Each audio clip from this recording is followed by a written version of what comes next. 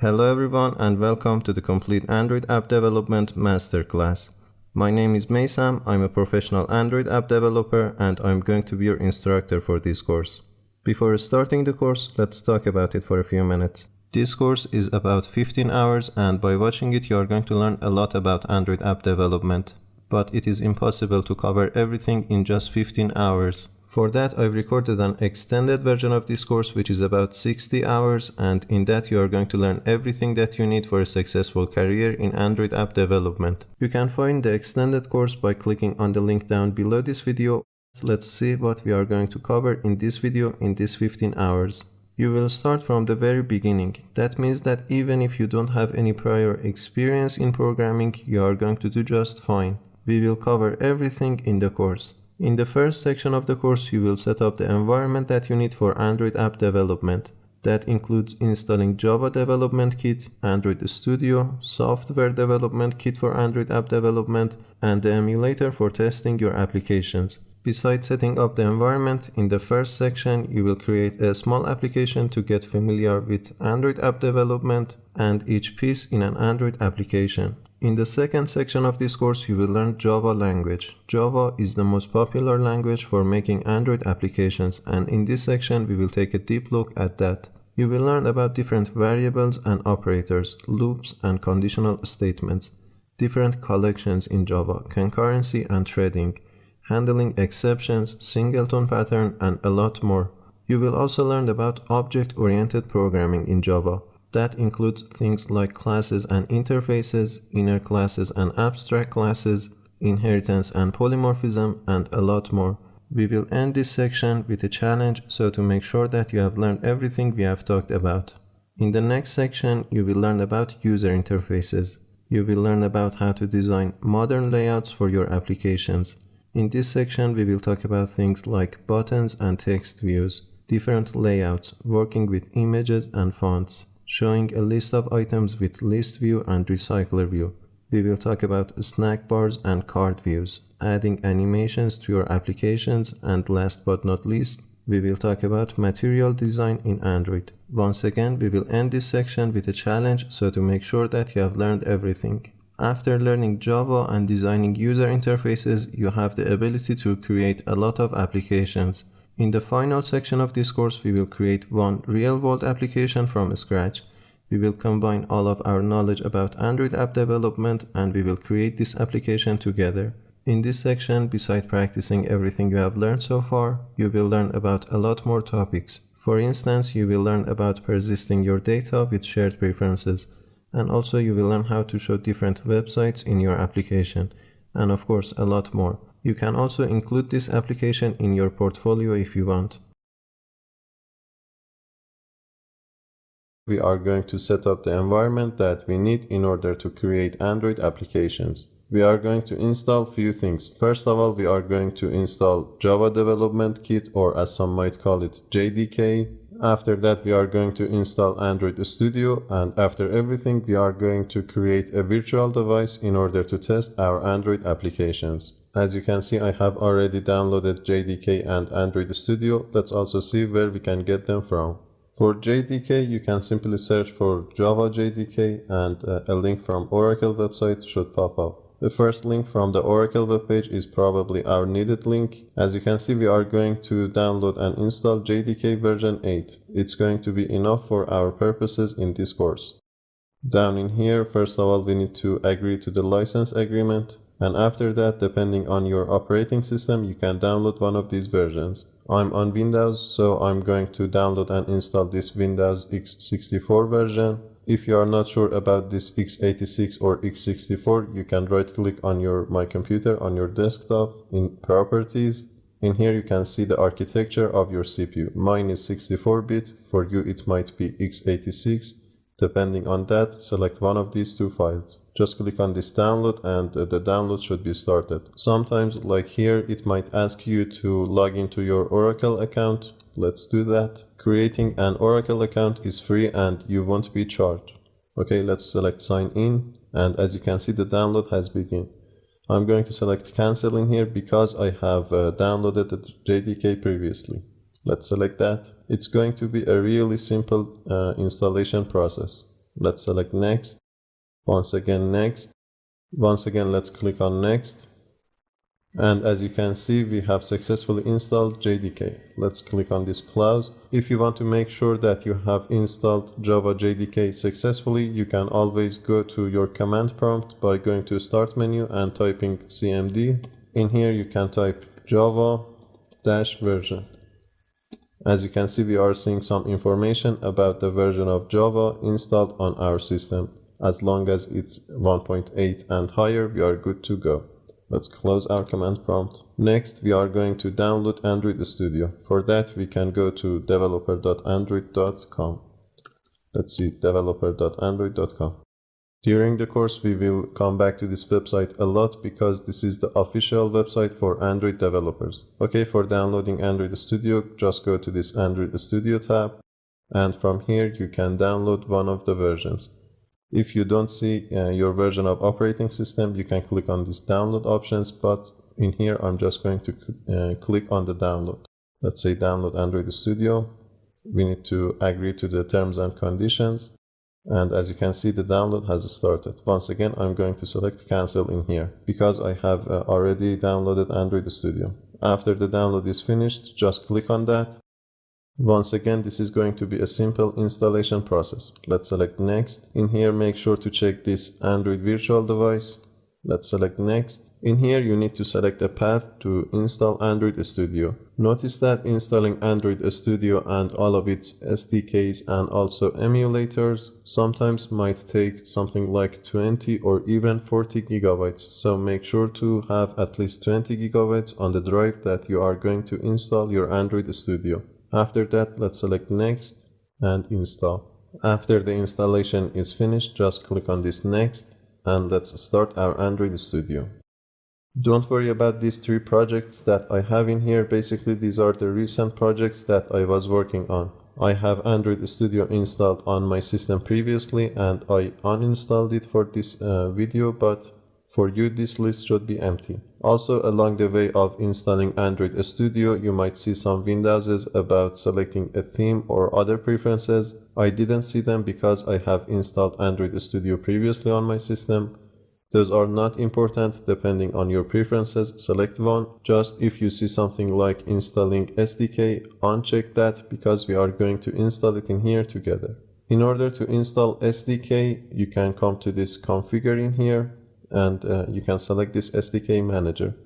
SDK stands for Software Development Kit, and for developing Android applications, you need to install at least one SDK. Once again, as you can see, I have installed two SDKs in here, Android 10 and Android 9 APIs, but for you this list should be empty and none of these should be checked. First of all, let's check this show package details in order to see the package details for every SDK. By the time I'm recording this video, the latest version of Android is Android 10 or API level 29 to be precise. I suggest that you always install the latest version. But sometimes there might be some preview versions in here. I don't suggest installing those because those can be buggy and those are not yet released on a stable channel. So make sure to install the latest stable version. If you want, you can install the complete SDK, but I don't suggest that because these can be memory and hard drive consuming and these can occupy a lot of storage on your device. But the necessary things in here is first of all Android SDK versions, whatever the version of your API is. So the first one, also the sources for that version of SDK, the second option. Also, I suggest that depending on the architecture of your system, select one of these two versions of Atom. Mine was 64 architecture, so I'm going to select this one. If you are going to work with different Google APIs, for example, if you are going to work with Google Map or YouTube APIs, check one of these. For example, this Google APIs for Atom 64, and also check one of these two Google API versions. This is going to install at least one SDK on my system, the Android 10 or API level 29, but if you want, you can select and install multiple SDK versions. Basically, these SDK versions and APIs means that in what version of Android are you going to run and test your applications. Later on, we will see that when we are going to run our application on a virtual device, we are going to need at least one SDK. Installing multiple SDKs can be memory consuming and also hard drive consuming, but if you have the resources, I suggest that you at least install the latest version. After that, install this API level 29 because there were a lot of changes specifically in the data storage structure. Also install API level 28. Down in here, install API level 26, and after that level 21 and also 19, because in this version of SDKs there were a lot of changes, and I'm just saying this because of my experience in Android app development. But if you don't have the proper resources, selecting one of these is going to be just fine. After selecting what you need in here, just click on this apply. Make sure to have a stable internet connection because it's going to download some stuff. Let's click on this apply. In here you can see a dialog that will show you some information about the stuff that are going to be downloaded and also the size of the download file. Let's select OK in here and our download should be started. I'm going to skip the video in here until the download is finished. After the downloading and installing all of the components that you have selected before is finished, just click on this finish. And let's see what else do we have in here. Okay, we have successfully installed at least one SDK. Let's switch to this SDK tools and let's see what we need from here. First of all, once again check this show package details. Install one of these Android SDK build tools. I suggest that install the latest version. As you can see, mine is installed in here, 29.0.2 at the time. This is the latest version. Also down in here, you need to install Android emulator. Mine is not updated, so I'm going to update that. The next two things that are mandatory are these SDK platform tools and SDK tools. Make sure to select those two. Also down in here we have this documentation for Android SDK. This option is not necessary, but it's going to help us a lot during our journey in Android app development. Later on we will see that these documentations will help us a lot when we want to debug something or when we face some errors. So I strongly suggest to install these documentations as well. The other thing that is not necessary but I suggest to install is this Haxem installer. It is going to be an accelerator for the speed of your emulator. The native emulator in Android Studio can be very slow, especially if you have a low memory RAM. For that reason, I suggest you to install this Haxem installer. But there is one thing that I need to mention in here. I've seen a lot of students having problem with this Haxem installer. I've seen them that they cannot install this Haxem successfully. This Haxem cannot be installed on all of the CPUs, and depending on the structure of your CPU, this Haxem might not be installed. But there are some CPUs, especially Intel CPUs, that they have a special option in the device's BIOS, specifically for this emulator accelerator. If that's not enabled, you may want to enable that in the BIOS settings as well. And also, if for any reason you couldn't install this Haxem installer, this emulator accelerator, and also for that matter the Android emulator itself, there is no need to worry, there is another way as well. Beside the native Android emulator, you can install external emulators as well. For example, the one that I know that is working very well is called Genymotion. In here I'm not going to install that, but I will put a link to download Genymotion in the description of this video. And also, beside all of these, you can always install and test your applications on the real device that you have. Later on in the course, we will see that how we can install and test our applications on our mobile phones. Okay, after selecting everything from here, just click on apply once again.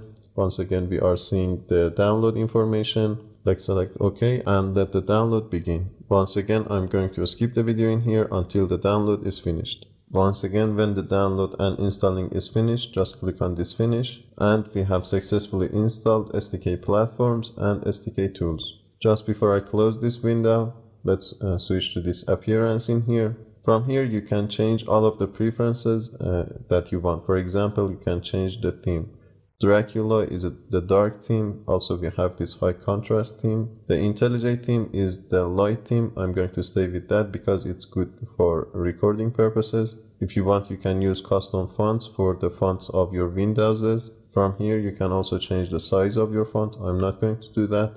Also down in here you can change the font size also for the presentation mode. If you want to change the size of your codes, you can search for font in here. I believe it's in this editor tab in here. In this font, you can see that mine is 18. You can increase or decrease that if you want. Okay, let's delete this one. And also let's minimize this editor. I have another suggestion for you in here as well. In this appearance, inside the system settings, inside the updates, make sure that your updates are being checked from a stable channel. We have other channels like developer channels and beta channels as well. Make sure that you have the stable channel. Others can be buggy. Okay, that's it for installing SDK. We will be coming back to this setting menu later on. Let's select OK. Okay, now it's time to install at least one emulator. For that, we can once again select this configure. This time we can click on this AVD manager. AVD stands for Android Virtual Device. As you can see, once again, I have two devices installed in here, Pixel 2 and Pixel 3. This list should be empty for you, but because I had Android Studio installed on my system, I can see them. Let's select this create virtual device in order to create a new virtual device. First of all, you can create your own and customized hardware by selecting this new hardware profile. From here, you can name your device. You can select that if it's a phone or tablet. You can set the screen size and resolution. Also down in here, you can specify some RAM to it and all sorts of sensors and hardwares. I'm not going to create my customized device. Instead, I'm going to install one of the predefined devices. As you can see, I have Pixel 2 and Pixel 3 in here. Let's select another device from here. Also from this left panel, you can see all sorts of devices like TV, Wear OS, and tablets. Let's select one device from here. I don't even know all of these devices. Let's just select this Pixel XL. Select next. Okay, from here you need to specify the Android version that is going to be installed on this device. I'm going to install Android Q or API level 29 on this device. So we need to download that first. Let's select download once again. I think it's going to be a large file, so I'm going to skip the download in here until the download is finished. Yes, it's 1.1 gigabyte. Okay, the download and installing is finished. Just click on finish. Now we can select the downloaded API. Sometimes you might not see the version of API that you are looking for. For that, first of all, you can always refresh this list. After that, you can check the second tab and also the third tab. But we are going to install Android Q on our device. Let's select next. In here we can customize our device. For example, we can change the name of our device. We can also change the default orientation. For example, the landscape and portrait. I'm going to stay with portrait. In this show advanced settings, we can do some more customization. For example, you can change the camera, the network. Also down in here you can change the size of RAM and SD card and all sort of customization. I'm not going to change any of this. I'm just going to click on this finish. And as simple as that, we have installed a new emulator on our device. Okay, let's close this window. Okay, I think it's a good point to finish off this video. In this video, we have installed JDK, we have installed Android Studio. After that, we have installed SDK and we have done some customization on the appearance. And after everything, we have installed a new virtual device. We are going to create our first application. We can do so by opening Android Studio and selecting this Start a New Android Studio project. First of all, in this window, we can see some templates. These templates are just some small applications that have some codes written to some level. For example, in this basic activity, you can see that we have a small button and also a menu above in here. We can see other templates in here, for example, a template for Google Maps. We have a template for navigation drawer. Don't worry about all of these because we will learn how to create all of these elements ourselves later on. Even we select this add no activity template, but the Android team are nice guys and they have provided us these templates. In a lot of these templates, you can see the word activity. Don't worry about this activity yet. If you remember from the content videos, I said that we are going to have an entire session which we will talk about activities and fragments. But for now, you can think of activities as different parts of your application. For example, if your application has different pages, an activity is one of those pages. This definition is not accurate. It might not even be correct, but for now, we can think of an activity as a page of our application. In our first application, I'm going to stay with this empty activity which has no element. It's just going to create some files for us. But if you want to stay with add no activity, you can do so as well. Once again, later on we will see that how we can create all of these templates ourselves. Okay, let's select empty activity and let's hit next. In here, we need to provide some information about our application. For example, the name of our application.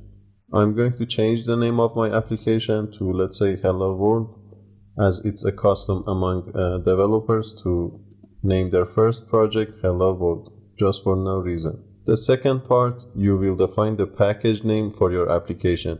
This package name should be unique to every application that is being released into the world. Later on, when you want to publish your application to Play Store, your application will be identified with this package name. The convention in here is to provide the name of your website in backward. For example, my website is called makecode.org, so my package name is org.makecode.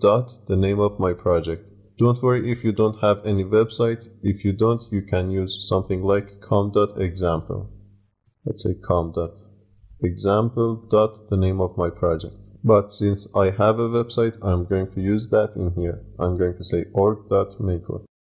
Once again, this package name should be unique to every application. After that, you need to define the path that you want to save your project. If you want, you can change this path by selecting this folder in here and select the path, but in here I'm not going to change that. After that, you can select the language that you are going to work with. Android applications can be written with Java language and also Kotlin language. In this course, we are going to stay with Java, but if you want, I am currently recording a new course about developing Android applications with Kotlin. Feel free to check that if you want, but let's select Java in here. After that, you need to define a minimum API level. This minimum API level in here means that how many older Android devices can install your application. For example, if you click on this drop down in here, you can see the list of different API levels. Right now, the minimum API level that I can select is 14, but I can go up to API level 29 or Android 10 to be precise. There is a balance in here. If you select your minimum API level very high, you can work with a lot of newer functionalities in Android, but fewer devices will be able to install your Android applications. For example, if I select API level 29, which is the latest version, only less than 1% of the devices can install my application. If I select something like 19, you can see that 95% of devices by this time can install my application. You as the developer should decide this balance. For this course, probably we are going to stay with API level 19 for most of our projects because I think it's a good balance and 95% is a good number. Leave this check empty for now. Also using Android X artifacts is mandatory since few months ago. We will talk about it later on in the course. Let's hit finish and let's create our first project. If it's the first time that you are creating your Android applications, this process can be very slow because Android Studio is going to download some stuff, for example, the Gradle file from internet. So for that reason, this process can be slow if it's the first time that you are creating your application. The first thing in here that is noticeable is that Android Studio have created two files for us, this activity main.xml file and this main activity.java file. These have been created because we have selected that empty activity template when we have created our project. Inside each of these files there are some codes. Once again, we can create all of these codes if we don't select that empty activity, but if you select that, you can have some codes written to some level. The other thing in here is this build pane down in here. This build pane in here will show the progress of building your Android applications. whenever you want to run your Android application, whether that is in the debug mode, which we will be working in our entire course, or whether it's in the production level, this building here will show the progress of building your Android applications. I'm going to minimize it for now, and let's talk about all the other stuff that we are seeing in here. First of all, let's talk about this project pane in here. I can minimize and maximize that. Also, top in here we have multiple options. For example, we have this project option. This project option will exactly show the structure of files on your system. For example, you can maximize every folder. If you want to have access to this main activity.java file, you can go to app folder, inside the sources, inside the main folder, inside the Java folder. You can see that we have a folder in here in which contains the main activity Java file. This is the exact hierarchy of files on our system. If you want to make sure of that, you can right click on the name of your project and select show in Explorer, this option in here. It will open the Explorer on your Windows. You can see that we have a Hello World project. Don't worry about the others. Inside this project, as you can see in the hierarchy, we have this app folder. Inside this app folder, we have a source folder, main folder, Java folder, org, makecode, hello world, and this is the Java file that we are seeing in here. So this project view will show the exact hierarchy of different files on your system. There is another view in here, and that's called Android view. We are going to stay with Android view for the most of this course because it's much more easy for eyes to follow. As you can see, we have this app folder.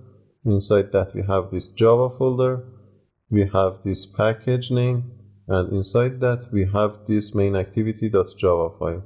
It's much more easy for eyes to follow different files. Also, beside this app folder, we have these Gradle scripts down in here as well. Before I talk about these Gradle scripts, I need to talk about the structure of every Android application. So in most Android applications, there are at least two different kind of files. The layout files, which will define the looks of your application.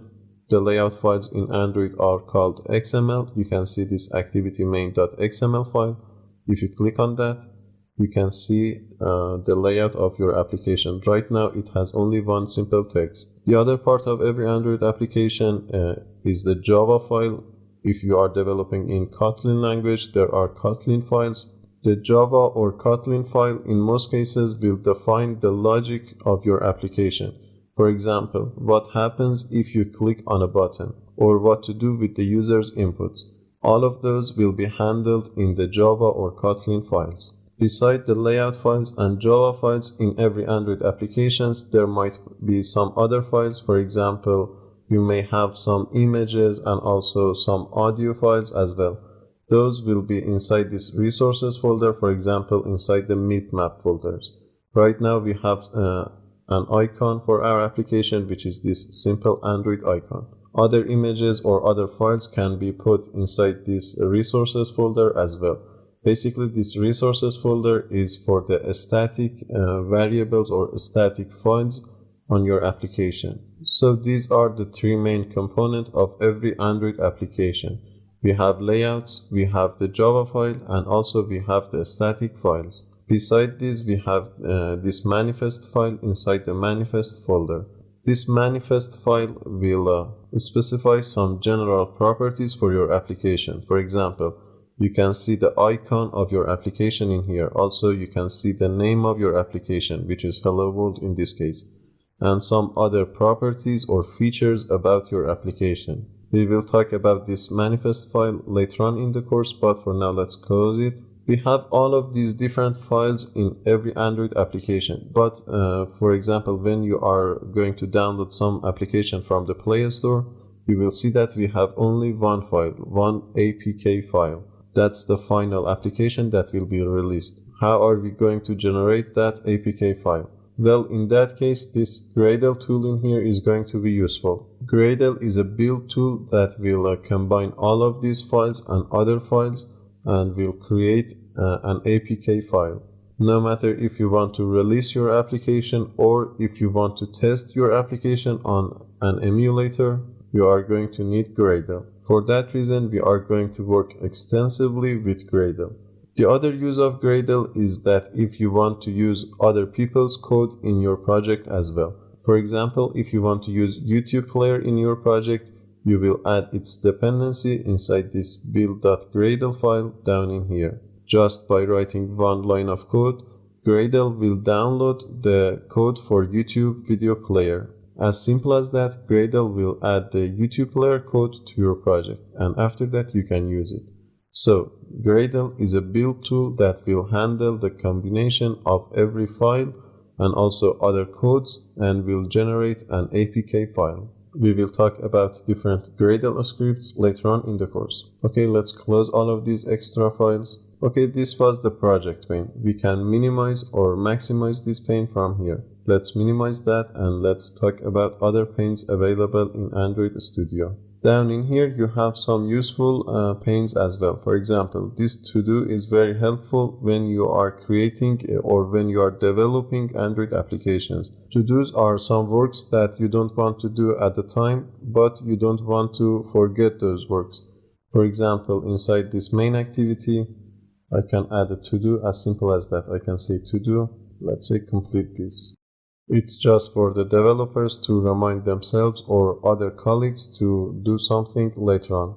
As you can see, this to-do has been added inside this to-do pane as well. If you want, you can check that. It says that it's inside the main activity. Later on, we will talk about how we can define to-dos and also other kind of comments. So this is one of the other panes. The other one is this terminal down in here. This terminal is like the command prompt in Windows, or let's say terminal in Linux or Mac, and it's very helpful if you are working with something like ADB or Android Debug Bridge. Later on we will see the use of ADB in our projects. Also, it's very useful for working with SQLite databases. We will work extensively with this terminal in the database session. After that, we have this build tool in here. We have seen it when we have created our project. You can see the progress of every application when it's going to be built. In a lot of cases, there might be some problem when we build our projects, and from here you can exactly locate the problem. After that, we have this logcat in here. It's going to be very helpful when we are going to debug our Android applications. In fact, we are going to work a lot with this logcat. Okay, let's minimize all of this for now. Above in here, we have some menus. We have file, edit, view, and all of these. We will work with most of them, I believe, in the course, but it's impossible to work with all of them. Also, there is one thing that I need to say in here. When you create your first application, you may get some warnings, for example, a rendering warning or some other kind of warning. If you get those, probably there isn't something wrong with your application. You just need to rebuild your project. For that, you can come to this build option in here and make your project once again, in case if you get some errors at the first time that you create your application. Sometimes newer versions of Android Studio can be buggy, and creating your project once again simply can solve your problem. Also, there is another option from here, from File. You can close your project and reopen it.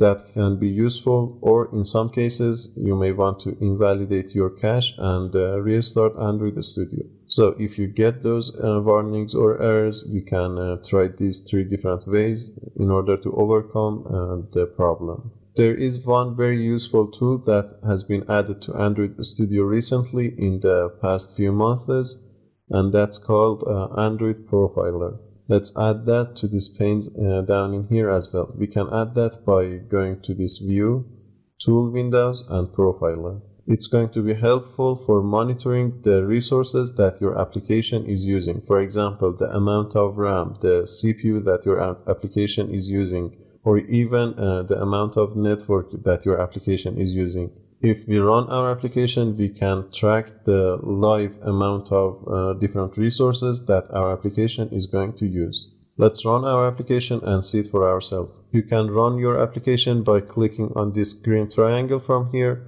but before that, make sure to select the current app that you are working And also beside that, make sure to select a device. In the previous video, we have created a virtual device, and we can see the list of different virtual devices available. I'm going to run my application on Pixel 3 API level 29 for no reason.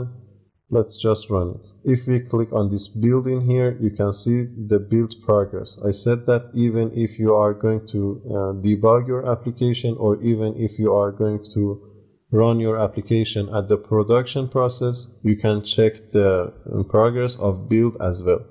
As you can see, this emulator has been opened, and we will see our application in a few minutes. Also, from down in here, you can see the current status of running your application. Right now, it has created or built my application successfully, and it's waiting for the device to turn on. Also, if you check this logcat in here, you can see that there are a lot of things going on in here. We will be using this logcat extensively later on in the course for different debugging purposes. Let's minimize that. Also, if you open this profiler, you will see the live tracks of different resources that your application is using. Let's open our emulator. Right now we have this simple application in which has a predefined text called Hello World. And if you want, you can check the amount of CPU or other kind of resources that your application is using. It's going to be helpful when you are not sure how much resources your application is using. Let's minimize that for now. If you want, you can close your application with this red button in here. You can stop it. And also, if you want, you can turn off your device by long pressing this turn off button. You can say power off and your device will be shut down. As you can see, we are getting some warnings in here. Right now, these are not important, but if you want to check them, you can click on this event log, and everything that happens since we click on this green triangle will be logged in here. Okay, let's minimize that, and let's switch back to our activity main.xml file. And we have a lot of options in here as well. Right now, you can see two different views of your application. This white one is called the design view, and this one in here is the blueprint view. There are some slight differences between these two. For example, if you have some invisible item inside your activity, that might not be visible inside this design view, but you can keep track of that inside the blueprint view. For now, I'm going to disable this blueprint view because we are not going to work with that just for now. In order to disable that, you can click on this stack icon and you can say just design. You can also minimize and maximize that by pressing this plus button in here. At the left panel in here, you can drag different elements, different user interface or UI elements. For example, if you want to add a button to your application, you can simply drag it like this. And this button will be added to your application. As you can see right now, because this element is clicked, we can see different attributes at the right panel. We have a lot of attributes for every user interface element. The most important one is this ID above in here. This ID is the unique ID of your element, in which we will use it in order to have access to this button, for example, from inside our Java file. Later on, we will talk about that. If we click on our text view, you can see that we have different attributes as well. These are just a few attributes. If you want to check the list of all of the available attributes, you can click on this all attributes, and you can see that there are a lot of them. We are going to get familiar with different UI elements in the UI session. We have that, I think, in 2 sessions from now. After the Java session, we will be talking about user interface in specific details. Also, when you are inside your XML file, you have 2 views, design view and text view. Design view is this view that we are working right now. And if we switch back to text view, you can see the exact value of every UI element in XML code. XML is a markup language. If you are a web developer, you know the concept of a markup language. HTML is also a markup language. Markup languages are just for defining some elements that user is going to see. for example, a button or text view. You can see that there are a lot of attributes in here that we don't know anything about them yet. We will be talking about them later on in the course. So there are two ways of defining UI elements. One is that you drag simple items, for example, a button, to your design view, or from the text view, you can type it. You can see that we have a button in here. We can select the whole button, and we can simply press delete, and that button will be deleted. You can see that we no longer can see that. Also, if you don't have this preview enabled, you can enable it from here. Let's just press Ctrl Z in order to get back our button, and let's switch back to our design view. I'm going to define an ID for this hello text because later on inside my Java file, I'm going to identify that and I'm going to work with that. So by clicking on hello world, you can see the list of attributes. At the top, we have this ID.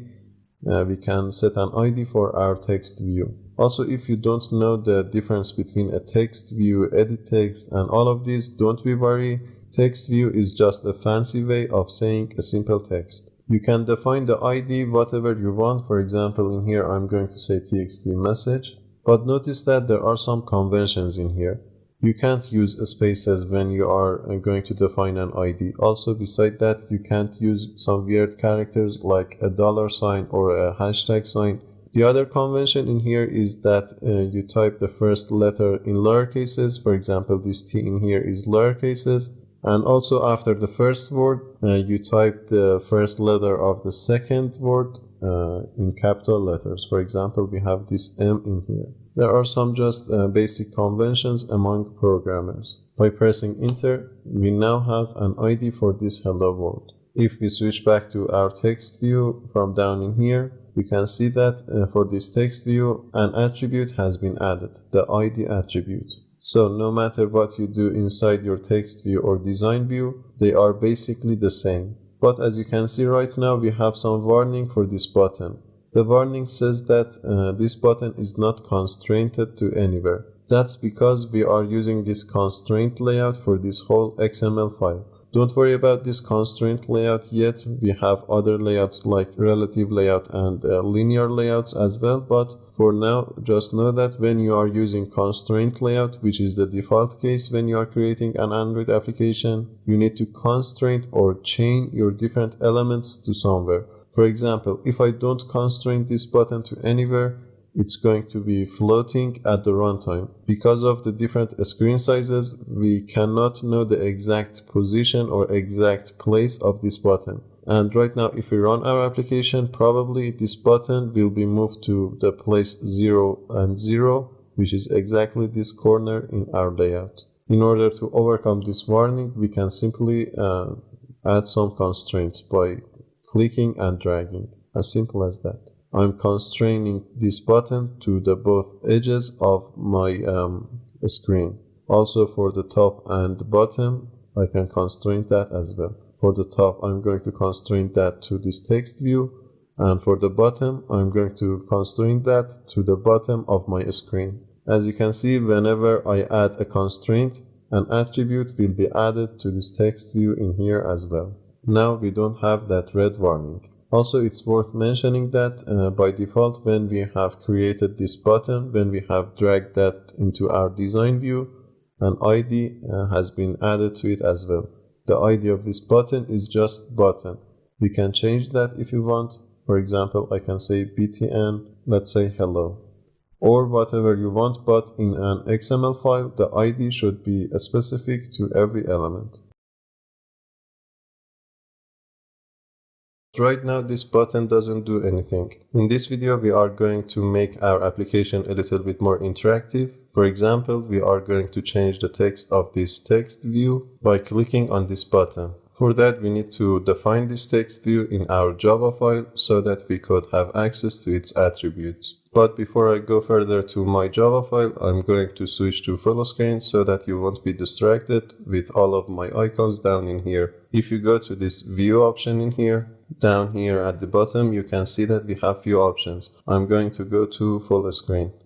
For the rest of the course, I'm going to stay with full screen. Okay, let's switch to our main activity.java file. As I said in the previous video, you can see that we have some code written in here. And that's because when we created our project, we have selected the empty activity project. For that, now we have an empty activity which has an activity main.xml file and also main activity.java file. In future, we will see that we can create all of these files if we select no activity at the time of creating our project, but in here we have these codes written to this level. Also, we have this plus sign in here beside this import.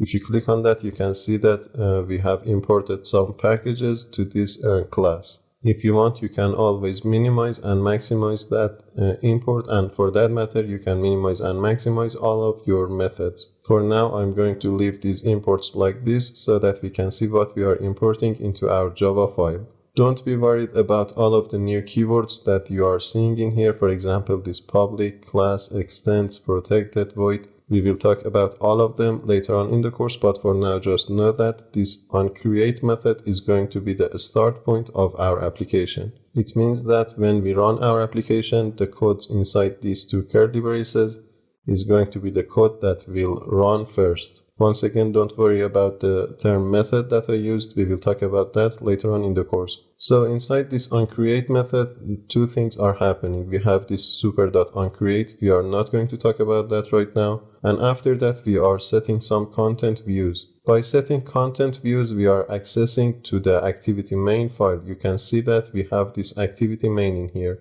Basically, it means that this Java class is somehow related to this activity main layout file. We will talk in more depth about this later on in the course, but for now just know that up until this point in our code, we have said that this Java file is related to this layout file. After that, we can write the codes that we need. For example, in here, I'm going to access to that text view that we have created in the previous video. For that, I can say text view. As you can see, when I type something, IntelliJ, the IDE behind the Android Studio, is suggesting me some options. There are a lot of options in here, but the one that I need is going to come from Android.widget package. So in Java, we have classes equivalent to the UI elements or user interface elements in our layout file. If we are going to define a button, we have that class in Java file as well. In here, we are going to use text view, so we can import that in our project as well. As you can see, a new line of code has been added to our imports. This line of code is importing the text view from the widget package into our Java file. Next, I need to name my text view. The name is optional and you can name it whatever you want. For example, in here, I'm going to say txt hello. This is just a basic convention. You can name your class whatever you want, but we will talk about conventions later on in the course. After naming your text view, you need to locate the text view from inside the layout file. And the way to do that is like this. You can say is equal to. There is a helpful method in every activity that is useful for finding different views by their IDs. And that method is named findViewById. Once again, this method is useful to find different views, different user interface elements from your layout files by their ID. Inside the parentheses of this method, we need to pass the ID of our text view from inside our layout file. And the way to do that is like this. We can type R. R is a special class in Java which will give us the access to all of our resources, our static files in our project. Once again, it stands for resources. Let's select that. We can say r.id. After that, we need to add the ID of our text view, which was txt message, I believe. This ID in here should be the exact ID that you have put inside your layout file. For this text view, you can see that the ID is txt message, and we are using that to have access to our text view.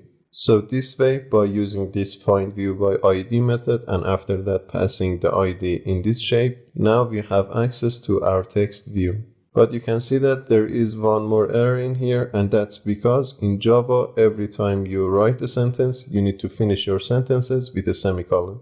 That's just syntactical and it really doesn't matter. Some languages does not require this semicolon, but in Java, you need to put a semicolon at the end of every sentence. Okay, now up to this point, we have our text view in our Java file. Now we can use it. For example, if we want to change the text of our text view, we can say something like this. We can type the name of our text view, which is txt hello. After that, we can say dot. Don't worry about this dot operator, we will talk about it in the next section, in the Java section. But for now, just know that when you are typing dot on an object, you have access to all of its methods and attributes. For example, in here I can say set text. Once again, you can see that we have multiple options. Let's import the first one. Inside the parentheses of this method, we need to pass a text. And whenever you are going to pass a text statically, whenever you are going to hard code the text, you need to pass it inside double quotations.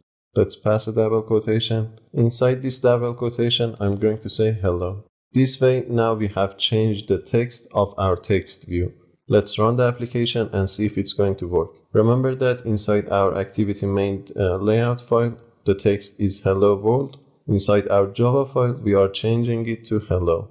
Let's run the application. As you can see in here, the text of our text view has been changed to hello. Still, our application is not interactive. We want to change the text when we click on this button, not when we run the application. For that, we need to define an event listener, to be precise, an onClick listener for this button, so that when we click on this button, the text of our text view changes. There are multiple ways of defining an onClick listener for our button. The simplest one is to do that inside your main activity layout file. If you come down in here, inside your button element, inside the anchor brackets of your button, if you type onClick, you can see that we have an option in here. Let's pass a name in here. For example, I'm going to say on btn click. This name in here is going to be the name of a method in our Java file. As you can see right now, we are getting a red warning. It says that there is no such method in your Java file. Let's copy the name from here and let's go to our main activity and create that method. So in order to create a method, we need to do that outside of the scope of this onCreate method and inside the curly braces of this class. I'm talking about this too. We need to define our method inside this class. And the way to do that is like this. We can say public void, after that the name of our method, which is on btn click, a pair of parentheses. Because it's going to be the onClick listener for our button, we need to accept a view in here. Don't worry about this view in here. We will talk about all of these in Java session. Let's name this view. After that, we need a pair of curly braces for our method. And in here, we need to put the code that we need to execute when the user clicks on our button. If you switch back to your activity main.xml file, now you can see that the red error has been disappeared. Okay, let's go to main activity.java file. I'm going to change the text of our text view to hello when the user clicks on our button. So for that matter, I'm going to move these two lines of code to inside this method. You can probably guess the behavior of our application right now. Let's run it once again and see how is it going to work. You can see that the text still says hello world. If we click on our button, the text will change to hello. This is okay, but this is not entirely what we want. It's just saying hello right now. We want to say hello to the exact user. For example, we are going to get the name of our user, and by clicking a button, we are going to say, for example, hello Mason, hello Tom, and something like that. We are going to get the user's input. The way to get the user's input is by using some element in our UI called edit text. Let's switch to design view. You can add and edit text into your project by going to this text option in here. You can see that we have multiple options. The first one is for text view. We have seen the text view. It's this hello world text. After that, we have other options, plain text, password, email, and all of these. These are all helpful for when you want to get different kind of users input, but for our purpose in here, we are going to use plain text. Plain text is just a simple text that we are going to get from the user. Let's drag that into our view. If you take a look at the attributes in here, you can see that its ID is edit text. Let's quickly change that. Let's say edtTXT name. Because we are inside a constraint layout, we also need to constraint this edit text as well. But before that, I'm going to change the top constraint of this button. I'm going to change its constraint from the bottom of this text view to the bottom of this edit text. For that, I am going to drag the top constraint of this button to the bottom of this edit text. Now let's add some other constraints for this edit text as well. For example, for the top, I'm going to constrain it to the bottom of my text view. And also for the edges, I'm going to go to the edges of a screen. Right now, it's too close to our text view. If you want, we can add some margins. For example, in here, I'm going to say 70. That seems to be better. The other attribute that every edit text has is this text in here. I'm talking about this attribute in here. You can see that right now it says name. If you want, you can change that, but in here I'm going to completely delete that. Instead, I'm going to define some hints. You can see this hint attribute in here. The difference between hint and text is that when you click on your edit text, the hint will be deleted. It's just a hint for the user to know that what he or she is going to enter inside this edit text. For example, in here, I'm going to say name. You can see that it's somehow grayed out. Okay, now we have an edit text inside our layout file. Inside our Java file, we need to have access to this edit text so that we could get the user's input. Once again, the start point of our activity and our application is this onCreate method. So we can do that inside this onCreate method. We can have access to our edit text like we did for this text view. We can say edit text. Once again, you can see that we have an equivalent class for this edit text as well. Also, if you take a look at in here, you can see that this line of code has been added to our class as well. Let's say edit text, edit.txt name. Like before, we can say is equal to find view by ID. And once again, we need to pass the ID of our edit text, which I can say r.id.edit.txt name. To this point, we have defined our edit text. Now we need to get the text of our edit text. For that, we can say edit text name dot get text. You can see that we have this option. But this is not enough. We also need to do another level of conversion, and we do that by saying .toString. Don't worry about this toString method yet. We will talk about that later on in the course. It's just for converting whatever the text is inside our edit text to a text that we can use in our Java file. Don't worry about that. We will talk about it later on. But there is a problem with our code in here. We are going to get the user's name and we are going to say hello to the user when we click on the button. For that, we need to have access to this edit text inside our onButtonClick method. But if you try to do that, for example, if you say edit text name, you can see that everything is in red. It means that you don't have access to that edit text inside this method. And that's because something called a scope in Java. The scope of this edit text is this onCreate method within the curly braces of this onCreate method. We can't have access to this element from inside our onButtonClick method. In order to solve that problem, we need to move these two lines of code to inside our onButtonClick method. Let's quickly do that. Inside our onButtonClick method, let's paste them. But right now, we are not doing anything with the user's input. We are getting the user's input, but we are not doing anything with that. We need to pass this line of code to the setText method.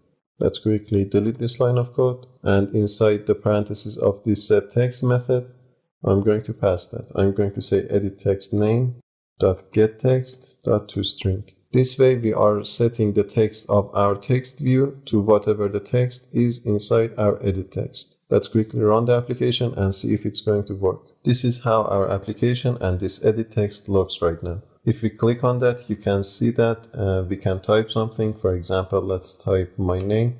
And if we click on our button, the text of our text view changes to Mason. This is not entirely what we wanted. We wanted to say hello to Mason. In order to do that, we need to make some changes to our code. Also notice that I didn't put any double quotation in here. And that's because we are passing this text dynamically to our setText method. If we wanted to pass our text statically, we need to put that inside double quotation, but in here we don't need the double quotation. If we want to say hello to the user, we can say something like this. We can say double quotation.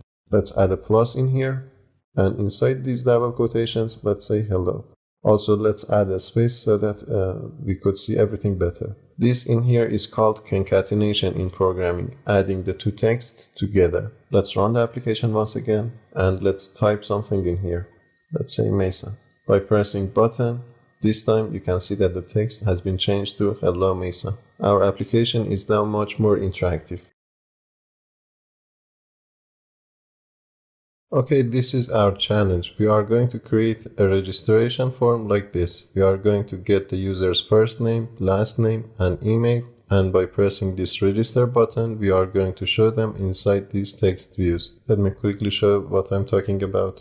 So if we have a first name, a last name, and also an email, if we click on this register button, we are going to show them inside these text views to the user. It's just a simple application so that we can practice everything that we have learned so far. Okay, I want you to pause the video in here and create this simple application. After you have created it, come back to the video and we are going to create this exact application together.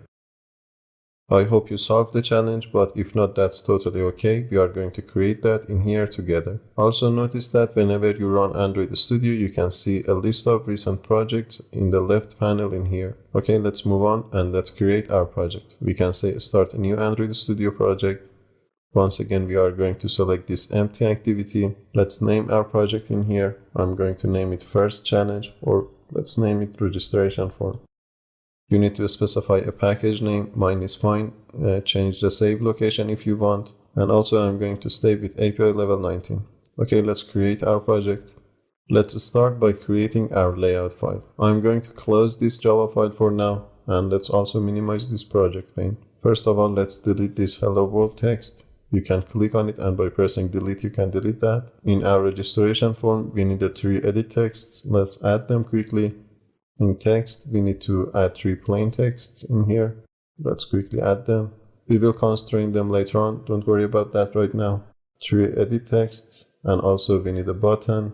Let's add that as well. We also need the 3 text views. For the edit texts, let's also change their IDs. For the first one, I'm going to say edit text first name. Let's also delete this text and also add some hint. Let's say first name. Let's do the same thing for the other 2 edit texts.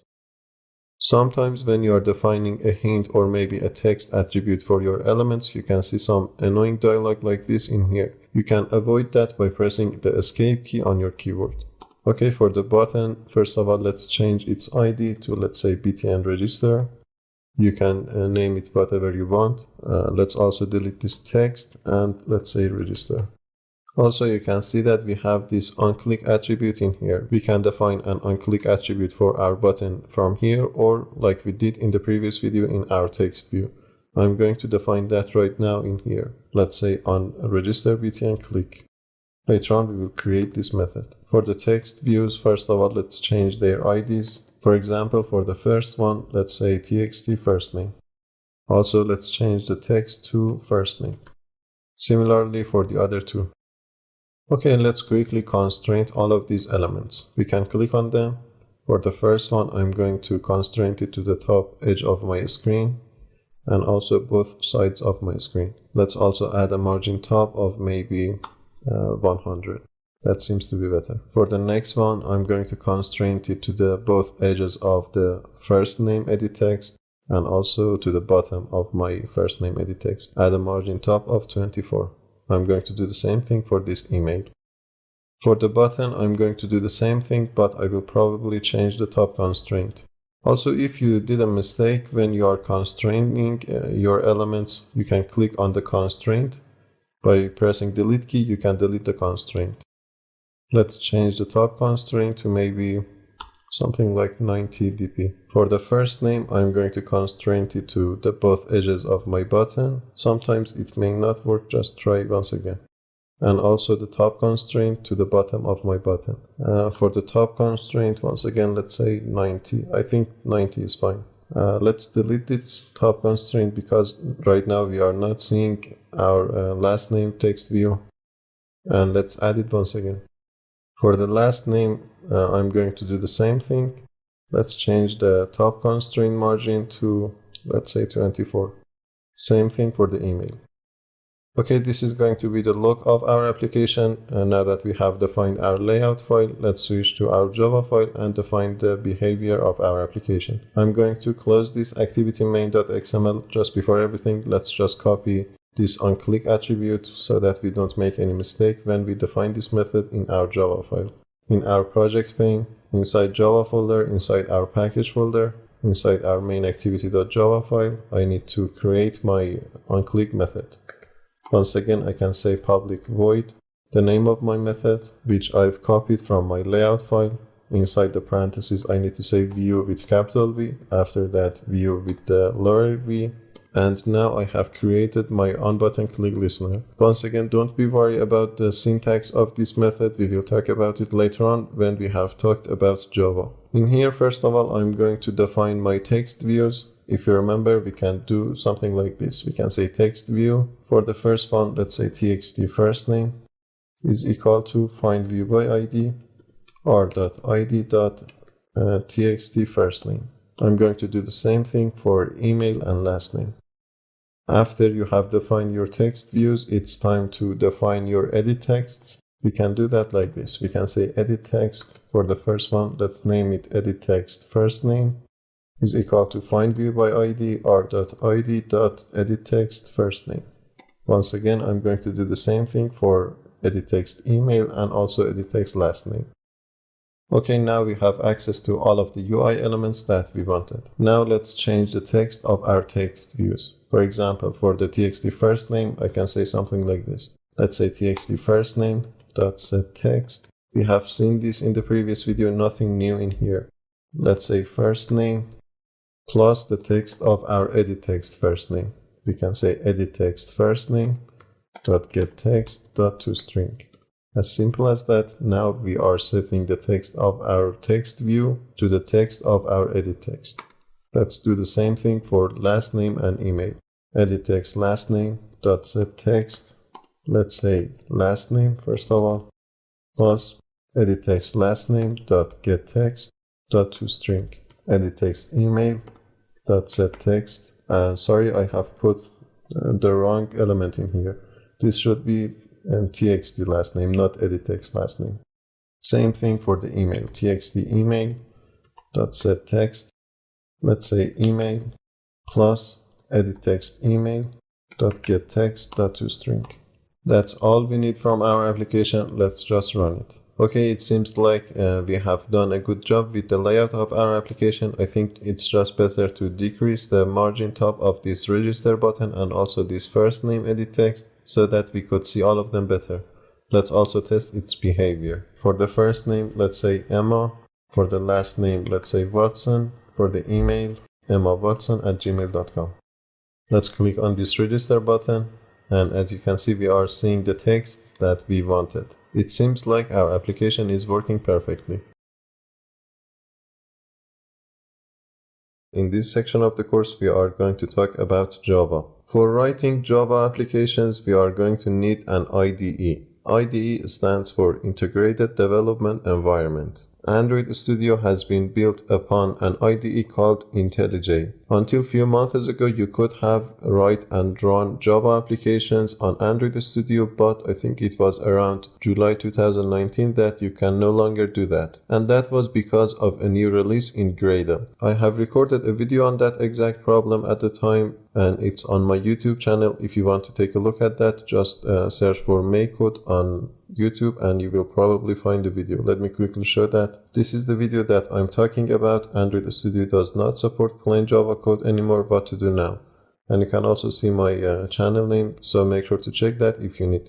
But basically what I was talking about in that video was that instead of Android Studio, you need to use another IDE. The most famous IDEs that are available for writing Java applications are Eclipse and IntelliJ. In this course, we are going to use IntelliJ because it's a lot like Android Studio and also it's free. In that video, I have talked about how to install IntelliJ IDE. Make sure to check that if you need, but it's a lot like installing Android Studio. Besides IntelliJ, you are going to need JDK, Java Development Kit, which we have already installed on our system. You can get IntelliJ IDE from JetBrains website. Let's say IntelliJ IDE.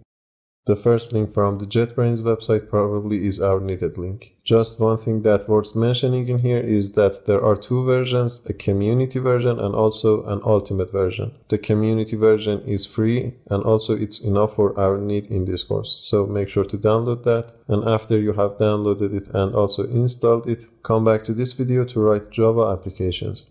I have IntelliJ installed on my system and I'm going to open it right now. You can create a new project in here by saying create new project. As you can see, the process is a lot like Android Studio. I have the ultimate version of IntelliJ IDE, and for that I can see all of these options. These might not be available for you if you are using community version. But no matter what version you are using, you should see this Java option in here. Select that. In here you need to specify the path to your JDK. If you have installed JDK with me at the beginning of this course, you should be good in here. You can just select the version of your JDK. My version in here is 13, but we are not going to use all of the features of Java 13 because Oracle does not support this version of Java for long term. We are going to stay with all of the features of Java 8. Okay, after you have selected the Java and your JDK, let's click next.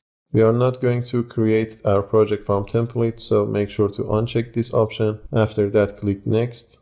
In here, we need to name our project and also specify a location. For the name of this project, I'm going to say Hello World. Also, if you don't see these settings in here, you have this more settings option down in here. Make sure that your module name is exactly your project name. Also, feel free to change the project location if you need. I'm not going to change that in here. Let's just click finish and let's create our project.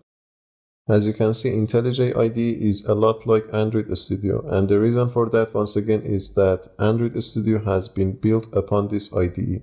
Let's just close this tip dialog and let's switch to full screen mode. And let's go to full screen mode.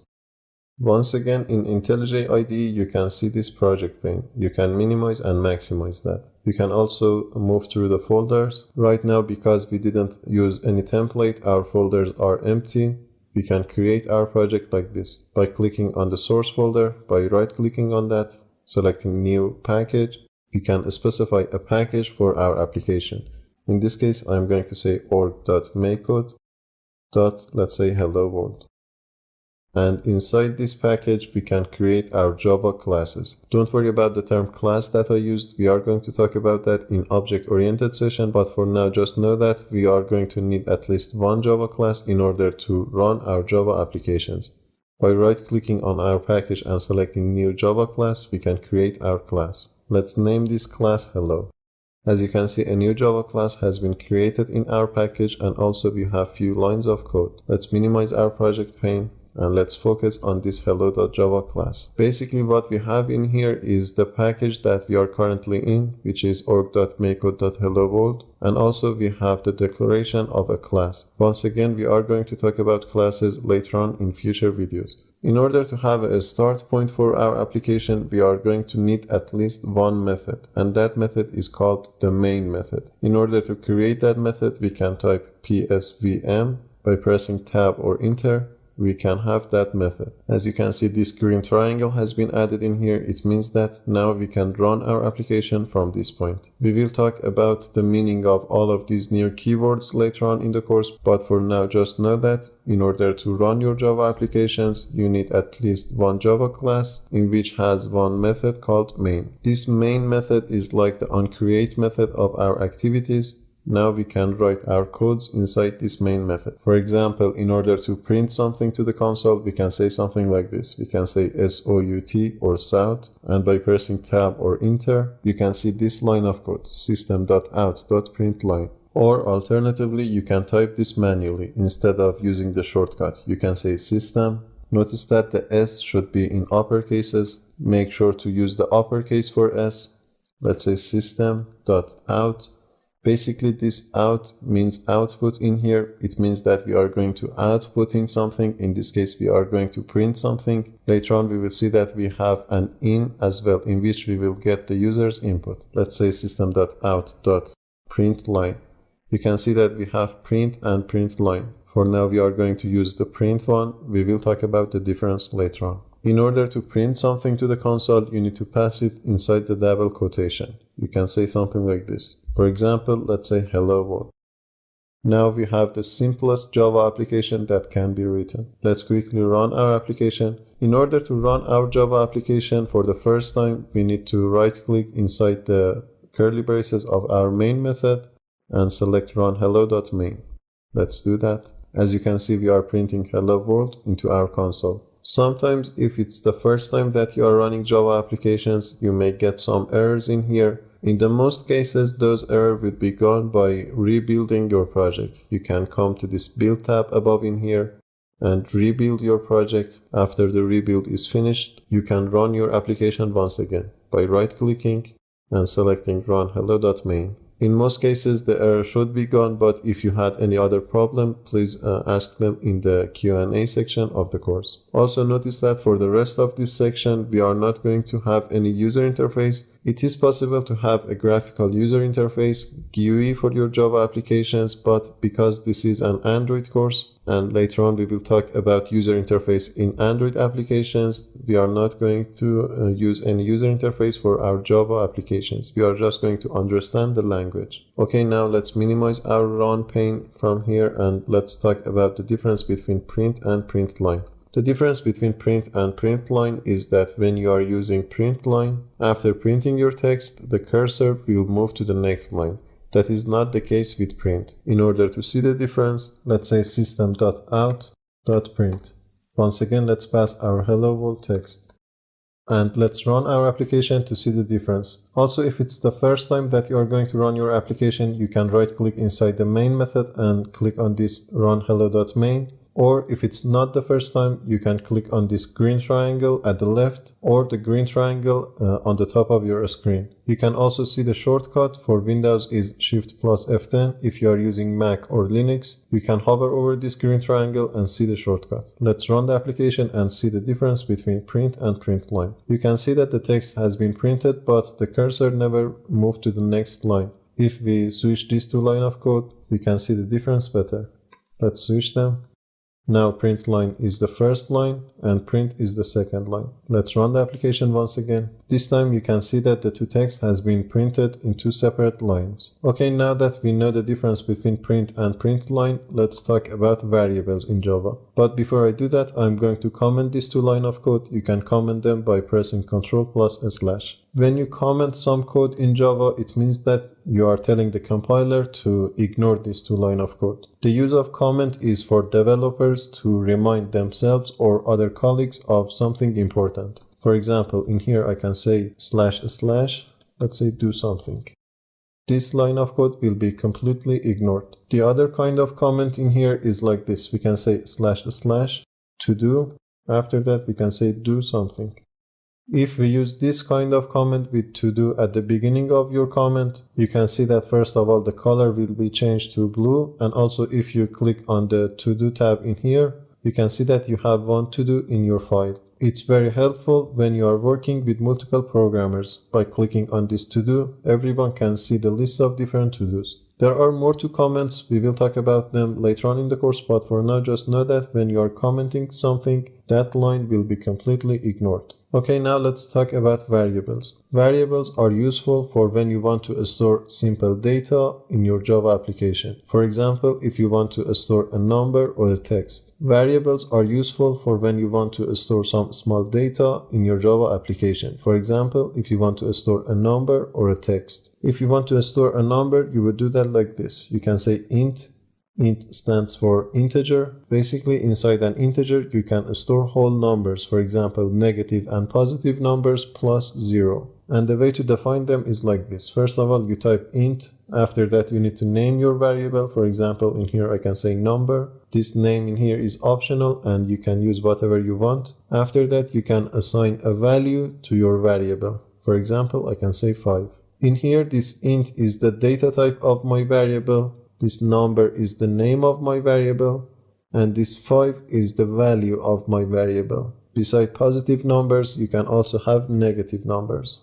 After you have stored your variables, you can do some operation on them. For example, you can print them. And the way to do that is like this. You can say system.out.println, and after that you can pass your number or whatever is the name of your variable. Notice that in here I haven't used double quotation. Basically, whenever you are passing some text explicitly, you need to pass the double quotation, but whenever you are passing your variable, you shouldn't pass any double quotation. Let's run the application and see if we can see our number.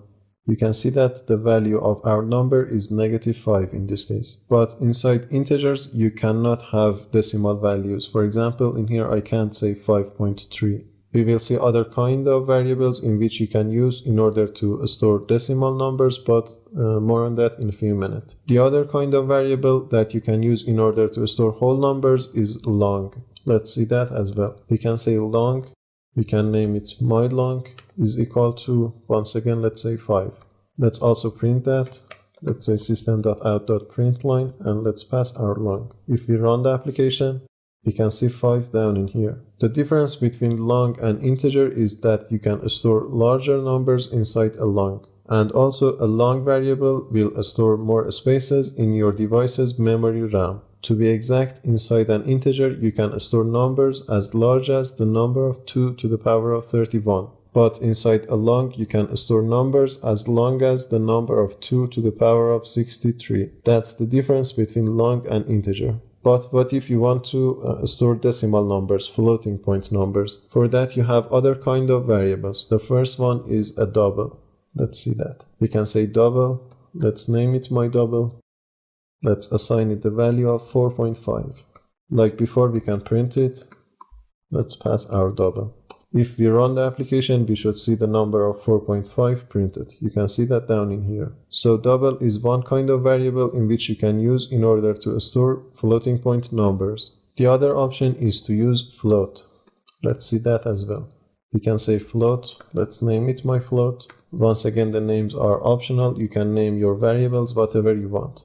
We can say 4.5 in here once again. But right now you can see that we are getting a red error in here. And that's because floating point numbers by default are double in Java. It means that if you want to define a float number, you need to cast your number to float. The way to cast your number is like this. After the equal, you can open and close a parenthesis, and inside the parenthesis you can say float. By casting, you will explicitly tell the IDE that this is going to be a float number and not a double number. Okay, let's quickly print this as well. Let's pass our float and let's run the application.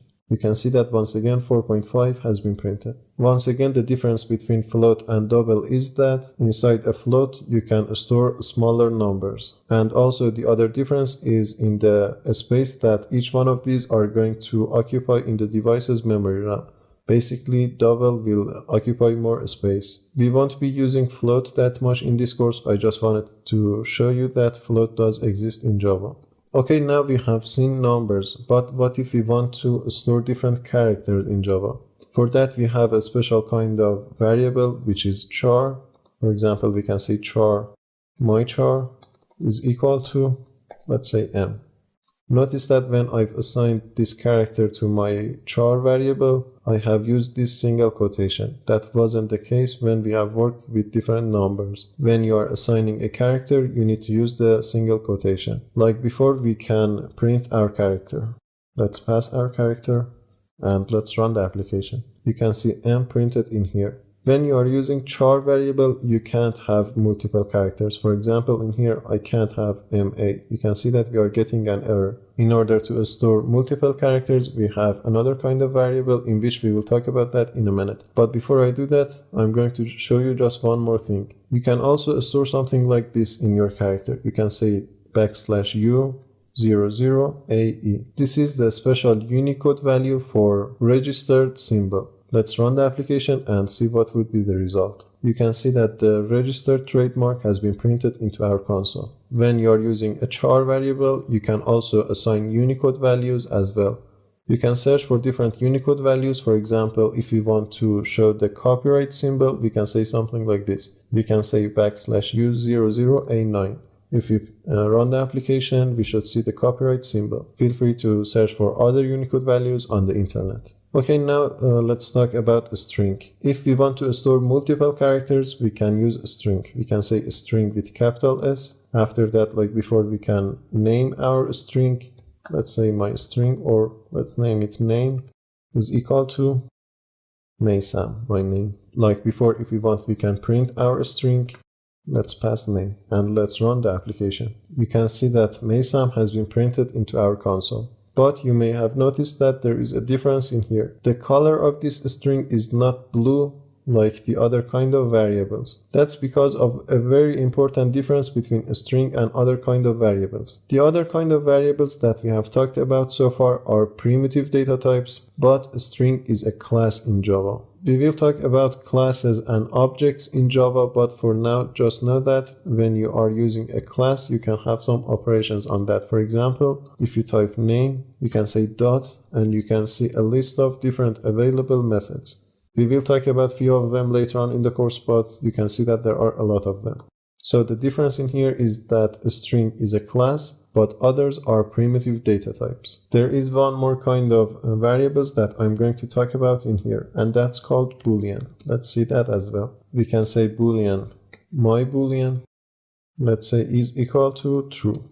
When you are using a Boolean, that Boolean can have only true or false values. These are the only two values that a Boolean can have. Once again, like before, we can print our Boolean.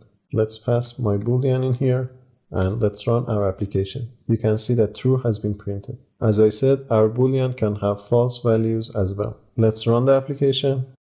False has been printed. Boolean is very helpful when you are working with conditional statements. We will talk about conditional statements in the next video. Okay, this was our talk about different variables in Java. There are few more of these in which you can check at the Oracle documentation, but probably you are not going to need the others. These are all that we are going to use in this course. Okay, now that we have talked about variables, let's quickly talk about arithmetic operators as well. But before that, I'm going to comment all of these lines of code, because these can be distracting. The reason that I'm commenting these lines of code and not deleting them is that I'm going to upload the source code so that if you need, you can check the source code. Okay, let's move on. Down in here, let's quickly define two new integers. I can say int a is equal to 6. After that, let's say int b is equal to, let's say 2. You can use operators in Java in order to perform some kind of operation on your variable. We have different kind of operators. The first one that we are going to talk about in here is called arithmetic operators. Let's quickly see them. For example, in here I can say int answer is equal to a plus b. This plus is the first arithmetic operator that we are going to talk about in here. This is going to add the value of b to a. Let's quickly print our answer and let's run our application. You can see that the answer is 8. It has added b to a. The other kind of arithmetic operator that I'm going to talk about in here is minus, which you can guess its value. It's going to deduct b from a. The answer in here should be 4. You can see that 4 has been printed. The other one is star, which is used for multiplying the two values together. In here, the answer should be 6 times 2, which is going to be 12. Let's run the application, and you can see 12 in here. The other one is slash, which is used for division. We are going to divide 6 by 2. Let's run the application. You can see that the answer is 3. The thing that you need to be extra careful with this slash operator in here is that the second number, b in this case, should never be 0. Let's quickly change the value of b to 0 and let's see what would be the result. Let's run the application. You can see that we are getting a red error in here. We are getting an arithmetic exception. We will talk about exceptions later on in the course, but for now, just know that whenever an exception occurs, our application crashes. Certainly, we don't want that behavior in our application, so be careful about the second number. Or alternatively, you need to catch the exception that you think that might occur. We will talk about exceptions later on in the course. We have one more kind of arithmetic operator in Java, and that's called remainder. Let's see that as well. It's the percent sign. The remainder operator is going to give us the remainder of a divided by b. In this case, if we divide 6 by 2, the answer is 3 and its remainder is 0. So right now, if I run the application, I should see 0. You can see that 0 has been printed down in here. But if I change the value of a to, let's say 5, now the remainder of 5 divided by 2 is 1. Let's see that if we can see 1. Yes, it has been printed. From time to time, this remainder operator can be useful as well. There is one more thing that I need to talk about, the slash operator, the division operator. Right now we can expect that if we divide 5 by 2, we should see 2.5. Let's run the application and see if we can see that. We can see that we are getting 2 as the answer, and that's because we have saved the answer inside an integer. If you remember at the beginning of this video, I said that integers can only contain whole numbers. If you want to have floating point numbers, you can use something like double. But this in here is not going to work as well because the answer itself is an integer. If you hover over the highlight, you can see that a divided by b is an integer. If you want to cast your number to a double, after the equal sign, you can open and close a parenthesis, and inside the parenthesis you can say double. This way you have casted an integer to a double. Now if we run our application, you can see that we are seeing 2.5. So if you want to see the exact value of a division, use doubles. Let's just talk a bit more about the plus operator and after that finish off this video. So right now if I use a plus in here, you can guess the answer. 5 plus 2 is 7. Let's run the application. We can see 7 down in here. We can also use this plus with different texts. For example, if I have two texts in here, let's say string first name is equal to, let's say, Emma. Let's also define another text. Let's say last name is equal to Watson. We can use the plus operator to add these two texts together. For example, let's say string full name is equal to first name plus our last name. If we print our full name, you can guess what would be the result. In here we can see Emma Watson. Let's also add a space in here in order to see everything better. Emma Watson has been printed. This in here is called concatenating in Java, adding two texts together. So you can see that this plus operator have two usages. It can be used to concatenate two texts together, or whenever we use it with different numbers, it will act as the addition operator. We are going to talk about more operators in Java. Specifically, we will talk about relational and logical operators. Before doing that, let's quickly create our project. By selecting Create New Project, by selecting Java and clicking on Next, and Next once again, we can name our project. Let's name this project Operators. Let's create our project, and inside the source folder, let's create our package. Let's say new package. Let's name it org.makecode.operators. Inside our package, let's create our main class. Let's name this class main. Inside our main class, we are going to need our main method. Let's type psvm. By pressing tab, we have our main method. Before I talk about relational and logical operators, let's quickly talk a bit more about arithmetic operators. If you remember from the previous video, when we have defined a new integer, for example a, and we assign a value to that, we could have said something like this. We could have said int answer is equal to a plus 2.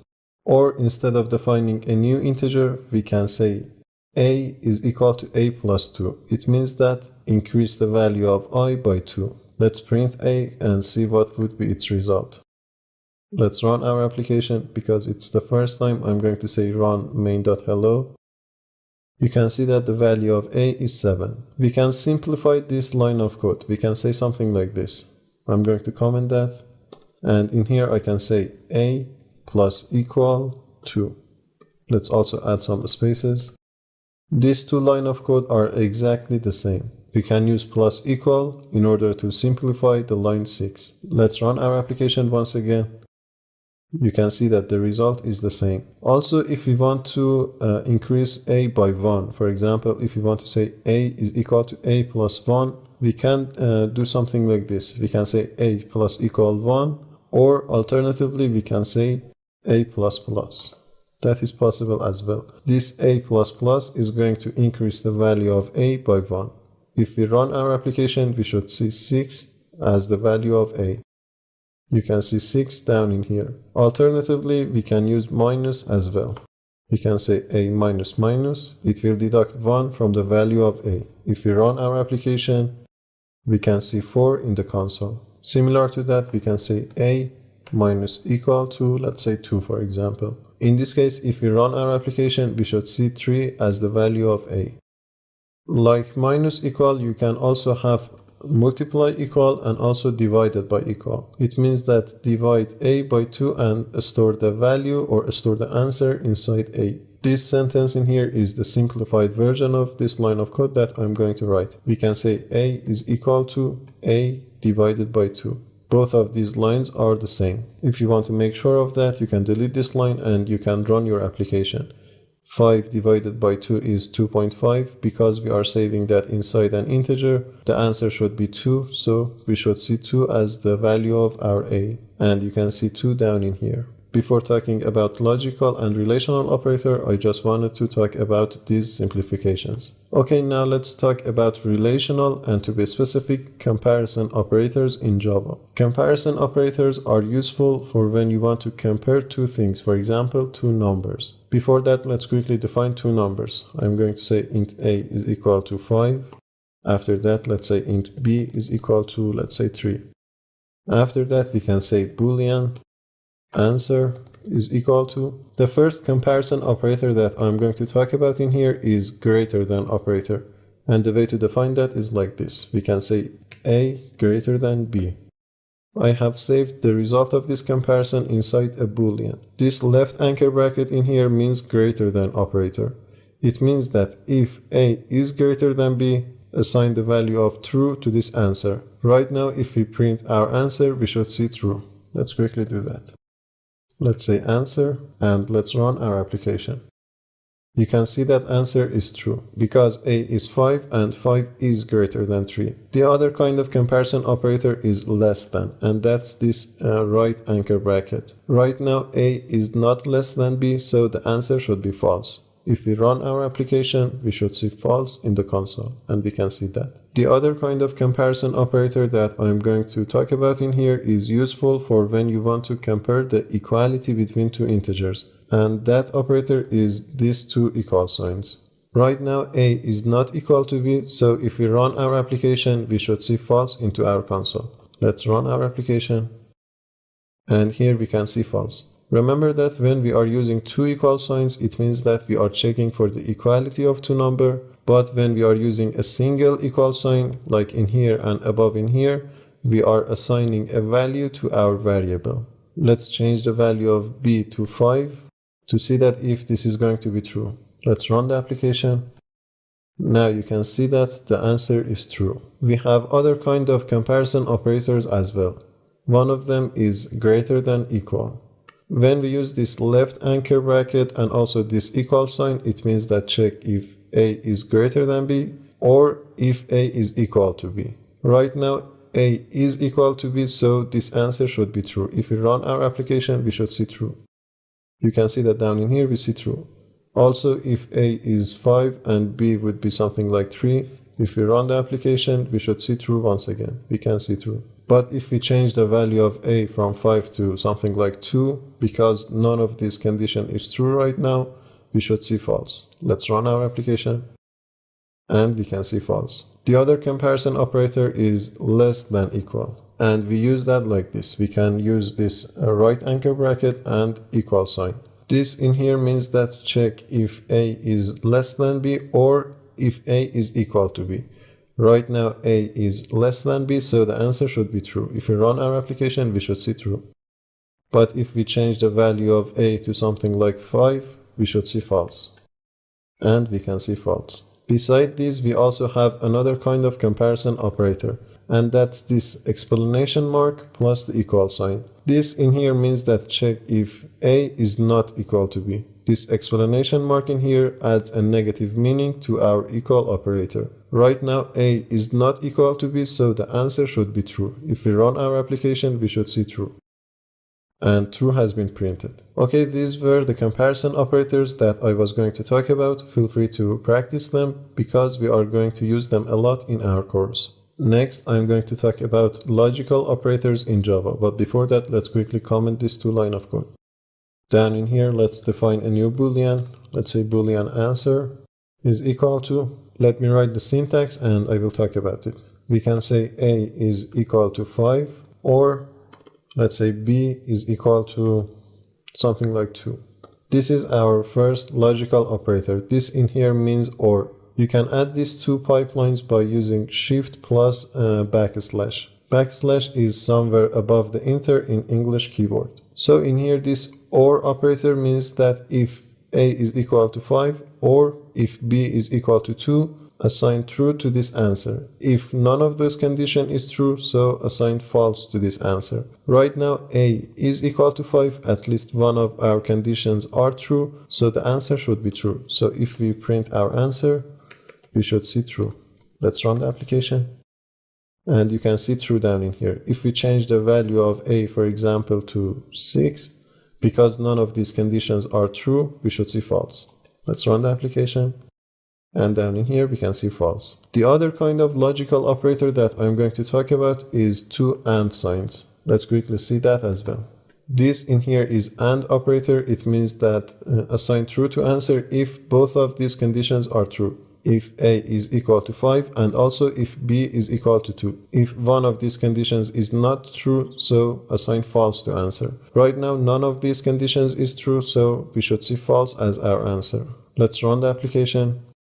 And as you can guess, we see false. If we change the value of a to 5 and run our application, once again we should see false because the second condition is not true. But if we change the value of b to 2 and run our application, this time we should see true. And we can see true down in here. And these were the two kind of logical operators that I was going to talk about, OR and AND. Now that we have talked about the operators that we wanted, let's talk about conditional statements. I'm going to comment these two lines of code. The first kind of conditional statements that I'm going to talk about is called if statements. We can type something like that. We can say if a pair of parentheses. Inside the parentheses, we need to provide our condition. For example, we can say if a is greater than 3.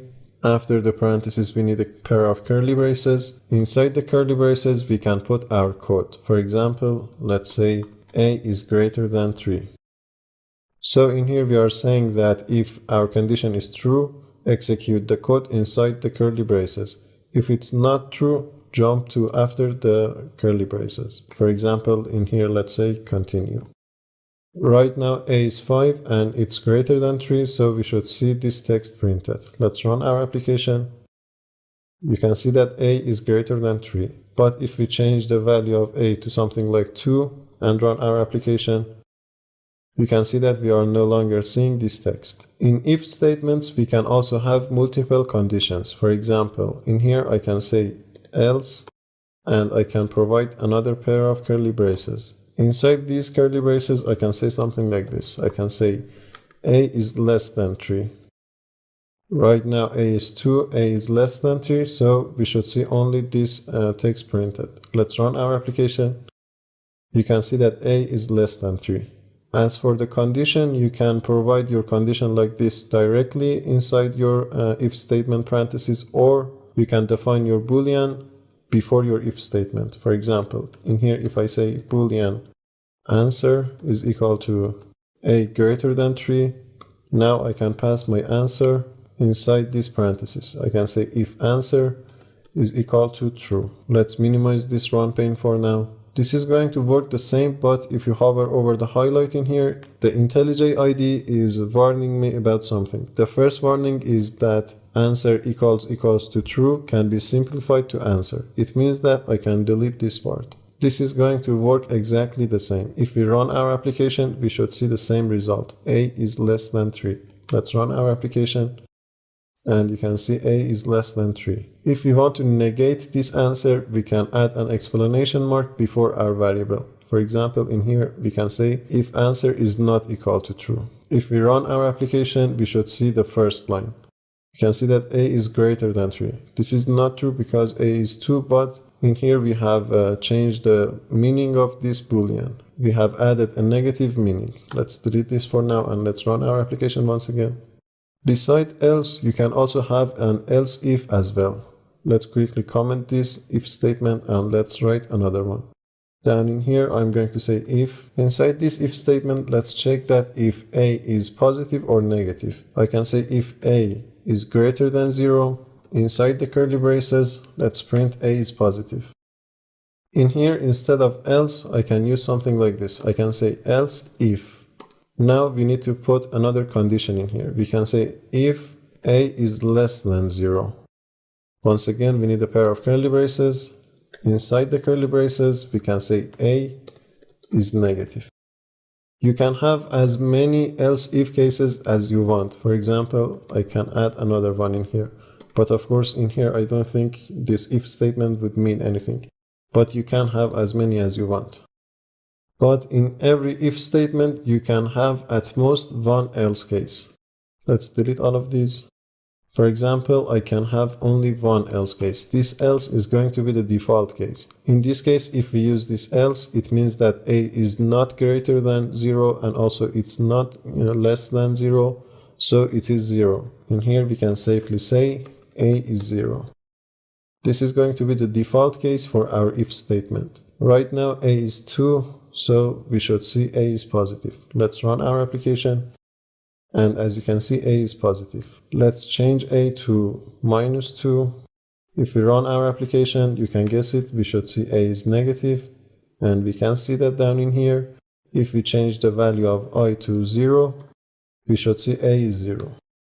And as you can see, we can see that down in here. So if statements are one kind of conditional statements, we have another one as well. Let's comment all of these. The other one is called switch statement. Let's see that as well. We can say switch. Inside the parentheses of this switch statement, we need to provide the variable that we want to switch on. For example, I can pass a in here. After the parentheses, I can provide a pair of curly braces. Inside the curly braces, I can define different cases. For example, I can say in case a is equal to 1. After that, we need a column. And in case a is 1, we can print something. For example, we can say a is 1. Also, it's very important to provide a break after every case. Let's do that. I will talk about this break in a minute, but for now, just know that after every case, you are going to need a break. We can define as many cases as we want. For example, in here, I can say in case a is 2. Let's print something. Let's say a is 2. After that, we need a break. We can define another case. For example, for 3, let's say a is 3. In every switch statement, we are going to need a default case as well. And we can pass that like this. We can say default. And we can print something like a is not 1, 2, or 3. In the default case, we need the break as well. Let's quickly add that. Right now, the value of a is 0. Let's change that to 2. And you can guess it, we should see a is 2. Let's run the application. And you can see a is 2. If we change the value of a to once again 0 and run our application, you can see a is not 1, 2, or 3. Let's also talk about this break in here. But before that, let's quickly change the value of a to 1. This break in here will cause our switch statement to break. For example, if we don't have this break in here at the first case, which is a is equal to 1, and if we run our application, you can see that even though a is 1, we can see both sentences. We can see a is 1 plus a is 2. In here, because we don't have any break, we didn't break out of the switch statement, and we have jumped to the second statement.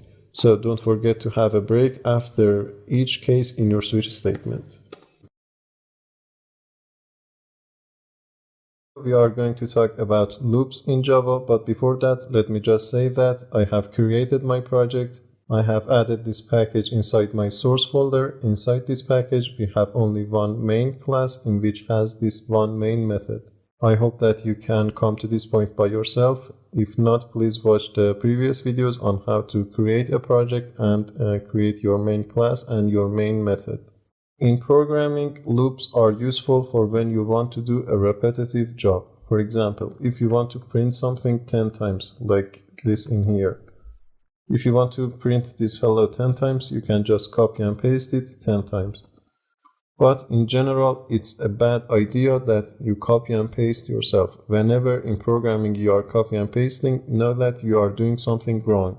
Instead of copy and pasting, we are going to use loops in this video. The first kind of loops that I'm going to talk about are for loops. Let me write it and we will talk about its syntax. This is the general syntax of a for loop. First of all, we write for. After that, we have a pair of parentheses.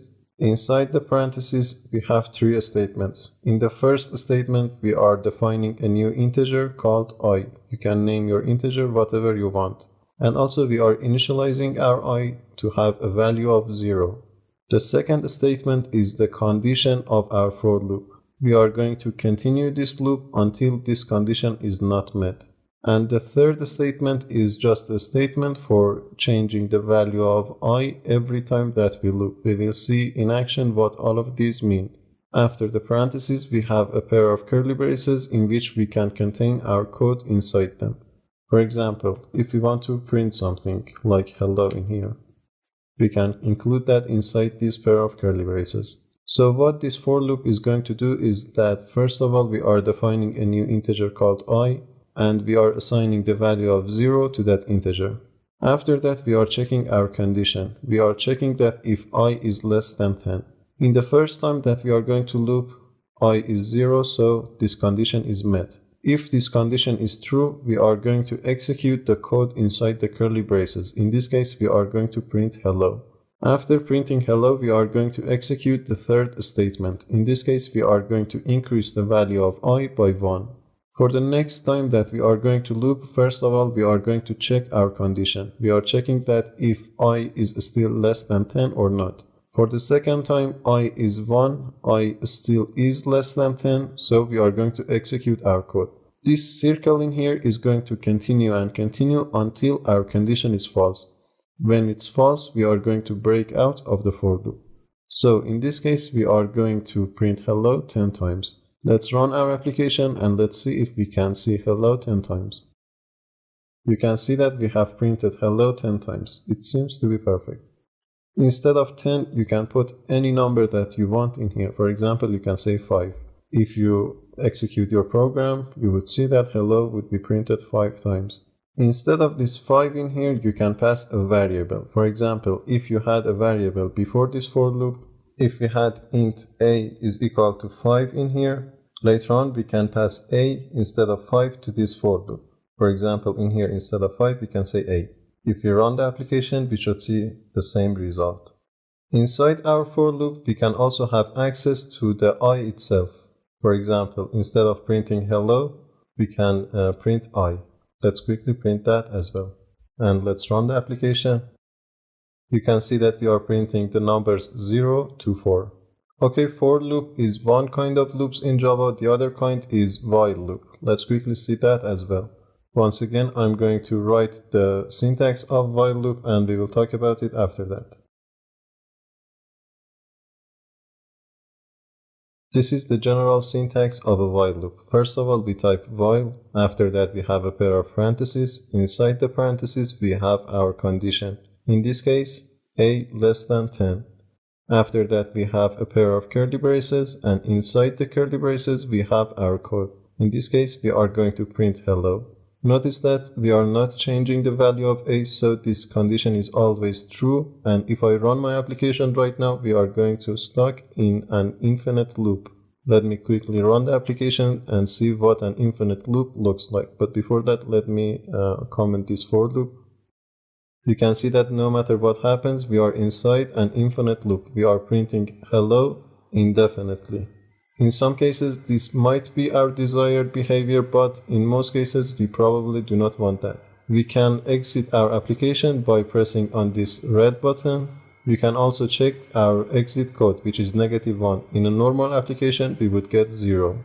Okay, but how can we exit a while loop? There are multiple ways for that. The simplest way is to change the value of a inside the while loop.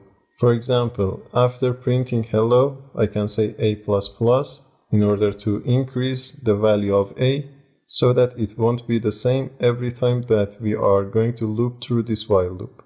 So for example, for the first time a is 5, so our condition is true, so we are going to execute these 2 lines of code.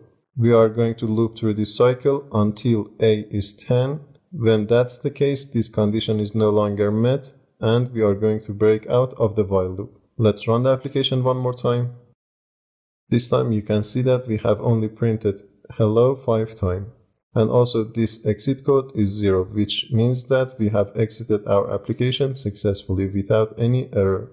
The other way that break out of a while loop is to add a break. Let me quickly add that. This time after the first loop, we are going to break out of the while loop. It means that we are going to print hello only once. Let's run the application.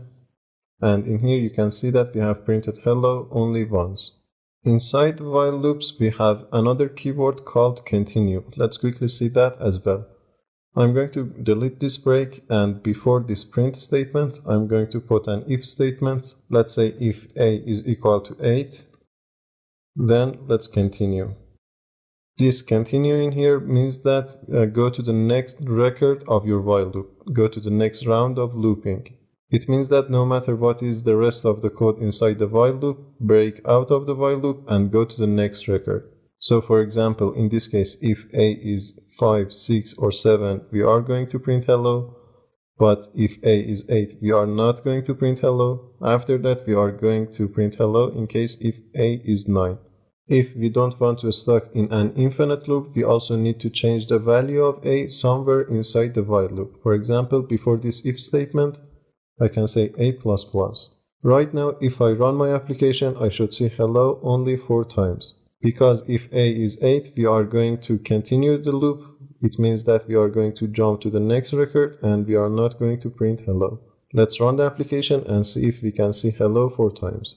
And as you can see, we are seeing hello 4 times. So continue is a useful keyword for when you want to jump to the next record.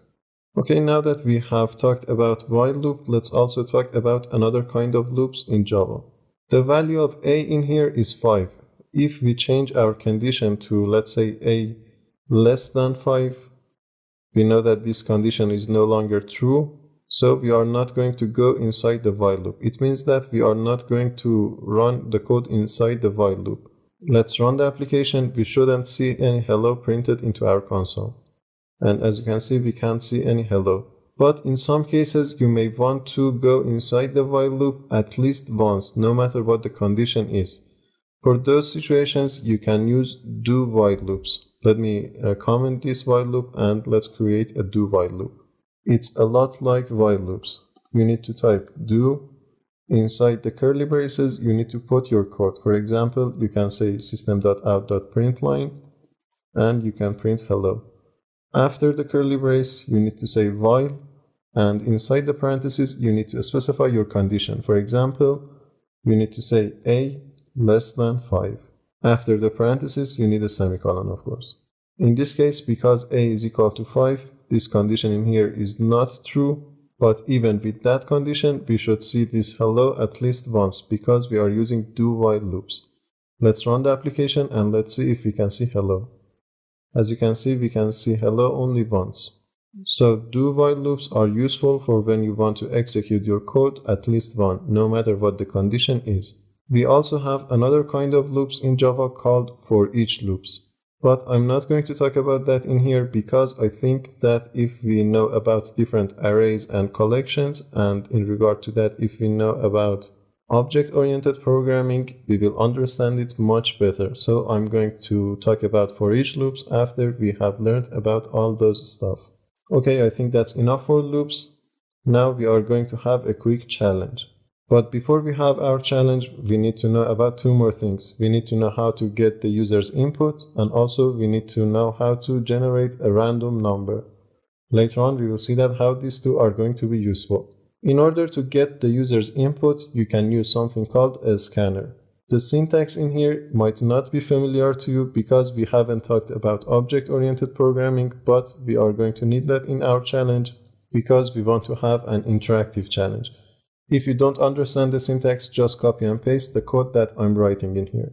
In order to define a scanner, you can type something like this. You can say a scanner with capital S. Notice that it's coming from java.util package. After that, you need to name your scanner, which I'm going to say a scanner. After that, you can say is equal to new scanner, once again with capital S. Inside the parentheses, you need to say system.in. We have seen system.out, which was useful for outputting something. System.in is useful for when you want to get the user's input. Now you have a scanner. You can get a number from user like this. You can say int answer is equal to a scanner dot next int. This one down in here. By saying scanner dot next int, our scanner is going to wait for the user's input until the user enters some number. We will see that in action in a minute, but before that, let's quickly output something. For example, let's say answer was plus the value of answer. Also, let's type something before our scanner. Let's say please enter a number. Let's run our application and let's see what these few lines of code are going to do. You can see that we are saying please enter a number text, and in here console is waiting for the user to enter a number. For example, I can say 5 by pressing enter. You can see that answer was 5 and we have exited our application successfully. So by using scanner you can get the user's input. Beside integers, beside number, you can also get a text from user if you want. Let's quickly see that as well. First of all, let's print something. Let's say enter your name. After that, I can say something like this. I can say a string name is equal to scanner.next. You can see that this next method is going to return a string. Don't worry about all of these new stuff, method, scanner, classes, object-oriented programming. We will talk about all of these later on, but for now, because we are going to need the user's input, we are going to figure out a way to receive that. So by using scanner.next, we are going to get the user's name, and after that, let's print something. Let's say hello plus the name of the user. Let's run our application once again. In here, first of all, we need to enter a number. Let's add 4. After that, scanner is waiting for my name. Let's say Maysam, and we can see hello Maysam message. So this way we can get the user's input. Let's also see how we can generate a random number. I'm going to comment these lines of code for now. In order to generate a random number, you can say something like this. You can say random with capital R. Let's name it random is equal to new random, and we don't need to provide anything inside the parentheses. After that, in order to generate a random number, we can say something like int number is equal to random dot next int. This method in here is going to generate a random number. Let's print that number. Let's say number plus the number. Let's run our application once again. You can see that we have this random number. It's also useful to specify a domain for your random number. Right now, our random number is this weird negative number. It might not be useful. It's good to define a domain. In order to define that domain, you can pass a number to this next int method. For example, if I put 20 in here, and if I run my application once again, the number should be somewhere between 0 and 19. If you want your random number to be somewhere between 1 to 20, you can simply add 1 in here. We can say plus 1. Let's run the application once again. You can see 9 this time. This number in here is completely random. It means that every time that we run our application, we should see a different number. You can see that we are generating different numbers. Okay, now that we know how to get a random number and also how to get the user's input, it's time for our challenge. Here is our challenge. We are going to create a game. The concept behind this game is to generate a random number and ask the user to guess that number. Continue asking the user until you receive the correct number. Also, to make everything more fun, after 5 times of guessing wrong, show a game over message to the user. Here is how our game is going to work. First of all, we are going to show a welcome message. After that, we are going to ask for the user's name and we are going to say hello to the user. After that, we are going to ask for the user's permission to start the game. If we received a positive answer, we are going to generate a random number and we are going to ask for the user's guess. If the guess is correct, we are going to show a congratulations message and quit the game. If the guess is wrong, we are going to ask again until we receive the correct number. Also, as a hint to the user, beside the first time, every time that you are asking for a number, tell the user to guess higher or lower. For example, if the random number is 10, If the user has guessed 7 for the first time, tell him to guess higher. If the user failed after 5 times, show a game over message and quit the game. This challenge in here is the combination of everything that we have learned so far, so make sure to practice before watching the next video. It's going to help you a lot. Okay, go solve the challenge, and after that come back to the next video so that you see my solution for this challenge. See you in the next video. I hope you solved the challenge, but if not, that's totally okay. After all, it's your first encounter with Java, and it's the first application that you are writing. In this video, we are going to solve the challenge together. Let's start by creating a new project. Like before, I'm going to select Java, next, once again next. Let's name this project Guess Me Game. Let's create our project. And inside our source folder, let's create our package and Java file. Let's name this package org.makecode.guessmegame.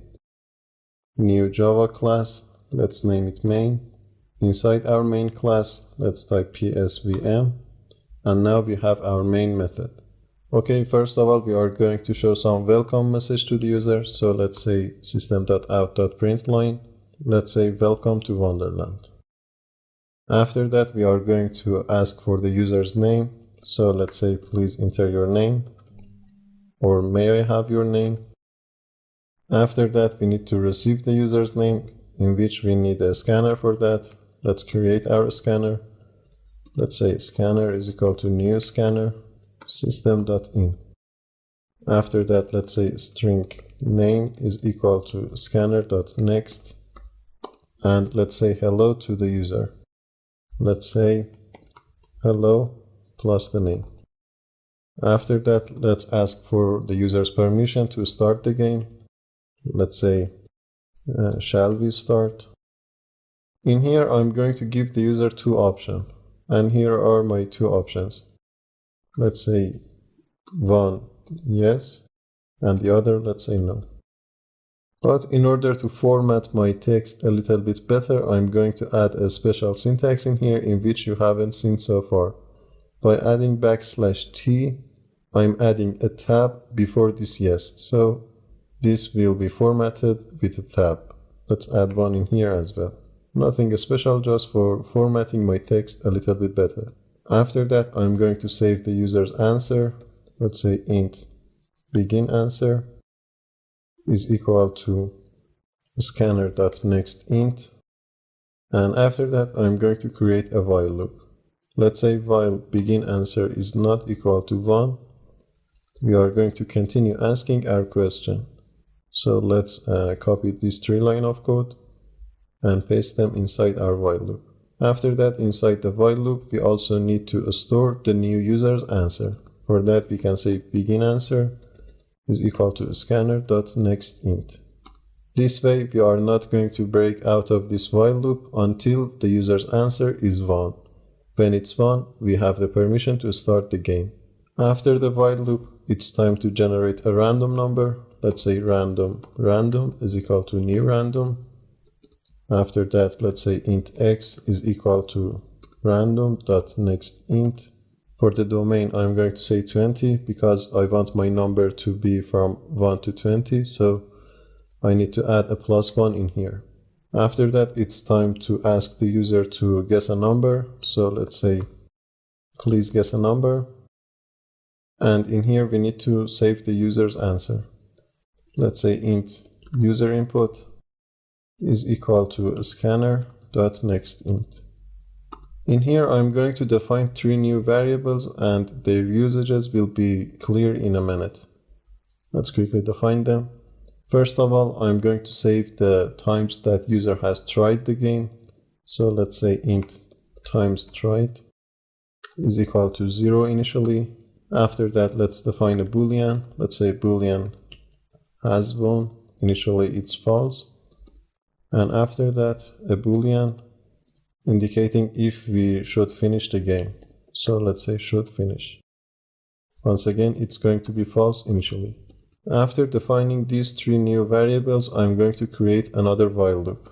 Let's say while should finish is not equal to true. Then inside the while loop, first of all, I'm going to increase the times that user has tried. So let's say times tried plus plus. After that, I'm going to create an if statement. Let's say if times tried is less than 5, then we have the permission to continue. If it's more than 5, in the else case, we need to break out of this while loop. For that, I'm just going to say should finish is equal to true. This is going to be the last line of our while loop, so if we loop once again, because this condition is no longer met, we are going to break out of the while loop. But in case the times tried is less than 5, we are going to check that if the user's input is equal to the randomly generated number. For that, I can say if user input is equal to x, then we need to change the value of has won to true because user has won the game. And also we need to break out of this while loop. Let's say should finish is equal to true. Let's add an else if case to this if statement. Let's say else if, let's say if user's input is greater than our x, which is our randomly generated number, we are going to tell the user to guess lower. For that we can say guess lower. And of course, we need to wait for the new user's input. For that, we can say user input is equal to scanner.nextInt. We also need another case in here in case the number is less than x. If that's the case, we are going to tell the user to guess higher. And also, we are going to wait for the new user input. Let's say user input is equal to scanner.nextInt.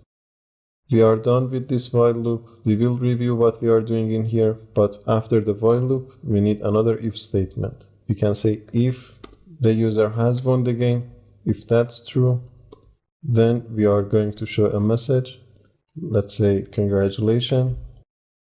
And also let's say to the user in which try he or she has won the game. Let's say you have guessed in your plus times tried plus guess. But in the else case, first of all, we are going to show a game over message. Let's say game over. And after that, we are going to say what was the number. Let's say the number was plus x. This is our entire application. Let's review what we are doing in here. First of all, we are showing a welcome message to the user. After that, we are asking for the user's name. We are creating a scanner, and after that we are waiting for the user to enter his or her name. After we receive the name, we are waiting for the user's permission to start the game. We are saving the user's input in here. Inside the while loop, we are making sure that we have the permission. If we don't have the permission, we are going to ask again and again until we have the permission. After that, we made sure that we have the permission. We are creating our random number. The random number is between 1 to 20. And after that, we are asking the user to guess a number.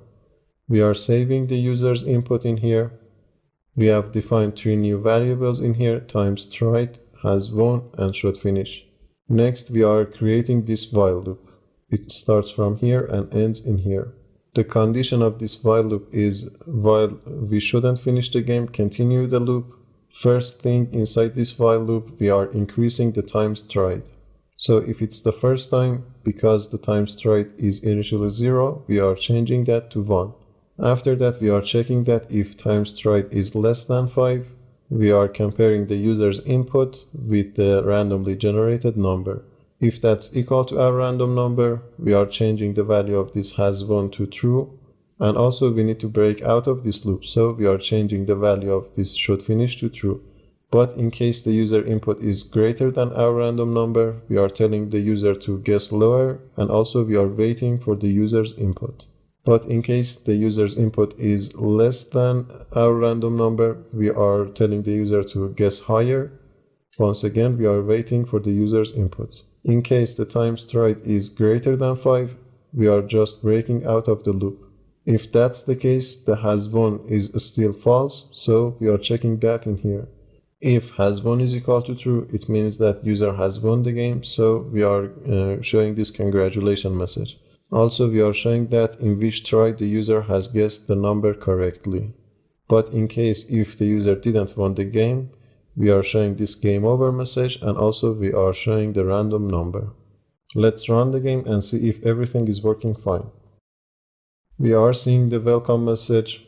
After that, it's asking for our name. Let's put Maysam.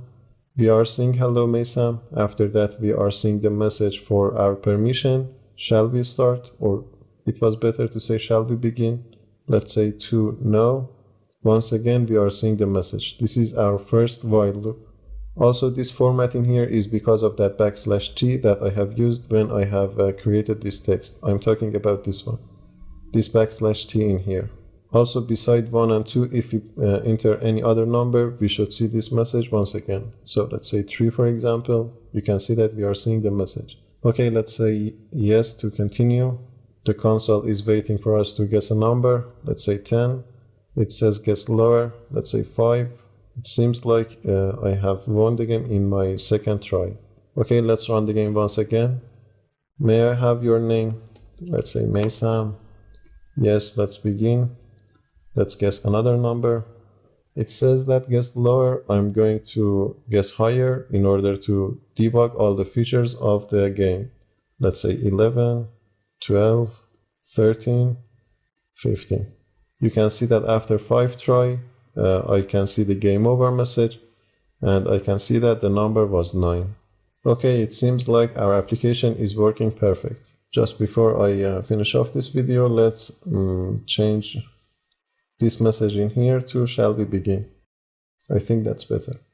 Okay, this was our challenge. I hope you solved it. If you did, do celebrate, but if not, that's okay. Later on in the course, we are going to practice all of these many more times so that we make sure that we have learned everything that we see in the course. Okay, I think that's a good point to stop the video in here. Just before I do that, I'm going to say that in the next video, we are going to talk about arrays in Java. See you in the next video. In this video, we are going to talk about arrays in Java. Up until now, if we wanted to store some simple data, for example, a number or maybe a text, we could have used variables. For example, we could have said int a is equal to 5. But what if we want to store a list of different variables, for example, a list of names or a list of students? For storing a list of variables, we have multiple options in Java. The first one that we are going to talk about in this video is called array. Let's see how we can have an array of, for example, strings. For that, we can say string. After that, we need a pair of square brackets. After that, we need the name of our array. For example, I can say student. Next, I can say new string, once again with a pair of square brackets. This new keyword in here is simple English. It means that we are defining a new array of strings. Inside this square bracket, we can define the size of our array. For example, if we want to store 5 different student names, I can say 5 in here. As simple as that, now we have an array of size 5. After defining your array, you can put some values into it. For example, I can say students with an index of, let's say, 1 is equal to, let's put my name in here, Mesa.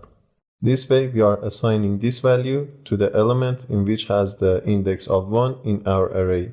There is a very important point in here, and that indexes in Java starts from 0. So in here, when I said students with an index of 1, it means that we are referring to the second element in our array. If you want to assign some value to your first element in your array, you can say students with an index of 0.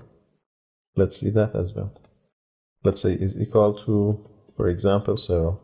We can keep doing this for all of our elements inside our array.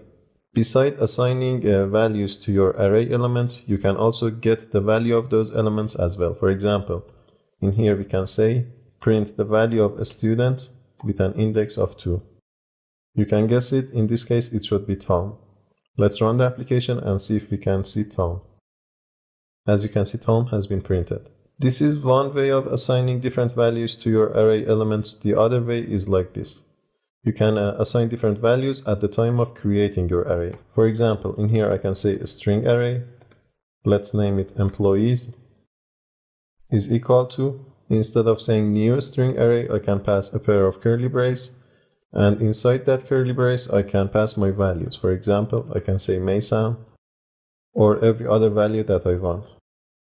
So these are the two ways of assigning values to your array elements. Like a string array, you can also have other kind of arrays as well. For example, if I want to put some numbers inside an array, I can say int with a pair of square brackets. Let's say numbers is equal to, let's say, a pair of curly braces, and inside those curly braces, I can pass my values. Let's say 1, 2, through 6. When you are working with different arrays, for loops can be very helpful to access all of the elements inside your array. For example, if I want to print all of the values inside this numbers array, I can say something like this. I can create a for loop. Let's say for int I is equal to 0, I less than. In this case, the size of my numbers array is 6, so let's say 6. After that, let's say I++. Inside the for loop, I can say print the value of numbers with an index of I. This way, I'm going to print all of the numbers inside my numbers array. Before running the application, I'm going to comment this line of code so that we have a clean console.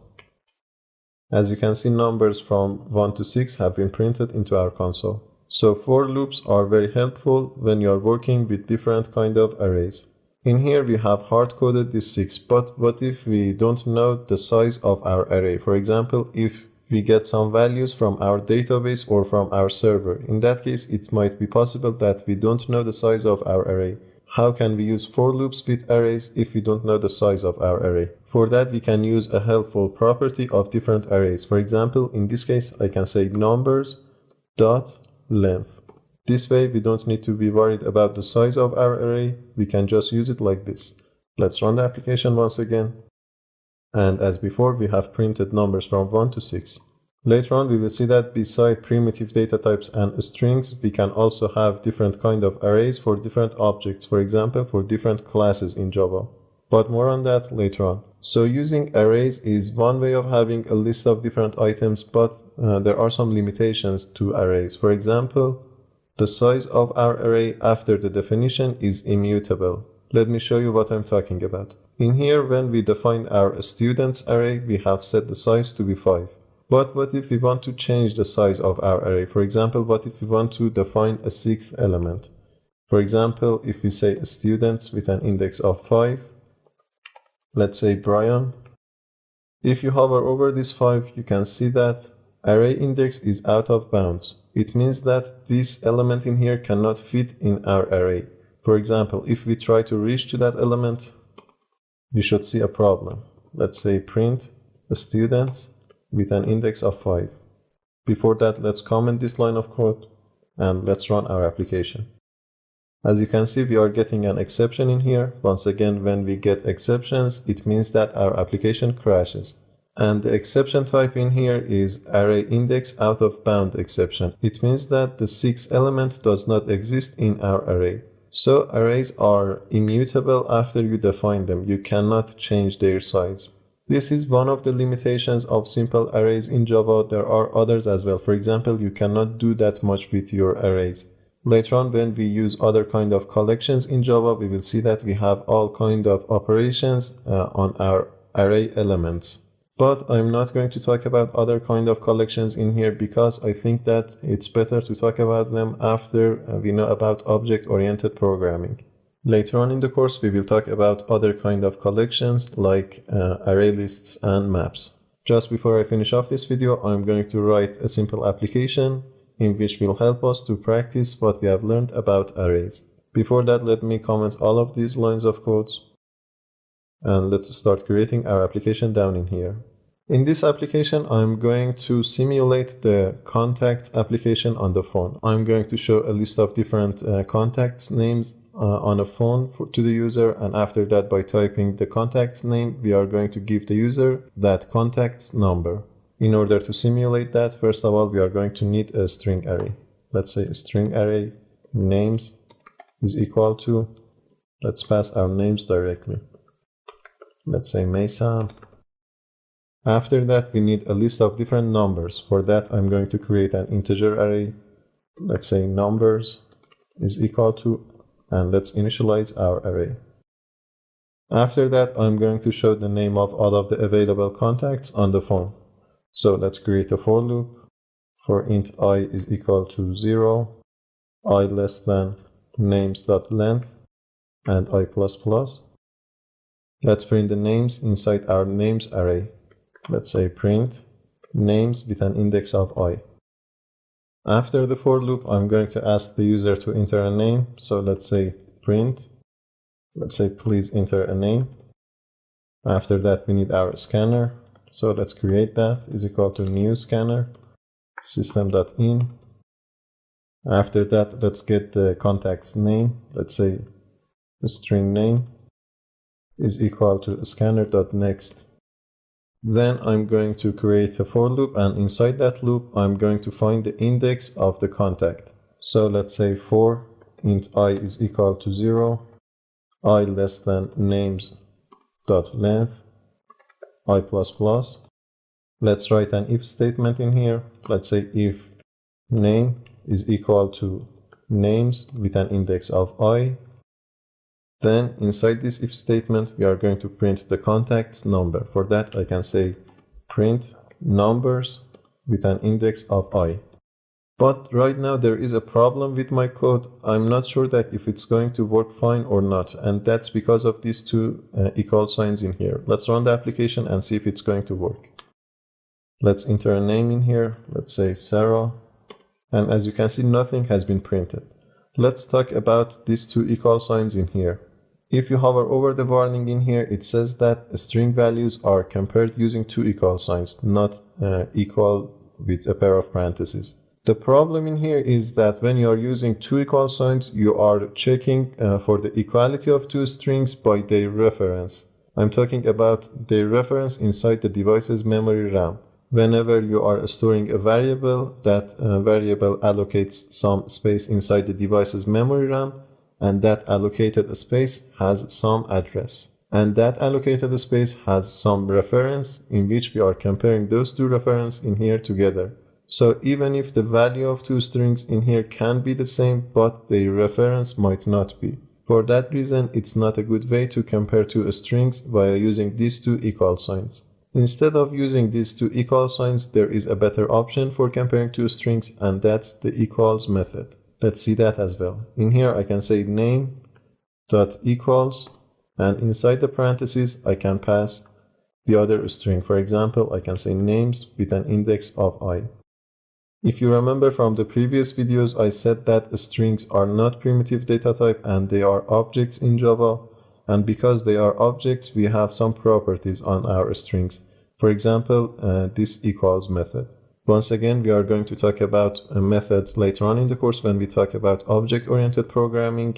But for now, just know that there is a method called equals in our string class in which we can use to check the equality of two strings by their values. So now if we run our application, we should get Sarah's number. Let's run the application. In here, once again, let's say Sarah. And as you can see, we are getting the number. Let's also check that if we are getting the correct number. Sarah is the second contact in our array, and the second element in our numbers array is this number in which we have printed into our console. It seems like our application is working fine. Okay, I think that's enough talking about arrays in Java. In the next video, finally, we are going to start talking about object-oriented programming. That's a very important topic, and it's going to help you a lot to understand Java. So make sure to don't miss the next 2 or 3 videos. See you in the next video. As I said at the end of the previous video, in this video, finally we are going to start talking about object-oriented programming. Up until this point, with the help of variables, we could have defined simple data types. For example, if we wanted to have numbers, we could have say int number is equal to 5. Or similarly, we could have defined characters, texts, and all sorts of variables that we have talked about in previous videos. But what if we want to have a more complex data? For example, how can we define a car in Java, or a phone, or every other object that you can think of? Well, that is possible with the concept of object-oriented programming. In object-oriented programming, you define your own objects. The core component of object-oriented programming are classes. Right now you can see that we are inside a class. This class is named main, but if we want we can create our own class as well. Let me quickly delete this line of code and let's create a new class. For example, inside my source folder, inside my package, on the package I can right click and by selecting new Java class I can create my class. In here I need to name my class. For example, I can say phone. Notice that there is a convention. You need to use uppercases for the first letter of the name of your class. Also, you cannot have spaces or some strange characters as the name of your classes. So in here, I'm just going to simply name my class phone. Notice that there are other options in here as well. For example, interface and enum. Later on, we will talk about them, but for now, let's just create a class, the one that has the C icon. By pressing enter, we can create our class. This is how a class looks like. It lives inside a package. Right now, its package is org.makecode.oop section 1. Also, if you take a look at the left pane in here, you can see that a new class has been added into our package. Every class has the keyword class in its declaration. Also, every class has a name, and beside these two has an access modifier. We will talk about access modifier in few minutes, but for now let's continue on. Every class has a pair of curly braces in which we can put our code inside them. A class is going to represent an object. In this case, we are going to represent a phone. If you think of different objects, objects can have different properties. For example, in the case of a phone can have some amount of memory RAM, it can have a screen size, beside that it have a name, and all sorts of other properties that you can think of. When you define a class, you can have properties for your classes as well. For example, in this case, if we want to give some properties to our phone class, we can say something like this. We can say a string name. Now we define a property called name for our phone. Notice that I'm not initializing the property of my class in here. I'm not giving a name to my phone. And that's because when we declare a class, we can reuse that class. We can create multiple instances of that class with different properties. For example, if we define a new iPhone, the name would be iPhone. If we define another phone, the name of that phone might be different. So for that reason, I'm not initializing the properties of my class. Let's add a few more properties to our phone object. Let's say int screen size. Beside that, let's say int memory RAM. After that, let's say int camera. So now that we have created this simple class, we can instantiate it. We know for sure that the starting point of our application is this main method inside our main class. So if I need to instantiate my class, I need to do it in here. And here is how you can create an instance of your class. You type the name of your class. You can see that when I type the name of my class, I'm getting some suggestions from IntelliJ. Sometimes you may get multiple options, and that's because different classes with different names can live in different packages. For that reason, always take a look at the package that your object lives in. In this case, I'm going to just import this class. After that, you need to name your instance. For example, I can say iPhone. Next, I can say is equal to new phone. This way, with the help of this new keyword, we can create a new instance of our object. Now that we have created an instance of our class, we can have access to the properties of our objects, our class. For example, if we want to define some property for our class, we can say something like this. We can say iPhone dot, let's say name is equal to, let's name it iPhone 11. With the help of this dot operator, you can have access to all of the properties, or to be precise, all of the fields of your class. Similar to assigning a value to your class's properties or fields, you can also get those properties or fields. And here is how you can get them. For example, if we want to print the name of our iPhone, we can say something like this. We can say print iPhone.name. If we run our application, we should see iPhone 11 printed into our console. And here is iPhone 11. Similar to that, you can have access to all of the fields of your class. For example, I can say iPhone dot, let's say memory RAM is equal to 8. Beside properties, your classes can also have some behaviors. For example, in the case of a phone, you can play some music with your phone, or you can call somebody. If you want to define some behavior for your class, you can use methods. Let's see them as well. Let's switch back to our phone class. Here is how you can define a method. I'm going to write the syntax and after that we will talk about it. First of all, our method has a name. In this case, its name is playMusic. After that, a method can have an access modifier, like we did for the declaration of our class. We will talk about this public in a minute. After that, every method can have some inputs. For example, in this case, we are getting a string called trackName. Later on, when we use this method, we need to pass some input to this method. If you don't want to have any inputs for your method, you can just pass a pair of empty parentheses. But if you want, you can have one or more inputs. If you want to have multiple inputs for your method, you can separate those inputs with a comma. For example, in here I can say a string album name.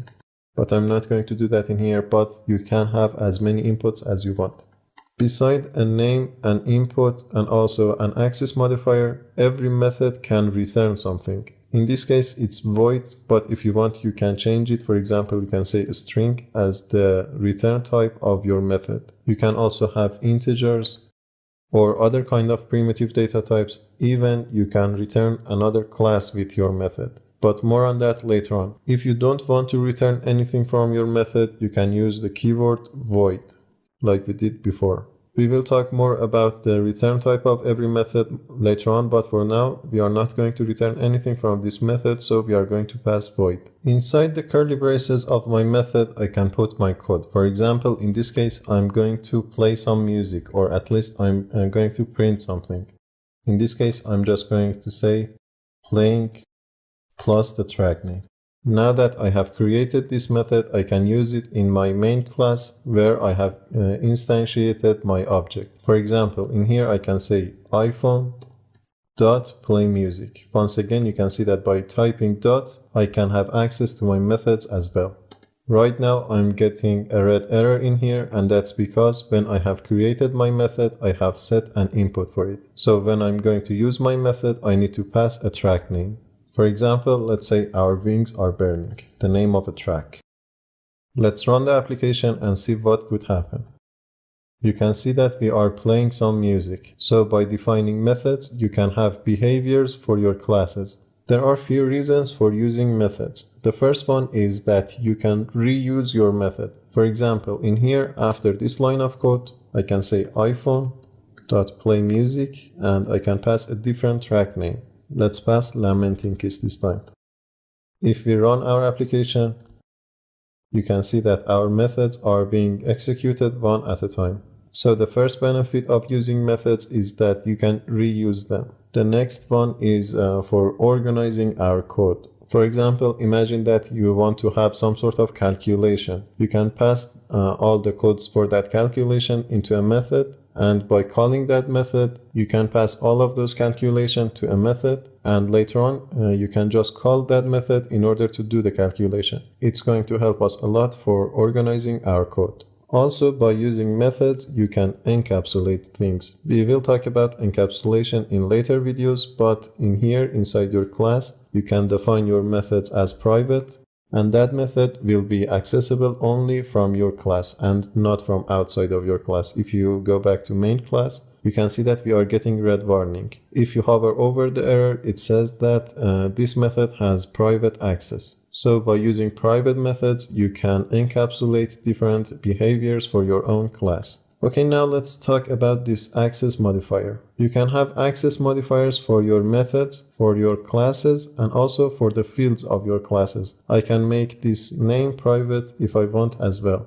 Basically, we have three kind of access modifiers. We have private, we have public, and also we have protected. If you don't use anything as the access modifier, it's equal to when you use public.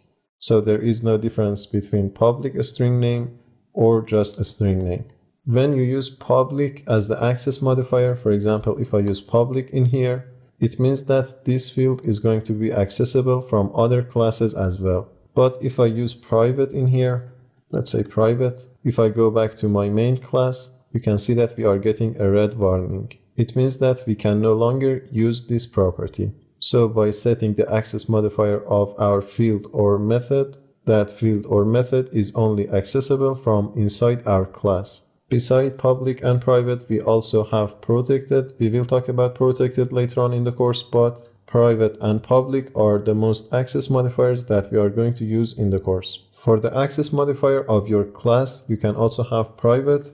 Let me quickly type that. But usually you wouldn't do that. Right now you can see that we are getting a red warning in here, and the warning says that modifier private not allowed in here. You use private mostly when you use inner classes. We will talk about inner classes later on in future videos, but basically they are some nested classes inside other classes. When you define them as private classes, you can have access to those nested classes from the parent class. We will talk about that later on when we talk about inner classes. For now, let's just change this one to public. There are few reasons for using private as the access modifier of your fields or methods. The first one is that you may want to limit the access of your fields or methods to the class itself and not other classes. For example, imagine that you are writing some code that you are going to publish for other developers. In that case, you may want to protect your classes against changes. For that reason, you may want to change the access modifiers of your fields and also methods to private. But now that we have defined the access modifier of this field as private, how can we have access to this name from outside of this class? There is a way to that. Let's quickly talk about it. We can create public methods. For example, down in here, I can say public. As the return type of this method, I'm going to say void. For the name of this method, I'm going to say set name. As you can see, when I use the keyword set, I am getting some suggestions from IntelliJ. Basically, there is a convention among programmers to set the name of their setter methods like this. And IntelliJ is smart enough to know the convention. But of course, you can name them whatever you want. In this case, I'm going to follow the convention, so I'm going to say set name. Inside the parentheses as the input of this method, I'm going to say a string, let's say name. Inside this method, I'm going to change the value of this name to whatever the name that I'm going to receive via this method. For that, I can say this.name is equal to name. The keyword this is referring to the current object that we are in. For example, right now we are inside our phone object, our phone class. So by using this.name, we are accessing the property of this class called name. The second name in here is the input of our method. So we are setting the value of this name to whatever we receive via the input of this method. Now, because the access modifier of this method is public, we can use it inside other classes. For example, from inside the main class. If we want to set the name of our iPhone, we can say something like this. Before that, let's delete this line of code. We can say iPhone dot, let's say set name. Inside the parentheses of this method, I need to pass the name of my phone. Let's say iPhone 11. So this way, I don't have access to the field directly, but by using the method, I can change the value of that field. But what if we want to get the value of this field? Well, we can write another method. And here is how we can create that method. We can say public. As the return type of this method, I'm not going to say void because I'm going to return this name. So I'm going to say a string. Once again, there is a convention in here. We can say get name. We don't need anything as the input. Inside this method, we are going to return something. And here is how you can return something from a method. You type return. After that, whatever you are going to return. In this case, I'm going to return this name. So I'm going to say this.name. Once again, this refers to the current object. This.names means the name inside our phone object. Now that we have created this method inside our main class, instead of saying iPhone.name, I can say something like this. I can say iPhone.getName. If we run our application, once again, we should see the name of our phone. Let's run the application.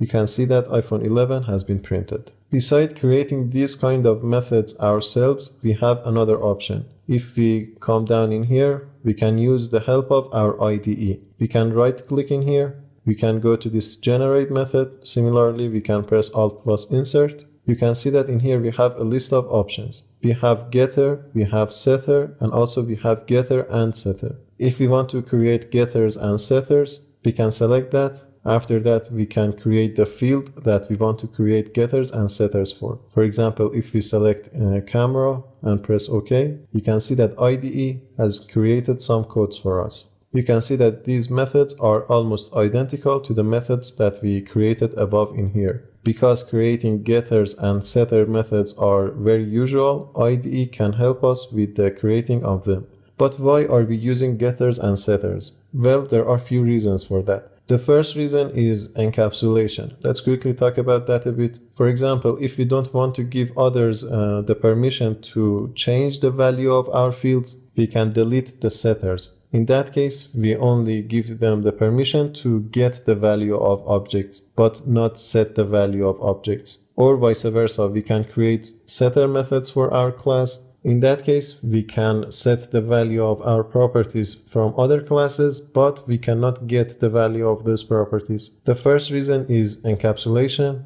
The other reason is that sometimes in your setter and getter methods, you may want to do some other operations as well. For example, if you are setting a name for your phone, you may want to validate that name before setting it. In that case, you can have some validation before assigning the value to your property. Okay, that's enough talking about getters and setters. Let's quickly change the access modifiers of all of these to private. And let's create getters and setters for the ones that we didn't create any.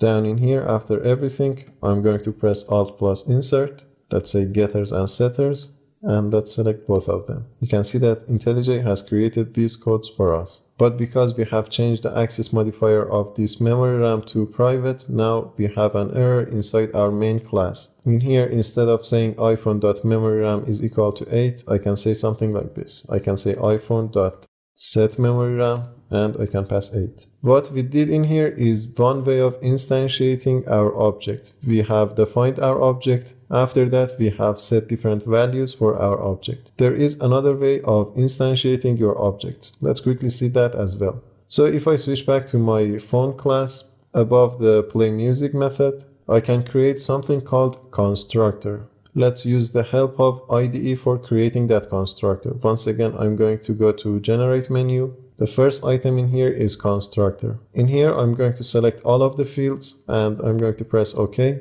And as you can see, this code has been generated for us. This is called a constructor in object-oriented programming. Our constructor needs to have public as its access modifier. It cannot be private. After that, the return type of this constructor is a phone, the exact item that we are in. Our constructor does not have any name. And as the input of this constructor, we are receiving all of the fields of our class. We are receiving name, screen size, memory RAM, and camera. Inside our constructor, we are assigning different values that we have get via the input to the fields of our class. Now that we have created a constructor, if we switch back to our main class, you can see that we are getting a red warning in here. The warning says that expected 4 arguments but found 0.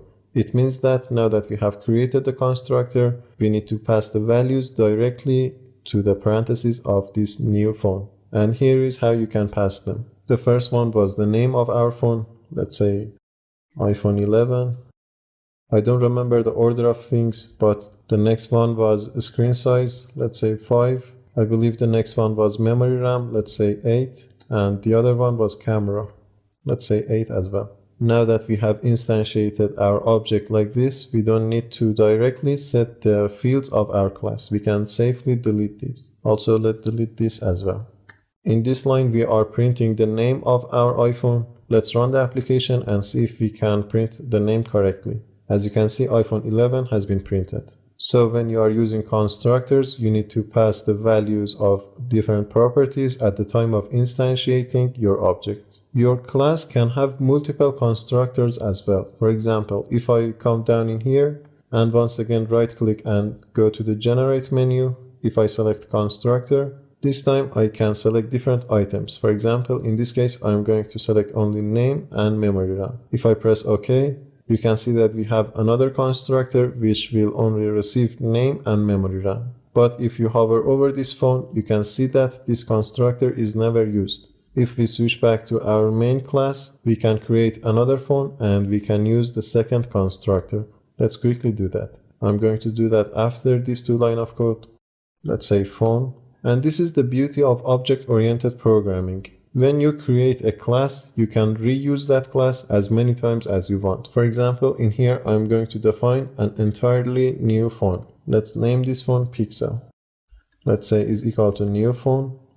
This time I'm going to use the second constructor. For the name, I'm going to say Pixel3. And for the memory RAM, I'm going to say 16.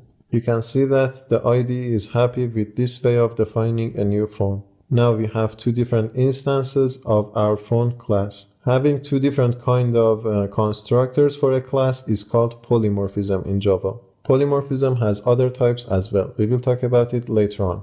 Okay, I think that's a good point to stop the video in here. In the next video, we are going to continue our talk about object-oriented programming. There are many more things left that we need to talk about. See you in the next video.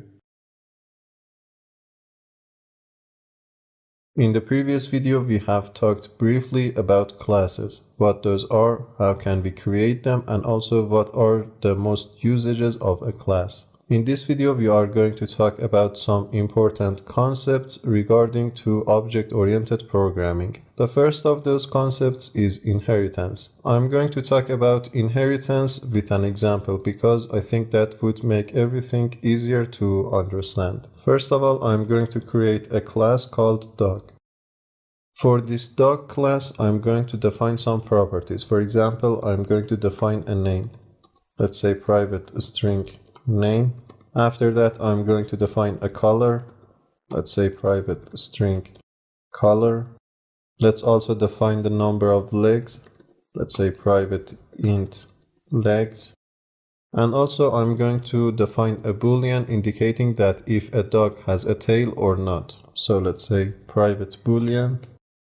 Let's name it has tail.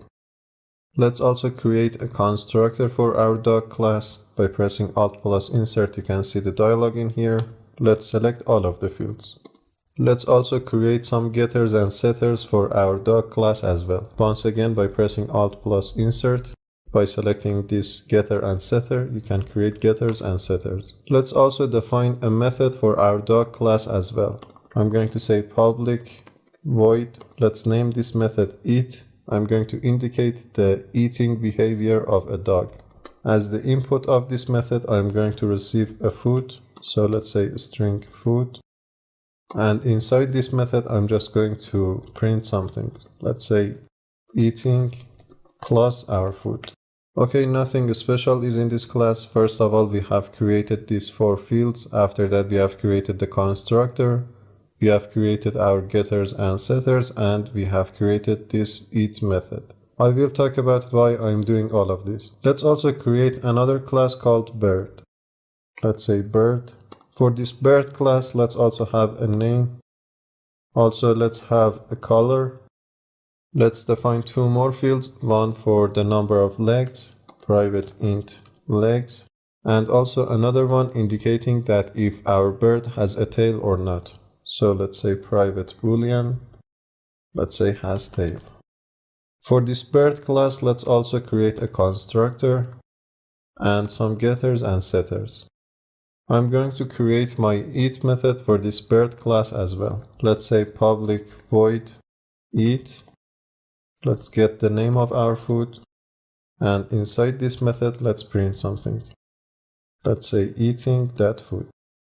You probably can see the pattern in here. There are a lot of similarities between our bird and dog class. Both of those classes have 4 fields. They have a constructor, they have all of these getters and setters, and both of them have this eat method. In programming, this is not efficient. You basically are copy and pasting yourself. Instead of defining our bird and dog class like this, we are going to use another concept in object-oriented programming called inheritance. For that, first of all, I'm going to create an animal class, and after that, I will extend the animal class to this bird and dog. Let's see how we can do that. Inside my package, I'm going to create my animal class. Let's say animal. First of all, let's add some fields. I'm going to use the 4 previous fields. Let's also copy them from here. And after that, let's create a constructor and getters and setters and our eat method. Don't worry, we will reduce the amount of copy and pasting in a minute. Let's say public void eat a string food as the input, and let's print the name of our food. Now that we have created this animal class, creating bird and dog class is going to be much simpler. For that, I'm going to delete all of the codes inside this bird class. Let's delete all of them. This time, instead of defining all of the fields and constructors and methods, I'm going to say extend animal. This way we are saying that our bird is an animal. We are extending the animal class, and later on if we want we can customize our bird class as well. But right now you can see that we are getting a red warning. And the warning in here says that there is no default constructor available in this package. Basically it says that you need a constructor. Let's press Alt plus Insert in here and let's select constructor. And as you can see, the IDE has generated this constructor. You can also see that even though we don't have any fields in our bird class, we are receiving some arguments in the constructor. But this constructor has rather a strange syntax. We haven't seen this super keyword so far. Basically, this super keyword means that do whatever you are doing with these parameters in the parent class. In this case, our parent class is animal. So this super is passing all of these arguments to the constructor of our animal class. It means that it's setting all of the values to the fields of our animal. Now that I have created my bird class like this, if I want to instantiate it, for example, inside the main class, I can do as before. Let's say bird. Let's name it Phoenix. Let's say is equal to new bird. And as you can see, the constructor is waiting for our arguments. First of all, we need a name. Let's pass Nina. We need a color. Let's say golden. After that, we need the number of legs, which I'm going to pass 2, and a boolean indicating if our bird has a tail or not. Let's pass true. Once again, remember that in our bird class we didn't have any extra methods, but in my main class, if I want, I can use some of the getter methods of our parent class, in this case animal. For example, if I want to get the name of my bird, I can say something like this. I can say phoenix.getName. You can see that we have all of the getter methods. Let's run the application and let's see if we can print the name of our bird. You can see that the name has been printed successfully. Beside getter and setter methods, you can also have access to all of the other methods that you have created. For example, if you remember, inside the animal class, we have created this eat method. Let's see if we can use it in our bird instance. For example, in here, if I say phoenix.eat, I don't know what phoenixes eat, but let's just pass meat. And let's run our application and let's see if we can successfully execute the eat method. And as you can see in here, Nina is eating meat. Now that you have created your bird class, you can also change the dog class as well. For example, in here I'm going to delete all of these codes once again. Instead, I'm going to extend the animal class. Once again, let's say extends animal. You can see the red warning, and that's because we need a constructor. You can see that the amount of similar codes that you were copy and pasting is a lot less right now. The bird and dog class are basically the same. But we know for sure that a dog and a bird are not the same. They may have other fields and also other behaviors as well. If you want, you can customize your child classes as well. For example, inside my bird class, I want to add another field. I'm going to say private, let's say int wings. We know that dogs do not have wings. In here, I'm going to delete this constructor and I'm going to create it once again because I'm going to use the help of my IDE. Let's press Alt plus Insert. In here, I'm going to select wings. And this time, as you can see, the constructor has been changed a little bit. The super statement is as the same. It means that do whatever you are doing with all of these 4 fields. But because inside our parent class, inside the animal class, we do not have a wings field, this wings hasn't been passed to this super statement. So we are setting the value of wings directly inside the constructor of this bird class. This way we can customize our child classes. Right now the dog does not have any wings field, but our bird does. But right now if I switch back to my main class, I should get a warning. And the warning in here says that you need to pass a wing. Let's also pass that in here as well. For example, I'm going to say 2. We can also create getter and setter methods for these wings as well. For example, inside our bird class, down in here, let's press Alt plus Insert and let's select getter and setters. Now that we have created the getters and setters, let's see if we can print the number of wings.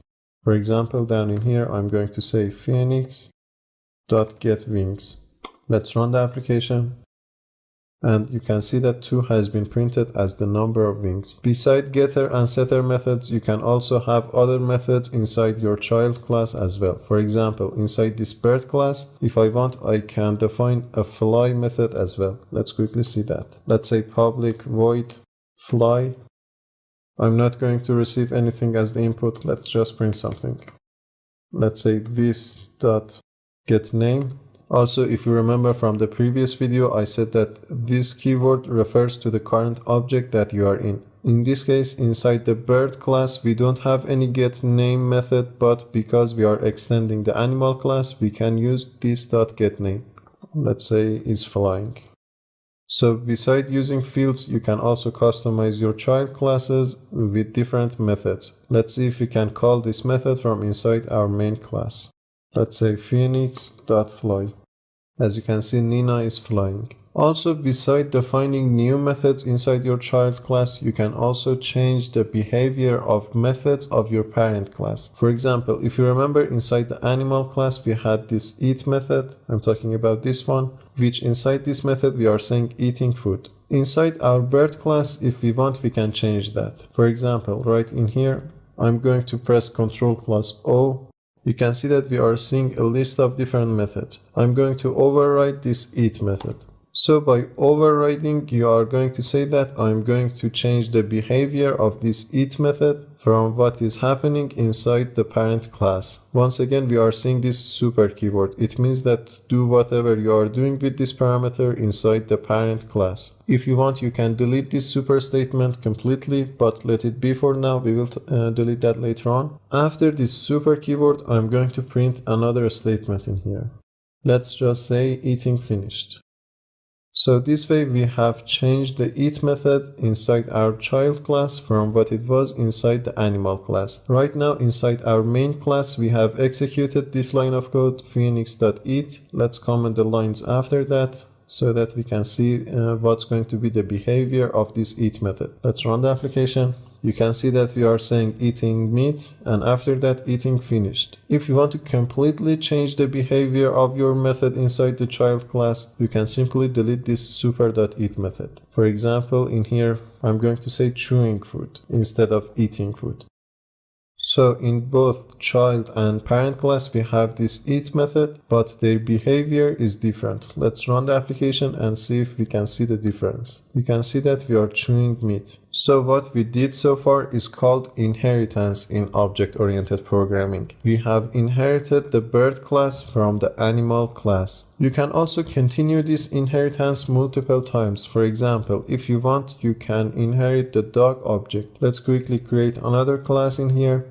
For example, let's say shepherd.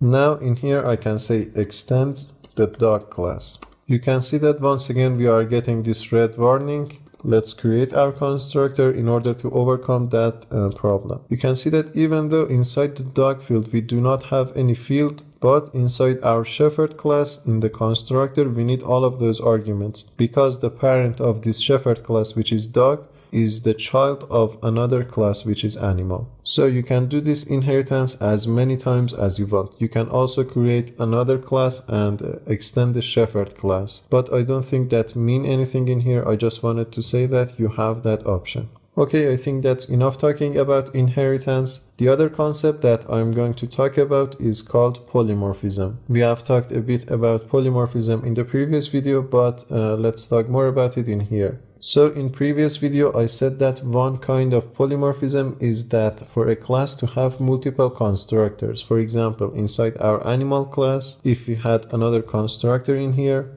which will accept different number of fields, for example the first 3. Now that we have 2 constructors, this is one kind of polymorphism. Now we can create this animal class in 2 different ways. Basically polymorphism means having multiple forms. But there are two more kind of polymorphism. But before we talk about that, let's delete this constructor. I'm not sure that if we are going to need that. The other kind of polymorphism that we have used so far is about this eat method. So inside this animal class, we had this eat method, but also we had it inside the child class, which is bird. But these two eat methods have different forms. It means that we are doing different things inside each one of these methods. This is another kind of polymorphism. Two methods inside a parent and a child class that are doing the same job differently. We also have another kind of polymorphism, and that's with the methods themselves. We don't have this fly method inside our animal class, but in here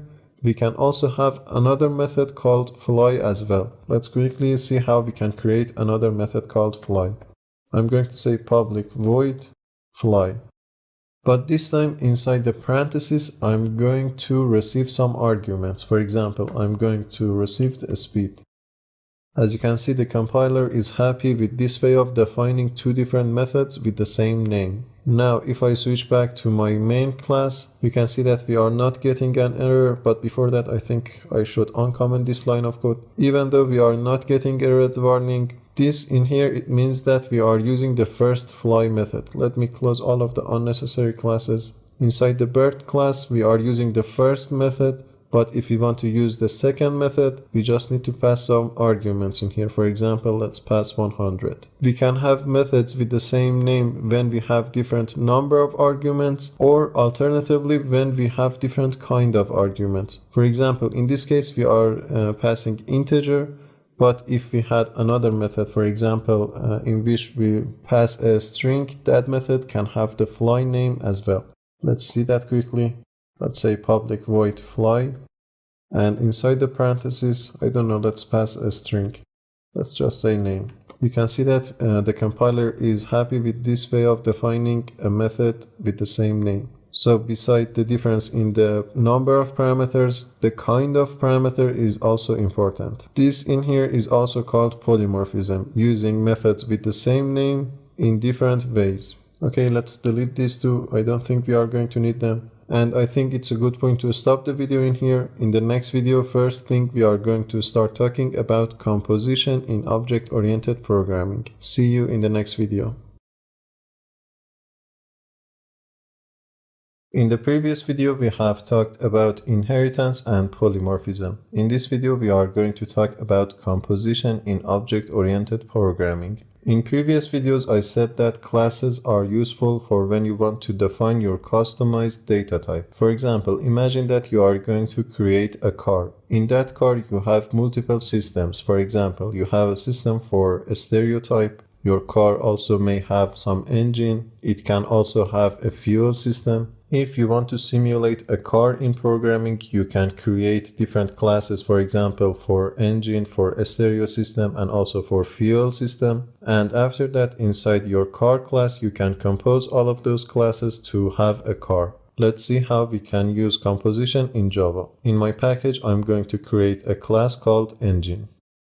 For this engine, I'm going to have two fields. First of all, I'm going to define a model. So let's say private string model. And after that, let's have an integer, private int. I'm going to name this integer RPM. RPM stands for round per minute. It's just a property of different engines. I'm going to keep it really simple, so I think these two would be enough. After that, let's quickly create our constructor and getters and setters.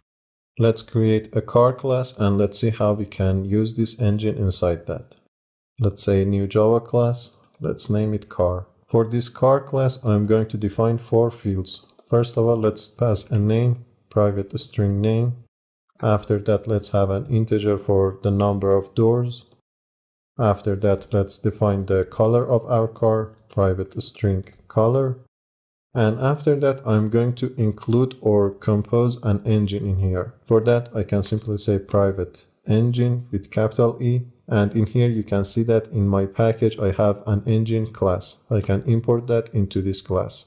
Let's name it engine. For the sake of simplicity, I have composed only one class inside this class, but if you want, you can create another class for a stereo system and fuel system and everything else that you want, but I think you would get my point if I use only one class. After that, like other classes, I can create my constructor. You can see that this engine has been passed to our constructor the same way that we have passed other data types like integers and strings. We can also have getters and setters the same way that we had for previous classes. Now that we have created this car, we can instantiate it, for example, inside our main class. For example, if I want to have a car object in here, I can say car, let's name it Mercedes, is equal to new car. As you can see, the constructor in here requires 4 fields: a name, doors, color, and also an engine. For the name, I'm going to pass Mercedes AMG. For the number of doors, let's pass 2. For the color, let's say silver. But what should we pass as the engine in here? Well, we can pass our engine in 2 ways. First of all, we can create our engine before this car class. For example, in here, I can say engine. Let's name it engine is equal to new engine. And I can pass a model and RPM for this engine to instantiate it. For example, I'm going to say Renault. For the RPM, let's say 8000. After creating our engine object, we can pass it to the constructor of our car. For example, in here, I can say engine. And like that, we can create our car, but the other way is to pass your engine directly to the constructor of your car. For example, I can say new engine in here. And I can instantiate my engine object directly inside the constructor. Let's say Renault, and let's pass 8000. Now that we have passed it directly, we don't need the first line. Of course, we know that Mercedes wouldn't use Renault engine, but I think it doesn't matter in here. Now that we have instantiated our car object, we can have access to all of the fields like we did before. For example, if we want to print the name of our car, we can say something like this. We can say Mercedes.name or .getName to be precise. But what if we want to get the model of the engine of this car? Well, for that we can say something like this. Let's print engine model plus we can say Mercedes.getEngine, this method in here. After that we can once again say .getModel. So this getEngine method will return an engine object in which we can perform another dot operator on that. Let's run the application and see what would be the result. First of all, you can see the name of our car, and after that you can see the engine model, which is Renault. Also, instead of using the methods of your engine, you can get the engine object directly. For example, in here before the print statement, I'm going to say engine, let's name it engine, is equal to, let's say Mercedes.getEngine. You can see the return type in here, but whenever you are not sure about the return type, you can press down the control key, and by hovering your method, you can see the return type. You can see the declaration of your method, which says public engine get engine. It means that this method is going to return an engine object. Now that you have your instance of engine, you can perform all kind of operations on that. Instead of pressing down the control key and hover over your method, there is another option to get the return type, and for that matter, the declaration of your method. And here is how you can do that. You can click on the name of your method and you can press down the control Q. This way you can see some information about the declaration of your method. These kind of documentations are especially useful for when you are using a third-party library or some built-in methods. For example, if we click on this print line method and press Ctrl Q, you can see that the documentation is giving us much more information.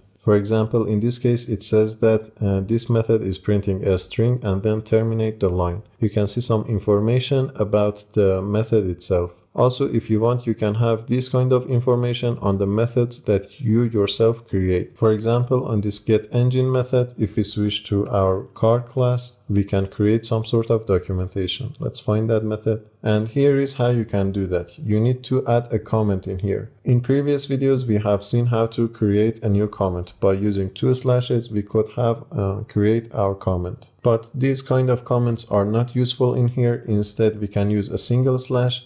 And after that, we can have 2 stars. By pressing an enter, you can see that we have these sort of comments as well. These kind of comments are useful for when you have multiple lines. And in here you can have some sort of information in which later on will be shown when you press Ctrl Q on the name of your method. For example, in here, let's say returns the engine of our car.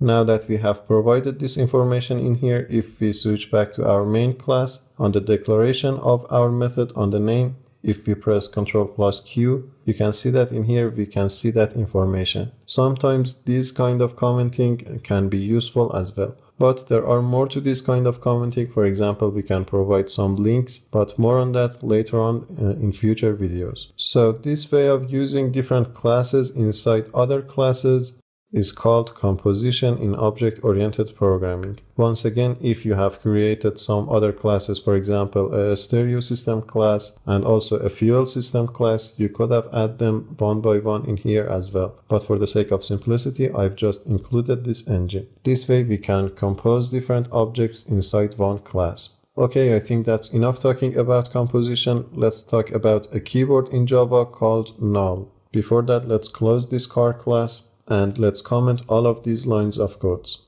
There are some times that you don't want to instantiate your objects immediately. For example, down in here I can say car Mercedes is equal to, I don't want to instantiate my car object in here like we did before. Instead, I want to postpone that to a few lines after this. For that, you can pass null values for your objects.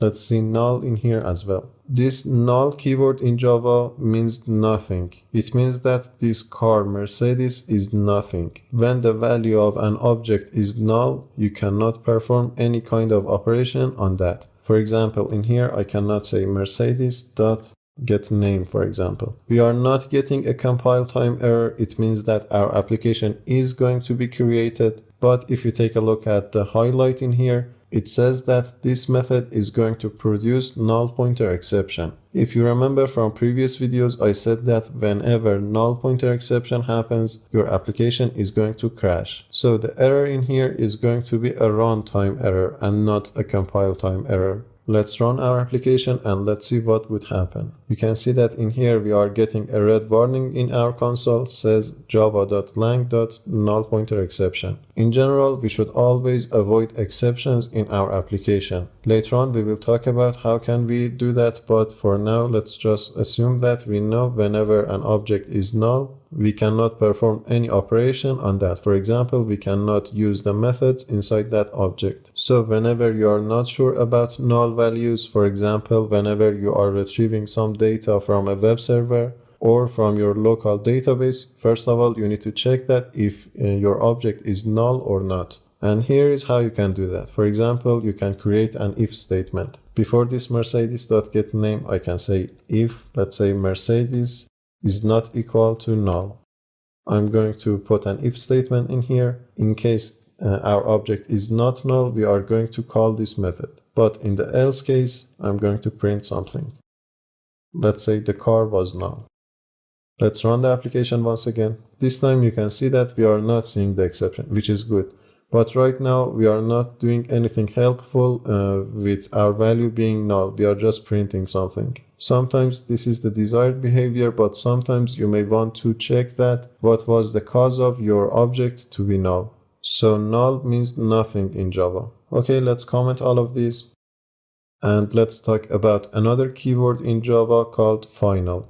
So up to this point, when we wanted to instantiate our object or variable, we could have said something like this. We could have said int a is equal to 5, for example. Later on, we could have changed this a. For example, we could have said a is equal to 5 plus 1 or a plus 1.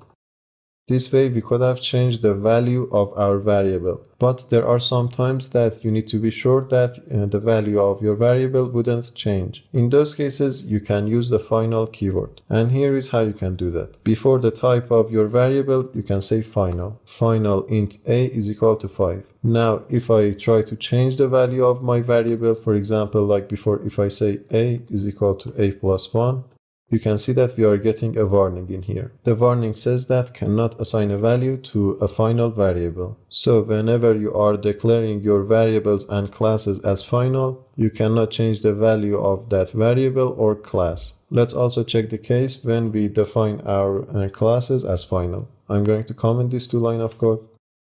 And down in here, I'm going to say final, let's say engine, let's name it engine, is equal to new engine.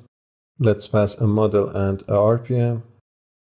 Now, if I try to change the value of this engine, for example, if I say engine is equal to new engine with other parameters, for example, let's change the RPM, let's say 7000. Once again, you can see the error. The error says that cannot assign a value to final variable. But there is a point in here. When you declare your objects as final, you cannot change the whole instance of that object, but you can change the properties of your object. For example, in here, if you remember, inside our engine class, we had two setter methods, which with the help of them, we could have changed the value of two properties. For example, if we wanted to change the RPM, we could have said something like engine.set RPM to, let's say, 10,000. You can see that even though we declared our engine as final, we can change its properties. We just cannot change the whole instance. We can change its properties. Using final keywords can be useful from time to time.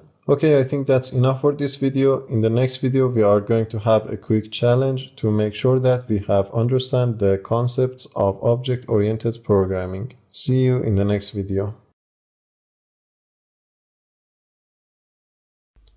This is our challenge. Imagine that you are a doctor and you want to check on your patient. In this application, first of all, you are showing the name and age of the user to the doctor. And after that, you can see a list of different organs in which the doctor can select. The first organ is left eye. Let's select that. In here, you can see that we are seeing some details about the organ. For example, the name, the medical condition, and also the color of the eye. After that, we gave the doctor the option to close the eye, and also if the eye is closed, we are going to open that. Let's select 1 in here to close the eye. You can see that left eye closed. Once again, we are seeing the list of our organs. Let's select 2 in this case. This time, if I don't want to close or open the eye, I can put any number beside 1. For example, if I put 2 in here, you can see that once again, we are seeing the list of different organs. Let's select 3 to see the heart. Once again, you can see that we are seeing some details about the heart. After that, we have the ability to change the heart rate. In a normal doctor-patient situation, this wouldn't be the available option, but in here, we just want to demonstrate some behavior for our heart organ. So if we select 1 in here, the scanner is asking for our new heart rate, which I can put 75. And you can see that heart rate changed to 75. Let's select a stomach. Once again, you can see the details of the stomach. We have one behavior in here, which is digest. If we select that, you can see that digesting has begun. Once again, this is a hypothetical situation, and in a normal situation, you cannot order the patient to digest the food.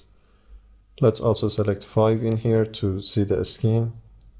This time for the skin, you can see that we are not seeing any behavior. Instead, we are just seeing some details. After that, once again, we have our list in which if we put 6 or for that matter any other number, we will close the application. Let's put 6 in here. And as you can see, application has been exited successfully. By solving this challenge, I want you to practice the object-oriented programming concepts that we have talked about in the past 3 videos. So make sure to use them. Okay, pause the video in here and go solve the challenge. After that, come back to the video and let's see my solution for the challenge as well. Here is my solution for the challenge. First of all, I'm going to create a package inside my source folder. Let's name it org.makeout.oop challenge. Inside this package, I'm going to create my organ class. Inside this organ class, I'm going to have 2 fields. Let's say private string name, and also private string medical condition. I'm going to keep it simple, so I think these two would be fine. After that, let's create a constructor. And after that, let's create all of the getters and setters. I'm not sure that we are going to use all of these getters and setters. Later on, if we didn't use them, we just simply delete them. Beside these, I'm going to have another method inside this class named getDetails. Let's see that as well. Let's say public void getDetails. And let's print some details about this organ. First of all, let's say name plus this.getName. After that, let's print a medical condition of this organ as well. Medical condition plus this.getMedical condition. That's all we need inside this organ class. Let's quickly create our organs one by one. First of all, I'm going to create an organ called I. Let's say I. Inside this I class, I'm going to have a string called color. And after that, let's have a boolean indicating if the I is open or not. So let's say private boolean is opened. After that, it's time to extend the organ class. Let's say extend organ. In here, we are using inheritance. Now it's the time to create our constructor. Let's select both of these two fields. And after that, let's create all of the getters and setters. Once again, I'm not sure that we are going to use all of these getters and setters. Later on, if we didn't use them, we just simply delete them. Okay, let's override the getDetails method. I can do that by pressing Ctrl+O. By selecting getDetails method, now we can change this method. For example, in this case, let's also print the color of the eye. Let's say color plus this.getColor. Inside this I class, I'm going to have two other methods as well. Let's see them. Let's say public void open. Inside this open method, I'm going to change the value of this boolean to true. So let's say this dot set opened, and let's pass true. After that, let's print something indicating the I has been opened. Let's say this dot get name. You can see that we don't have any getName method inside this class. We are using the getName from the parent class, which is organ. Let's say plus opened. Let's have another method called close. I'm going to say public void close. Once again, first of all, I'm going to change the value of the boolean to false. Let's say this dot set opened, and let's pass false. After that, let's print something. Let's say this dot get name plus closed. That's all we need inside this I class. Let's quickly create another class for the heart. Let's say heart. For this heart class, I'm going to add another field called rate. Let's say private int rate. It's time to extend the organ class. Extends organ. And after that, we need to create our constructor. After that, we need to create our getters and setters. I'm pressing Alt plus Insert to get that dialog in case that's confusing for you. After that, it's time to override the getDetails method by pressing Ctrl+O. And by selecting getDetails method, we have that. In here, I'm just going to print the heart rate. Let's say heart rate plus this dot get heart rate or get rate. That's all we need to do inside this heart class. Let's quickly create the stomach class. Let's say stomach. Inside this stomach class, I'm going to have a boolean. Let's say private boolean is empty, indicating if the stomach is empty or not. After that, it's time to extend the organ class. Extends organ. And after that, we need to create our constructor. Let's create our getters and setters. And after that, let's override the getDetails method. Inside this getDetails method, first of all, I'm going to check that if the stomach is empty or not. So let's say if this dot is empty, I'm going to use the method in here. If the stomach is empty, I'm going to print something. I'm going to say need to be fed. But in the else case, let's just print the stomach is full. Let's also create another method for this class called digest. Let's say public void digest. Let's just print something. Let's say digesting begin. Okay, we are done with our stomach class. Let's quickly create the skin class as well. For this skin class, I'm going to define two more fields. First of all, I'm going to define a string for the color of the skin. After that, I'm going to define an integer for the softness of the skin. Let's say private int softness. This integer is going to be some number from 0 to 100, indicating the softness of the skin. After that, it's time to extend the organ class. And after that, we need to create our constructor. Next, we need to create our getters and setters. And after that, let's override the getDetails method. Inside this method, let's also print the skin color. Let's say skin color plus this dot get color.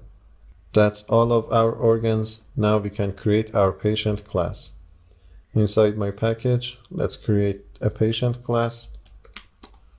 For this patient, first of all, I'm going to have a string for its name.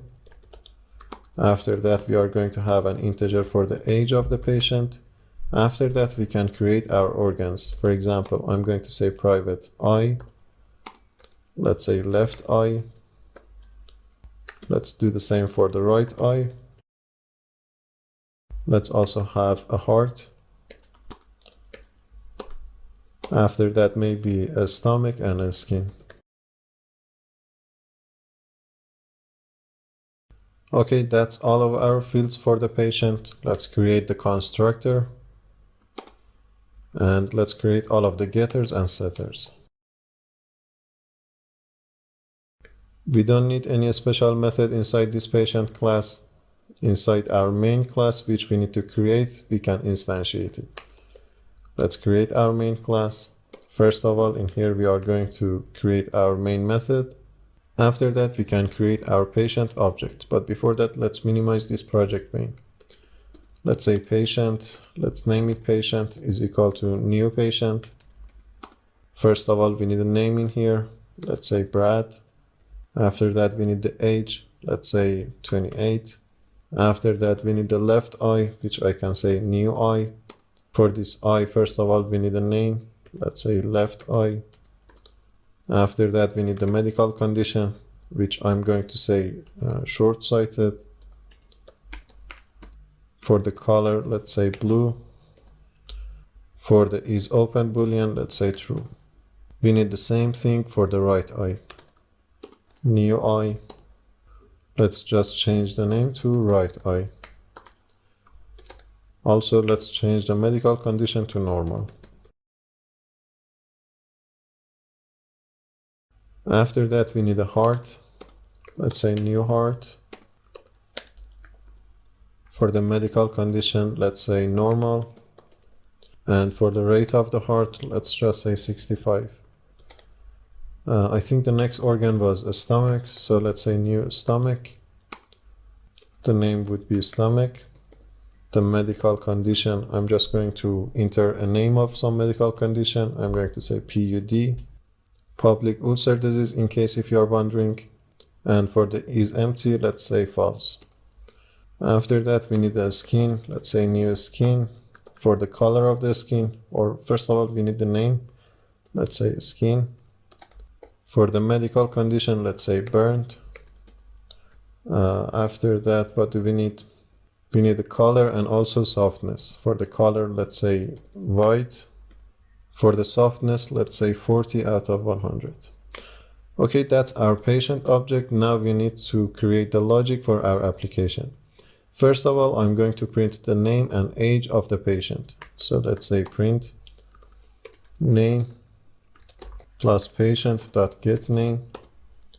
After that, do the same thing for the age. We are going to receive the user's input, so we need the scanner.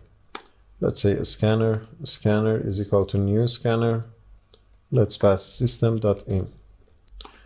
Also know that we know about object-oriented programming. We know how this scanner is working. This is just a class with this new keyword. We are instantiating it. Inside the constructor of this scanner, we need this system.in, whatever that is. So this way we have created an instance of this scanner. After that, I'm going to define a boolean.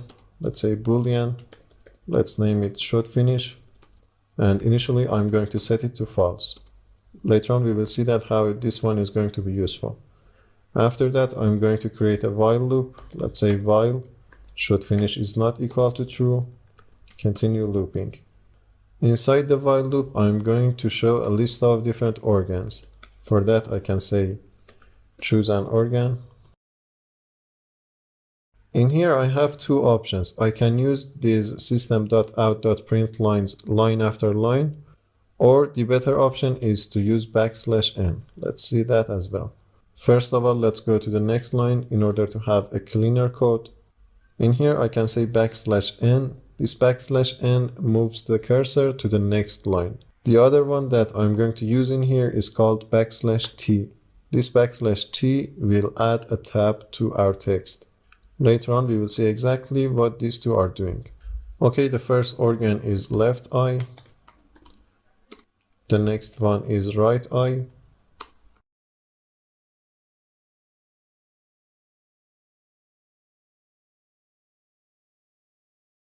After showing this list to the user, I'm going to receive the user's input. So I'm going to say int choice is equal to scanner.nextInt. We have seen this in previous videos, so I'm not going to explain in here. We are just going to receive the user's input. After that, depending on this choice, I'm going to create a switch statement. Let's say switch on choice. And let's create our different cases. In case the user's choice is 1, first of all, we are going to print the details about the left eye. So let's say patient.getLeftEye.getDetails. Next, I'm going to give the user the option to open or close the eye. For that, I need to check that if the eye is opened or closed. So let's say if patient.getLeftEye is opened, we need to close it. Or at least we need to give the option to close the eye. Let's print something in here. Let's say \t in order to have two tabs. After that, let's say close or close the eye. Next, we need to get the user's input. In case if it's 1, we are going to close the eye. So let's say if scanner.nextInt is equal to 1, then we need to say patient.getLeftEye.close the eye or close. But in the else case, we are just going to continue to the next record. In the else case of the first if statement, this one in here, in case the eye is not opened, we are going to show the option to open the eye. So let's say else. We need the same logic. We can print something \t 1, open the eye. Next, we need to get the user's input. Let's say if scanner.nextInt is equal to 1, we are going to say patient.getLeftEye.open. In the else case, we are just going to continue. By continue, I mean once again, we are going to show the list of different organs. Okay, that's our first case. We also need a break in here. Let's write the second case. The second case is the right eye. We basically can copy and paste all of these logic. But we just need to change the left eye to right eye. So for example, in here, let's say get right eye.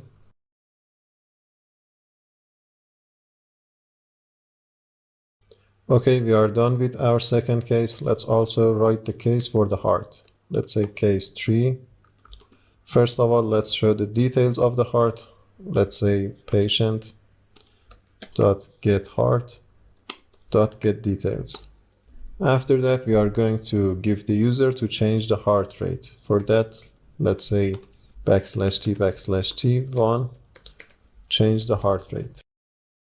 Once again, we need to listen for the user's input. So let's say if scanner.nextInt is equal to 1, we need to ask for the new heart rate. So let's say enter a new heart rate. After that, we need to save that heart rate. So let's say int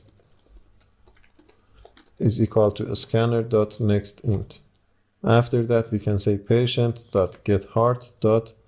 Let's say set rate, and let's pass our new heart rate. But in the else case, like before, we are going to continue. We also need a break in here. Let's quickly add that. And also after changing the heart rate, it's better to show some message. Let's say heart rate changed to plus patient.getHeart.getRate. Okay, that's our third case. The fourth one was for the stomach. So let's say case 4. First of all, we need to print the details of the stomach. Patient.getStomach.getDetails. For the stomach, we had the digest option. So in here, let's show that option. \t, let's say digest. Let's say if scanner.nextInt is equal to 1. If that's the case, let's say patient.getStomach.digest. But in the else case, let's just continue. We also need a break in here. Let's quickly add that. The fifth case is for the skin. Let's say case 5. For the skin, we didn't have any option. We just need to print the details. Let's say patient.getSkin.getDetails. Of course, after that, we need to add a break. In here, I'm going to add a default case. And if the user enters any other number than this 5, we are going to quit the application. For that, we are going to change the value of this should finish boolean to true. After that, we need a break. Okay, I think our application is ready to test. Let's see how did we do. In here, we can see the name and age of the patient, which is good. We can also see the list of our organs. Once again, it's good. Let's select left eye. We can see the details of the left eye, and also we have this close the eye option. Let's put another number beside this one. Let's say 2. Once again, we can see the list of our organs. Let's see if we can close the left eye. Let's put 1 in here. And as you can see, left eye has been closed. Okay, let's check the right eye. It's working the same. Let's enter 2 in here in order to show the list of organs. And let's select our heart. We can see the heart's details, which is good. Let's see if we can change the heart rate. Let's select 1 in here. The console is waiting for the new heart rate. Let's say 75. And as you can see, heart rate has been changed to 75. Let's check it once again in order to make sure of that. Let's say 3. And as you can see, the heart rate is 75. Let's put 2 in order to show the list of organs. And let's select 4 in order to see the stomach. We can see all of the details of the stomach. Let's digest some food. And as you can see, digesting has begun. Let's check the skin, which is 5. You can see that we are getting the details of the skin, but we don't have any option. That seems to be good. And if we enter any other number than this 5, we should quit the application. Let's enter 7 in here, for example. And as you can see, application has been finished successfully. Okay, it seems like our application is working fine. Let's just delete the getter and setter methods that we said that we will delete if we didn't use them. Let's check the classes one by one. First of all, inside the I class, everything that is grayed out, it means that we never used that. For example, we never used this setColor method. Okay, it seems to be good. Inside the heart class, I think we have used all of them. Okay, that's fine. Inside the organ class, We didn't need this set medical condition method, and also we didn't need this set name method. Inside the patient class, let's see what do we have in there. And I think we didn't use any of the setters of this patient class. Let's just delete them.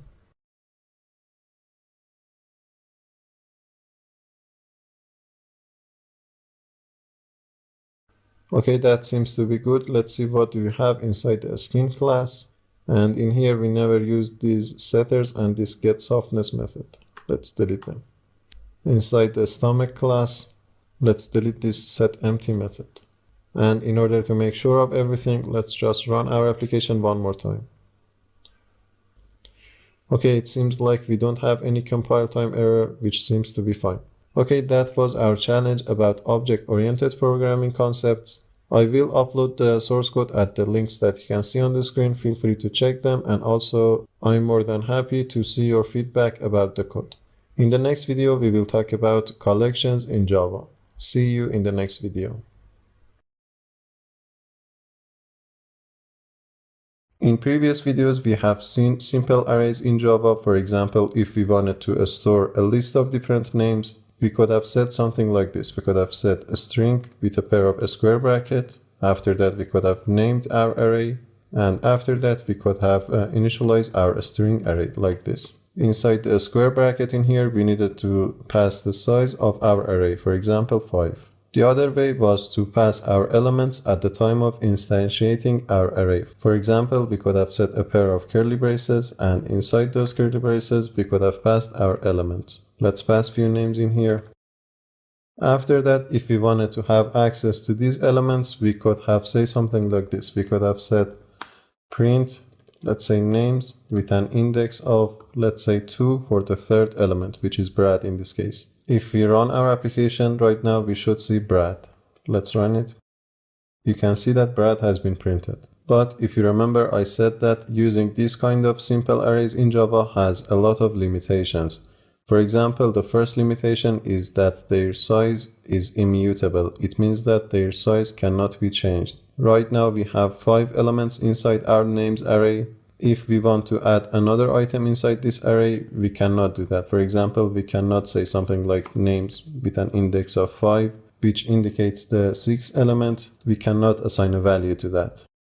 You can see that in here we have a red warning, and if we try to run our application, we get an exception. Let's see the exception.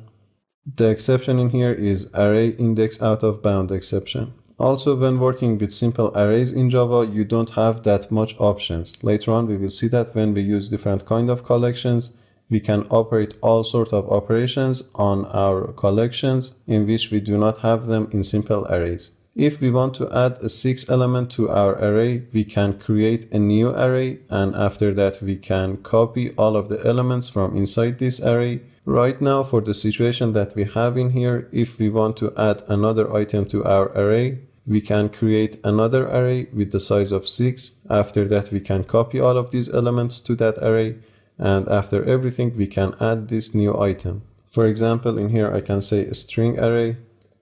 Let's name it new names is equal to new string array with the size of 6. After that, I can create a for loop. Let's say for int I is equal to 0, I less than names.length, and I plus plus. Inside that for loop, first of all, I need to add all of the names to this new names array. I can say new names with an index of I is equal to names with an index of I. This way we can copy all of the elements from inside this names array to this new names array. After copying all of the elements, after the for loop, I can say new names with an index of 5 is equal to Jerry. This way we can get around this problem. For example, if I comment this line and run my application, maybe after that print the 6th element inside our new names, we have a solution, but as you can see, this solution is not that much effective. Let's quickly print this.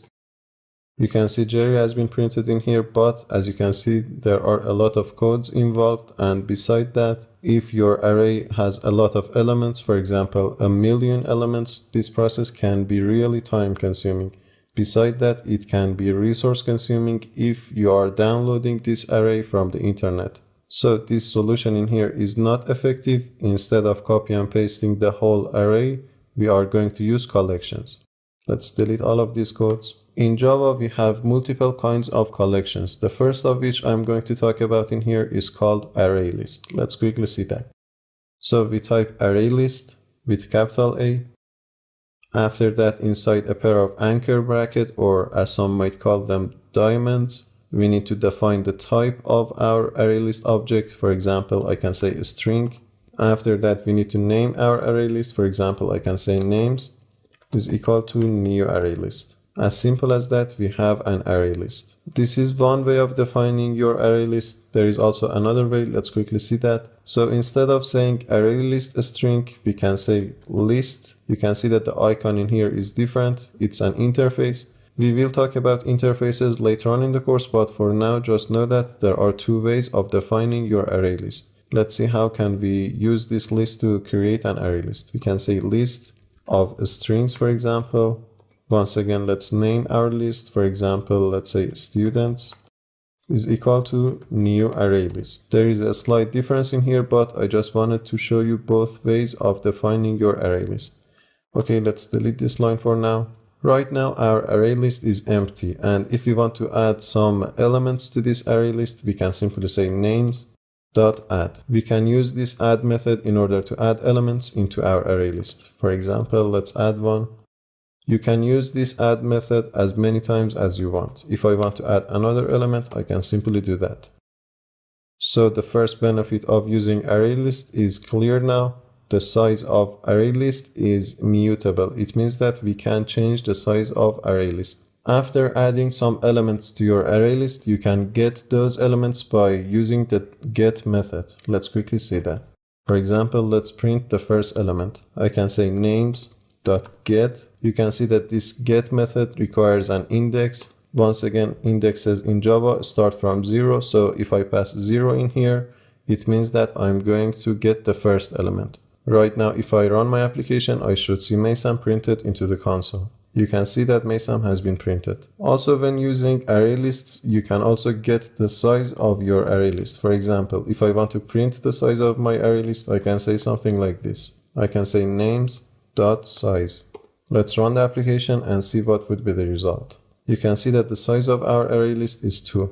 You have all sorts of options when using array lists. You can also clear all of the elements inside your array list. For example, I can say names.clear. This clear method removes all of the elements inside your array list. After clearing, if I once again get the size of my array list, this time the size should be 0. And as you can see down in here, it's 0. If you want, you can also remove one element from your array list. Let's quickly see that. I can say names.remove. This remove method requires an object. It means that we need to pass the whole element. So let's say Mesam, for example. But before that, let me quickly comment this line because we don't want to clear our array list. And after removing Mesam, let's print the first element inside our array list. Let's say names.get, and let's pass 0 as the index. As you can see, the first element right now is Sarah. It means that Mesam has been removed successfully. Let's see what other option do we have on our array list. Let's type names. By typing dot, we can see the list of options. We can also check that if an option exists in our array list. For example, if I use this contains method, once again, it requires an object. Let's say Mesam. Let's print this whole line of code. This contains method returns a boolean. So right now, if I run my application, because we have removed Mesam, we should see false. We can see that, that's good. But if we change this to Sarah, we should see true.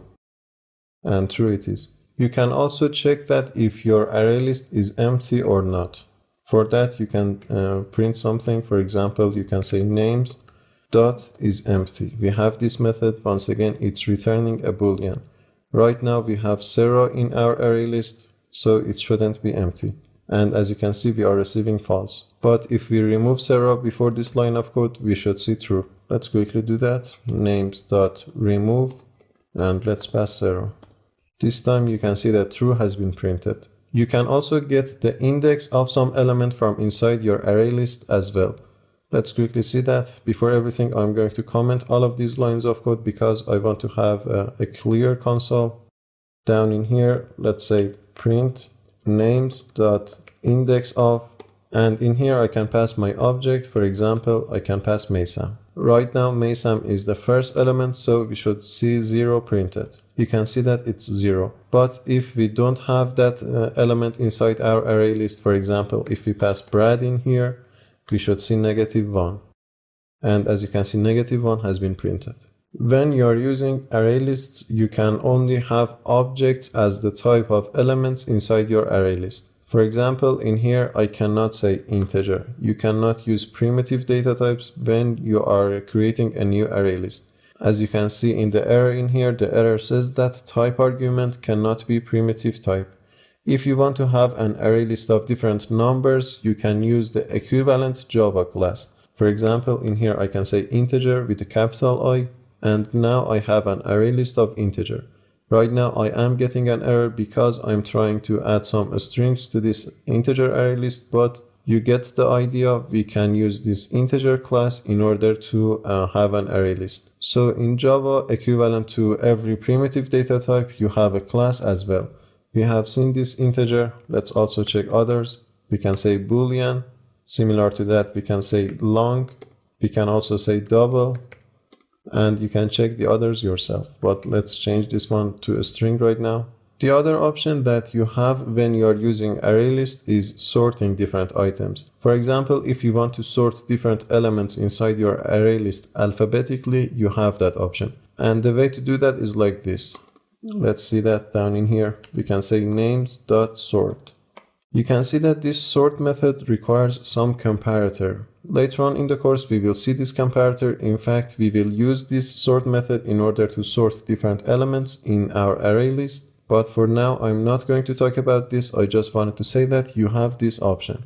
Okay, let's delete this and let's move on from this part. Similar to simple arrays in Java, if you want to iterate through all of the elements in your array list, you can use for loops. Let's quickly see that as well. We can say for int I is equal to 0, I less than names.size this time, I plus plus. Inside this for loop, we can say print names.get with the index of I. This way we can print all of the elements in our array list. But before that, let's comment this line and let's run our application. You can see that we can see both of our elements printed. Okay, that's enough talking about array lists. Let's also talk about another kind of collection in Java called maps. Maps are useful for when you have some key value per data. Let's define a map and we will talk about what I mean by key value pairs. You can define a map like this. You can say map. You can see that map is an interface. We will talk about interfaces later on in the course, I believe in the next video. But for now, let's move on. You can also see that inside these anchor brackets, inside these diamonds, we have this K and V. These two stands for key and values. So in here, if we say anchor bracket, for the first element, we need to pass the kind of key, the data type of our keys. For example, I can say string. And after that, we need to provide the data type of our values. For example, I can say a string once again for the data type of my values. Right now, I'm getting a red warning, and that's because it seems like the IDE hasn't imported maps into my class. I can press Alt plus Enter. And if we take a look at above in here, it seems like we have imported maps into our class successfully. After defining the data type of your keys and values inside your map, you need to name your map. For example, I can say contacts. In here, I can say new maps, but if I do that, you will see that there are a lot of methods that I need to be worried about. There is a better way of defining your maps. Let's press Ctrl Z in order to undo the change. I can say new hash map. This time you can see that this hash map is a class, and if we want, we can instantiate our map this way. This time we do not have all of those extra methods. I don't intend to talk about hash maps in here. The topic is a bit technical. It's about the way that we are going to iterate through our maps elements. It's way above the talk that we have in here. I just wanted to say that you can instantiate your maps as different hash maps. Okay, now you have an empty map which the data type of different keys is a string. and the data type of different values is a string as well.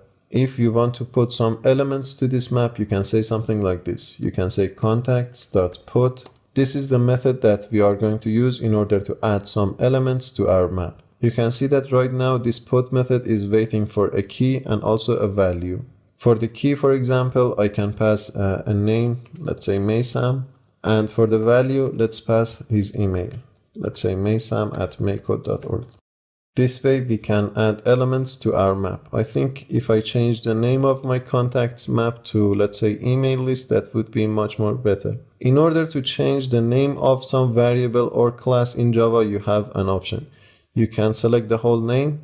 You can right click on the name of your variable. You can go to this refactor in here and you can use this rename. Or alternatively, you can use the shortcut, which is Shift plus F6. Let's select that. And in here, I'm going to delete this whole name. You can see that once I'm deleting this, it's deleting the name in both places. So let's say email list and let's press enter. I think this name is much more suitable. Let's add another element to our map. Let's say email list.put.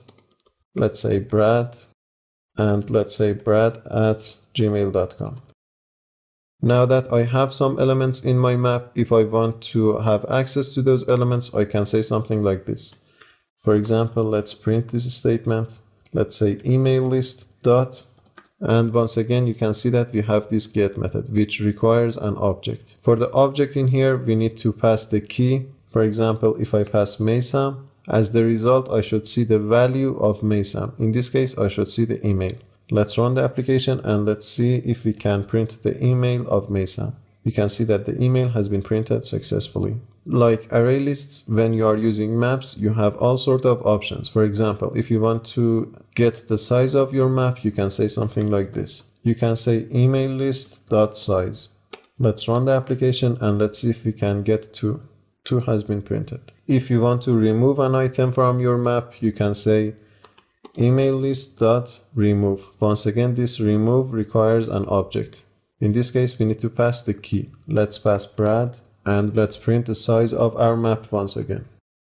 This time after removing Brad, you can see that the size is 1. You can also check that if some key exists in your map or not. The way to do that is like this. Let's print that first of all. We can say email list dot contain keys. Similarly, we have contains value, which you can guess it will check that if some value exists in your map. Let's try the first one, contains key, and let's pass Brad in here. Because we have removed Brad, we should see false. And as you can see, false has been printed, but if I change this to Maysam, we should see true. Okay, that seems to work fine. We can do the same thing for the values. Let's say email list dot contains value. Let's pass the Maysam's email, maysam@maycode.org. Because it does exist in our map, we should see true. And true it is. You can check other options yourself if you want. You can say email list dot. Once again, you can see that we have this clear option. It will clear all of the elements of your map. You have this isEmpty method. It will check that if your map is empty or not. The other option that you have in here is this values. You can see that this values method will return a collection. If you want to copy all of the values of your map, you can use these values and you can save it inside a collection. But I'm not going to do that in here, but to just show you, I'm going to say that there is an interface in Java called collection, this one in here, in which is the generic type of all of the collections available in Java. But more on that later on when we sort different items inside our array lists. Like array lists, you cannot have a primitive data type as the data type of your key or your values when you are using maps. For example, in here I cannot say int. If you take a look at the warning, it says that type argument cannot be of primitive data type. Similarly for the values. Let's say int. Once again, you can use the equivalent Java class for these primitive data types, but you cannot just use primitive data types. Okay, let's roll back everything. Beside maps and array lists, you have other kind of collections in Java as well. I don't want to talk about them in here because I think that for the Android course, these two are enough and you don't need to know about others. But if you are curious, you can always check this Oracle webpage. you can see that we have sets, lists, and other kind of collections. But honestly, these are not going to be helpful for our Android course. Maps and array lists are just fine. As the data type of key values inside maps and also values inside the array list, you can also have different classes. Let's quickly see that as well. In my source folder inside the package, I'm going to create a new class called student. Let's quickly see that. Inside this student class, I'm going to define two new fields. Let's say private string name and private integer ID. Let's have a constructor and some getters and setters. Now that I have created this class, I can pass it as the data type of my array list. Let's quickly create another array list down in here. I can say array list of different students this time. Let's name this array list students. Let's say is equal to new array list. Now you can put as many students as you want inside this array list. For example, let's say students.add, let's say new student, let's say Maysam with the ID of 15 maybe. So beside strings, other kind of customized data type is agreeable with the collections in Java. Okay, just before I finish off this video, I'm going to talk about for each loops in here. If you remember, when we talked about loops in Java, I said that there is another kind of loops called for each loop. I said that we are going to talk about for each loops when we know about object-oriented programming and also collections in Java. So I think now it's a good time to talk about that. You can create a for each loop like this. You can say for, instead of saying int I is equal to 0, I'm going to pass the data type of the list that I'm going to iterate over. For example, in this case, I'm going to say a student. After that, I need a name. For example, I'm going to say S. And after the name, I need a column. After that, I need the list or array list that I'm going to iterate. For example, in this case, I'm going to say students.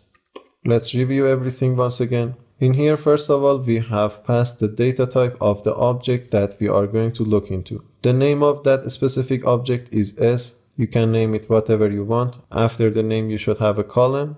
And after that, you need to pass the collection that you are going to look into. Inside this for loop, you can use this S in order to have some sort of operation on your object. For example, if I want to print the name of my students, I can say print s.getName.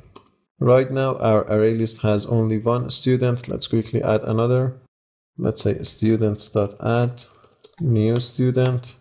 Let's say Sarah with the ID of maybe 18. Let's run the application and see what would be the result. As you can see down in here, Maysam and Sarah has been printed. So this S in here is like I in a for loop, but instead of being the index of the item, it's the item itself. From time to time, for each loops can be useful, and this is how you can create them. Okay, I think that's a good point to stop the video in here. In the next video, we are going to talk about some small concepts. For example, we will talk about this static keyword that we have seen in the declaration of our main method. Beside that, if we had time, we will talk about inner classes, we will talk about interfaces and abstract classes. See you in the next video. In this video, we are going to talk about some small concepts that we need to know about. The first of those concepts is this static keyword that we have seen so far in the declaration of our main method. I'm going to talk about that in another class. So let's create another class in my package. Let's name this class test class. You have seen inside the main class that we can have this static keyword for our methods. But beside that, we can also declare our variables as static as well. For example, in here I can say public, let's say static. After that I can say string, let's say name. You can see that it's working fine as well. I'm not sure if you have noticed or not, but as soon as I declare this string as static, the style of this name has changed to italic. If I remove that, you can see the difference. But what does it mean to have a static variable or a static method? Well, when you define your variables and methods as static, those methods and variables belong to the object itself and not to the instances of that object. We will see what I'm talking about, but before that, let's quickly have other variables in here. For example, I can say public int age, maybe another one, public let's say a string skin color. This variable doesn't mean anything, I just want to have some variables. Let's also create a constructor in here. Notice that when I use the IntelliJ generator to create my constructor, I do not see my static variable in this list. Once again, that's because the static variables do not belong to the instances of the object. It belongs to the object itself. Let's select these two and let's create getters and setters. But as you can see, we do have a getter and setter for this static variable. Okay, now that we have this class, if we want to create an instance of that class, for example, from inside our main class, if we say test class, let's name it test class is equal to new test class. The constructor in here is waiting for an age and also a skin color. Let's say 25 white. This way we can create our instance of the class, but how do we assign a value to the name variable from inside our test class? Well, you can use the setter method. For example, you can say test class.setName, this method, and you can pass a name, for example, Maysam. But there is a warning in here, this highlighted warning. What does that mean is that you can set a value for this name variable even without instantiating your class. For example, in here I can say test class with capital T dot, let's say name. Or alternatively, because the setter method for this name is static as well, I can say set name. Let's use the first one. I can say test class dot name is equal to, for example, Mesa. You can see that even without instantiating this object, we can assign a value to this variable. In order to make sure of that, let's move this two line of code to after assigning a value to the name variable. I can also delete this setName method safely. Now, if I want to have access to the name variable of this test class, I can say something like this. I can say name plus test class, this time with lower t, dot, let's say get name. Let's run the application and let's see what would be the result.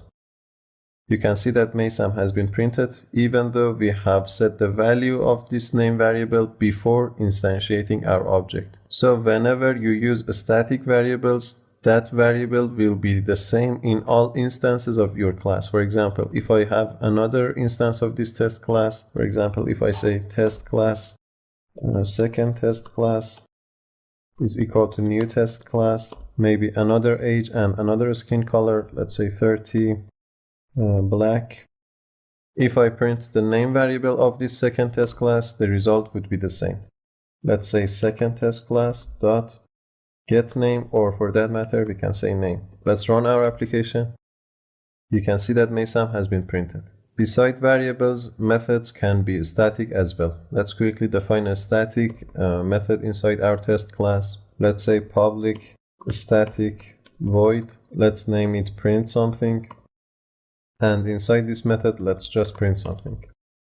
This static method, like a static variable, belongs to the object itself and not to the instances of this object. For example, in here, once again, I can say test class with capital T dot print something. You can see that we do not need to instantiate our object. If we run our application, you can see that something is printing.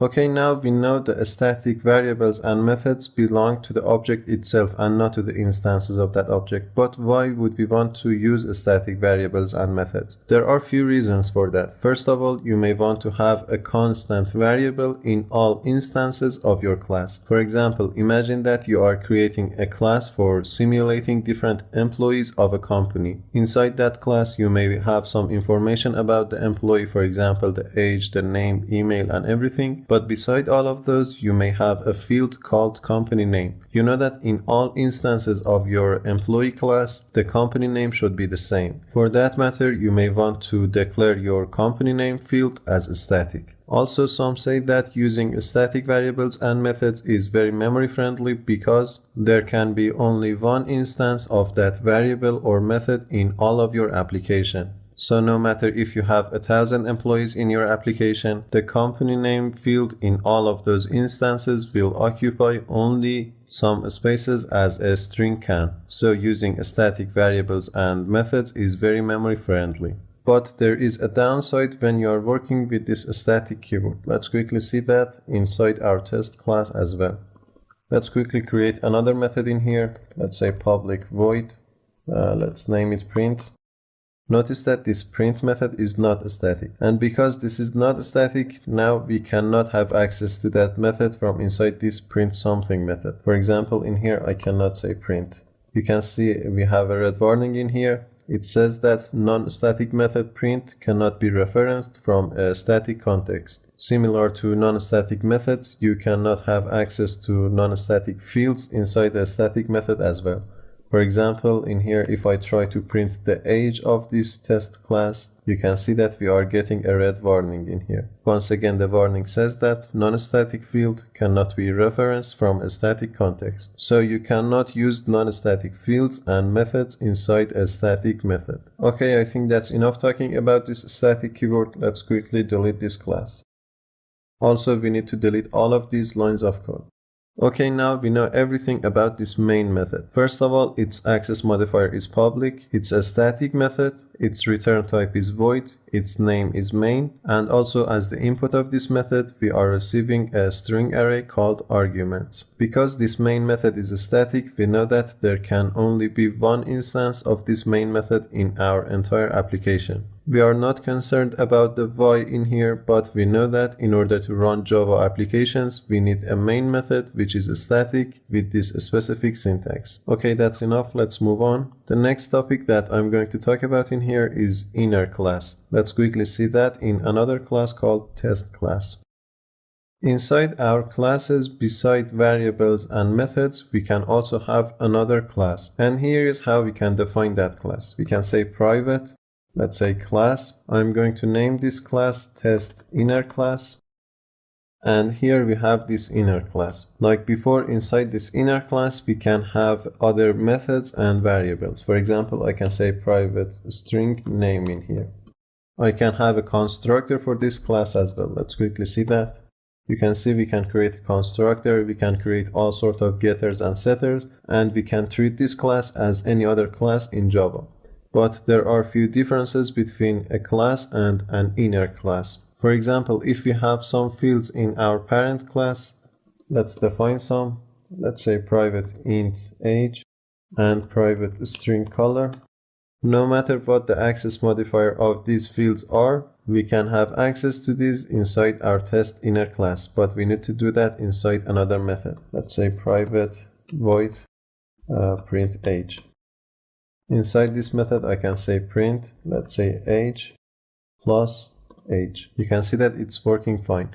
Even though the access modifier of this age is private, we can have access to that from inside our inner class. The same is for different methods of your parent class. No matter what the access modifier of those methods are, you can have access to them from inside your inner class. There are some times that you may want to use inner classes. For example, when you use inner classes, your code might be much more easier for eyes to follow. The other reason for using inner classes is that you can have this private access modifier at the declaration of your class. If you remember, we cannot change this public access modifier when we create our parent class. For example, in here, I cannot say private. You can see an error in here, and if you hover over that, you can see that modifier private not allowed in here. Beside private access modifier, you can also have static classes. That is another benefit of using inner classes. You didn't have this option when you created your parent class. Let's quickly see that.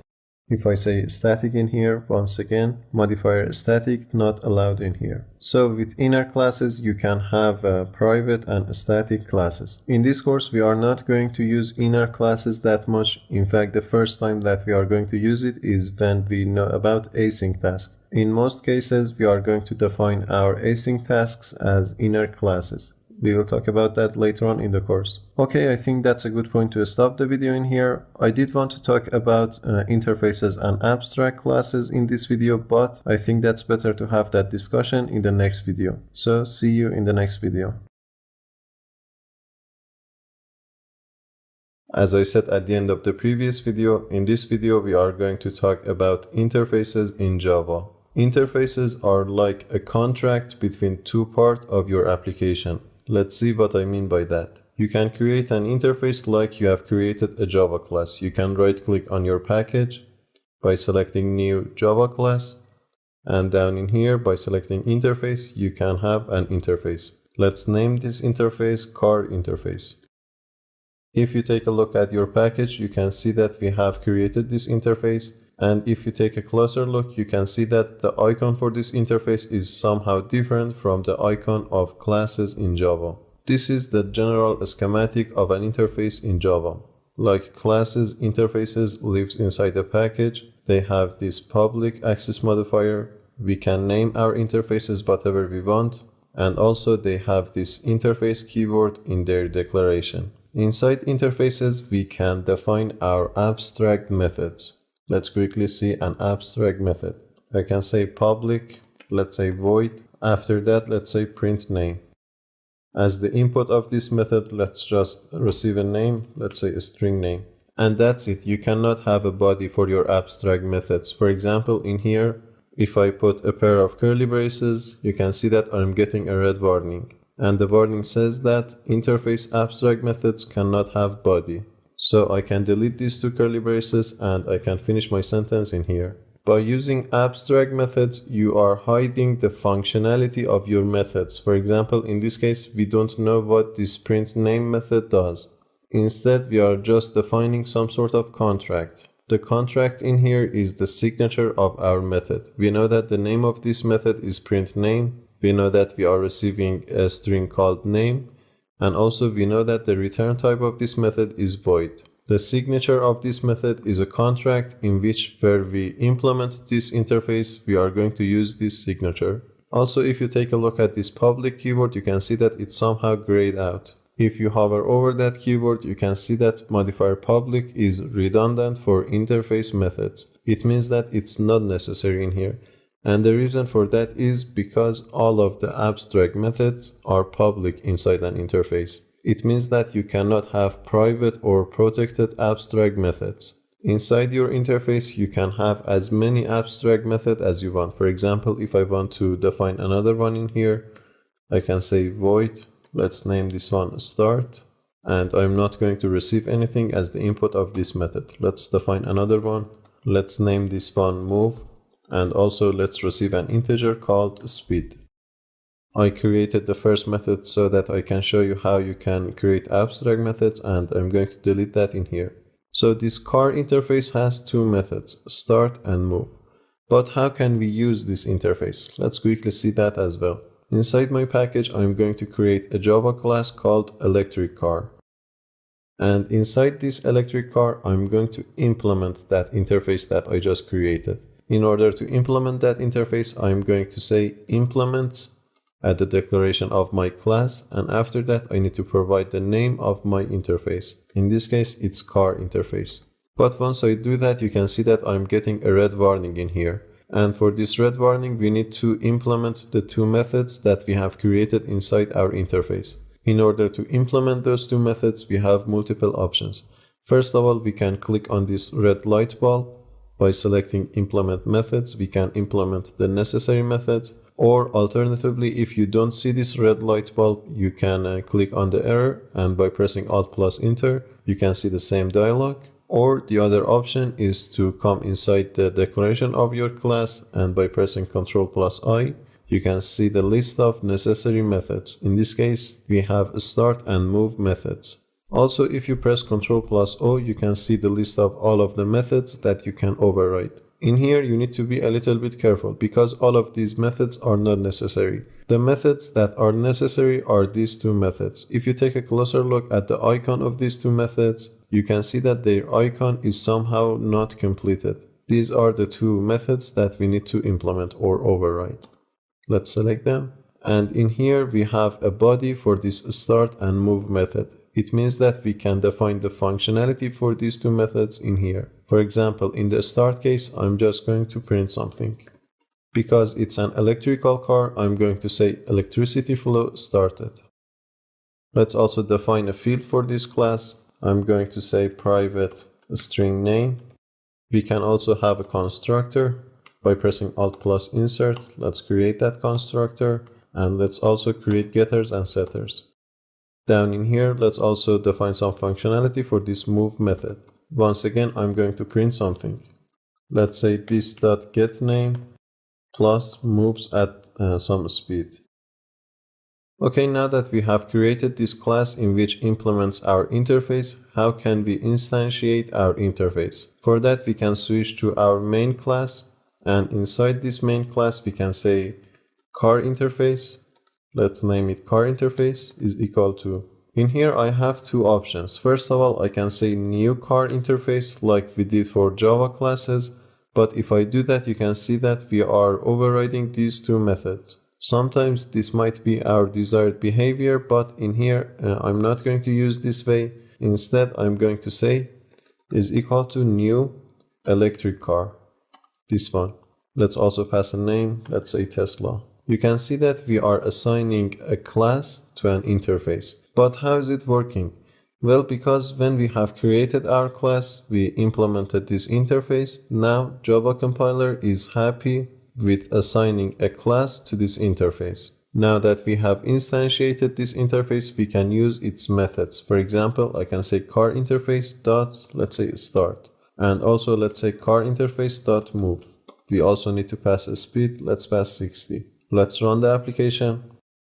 You can see that electricity flow started and Tesla is moving at 60 miles per hour. You can see that even though inside our interface we didn't have any body, but we are printing some functionality when we call .start method on our interface. If you want to make sure that this start method is happening inside your class, you can also print something else in here. For example, inside this start method, let's print the name of this class. I'm going to pass this. If you remember, I said that this refers to the current object. In this case, it's referring to this class. And right now, if I print this, it will print the address of our class. Let's run the application.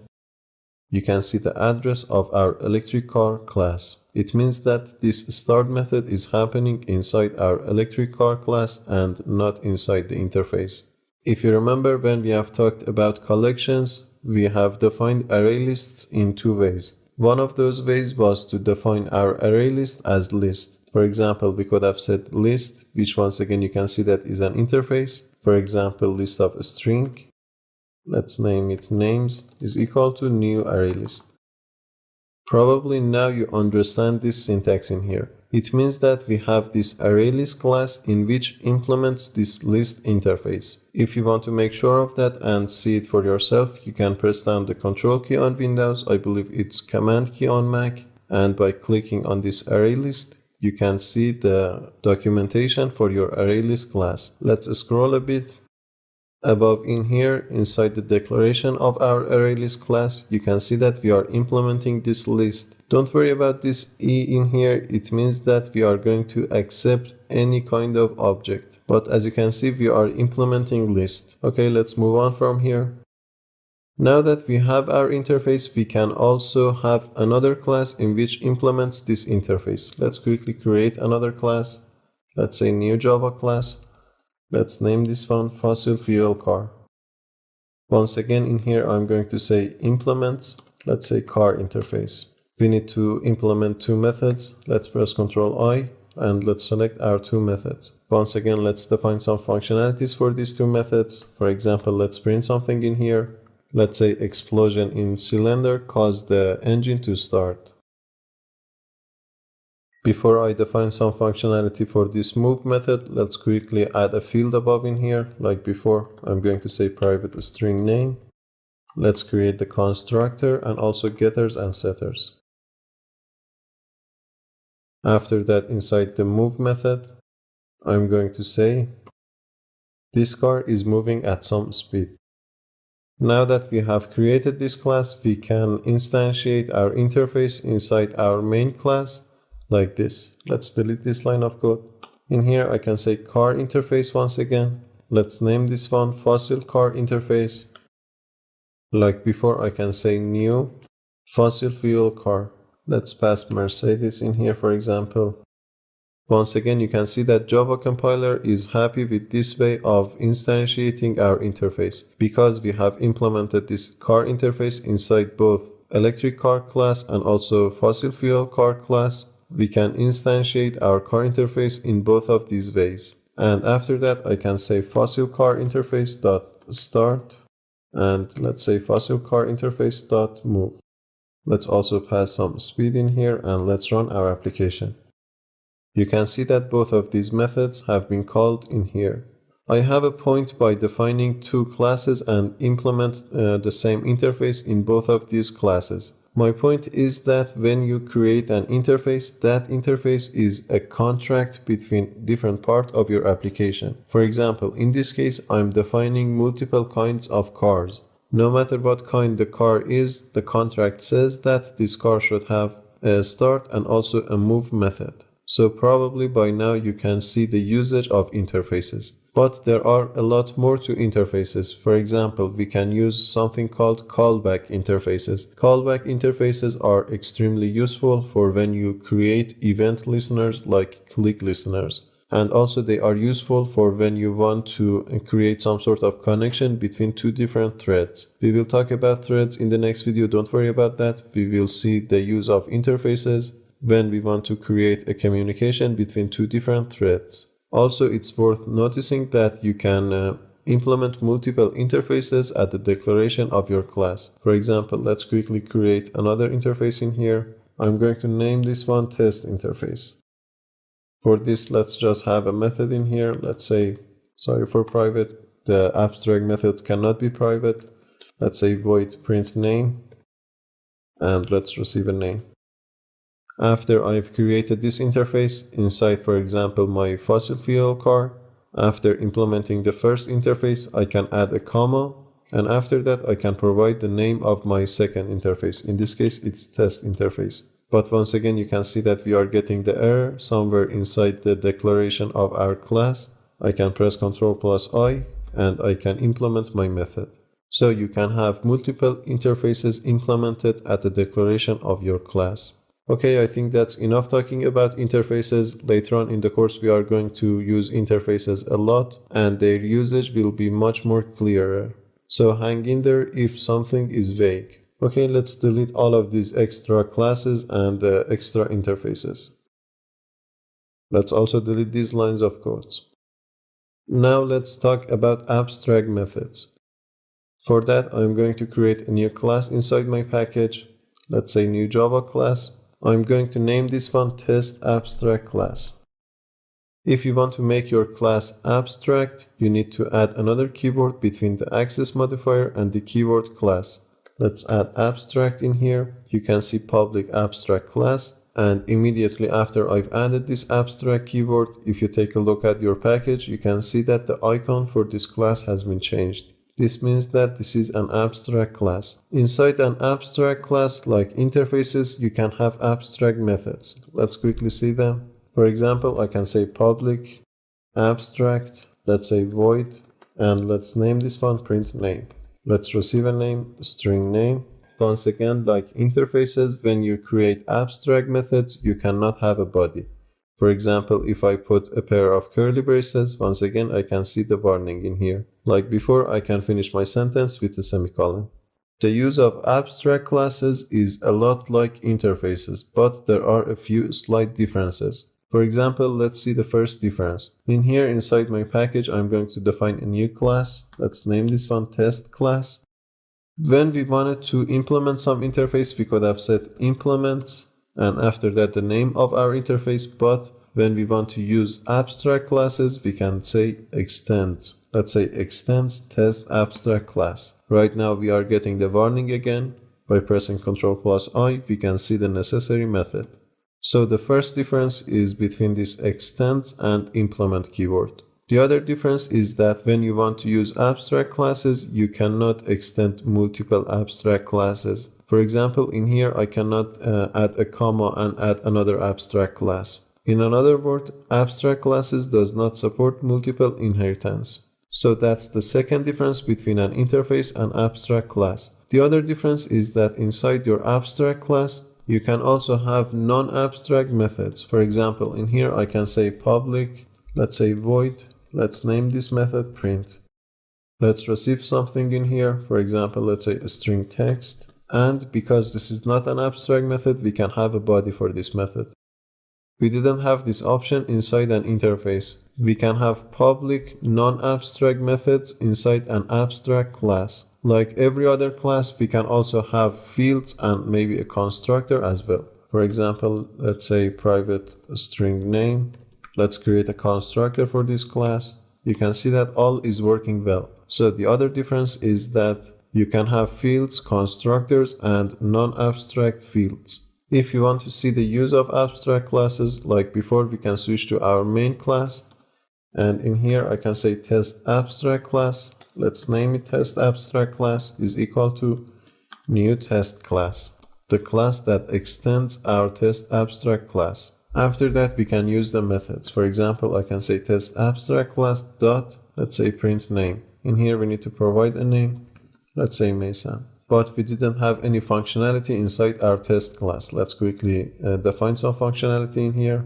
Also know that I've switched to this test class because we have created a constructor inside our test abstract class. We need to create the constructor in here as well, but for the sake of simplicity, I'm going to delete all three of these because I just wanted to show that these three options are available inside an abstract class. Let's print something inside our test class inside this print method. Let's just print the name. Let's run the application and let's see if we can see Mason printed into our console.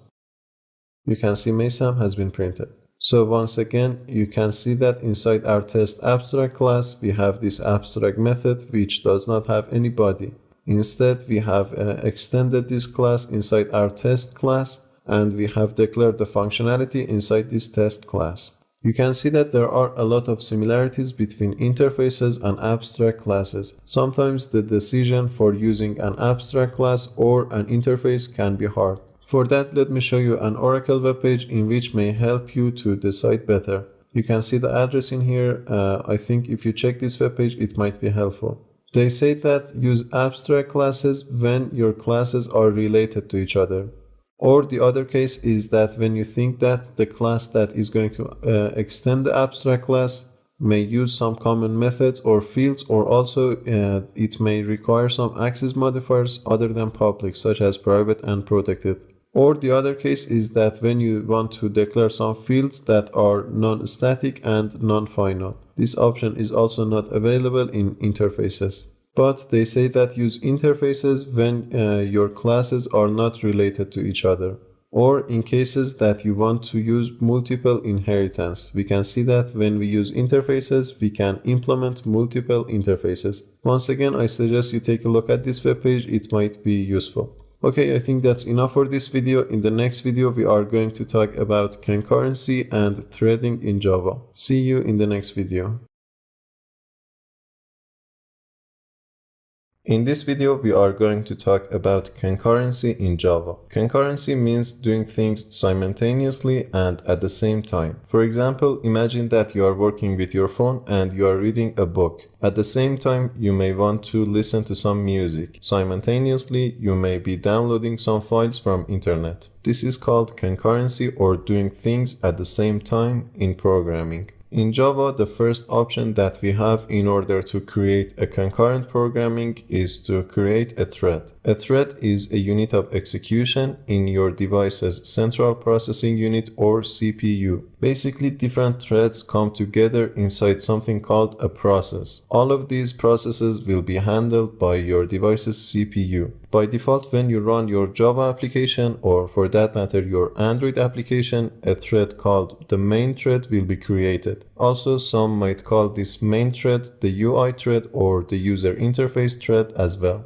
Later on, if you want to do some background task, for example downloading a file, you will create a worker thread inside your main thread. The first option in Java that you have in order to create a thread is like this. You can say thread, let's name this thread, is equal to new thread, like defining any other Java class. Let's finish our sentence in here. The constructor of this thread requires an interface, and that interface is the runnable interface. We can pass that like this. We can say new runnable. You can see that this runnable is an interface. When you pass this runnable interface, this run method will be created. Basically, this run method is the place that you put the code that you want to be handled inside a worker thread. For example, let's print something in here and let's see if we can have a complete application. For example, let's say hello from another thread. In order to start this thread, we need to come down after the declaration of our thread and say thread.start. Let's run our application and let's see if we can see any result. You can see that our message has been printed into the console. But how do we see the difference between the main thread and this worker thread? For that, I'm going to write a piece of logic in here. For example, inside this run method, I'm going to create a for loop. Let's say for int I is equal to 0, I less than, let's say 5, and I plus plus. Inside this for loop, I'm going to print the value of this I, and after that, I'm going to sleep the thread. We will see how we can sleep the current thread. First of all, let's say printing, let's say plus I plus, let's say in a worker thread. In order to sleep your thread, you have multiple options. The first one, and I believe the easiest one, is to say something like this. You can say thread with capital T dot sleep. Inside the parentheses of this sleep method, you need to pass some numbers in milliseconds. For example, if I want to sleep my thread for 1 second, I need to pass 1000 milliseconds. This sleep method is going to cause our loop to wait 1 second for the next record. For example, in here we are going to print 0. After that, we are going to wait 1 second, and after that, we are going to print 1. But right now, as you can see, we are getting a warning in here. And the warning says that unhandled exception, java.lang.interrupted exception. In the previous videos, briefly, we have talked about exceptions. We will talk about them in this video later on, but for now, you just need to know that whenever an exception occurs, your application would crash. So because of that, we need to do something for this error in here. The easiest way to overcome this error in here is to click on the error and press Alt plus Insert. After that, select this surround with try catch. You can see that this code has been added and our thread.sleep method has been moved to this try block. Later on we will talk about this, but for now let's move on from this part and let's write the same logic inside our main thread so that we can see that the code inside the worker thread and the main thread can be executed at the same time. So basically I'm going to copy this for loop. Let's copy it from here and inside the main thread outside of this run method, let's paste it. But in here I'm just going to change this message to main thread. Let's run the application and let's see if this code is going to work.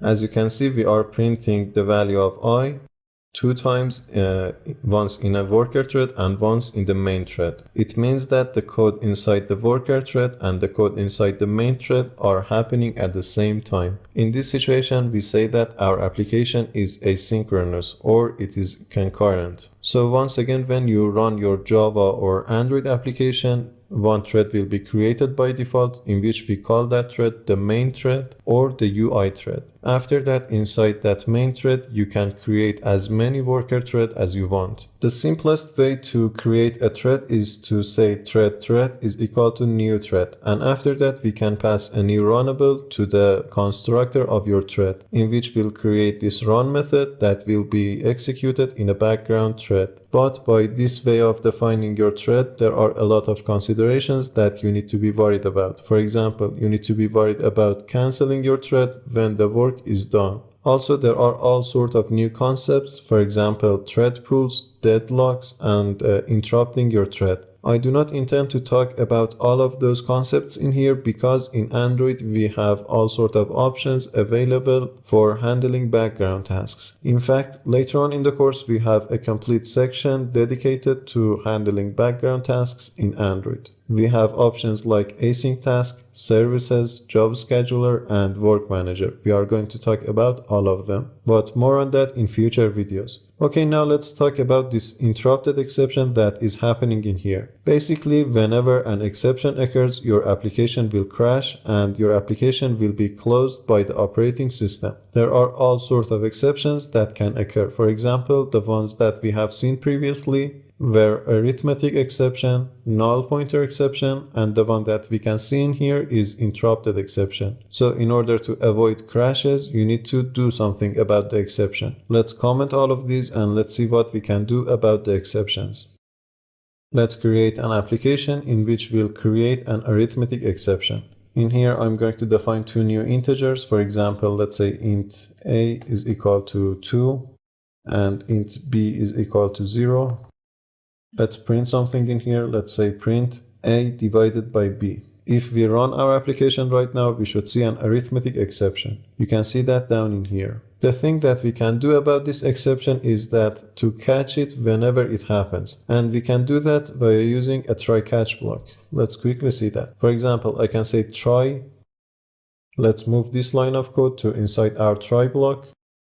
We can say try this. In case some exception happens, catch that exception. The kind of exception was arithmetic exception. So let's say arithmetic exception. Let's name this exception E.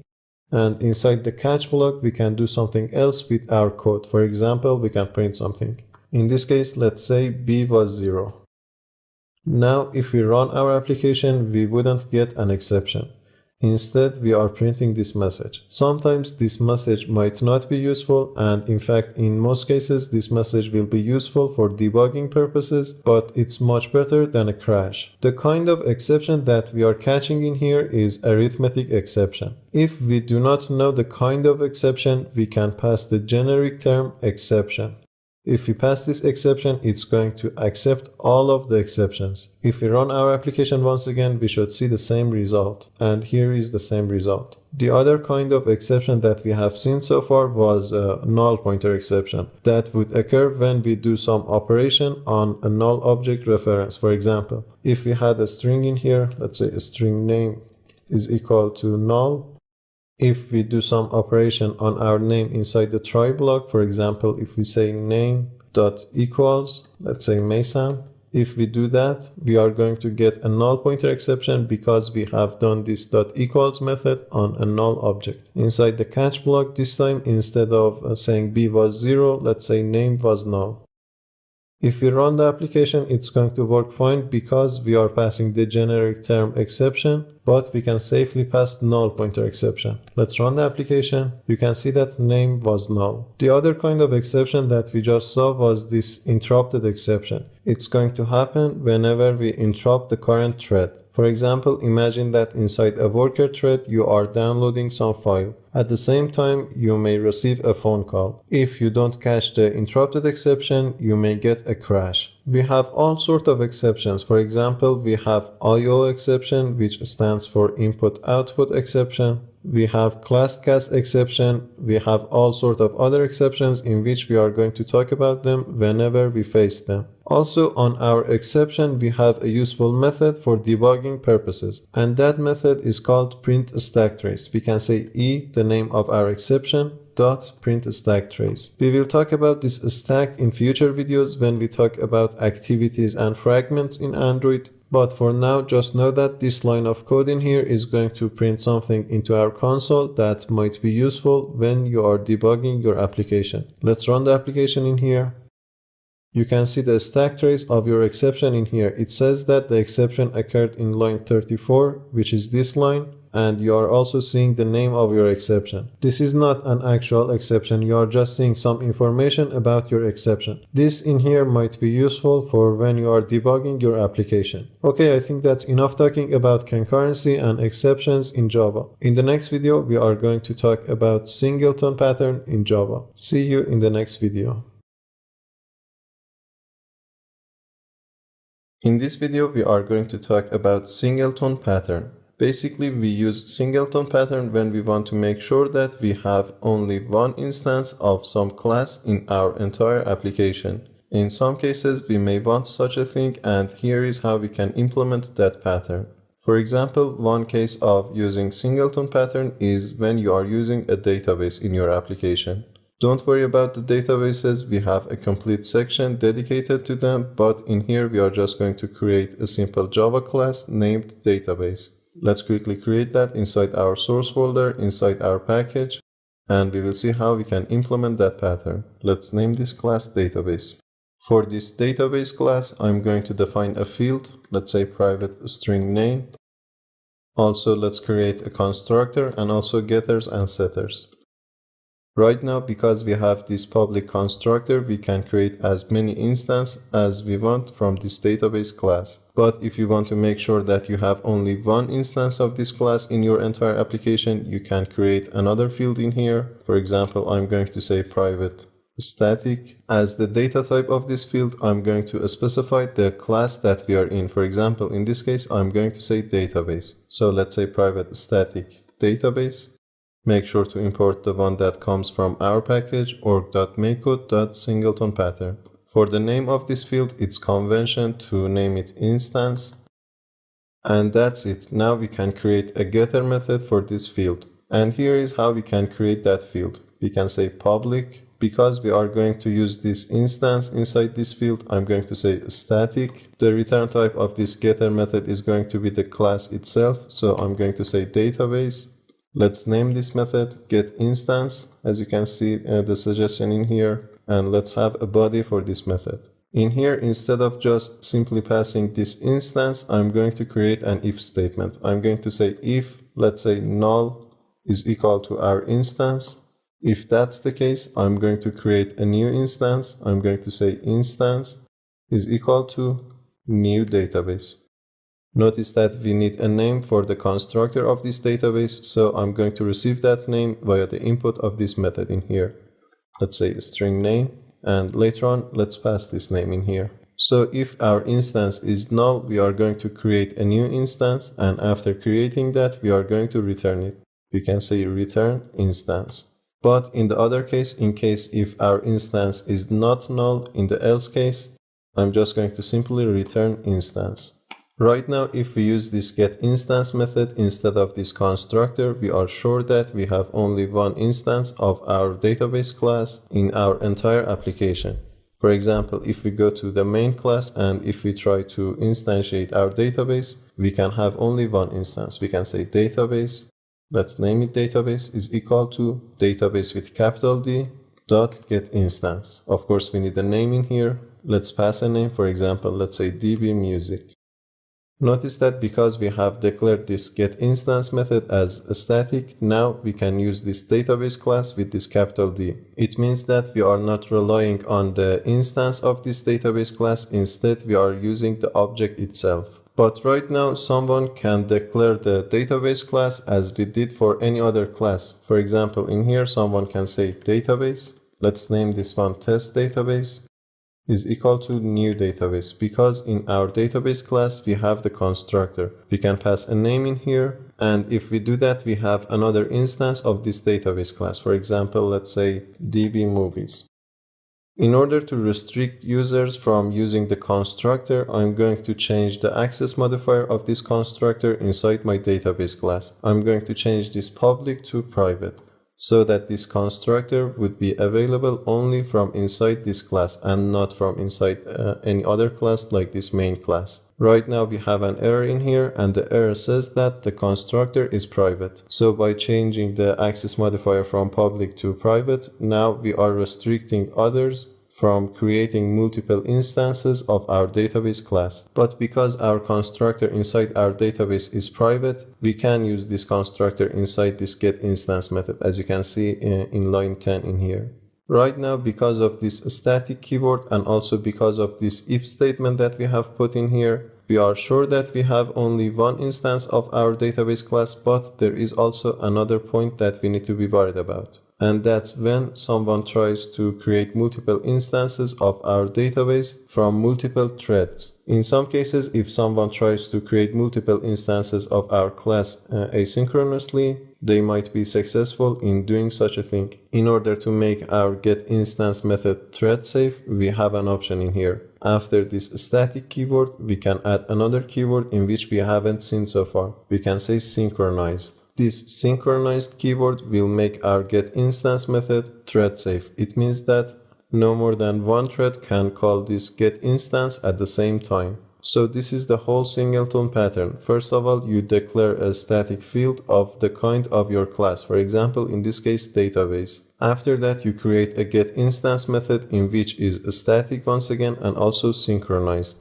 Inside that getInstance method, you are checking that if the instance of your database is null or not. If it is null, it means that it's the first time that you are calling this getInstance method. So you need to create a new instance like we are doing in line 10. After that, we are returning the instance. But in the else case, we are not going to create a new instance. We are just going to return the existing instance. Beside this getInstance method, in order to restrict others from using the constructor, you need to change the access modifier of your constructor to private so that it would be usable only inside your database class. We can also make this if statement shorter. For example, in here I can delete this whole else case and I can delete this return instance from line 11 in here, and after the if statement I can return that instance.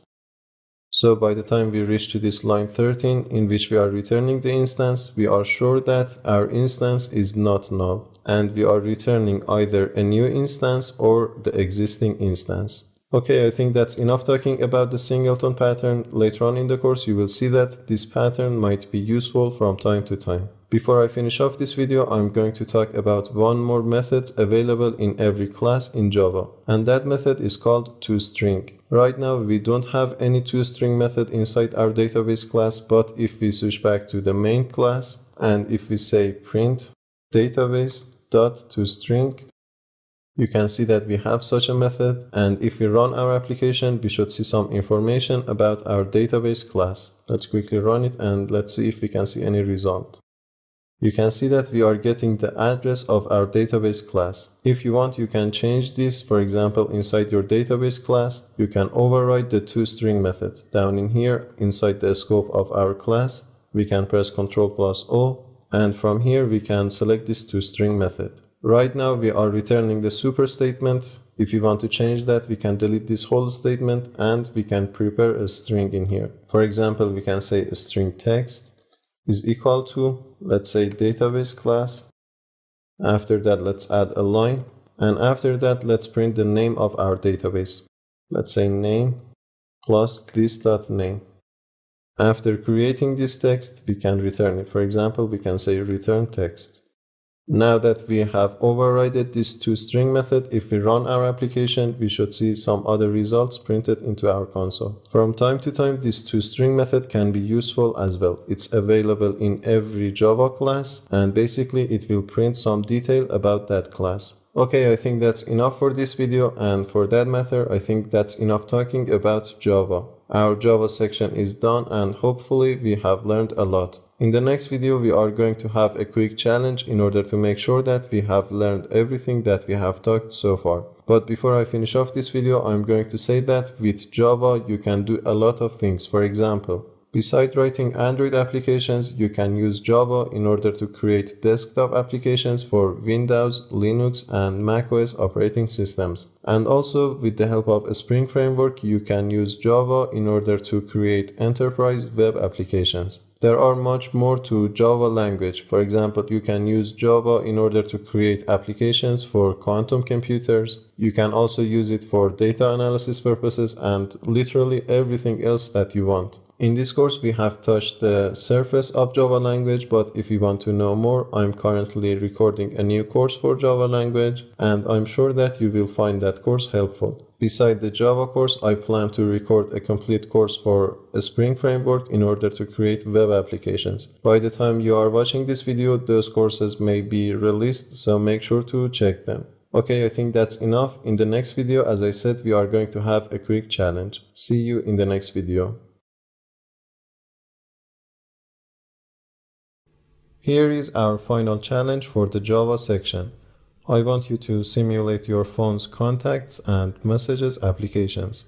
Here is how our application is going to work. First of all, we are going to greet the user with some message. After that, we are going to show three options to the user. One for managing the contacts, another one for handling the messages, and another one for quitting the application. In case if the user selects the first option, which is managing the contacts, we are going to show these options. one for showing all of the contacts, another one for adding a new contact, another one for searching for a specific contact, one more for deleting a contact, and the last one is to go back to the previous menu, which was these three options. But in case if the user selects the second option, which is handling messages, we are going to show these three options. The first one is to see a list of all of the messages, the other one is to send a new message, and one last one in order to go back to the previous menu, in which is our initial menu, which has three options. In case if the user selects this third option, we are going to quit the application. We haven't talked about databases and permanent data storage, but as a hint, if you want to store contacts and messages, you can use static variables. Okay, pause the video in here and go solve the challenge. After that, come back and let's see my solution for this application. Okay, let's quickly see how can we create this simple application. First of all, I have created my project and I have created this package inside my source folder. Inside this package, I have created this main class in which contains this main method. Let's continue from here. First of all, I'm going to create a new Java class called message. Inside this message class, I'm going to have three fields. Let's say private string text. Another one, let's say private string recipient. This recipient in here is going to be the name of our contact. Also in here, I'm going to define an integer called ID. Let's say private int ID.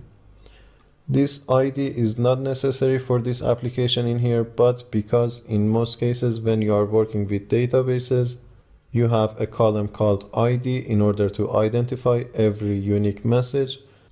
I want to be as close as I can to a real-world application. I just wanted you to see this ID field inside a model in which is a message. Okay, now that we have these three fields, let's quickly create a constructor and let's accept all of these three fields. After that, let's create getters and setters. I'm not sure that we are going to need all of these getters and setters. Later on, if we didn't use them, we will delete them.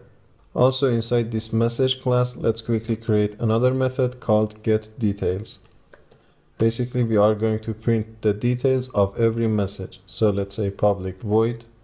Let's name it getDetails. Let's say print. First of all, let's say contact name.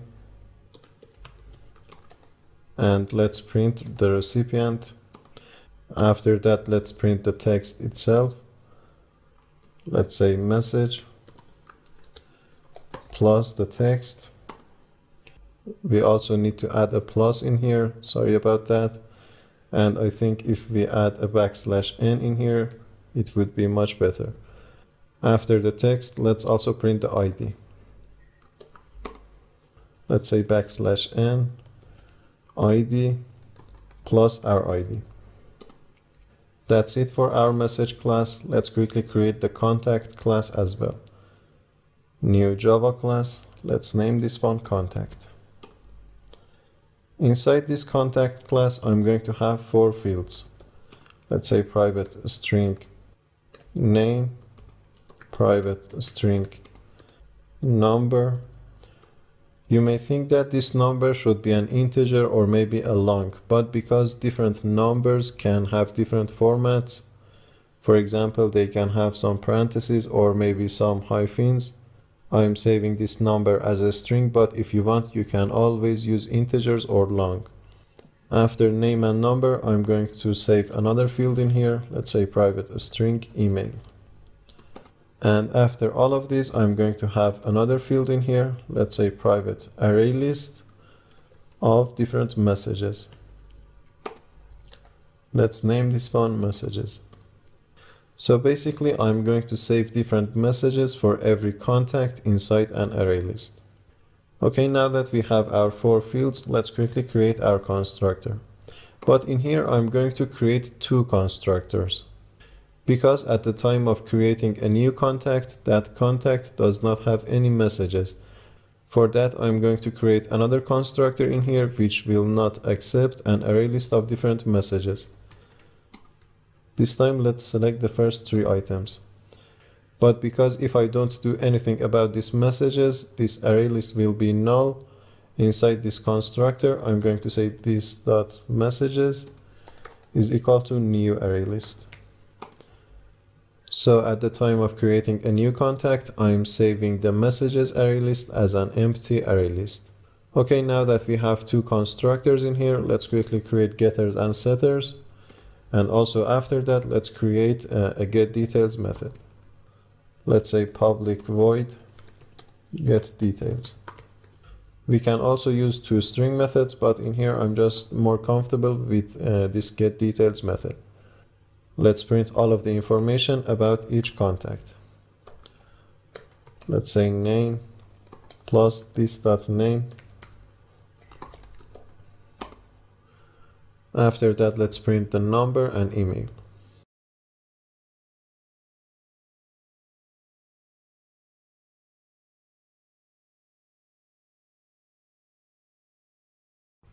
Okay, that's it for our contact class. Let's switch to main class and let's write the logic for our application. First of all, in here, I'm going to create an array list of different contacts, but I'm not going to do that inside this main method because we are going to have multiple methods and we need to have access to our contacts array list in different methods. For that, I'm going to define my array list above in here in the fields of this main class. I can say private static. Because the methods that I'm going to use later on are static methods, I need to create this array list as a static. So let's say private static array list of different contacts. Let's name it contacts. But this is not a good place to initialize our contacts array list because this is not the place that our code will be started. We can initialize our contacts array list, for example, inside this main method. But before I do that, I'm going to also define a scanner in here because we are going to need the scanner in multiple methods. So let's say private static scanner. Let's name it scanner. After that, inside the main method, let's initialize our contacts array list. Let's say contacts is equal to new array list. As you can see in here, I'm going to greet the user with some message. Let's just print something.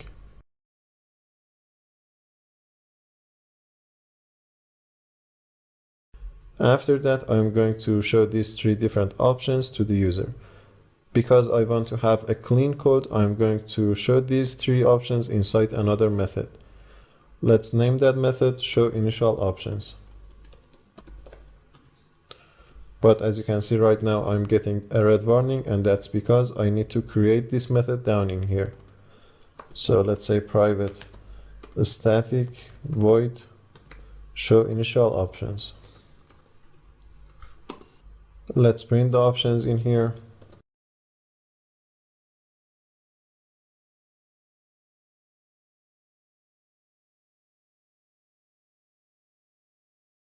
After that, we need to get the user's input, and for that we can use the scanner. So let's initialize our scanner. Right now we have declared our scanner above in here, but we never initialized it. It's a good place to initialize our scanner in here. We can say scanner is equal to new scanner.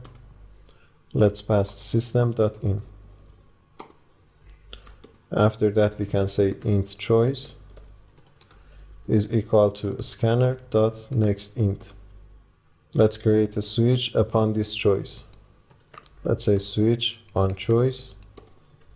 In case the choice is 1, we are going to manage the contacts. Once again, let's do that in another method. Let's say manage contacts.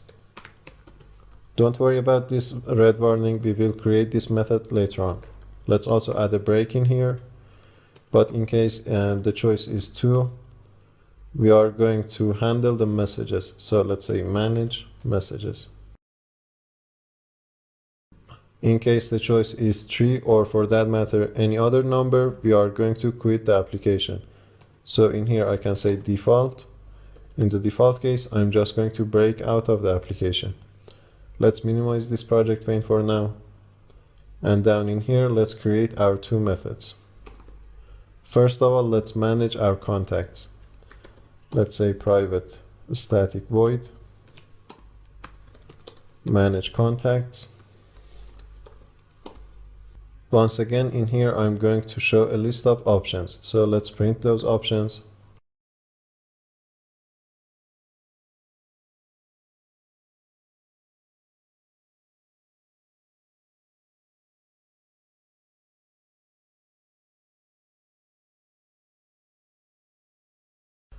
Once again, we need to get the user's input. For that, we can use the scanner.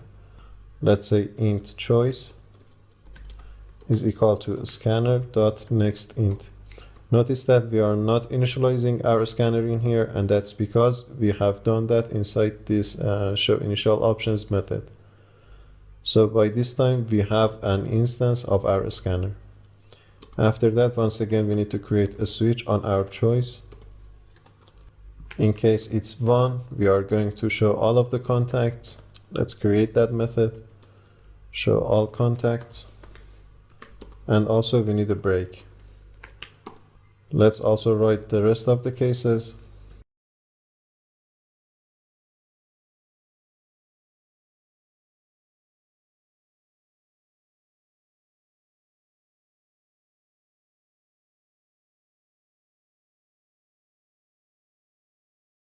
In the default case, I'm going to go back to the previous menu, so I'm going to once again run this show initial options method so that we can see all of these options once again. So in the default case, I'm going to say show initial options. After that, in here we need a default as well. I'm saying default in here because I'm going to go back to the previous menu in case if the user enters any other number. Okay, let's create these methods one by one. First of all, let's show a list of all of the contacts. I'm going to do that down in here. Also, instead of writing the declaration of your method, you can use the help of your IDE. For that, you can click on the red arrow in here, and by pressing Alt plus Insert, the first option is to create this method. You can see that we have created this method successfully. The void is fine for the return type. And down in here, I can create the logic for this method. In order to show a list of all of the contacts, I'm going to simply create a for each loop. Let's say for contact, let's name it C.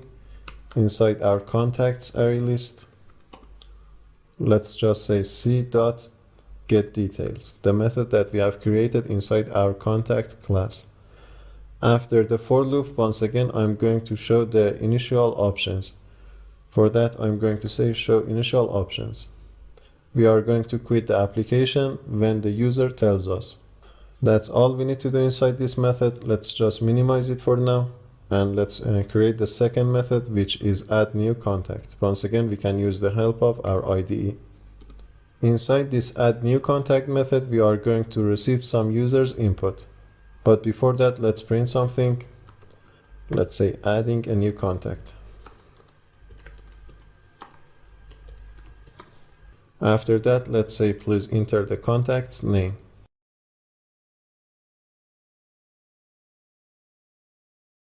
Once again, we are going to use our scanner. Let's say string name is equal to scanner.next. After we get the contact's name, we are going to get the contact's number. So once again, let's print something in here. Let's say please enter contact's number. Let's say string number is equal to scanner.next. Let's also get the contact's email.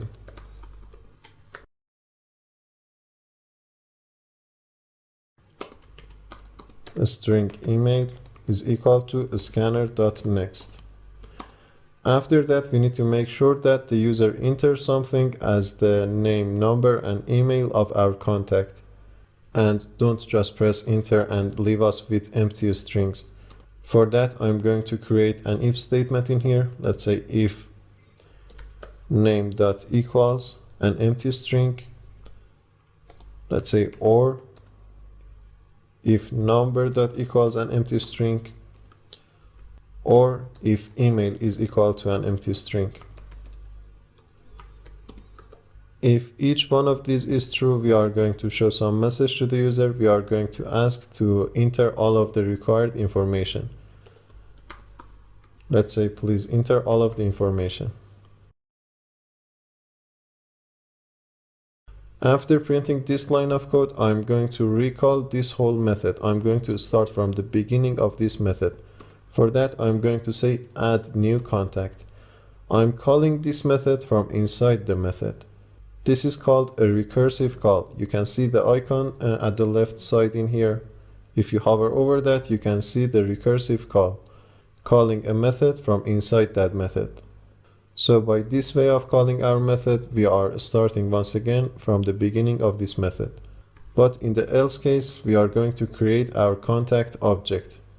I'm going to say contact, let's name it contact, is equal to new contact. And after that, I'm going to pass name, number, and email. If you remember, inside our contact class, we had two constructors. And in here, we are using the second constructor. We didn't pass any messages array list to this constructor in here. After creating our contact object, we can say contacts, our array list, dot add. Let's pass our contact. As simple as that. Now we have added a new contact. After this if statement, once again, I'm going to show the initial options. So let's say show initial options. Because once again, we are not going to quit the application unless the user tells us so. Okay, we are done with our second method. Let's see what else do we have in here. Let's create this search for contact method. The void is fine for the return type. Inside this method, first of all, we are going to ask for the name of the contact. So let's print something. Let's say, please enter the contact name. Let's say a string name is equal to scanner.next. After that, we need to make sure that we have received a name. So let's say if name dot equals an empty string, we are going to print some message. We are going to ask for the contact name once again. Let's say, please enter the name. And after that, once again, we are going to use a recursive call. We are going to say search for contact once again. But in the else case, we are going to search for this contact inside our contact array list. For that, once again, I'm going to create a for each loop. Let's say for contact, let's name it C inside our contacts array list. Let's say if c.getName is equal to the name that we just received. If that's the case, let's print c.getDetails. Let's also define a boolean before this for loop. We will see why I'm defining this boolean. Let's say boolean, let's name it does exist.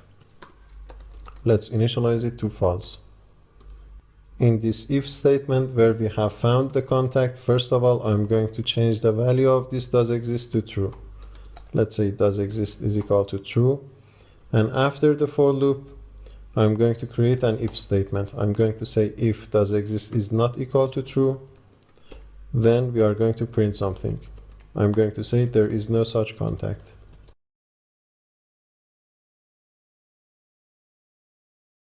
After all of these logics, we are going to show the list of options once again. So let's say show initial options. Okay, that's it for our search for contact method. Let's also create this delete contact method. Once again, in here, we are going to ask for the contact's name. So let's say, please enter the name.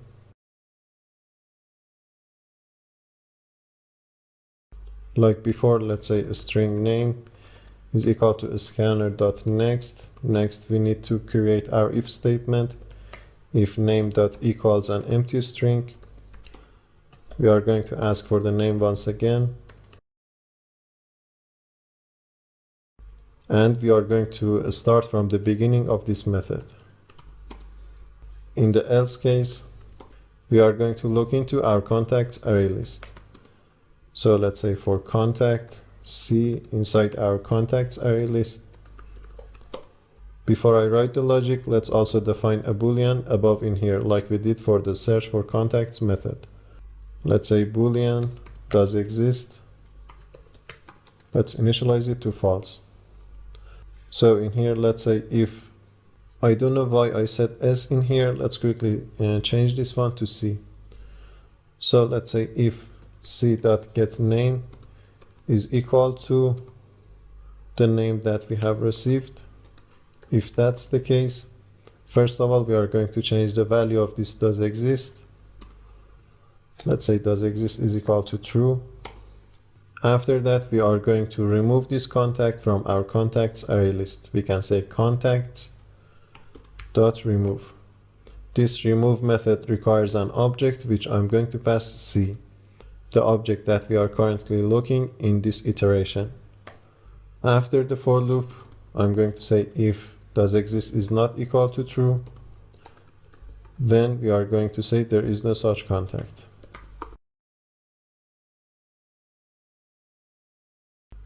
And after all of these logics, we are going to show the list of all of the initial options. Okay, that's it for this method. Let's minimize this one. So far, we have created the logic for the first option in our initial options. We have created the whole logic for this manage contacts. But right now in the logic for this manage contacts option, we have one or two possible points for multiple bugs. We are going to fix those two, and also we are going to write the rest of the logic for this application in the next video. See you in the next video.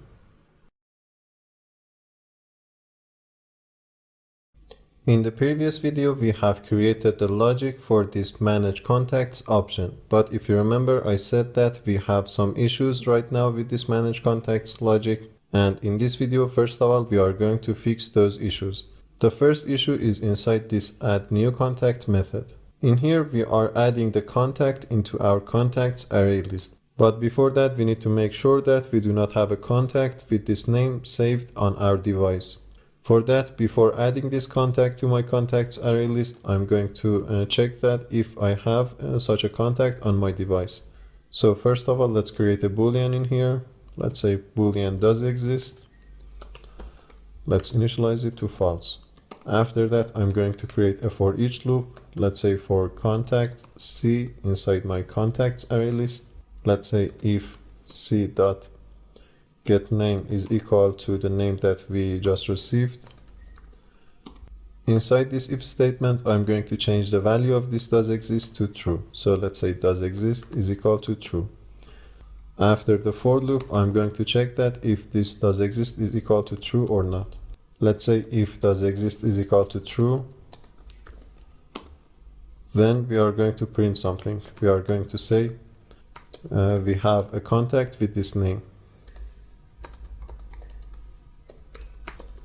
After that, we are going to start from the beginning of this method. So I'm going to call this add new contact method once again. But in the else case, I'm going to add the contact to my contacts array list. So I'm going to cut this line of code from here, and I'm going to paste them inside this else case. Also, after adding the contact to our contacts array list, I'm going to show some message to the user. So let's say name added successfully. Okay, that's the fix that we needed inside our add new contact method. Let's also change the show all contacts method a little bit as well. So inside this for each loop, after printing the details of a contact, I'm going to print another line. And this line is going to be just a separator that will indicate the difference between different contacts. Nothing special in here. Okay, let's move on and let's create the method that we haven't created in here. This manage messages method. By pressing Alt plus insert, we can create that method. First of all, we are going to show a list of options. So let's print something.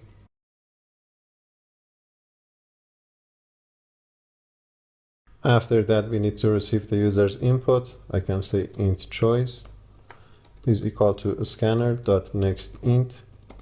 And let's create our switch statement on this choice. In case it's 1, we are going to show a list of all of the messages. So let's say show all messages. We will create that method in a minute, but in here let's add a break and let's write the other cases. In case it's 2, we are going to send a new message.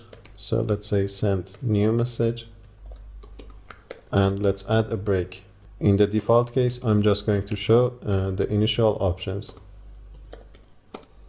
After that, in here we need a break as well. Okay, let's create this show all messages method. In here, first of all, I'm going to save all of the messages from all of the contacts into an array list. So let's say array list of different messages. Let's name it all messages is equal to new array list. After that, I'm going to create a for each loop for contact C inside my contacts array list. Let's say all messages dot add all. We haven't used this add all method, but in here we are going to do that. I'm going to say C dot get messages. So by using this add all method, we are adding all of the messages of one contact to our all messages array list. After the for loop, I'm going to check that if the size of this all messages is 0 or not. So let's say if all messages dot size is greater than 0, I'm going to show the details of every message. So for that, I'm going to create another for each loop in here. Let's say for message, let's name it M inside our all messages array list. Let's print M dot get details. And after that, let's also print some separator. But in the else case, I'm going to say that you do not have any message. After everything, after the if statement, I'm going to show the initial options. Okay, that's it for this show all messages method. Let's also create the other method, which is send a new message. In here, first of all, I'm going to get the contact or recipient's name. So let's ask the user that. Let's say, who are you going to send a message? After that, we need to get the name of our contact. So I can say a string name is equal to scanner.next. After that, we need to check that if this name is empty or not. For that, I can say if name.equals an empty string. We are going to ask the user to enter a name. So let's say, please enter the name of the contact. After that, we are going to have a recursive call. So in here, I'm going to say send new message. But in the else case, I'm going to check that if we have such a contact in our contacts array list. For that, I'm going to define a boolean in here. Boolean does exist is equal to false. After that, I'm going to create a for each loop. Let's say for contact C inside our contacts array list. If c.getName dot equals the name that we just received, let's say does exist is equal to true. After the for loop, I'm going to check that if does exist is equal to true or not. First of all, let's write the else case. In the else case, I'm going to say there is no such contact. But inside the if block, if we do have such a contact, we are going to ask for the message itself. So let's say, what are you going to say? Let's say a string text is equal to scanner.next. After that, we need to make sure that this text is empty or not. Let's say if text.equals an empty string. If that's the case, let's say please enter some message. And after that, we are going to start from the beginning of this method. So let's say send new message, which once again is a recursive call. But in the else case, we are going to create our message object, and after that, we are going to add it to the contact that exists in our contacts array list. But if you remember, inside our message class, we had a field called ID. Basically, whenever you are receiving these messages from a database or maybe a web server, this ID is unique to every message.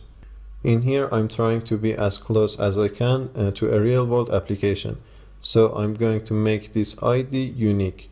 In order to have a unique ID for every message, I'm going to define a field above in here inside my main class. I'm talking about here. And after that, we will increment the number of this ID by 1 every time that we create a new message. For that, I'm going to say private static integer. Let's name this one ID, and let's also initialize it to 0. After that, down in here, when we create our message object, inside this else case down in here, I can say ID plus plus. So because this ID is a static integer, whenever we increment its value, it's going to be unique for every message. So right now we have the name of our recipient, which we have received above in here. And also we have the message body, which is this text. And also we have generated this ID, which is unique. These are the 3 things that we need in order to create our message object. I can say message, let's name it new message, is equal to new message. We need the text. After that, we need the recipient, which is name. And after that, we need the ID. Next, I need to find the proper contact to add this message to his or her array list of different messages. For that, I'm going to create a for loop. Let's say for contact C inside our contacts array list. Let's say if c.getName is equal to the name that we received. If that's the case, first of all, we need to get the array list of different messages of this contact. For that, I can say array list of messages. Let's call this array list new messages is equal to c.getMessages. After that, we need to add this new message to this new messages array list. So let's say new messages.add new message. Sorry, I have used this add all method. I need to remove this all. After that, we are going to save the current contact that we are looking into, because later on we are going to remove this contact from our contacts array list, and we are going to update his or her array list of messages. And after that, we are going to add it once again to our contacts array list. So for that, I can say contact, let's name it current contact, is equal to C. Next, we need to say current contact dot set messages, and we need to pass our new messages array list. After that, it's time to remove the C from our contacts array list. We can say contacts dot remove, and we can pass the C object. Now that we have removed the previous contact, we can add the new one by saying contacts dot add, let's say current contact. So this way we have added this new message to our specific contact, and we have updated our contacts array list. Okay, that's the entire logic that we need in order to add a new message. Just after everything, after we are done with this method, we need to show the initial options once again. Let's minimize this method and let's see what else do we have. I think we have covered everything and we are ready to test our application. So let's run the application. In here we are seeing the greeting message, which is fine. After that, we are seeing the initial list of options. If we select 1, we can see the options for managing different contacts. Right now we do not have any contact in our array list, so if we select 1, you can see that we are not seeing anything. It's better to print some message in here in case if we do not have any contact in our phone. For example, that says you do not have any contact on your device, but we will write that later on. For now, let's just see the other options. Once again, let's select manage contacts. This time, let's try to add a new contact. You can see that the console is waiting for a name. Let's say Maysam. The console is waiting for a number. Let's add some number. After that, we need to provide some email. Let's say maysam@gmail.com. And as you can see, Maysam added successfully. If you want to make sure of that, once again, you can check the list of all of your contacts by saying show all contacts. And in here, you can see the details of Maysam. Let's also add another contact. Let's say Sarah this time. Let's add a random number. After that, an email. This time, let's try searching for a new contact. So in here, if I say 3, you can see that the console is waiting for the name of our contact. Let's type Brad in here. You can see that we are seeing this message. There is no such contact in your phone. Once again, let's try searching for a contact. This time, let's try Sarah. You can see that we are seeing the details about Sarah. Let's also try removing one of the contacts. Let's say 4. In order to delete a contact, let's say Maysam. In here, we are not seeing any message indicating if that we have deleted Maysam successfully or not. But if we check the list of our contacts, we should see only Sarah. And as you can see, we have only Sarah in our contacts list. Let's also try this go back as well. So let's say manage contacts once again. This time, if I put any number beside 1 through 4, for example, if I say 6, you can see that we are going back to the main menu. Also, let's try adding a new contact with empty values. Sorry about that, I need to go back and select 1. Let's say 2 in order to add a new contact. Let's don't provide anything for the name. You can see that the scanner is waiting for some input, but even if the scanner moves to the next line, we have write the logic in order to prevent adding an empty contact. Okay, that's good. Let's add Maysam once again. Let's add some number and some email. Let's see what do we have inside the messages option.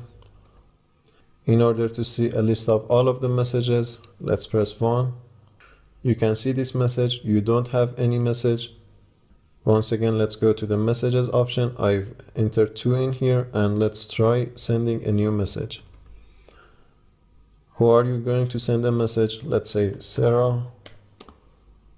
What are you going to say? Let's say hello. It seems like we are getting a crash, and the crash happened because of this exception, concurrent modification exception. Okay, let's take a deeper look into our code and let's debug our application for the first time. It seems like the exception occurred when we tried to add the new message. Also, you can see the line 99 in here. If you click on that, you will be navigated to that line. Yes, we have this exception inside the add new message or send new message inside this for loop. I think the error in here is happening because first of all, we are using this C to assign a new value to this current contact. And immediately after that, we are trying to remove this contact from our contacts array list. So this caused the concurrent modification exception. If you want to get over that exception, you can simplify this if statement. For example, in here, I'm going to delete all these 3 lines of code. So by this point, we have this new messages array list. We have added our new message to this array list. And after that, in order to update the array list inside this contact, I can say c.setMessages, and I can pass my new messages array list. So no need for removing and adding a new contact into our array list concurrently. Let's run the application once again and let's see if we are seeing the exception once again. First of all, we need to add a contact. So let's say manage contact, add a new contact. Let's provide a name, a number, after that some email. And now we can send a new message. Let's say messages, send a new message. Who are you going to send a message? Let's say Maysam. What are you going to say? After this line of code, we got the exception. Let's say hello. And this time it seems like we have added or we have sent a new message. If you want to make sure of that, you can go to the messages option and you can show the list of all of your messages. You can see that we have one message in which we have sent it to Maysam. Okay, that seems better. Once again, let's go to this messages option and let's try going back to the main menu. So if I type 3 or any other number beside this 1 and 2, we should go back to the main menu. For example, let's say 4. And as you can see, we are seeing the initial options. For the last thing, let's try quitting our application. And as you can see, we have quitted the application successfully. Let's just fix the few errors that we had in the show all contacts method. If you remember, I said that we are going to show some message in case if we don't have any contact in our array list. So for that, first of all, I'm going to check that if we do have any contact. For that, I'm going to say if contacts.size is greater than 0. First of all, let's write the else case. In the else case, I'm just going to print you do not have any contact. But in the if block, we are going to do the same thing that we were doing previously. Let's run the application one more time in order to see that these changes were effective or not. So right now, we do not have any contact in our contacts array list. Also, you may be wondering why we are losing the contacts that we are keep adding into our application. That's because we are not using any permanent data storage like a database. We are using a static array list, and that array list will be cleared when we close our application. For that reason, all of the contacts are being removed whenever we stop the application. So let's say manage contacts, and let's say show all contacts. You can see the message in here, you do not have any contacts. But it's better to show the list of initial options once again after we print this line of code. So down in here, after this print statement, let's say show initial options. Okay, this was the last video of this section, and this was my solution for this challenge. Your solution is probably different than me, and that's okay because there are multiple ways of creating the same application. Hopefully you have practiced and learned everything that we have talked about in this section. In the next section of the course, we are going to switch back to Android Studio, and we are going to talk about user interface and how we can design a beautiful layout for our application. See you in the next section. What's up everyone, I hope you are having fun. Before we start our talk about user interface, I just wanted to remind you that there is an extended version of this course that you can watch. By enrolling in the extended course, you will have lifetime access to more than 60 hours of videos. You can ask your questions directly from me and I will come back to you within hours. You will have access to all of the source codes that I write in the videos, and also you can have access to all of the new videos that I upload. Just check out makecode.org for more details about the course, and don't forget to use FreeCodeCamp as the coupon code to get 20% discount. If you want to get serious in Android app development, taking the extended course is almost a necessity. Okay everyone, I just wanted to remind you that there is an extended version of this course that you can take. Without further ado, let's start our talk about user interface. Have fun learning. Hello everyone and welcome back. This is the user interface section of our course, and we are going to talk about a lot of concepts and tools that we have related to user interface. We are going to talk about a lot of UI elements and their attributes. We are going to talk about different kind of event listeners, for example, click listeners on different UI elements. We will talk about how can we create applications that is compatible with different screen sizes and also different languages. Besides that, we will also talk about material design and all sorts of stuff in this section of the course. Without further ado, let's jump into our project and let's implement some UI elements. As you can see, I'm no longer using IntelliJ IDE and I've switched to Android Studio. We needed IntelliJ IDE for the Java section of the course, but in here we can switch back to Android Studio. Just in case if you forget how to create a new project in Android Studio, I'm going to start from scratch. Let's say start a new Android Studio project. In here we needed to select a template. If you remember, I said that these templates are some applications written to some level. Later on in the course, specifically after we talked about activities, we will see that how can we create all of these from scratch. But for now, let's just select this empty activity. After that, in here, we needed to name our project. For example, for this application, I'm going to say UI Basics. I'm going to stay with this package name. I think it's fine. We needed a save location. Once again, the default is fine. And for the language, I'm going to say Java. For the minimum API level, as I said in previous videos, in the most videos for this course, I'm going to save with API level 19. After selecting all of these, let's just create our project by clicking on this finish button down in here. It seems like our project has been created successfully. Now that we know about Java, let's have another look at this class that we have created in here. But before that, let's minimize this run pane. As you can see, this is a Java class in our package. You can see that it's a class called main activity.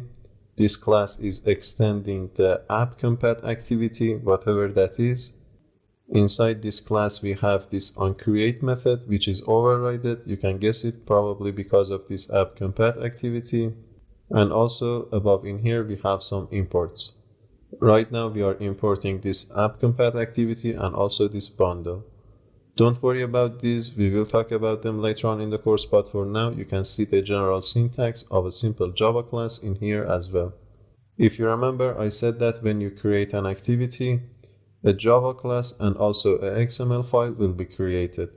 The Java part is responsible for the behavior of your application. For example, in your layout file, you may receive the user's input. In the Java file, you may decide what to do with the user's input. Hopefully, now that we know about Java, we can understand all of these much better. This onCreate method is a part of something called the activity lifecycle. We will talk about that in future videos, but for now, just know that this onCreate method is somehow like the main method inside a simple Java application. This is the start point of every activity. And right now, because our application has only one activity, this is the start point of our entire application. So this line 13 in here would be the start point of our code. You can see this super statement in here. Once again, it means that do whatever you are doing inside the parent class. In this case, the parent class is this app_compat activity. For the time being, we are not concerned about that. But as you can see, we are passing this save instance state, which is a bundle, to this super statement. Later on, we will talk about that. Also, it's important to know that inside activities, you have some inner methods. We didn't have this option in Java. For example, you can see this setContentView method. You don't see the declaration of this method anywhere inside this class, but you can see that by using it, you are not getting any red warning. Similar to this setContentView, we have a lot of other inner methods inside an activity. We will talk about them later on in the course. Okay, let's move on from this part and let's start working on our user interface. I just wanted to have another look at our application and specifically this Java file now that we know about Java. Okay, let's close this Java file and let's start talking about this activity main.xml file. If you remember, in the first videos of this course, I said that XML is a markup language. Once again, if you are a web developer, you know the concept of markup languages. Those are just helpful for defining some elements that are going to be shown to the user.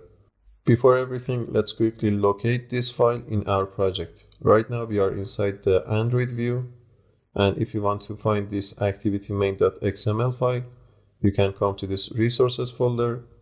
Down in here inside the layout folder, you can see the file. And if you switch to project view, you can go to your application folder. Inside the app folder, inside the source folder, you have this main folder, and in here you have the resources folder. Once again, inside the layout file, you have this activity main.xml file. Okay, let's switch back to Android view, and let's minimize this project pane for now. If you remember from the previous videos of this course, I said that whenever you want to define a layout file, you have two options. First of all, you can use this design view, for example, by dragging some items into your design view. You can have different elements, and later on you can define some attributes for your elements. This is one way, but the other way is to switch to text view and manually type everything that you need. In my opinion, when you are an Android developer, most of the times you are going to work with the text view. So in here, we are going to start from this text view. First of all, if you are not seeing this preview in here, you can always enable it and disable it from this preview option in here. If you have a low memory RAM, my suggestion is to disable this preview because it's going to render the layout file in real time, and that's going to load a lot of pressures on your device's memory RAM and also CPU. For that, if you have low memory RAM, disable this preview. It will speed everything up. Right now, inside this simple layout file, we have this text view. You can see that when I click on this text view inside our XML file has been highlighted. It means that these are the same. I'm going to delete this text view for now. Let's select all of it and let's press delete. The next thing that I'm going to do is that I'm going to change this constraint layout. In future videos, we will talk about what a constraint layout is. But for now, for a starter, I think it's better to start with relative layout. Let's select that. Also, if you have noticed, you can see that when we have changed the opening tag in here to relative layout, the closing tag has been changed to relative layout as well. Inside these opening and closing tags, I can have different UI elements. For example, if I want to define a text view, I can open an anchor bracket, and by typing text view in capital T, we have a list of options. Let's select the first one, text view. Immediately after pressing enter, we are getting some attributes. So for every UI elements, you need at least 2 attributes, a width and also a height. The values for these 2 attributes can be some numbers, but alternatively, you can see that we have other options in here as well. We will talk about this match parent and wrap content in a minute, but for now, let's just select wrap content. Basically, it's going to wrap the content of this text view. For the height, let's also select wrapped content. If you want, you can finish creating your text view by adding a slash in here, and that's it. You can have a text view, but if you want to have more attributes, you have a lot of options. For example, before this slash, I'm going to say, let's say text. You can see that we are getting a suggestion, Android column text. Let's select that. And in here, I can pass a text. For example, let's say hello world. As soon as I type this, you can see the text in the preview as well. So text is one of the attributes of this text view. Let's talk about the other attributes one by one.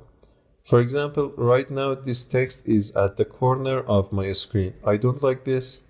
I'm going to change the position of this text view to the middle of this line.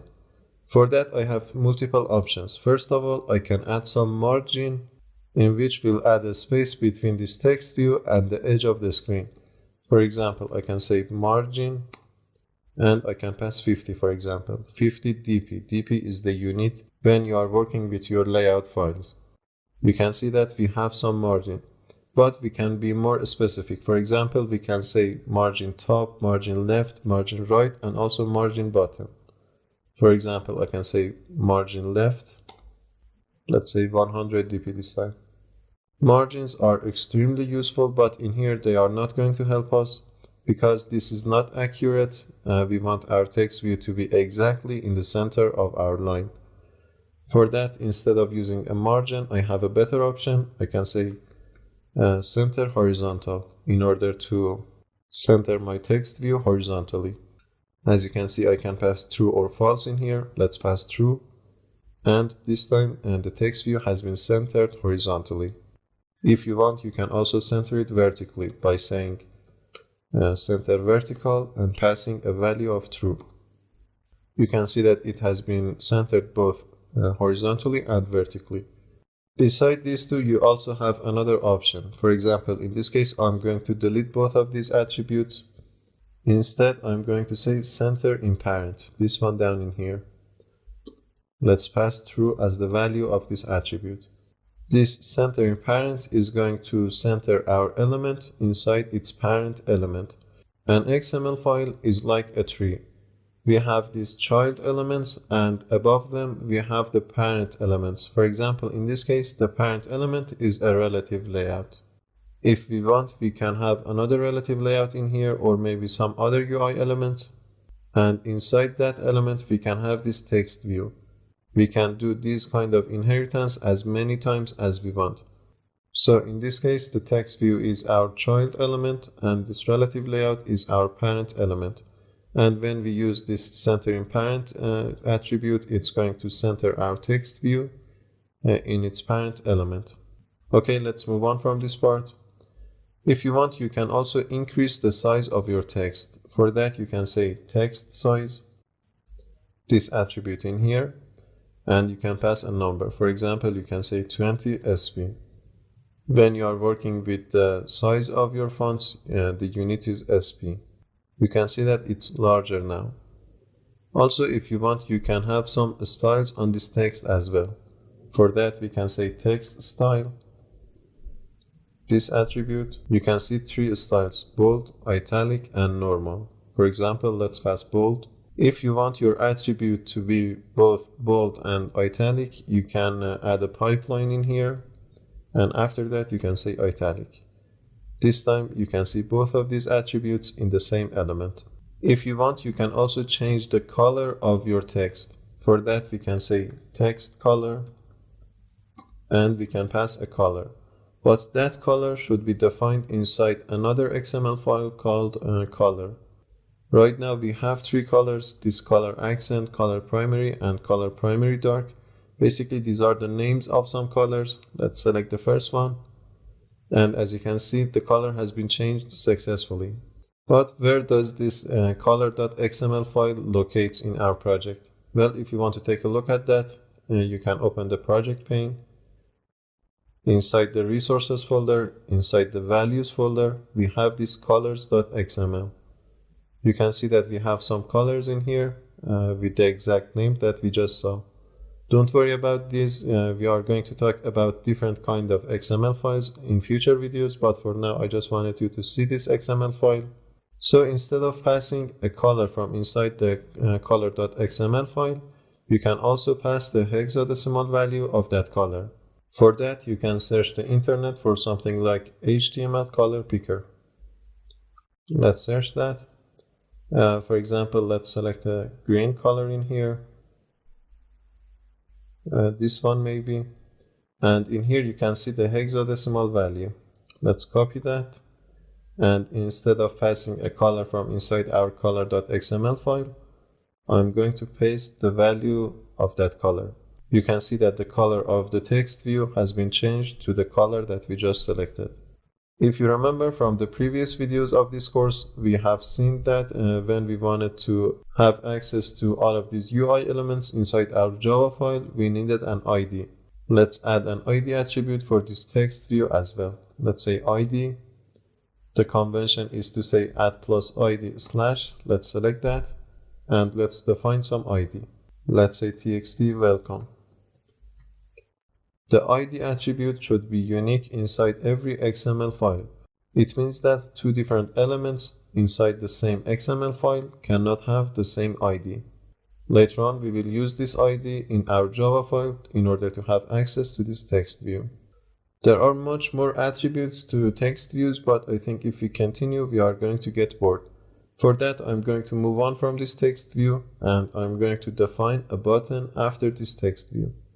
For that, once again, I can open an anchor bracket and in here I can say button with this capital B. Let's select the first option.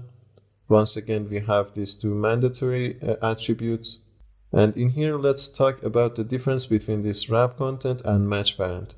Right now, if I select match parent, let's also select match parent for this height. You can see that this button is covering all of the screen. And that's because we have set the width and height to match parent. If you want, you can change this height, for example, to wrap content. And here you can see the difference. The width is matching the parent, but the height is wrapping the button's content. Let's also change the width to wrap content. Beside wrap content and match parent, you can always pass the values manually. For example, I can say 150 dp. You can see that the width has been changed. But this is highly discouraged because our application is going to be installed on devices with different screen sizes. Sometimes if we put some numbers for this, if we pass the values manually, we may not know the exact position of every element, and also sometimes our elements might not fit in the screen in some devices. So for that matter, I'm going to change this one to wrap content in here. Also, now that I have talked about different screen sizes, I'm going to say that in here inside this preview, you have this option called Devices for Preview. If you click on that, you can see a drop down, and from here you can select different screen sizes. For example, let's select this one, and you can check the looks of your application in different screen sizes. For example, let's check a tablet. You can see that it's somehow different. Don't worry about this. Later on in the course, we are going to cover how we can have a consistent look for our application in different screen sizes. I just wanted to mention this option above in here. Like for the text view, we have a text option for the button as well. Let's say text, and let's say hello. Similarly, we have the option to add some margins, but I'm not going to do that right now. Instead, I'm going to move this button to below this text view. For that, we have an attribute called below, this one in here, layout below, and we need to pass the ID of the other element. For example, in this case, we need to pass the ID of this text view. I can say add plus ID slash, and I can say txt welcome. You can see that the button has been moved to below this text view. But this is not entirely what we want. We also need to center it horizontally. For that, once again, we can say center horizontal, and we can pass through. Let's also add a margin top. Let's say margin top, and let's pass, for example, 15 dp. That's much better. For both of these text view and button, you have another attribute called background. Let's also see that. We can say background, and for example, we can pass a color. Let's pass the first color. You can see that the background color of this button has been changed somehow. You have the same option for the text view. If you want, you can apply that. I think this is an ugly color, so I'm going to change that. Let's see the other colors. Let's select this primary dark. Nope, this is not my color. Okay, this is better. You can always add the hexadecimal value of the color that you want in here as well. For different UI elements, we also have another attribute called onClick. We have seen the use of this onClick when we have created our first Android application. You can guess it. We are going to set an event listener for this button, and we are going to say what happens when we click on this button. So let's say onClick, and let's pass the name of some method. For example, I'm going to say on hello btn clicked.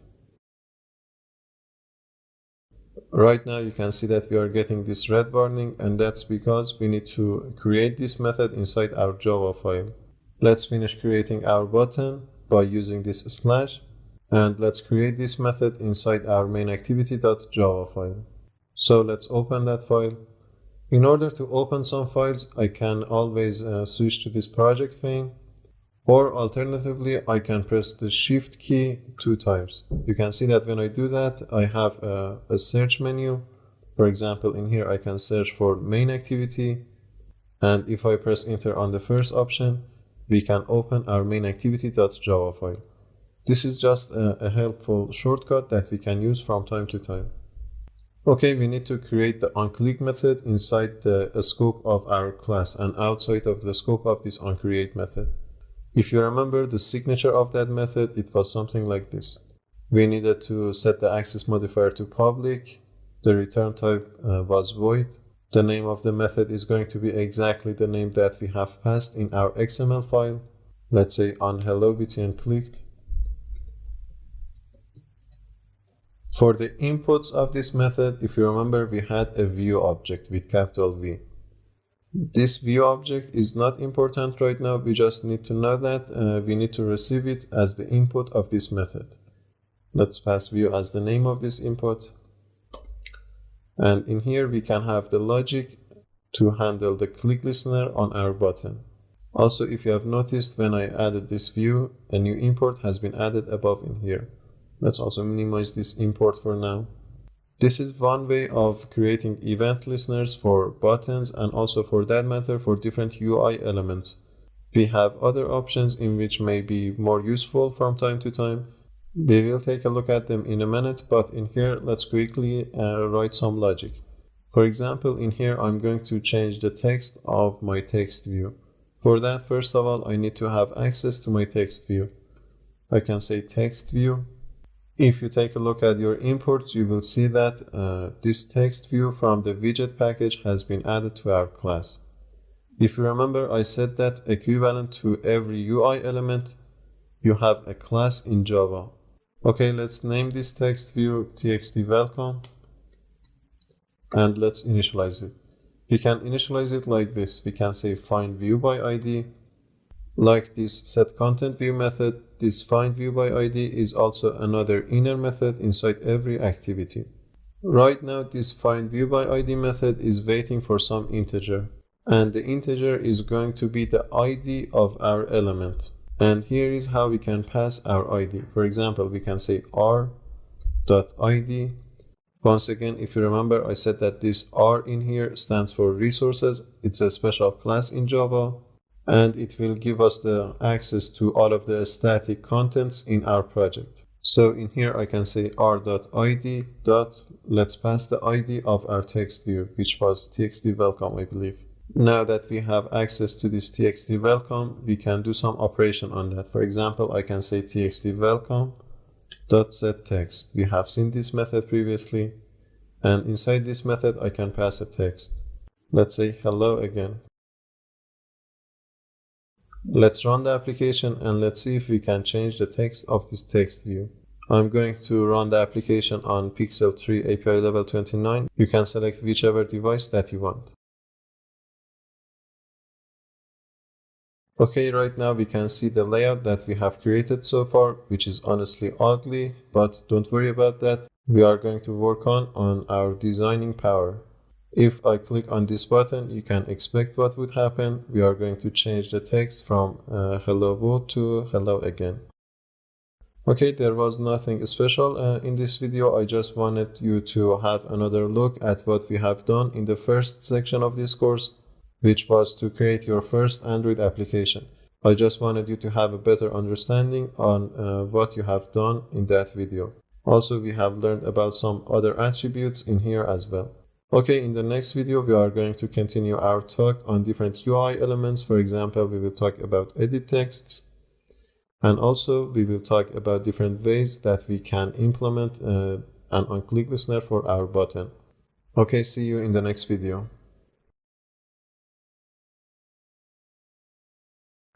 In the previous video, we have seen one way of creating an on-click listener for our button. There are two more ways, and in here we are going to see them. For example, in our layout file, let's quickly create a button. But before that, I'm going to change this constraint layout to a relative layout. Let's delete this text and let's create a button. Let's say wrap content and wrap content for the width and height. Let's give it a text. For example, let's say hello once again. Let's say center in parent, and let's pass through. We have seen these in the previous video, so I'm not going to discuss them. Also, we are going to need an ID.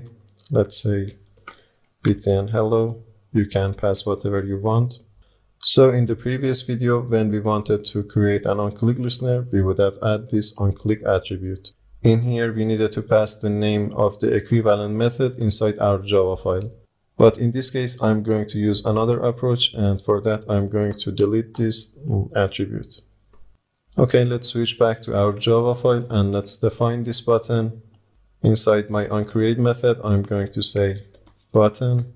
Let's name it btn hello is equal to find view by ID.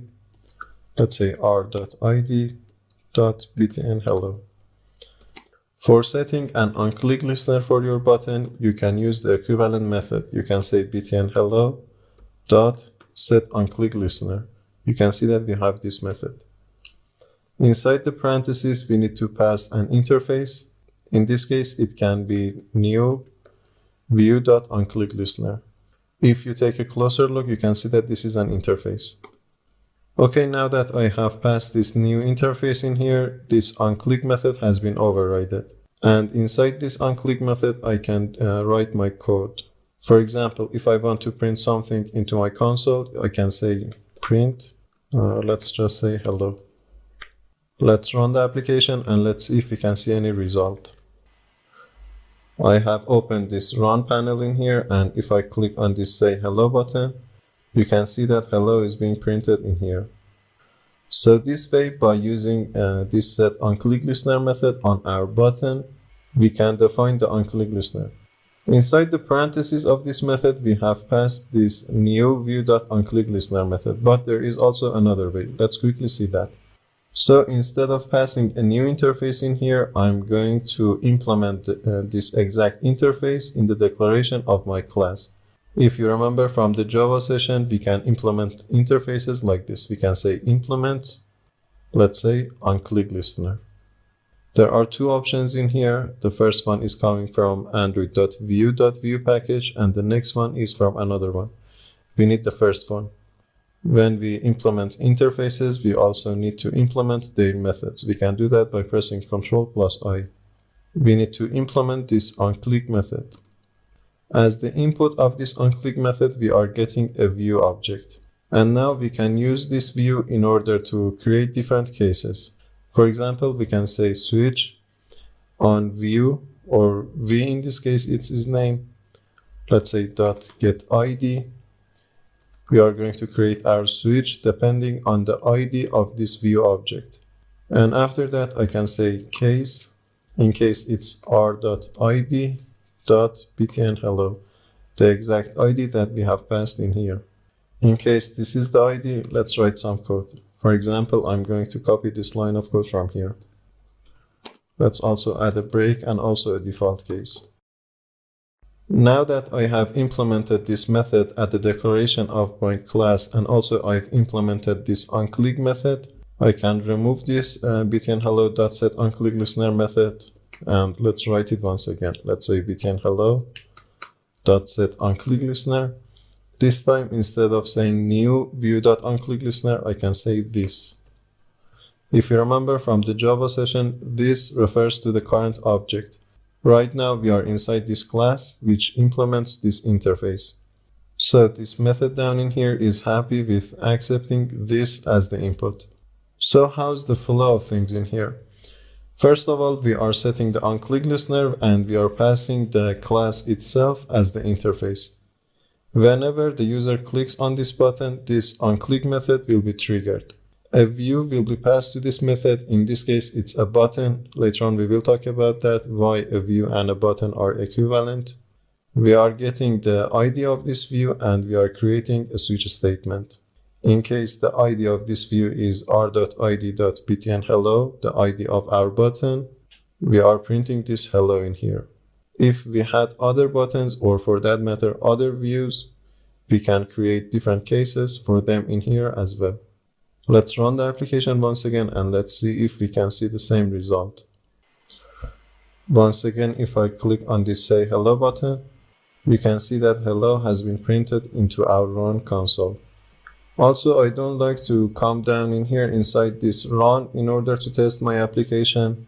Instead, I'm going to show something to the user in our application.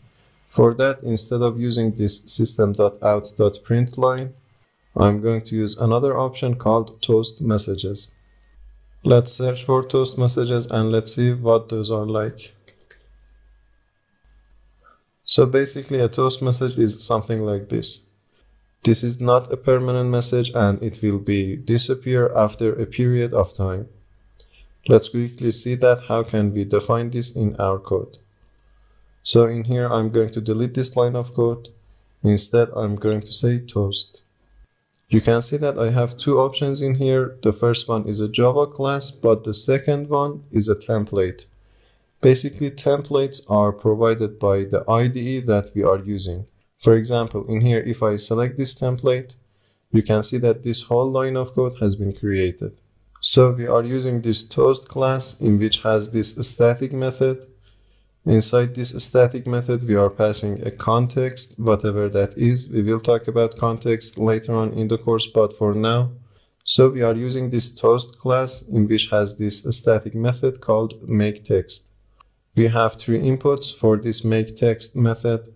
The first is a context. Don't worry about the context yet. We will talk about that later on in the course, but for now, just know that every activity in Android is a context. And because right now we are inside an activity, we can pass this as our context. The next input is a text. Basically, this is going to be the text that we are going to show. For example, let's say, hello button clicked. After that, we have this constant in here, which is toast.lengthShort. Basically, this is just a constant for determining how long do we want our toast message. For example, if you want to see the other time periods, you can say dot. We have length long and length short. Let's select length short. And after this makeText method, we have this dot show method, which you can guess is going to show our toast message. So before this, we have created our toast message, and after that, with the help of this show method, we are showing it to the user. In here, we have used the template, but if you don't want to use the template, you can always create your own toast message. You can say toast. This time, let's select the first one. Let's say makeText. For the context, let's pass this. We need the text in here. Let's say second text. And after that, we need a constant. Let's say toast.lengthLong dot show. Basically, these two lines of code are the same. We just can create them with the help of the IDE. Okay, this time let's run the application and let's see what would be the result. So this time, if we click on this say hello button, you can see that some toast message is showing down in our screen, and after that it will be disappeared. I think toast messages is much better for our testing purposes. It's much better than this run pane down in here. Okay, let's close the application in here. And let's talk about this view that we are receiving in here. In a logical way, instead of this view, we need to receive a button, because we are creating our switch statement based on the ID of our button. But there is a point in here. If you press down the control key and if you click on this button class, once again, if you press down the control key and if you click on the class that this button is extending, in this case, this text view, you can see that this text view class is extending the view class. It means that after 2 times of inheritance, our button is somehow a view. We just extended the view class 2 times. So at the end, a button is a view. If you remember from the Java session when we have talked about inheritance, for example, when we extended the animal class and we created our dog class, we said that a dog is an animal. In this case, a button is also a view.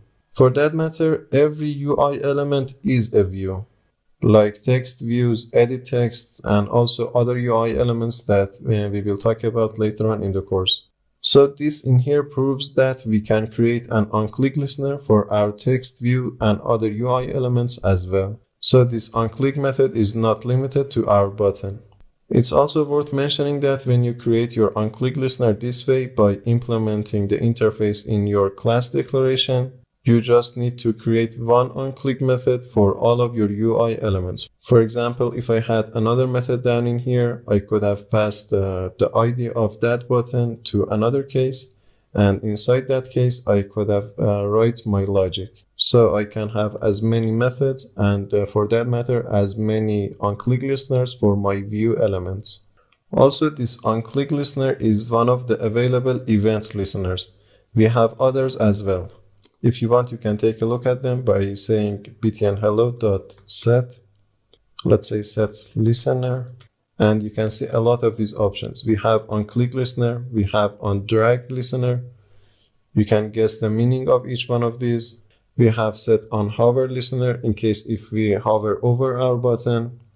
We also have another useful one, onLong click listener. It means that if we long press on a button, let's quickly see this one. This time, instead of implementing the onLong click listener in my class declaration, I'm going to use the easier way by saying new view.onLong click listener, this one. You can see that in here we have a boolean as the return type of this onLong click method. This boolean is just a callback indicating if we have long pressed our button. If you want your code inside this method to work fine, you need to pass through. Let's write some logic in here. For example, I'm going to say toast. Once again, we can see this context in here, but the format is somehow different. Because right now we are inside an interface, we are inside this onLong click listener interface. If we pass this will refer to the current object, which in this case is an interface. But interfaces are not context, and we need to pass our activity. For that matter, we can say main activity.this. Don't worry about this main activity.this. If you didn't get that, I will talk about that later on in the course when we have talked about activities. But for now, just let's pass this as our context and let's create a text. Let's also change the time period in here to length long. I think I need to delete this case from here as well. Okay, let's run the application. So like before, if I click on this button, you can see that we are seeing this message, hello button clicked, which is a simple on-click listener for our button. But if I press my button and hold the key, you can see that we are seeing this long press message. So this time, instead of this on-click, we have executed this set onLong click listener method. You can also check the other event listeners for your view items. Later on in the course, we will check a few more of them, but in general, you can say btnhello.setListener, and you can use each one of these that you want. Okay, let's move on from the event listeners, and let's define another UI element in our layout file. Before this button, I'm going to define an edit text. Let's say edit text. For the width, let's say match parent this time. And for the height, let's say wrap content. You can see that it's something like this. If you click on that, this is our edit text. Let's also add a text in here. Let's say name. And name has been added. That seems to be better. Let's also center our edit text. I'm going to say center in parent, and I'm going to pass through. But right now we have a conflict between this edit text and our button. For that, I'm going to move this button to below this edit text. But before that, I need to give an ID to this edit text. Let's say ID. Let's just name it edit text name. Let's finish creating this edit text.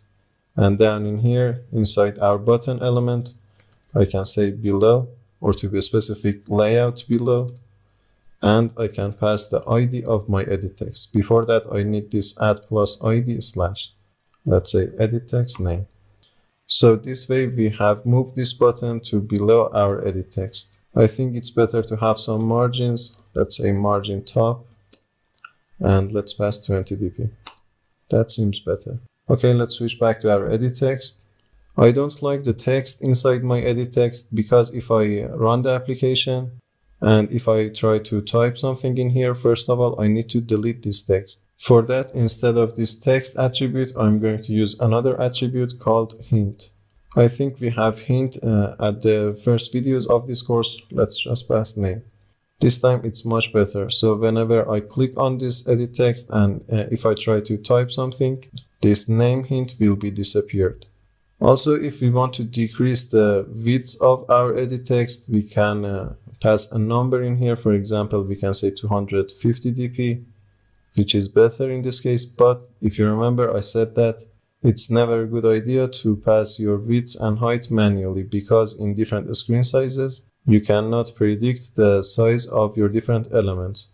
For that, once again, I'm going to change this font to match parent, I believe it was. And after that, down in here, I'm going to add two margins. Let's say margin left to 50 dp, for example. I think it's better to change it to 100. And also let's add a margin right of 100. Adding different margins is one way, but we also have another way. Let's quickly see that as well. So I'm going to delete both of these margins. Instead, at the declaration of my relative layout inside the opening tag, As you can see, this is our closing tag, and this is our opening tag. Inside the opening tag, I can define an attribute called padding. Once again, like margins, we have multiple paddings. We have padding bottom, padding left, right, top. Let's just use padding in here, and let's pass 100 dp. So as you can see, the size of our edit text has been changed. The padding and the margin are a lot like each other, just there is one difference. When you are adding a margin, for example, in the previous case, for our edit text, the margin would be added from the end of our element, for example, from here to the end of our screen. But when you are adding a padding, that padding will add some space from inside your element. For example, in this case, the element is this relative layout itself, and we have added the padding from inside the relative layout. So once again, margin adds the space from the outside of the element, but the padding will add the space from the inside of the element. You can use both of them depending on your need. Let's see what other attributes do we have for our edit text. Like a text view, we can change the color for this edit text as well. For example, I can say text color, and let's pass this color that we have in our color resources. Right now, we do not have any text inside our edit text, but as soon as we type something, the color will be changed to this color that we can see in here. We can also style the text by saying text style, this one. We can say italic, bold, normal, or if we want to use two styles at the same time, we can add a pipeline. There is another attribute that we didn't have in text views, and that's called lines. For example, there are times that you may need a bigger input from the user. You can specify the number of lines in here. For example, if I say 4, for example, now our edit text is going to accept 4 lines of inputs. In this case, I'm not going to use these lines, so I'm just going to delete that. The default number for different lines is 1. With edit texts, you can also define the kind of input that you are going to receive. For that, you can say input type, this one, and you can pass one of these. For example, if it's a date that I'm going to receive, I can pass a date or maybe this date time. If I'm going to receive a number password, I can pass this number password. If it's just a simple text, I can pass this text. We have other options, for example, for different emails, and all sorts of options that you can see in here. For example, if I select this text password in here, and if I add some text instead of this hint, let's say text, you can see that when I type the text, it will change it to these dots. Probably you have seen this on your phone when you are trying to log into some application or some website. This will add some level of security. Also, when you define it to email, this text email address, when the user clicks on your edit text, the keyword will be prepared to type the email address. I'm not going to define any specific type of input, so I'm going to delete this one in here as well. And let's also change this one to hint. Okay, I think that's enough about edit text. We have all sorts of different options in which you can check them from here. As you can see, there are 1,000 of these attributes. Okay, below this button, let's also define a text view. I'm going to say text view, wrap content and wrap content. Let's give it an ID. Let's say txt hello. After that, maybe some placeholder text. Let's just say hello. Let's also move it to below this button. I'm going to say layout below. Also, it's worth noticing that if you are not using a relative layout, for example, if you are using a constraint layout, you do not have this layout below option. This is one of the features of this relative layout. We will talk about that in future videos. Okay, in here, let's pass the ID of our button. Let's say btn hello. Also, let's move it to center horizontal. And let's add some margins. Margin top of maybe 30 dp. Let's increase the size of this text by saying text size, and by passing, I believe 20 would be fine. I'm almost done with this layout file. Let's just go top in here into this code. And let's select this reformat code in order to rearrange our code so that if I publish the code, you would have the same code that I'm writing in here. Okay, let's switch to the main activity and let's define all these three items. Let's say edit text. Let's name it edit.txt. I believe it was name is equal to find view by id r.id.edit text name. Let's also define our text view. Let's name it txt name is equal to find view by id r.id.txt name, or txt hello was it? I think it's better to change the name to txt hello. But right now there is a problem with our code. We are instantiating our UI elements inside this onCreate method, which once again is the starting point of our application. But we are going to need these two UI elements inside this onClick method, because we are going to change the value of this text view whenever the user clicks on our button. And if I try to have access to this txt hello, for example, from inside this method, if I type txt hello, you can see that I'm getting a red warning. You can see that the IDE cannot resolve this symbol. It means that inside this method we do not have access to this text view. I'm not sure if I've mentioned this in the Java section, but the problem in here is occurring because of the scope in Java. So right now the scope of this text view is inside this onCreate method, and outside of that we cannot use that. If we want to have access to this text view inside both of these methods, we can say something like this. We can declare this text view in the declaration of our class as different fields. For example, above in here, I can say private, let's say text view, this one, and let's name it txt hello. But right now in here, if I try to instantiate my text view, for example, if I say find view by ID and I pass my ID, because this part in here is not a part of this activity lifecycle, we are not going to instantiate our text view at all. We need to instantiate our element inside this onCreate method, which is once again the starting point of our application. So this way we are separating the declaration and instantiating of our UI element. I can put a semicolon down in here, and this time instead of defining the whole text view, I can use this field. I can say txt hello, this one, is equal to find view by id r.id.txt hello. Now that I have declared this txt hello as a field, I can use it in both of these methods. For example, in here I can say txt hello.setText. Inside this setText method, I'm going to need the text of this edit text. For that, I'm going to define this edit text as a field as well. So let's say private edit text. Let's name it edit.txt name. And down in here, let's remove this edit text. Now I can pass this edit text, for example, to this setText method. Let's say hello plus the edit text dot get text. If you remember from the first videos of this course, I said that we need a toString method as well. We have seen this toString method in different Java classes. It's just going to generate some text.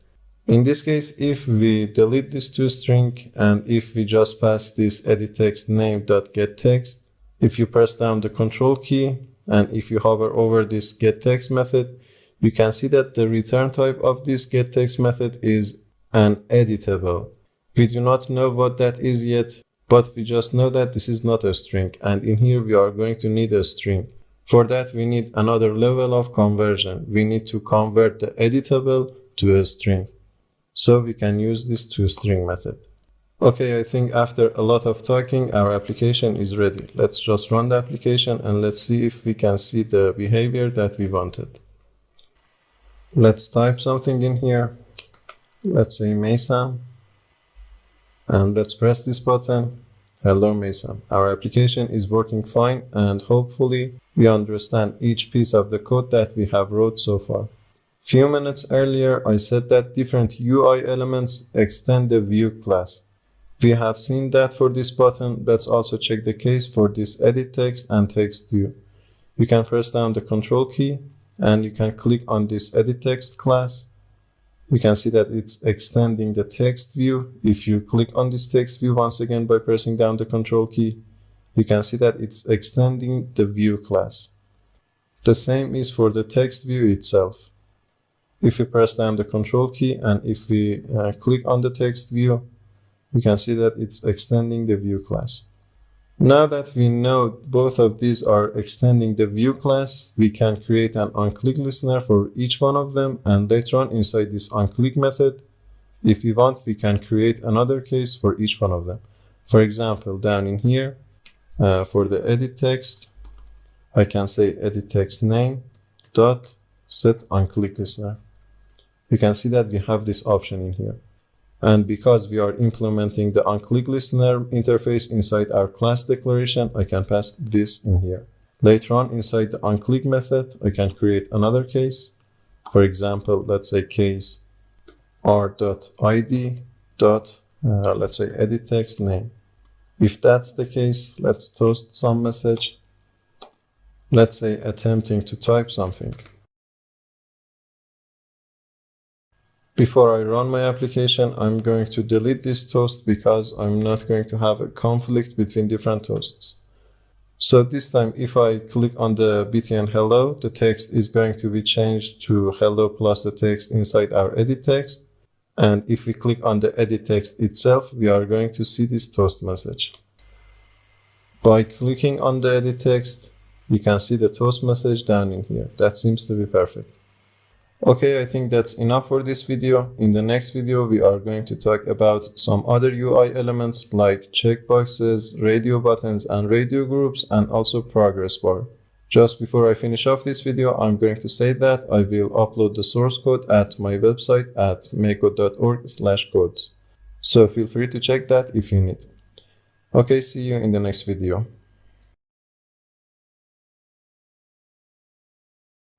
The first UI element that we are going to talk about in this video is checkbox. Let's quickly see that in our layout file. Before everything, I'm going to delete this text view, and also I'm going to change the constraint layout to relative layout. Down in here, we can create our checkbox like this. We can say checkbox for the width and height, let's say wrap content. You can see that this little checkbox has been added in here. If we want, we can add a text to this checkbox as well. Let's say text. I'm going to enter the name of a movie. So let's say Harry Potter. We can have an ID as well. Let's say ID. Let's name it checkbox Harry. So basically a checkbox is a box that we can check or uncheck. For example, in here we have an attribute called checked. We can pass true or false for this. For example, if we say true, you can see the checkbox will be checked. Let's quickly add two more checkboxes. Basically, I'm going to copy and paste this one 2 more times. But this time, first of all, I'm going to change the text to, let's say, the matrix. And also let's change the ID as well. Also, I'm going to add another attribute. I'm going to move this new checkbox to the right of my previous checkbox. For that, we have an attribute called to right of, layout to right of. Let's pass the ID of our first checkbox. Let's say checkbox Harry. Let's also add a margin left. We can say margin left. And let's pass 15 dp, for example. Let's copy and paste this one once again. Let's change the text to, let's say, Joker. Let's also change the ID. Let's say checkbox Joker. And also let's move it to the right of checkbox matrix. So this way, as you can see, we can have multiple checkboxes. You can check and uncheck them by default by setting an attribute of checked. Let's change the value for the Joker to, let's say, false. If we want to center this checkbox horizontally, we can add a margin for the first one. For example, we can say margin or margin left, and we can pass 25, for example. But as you can see, this is not accurate. Instead, what we can do is that we can create another relative layout and move all of these 3 checkboxes into that relative layout. Let's quickly see how we can do that. So inside my first relative layout, I'm going to create another relative layout. Let's say relative layout. For the width and height, let's say wrap content. Let's also give it an ID. Let's say ID. I'm going to name this one movies relative layout. Now if I want, I can center this relative layout. I can say center horizontal. Let's pass through. Beside that, let's add a margin top. Let's say margin top of 20 dp. In other UI elements, normally in here we could have finished creating our element by adding a slash in here. But in this case, I'm not going to do that. Instead, I'm going to finish creating my first tag, my opening tag. For that, I can add a left anchor bracket.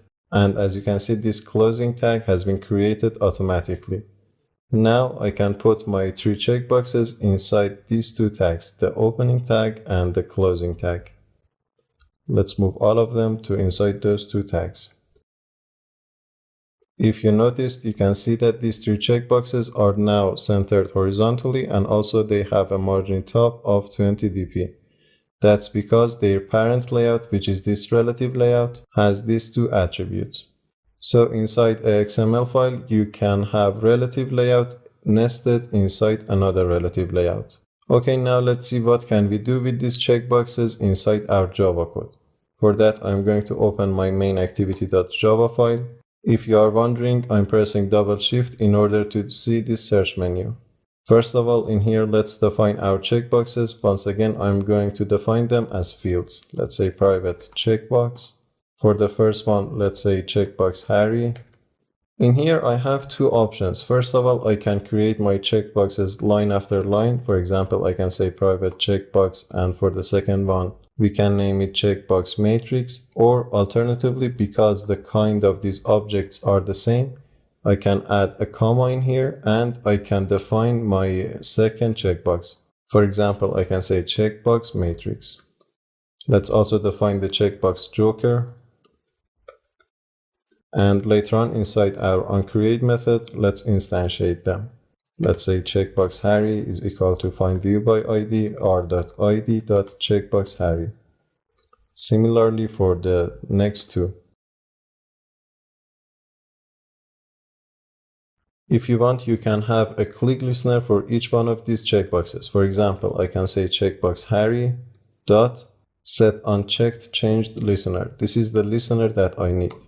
Let's pass new unchecked changed listener. Once again, you can see that this is an interface. The exact name is compound button dot unchecked changed listener.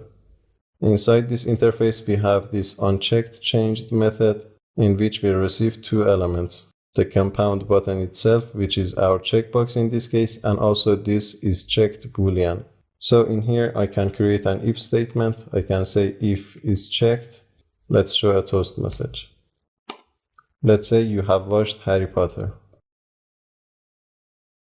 But in the else case, let's show another toast message. This time I'm going to say you need to watch Harry Potter. Before I write the logic for the next 2 checkboxes, let's run our application and let's see what would be the result. Right now, Harry Potter is checked, but we are not seeing any toast message, and that's because the onClick listener in here is going to react when we click on this checkbox. For example, if I uncheck this checkbox, you can see that you need to watch Harry Potter. Let's also check it. You have watched Harry Potter. But what if we want to see the toast message when we run the application without any clicking on our checkbox? For that, we have an option in here. Before setting this onClick listener, we can check that if our checkbox is checked or not. For example, for that, I can create an if statement. I can say if checkbox Harry dot is checked. As you can see, this method is going to return a boolean, and as its name applies, it's going to check that if our checkbox is checked or not. So if it's checked, I'm going to show the toast message. Let's copy it from here. But in the else case, I'm going to show another toast message. Once again, we can copy it from down in here. Let's run the application. As you can see, when I run the application without any clicking, I saw the toast message. So from time to time, this isChecked method is going to be useful. I'm not going to define an unclick listener for the next two checkboxes because I'm sure that you got my point. Also, like in the previous video, instead of passing this new compound button.unchecked changed listener, you can implement this listener at the declaration of your class, for example in here, and after that you need to override this unchecked changed method. After that you can pass this instead of this new listener in here into your set unchecked changed listener method. But once again, I'm not going to go through that. Instead, let's switch back to our activity_main.xml file and let's talk about another UI element. But before that, I'm going to minimize this relative layout. The next UI element that I'm going to talk about is radio button. Let's say radio button, this one down in here. For the width and height, let's say wrap content. You can see that this is this circular button. Let's move it to below our relative layout. I can say below or layout below. I think it was named movies relative layout. Let's also add two margins. Margin left of, let's say 25 dp and also margin top of maybe 20 dp. Like checkboxes, we can also have text. Let's say text. For the text, I'm just going to say married. This is going to determine the marital status of the user. So that's what this text is about. Let's also give it an ID. Let's say radio button married. Like checkboxes, if you want to check this married radio button, you can say checked and you can pass through. If you want to have multiple radio buttons, you can say something like this. You can copy and paste this radio button, but there is going to be some problem with our code. Before that, let's change the text and ID of this radio button. For example, in here, let's say single. And after that, let's change the ID to RB single. Let's also move this one to right of our radio button married. Let's say to right of radio button married. So the purpose of radio buttons in programming is that among multiple radio buttons, you can only select one. This is the difference between radio button and checkbox. When you have checkboxes, you can check multiple checkboxes, but when you have radio buttons, you can only have one radio button checked. But as you can see, our program is not functioning right in here, and that's because we need to group these radio buttons. And we can do that by creating another item in here called radio group. Before that, I'm going to delete these two radio buttons. Let's say radio group. This one. Once again, for the width and height, I'm going to say wrap content. Let's move it below our movies relative layout. Layout below ID. Movies rel layout. A margin top maybe of 20 dp. And also let's center it horizontally. Center horizontal to true. Once again, because I'm going to put some radio buttons inside this radio group, I'm not going to finish creating this radio group. Instead, I'm going to finish creating this opening tag by adding a left anchor bracket. Like a relative layout, you can see that now we have an opening tag and also a closing tag. Inside this radio group, I can have my radio buttons. Let's say radio button, wrap content and wrap content. Let's give it an ID. Let's say radio button married. A text maybe. And also let's change its default value to checked. Let's say checked true. Now we can have multiple radio buttons. Let's copy and paste this one. So as you can see, I never moved this radio button to below our first radio button, but it moved automatically. If we change the ID to, for example, RB single, you can see that even though both of these radio buttons are checked, but only one of them is showing the checked value. So when you are using radio buttons, only one of them can have a checked value. For that, I'm going to delete this checked attribute from the second radio button. And also I'm going to change the text to single. Let's also add another one. For the ID, let's say radio button in rel. And let's change the text to in a relationship. Let's also delete this checked attribute.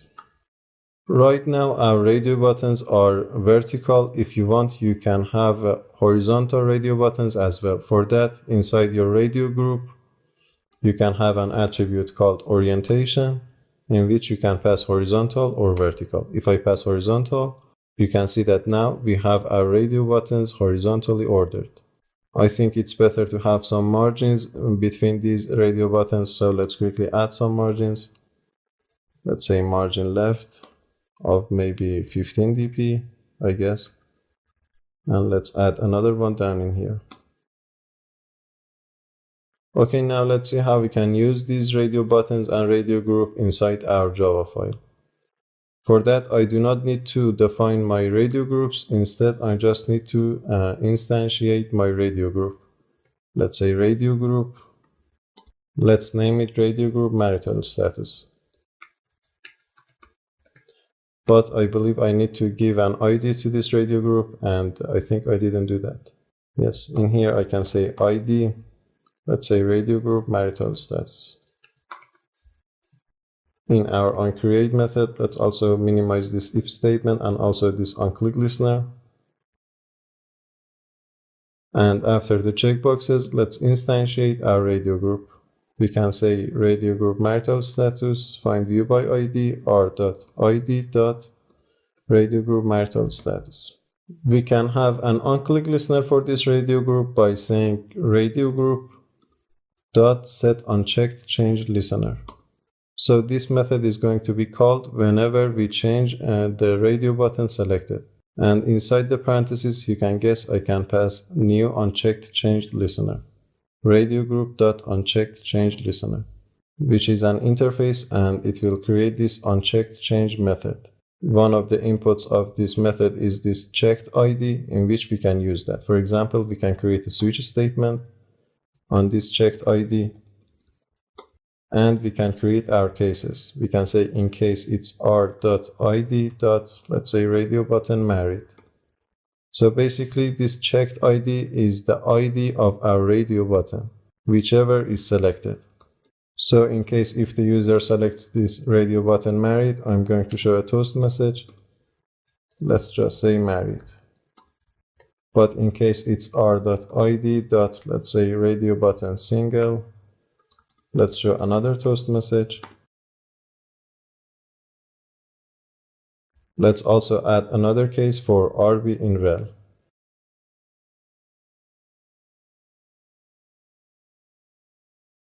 As usual, let's also create our default case, and let's add a break.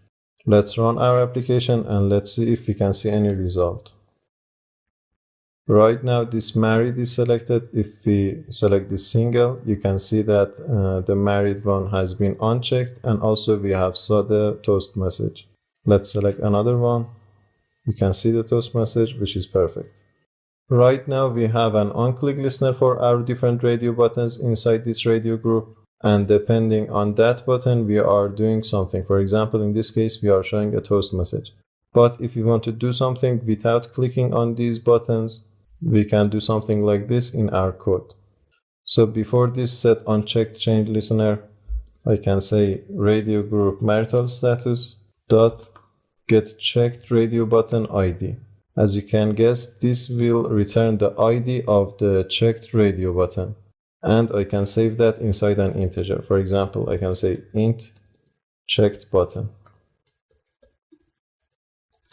After that, I can create a similar switch statement based on the checked button. So let's say switch on the checked button, and let's create our cases. I'm going to copy and paste the cases from here. Let's run the application and let's see if we can see any result. As you can see, we are not clicking on any of these radio buttons, but we just saw the married toast. That seems to be perfect. In some cases, we might need to check for the checked radio button before clicking on them. I'm going to talk about another UI element in this video, and that's called a progress bar. Let's quickly see that as well. Before that, I'm going to minimize this radio group. After that, down in here, let's say progress bar, wrap content and wrap content. Let's give it an ID. Let's say progress bar. Let's also center it. Let's say center in parent, and let's pass through. Let's run the application and let's see what our application is going to look like with this progress bar. As you can see, an infinite progress bar is constantly circulating. This might be useful, for example, when we are downloading something from the internet. In order to make our progress bar visible or invisible, we have an option. For example, in our XML file, if we want it to be not visible, we can say visibility and we can pass gone. Also, we have this visibility attribute for almost all of the other UI elements. If we want, we can change it to gone, but by default it's visible. Let's change it back to gone. Later on in our Java code, we will change this visibility to visible, and whenever we are done with it, we are going to change it to gone. Let's see how can we do that in our Java code. Before everything, let's minimize all of the extra methods and codes. And let's instantiate our progress bar. Above in here, I'm going to say private progress bar. Let's name it progress bar. And down in here, inside the onCreate method, let's say progress bar is equal to findViewById r.id.progressBar. I do not have any button in here in order to change the visibility of this progress bar. Instead, I'm going to change its visibility whenever the user clicks on the radio button single. For that, inside the radio group marital status listener, inside the switch case, in case if it's RB single, instead of showing the toast message or after the toast message, I'm going to say progress bar dot set visibility, and I can say visible. Instead, whenever the user clicks on this radio button in rel, I'm going to change the visibility of my progress bar to gone. Let's copy this line of code, and after the toast message, let's paste that, and let's just change this constant to gone. View.gone. Let's run our application. Right now, we cannot see any progress bar because in our XML file, we have added the visibility attribute and we have set the gone value. In case if we click on this single, you can see that we are seeing the progress bar. In case if I click on this in a relationship, you can guess the visibility will be changed to gone. There is also another form of progress bar. Let's quickly see that as well.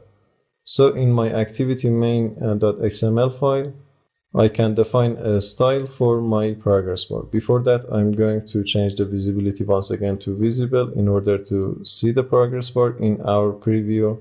And after that, let's say style. If I type horizontal, you can see this style in here, widget.appcompat.progressbar.horizontal. Let's change the width to match parent so that we can see it better. And also in here, I have another option. I can say progress and I can pass an integer. For example, I can say 30. You can see that the progress of this progress bar has been changed to 30. This type of progress bar is extremely useful when you want to show the progress of something. For example, downloading a file. Sometimes you may want to show that how much of the file has been downloaded. You can also set a maximum for your progress. For example, you can say max and you can pass 100. Let's also add some margin left and right. Margin left of 20 dp, margin right of 20 dp. Okay, now let's switch back to our Java file and let's see what we can do with this progress bar. Before everything, I'm going to delete these two lines of code because I'm not going to make my progress bar visible or invisible. Let's also minimize this switch statement and this whole listener for our radio group. After instantiating our progress bar, I'm going to create a thread. If you remember from the Java session, this is the simplest way that we can create a thread. Let's say thread is equal to new thread. We needed to pass a runnable, let's say new runnable. Inside this run method, I'm going to create a for loop. Let's say for int I is equal to 0, I less than 10, and I++. For every time of looping, I'm going to increment the progress of this progress bar by 10. So let's say progress bar dot increment progress by. As you can guess, we need to pass an integer in here. For example, let's pass 10. After that, let's freeze this thread for half a second. If you remember from the Java session, we have used this way. We set thread.sleep. But this way, there is a probability that we create interrupted exceptions. For example, you can see that we have an error in here, and the error says that unhandled exception. There is also another way in Android. I'm going to use that in here. I can say system clock.sleep. So this way, we don't need to create the try-catch block. This wasn't available in Java. This system clock is coming from Android.os. You can check that by take a look at these imports. This one in here, Android.os.systemClock, is the one that we just imported. After creating our thread, we just need to start it. We can do that after the definition of our thread. We can say thread.start. So in here, we have created this worker thread in which inside that we are creating a for loop, and for each time of looping, we are incrementing the progress of our progress bar by 10. Also, after each time of looping, we are sleeping the worker thread for half a second. Let's quickly switch back to our layout file, and let's delete this progress attribute. It was just for demonstration. So if I remove this one, you can see that the progress will change to 0. Let's run the application and let's see if we can see the progress of our progress bar. As you can see, we are changing the value of this progress bar for every half a second. If you want, you can also get the progress of your progress bar at any moment that you want. For example, in here you can say progress bar dot get progress. As you can see, this get progress is returning an integer, which is the current progress of your progress bar. Sometimes you may need that, and here is how you can get that. Okay, I think that's enough for this video. Once again, like previous videos, I'm going to upload the source code at my website at makecode.org/codes. Feel free to check that if you need. And also in the next video, finally, we are going to talk about the differences between a relative layout, a constraint layout, and also a linear layout. I think it's going to help you a lot with understanding the layout files better. Okay, see you in the next video.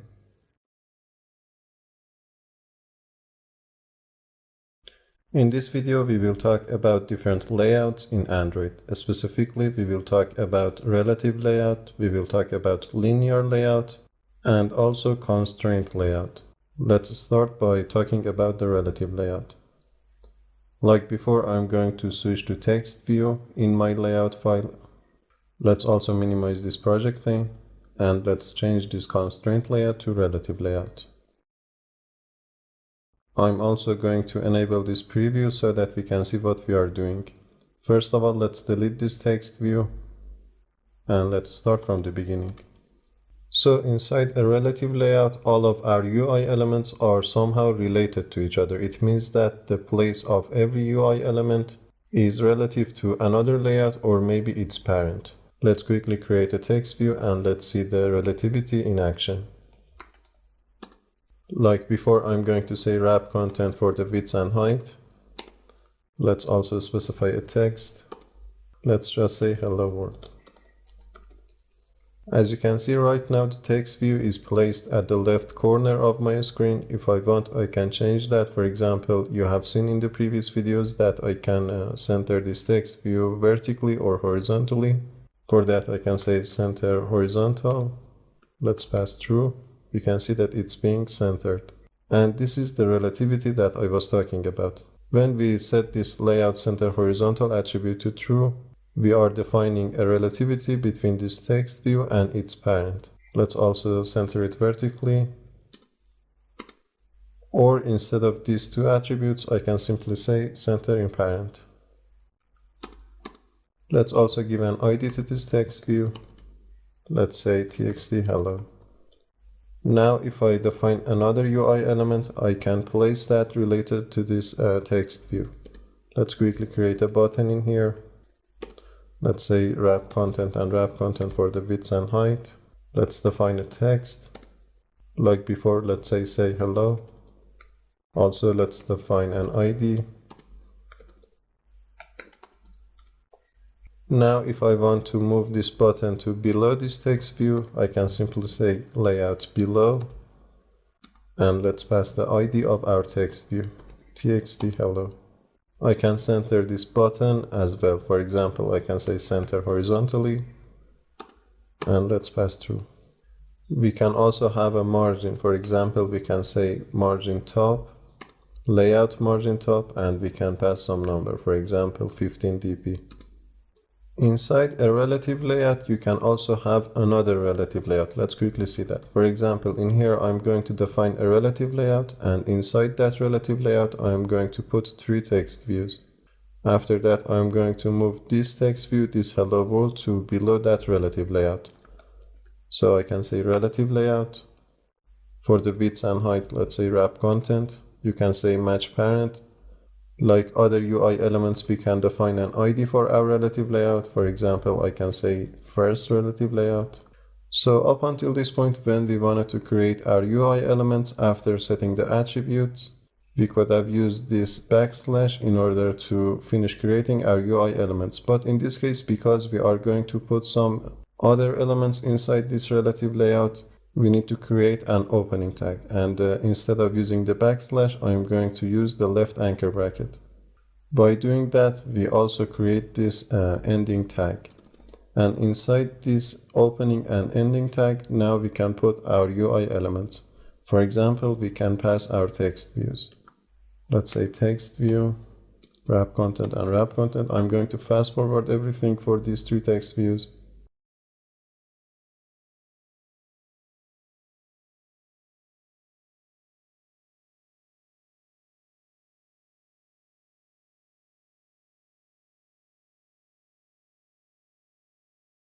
Like before, we can place our 3 text views inside this relative layout correctly. For example, we can move them to right of each other.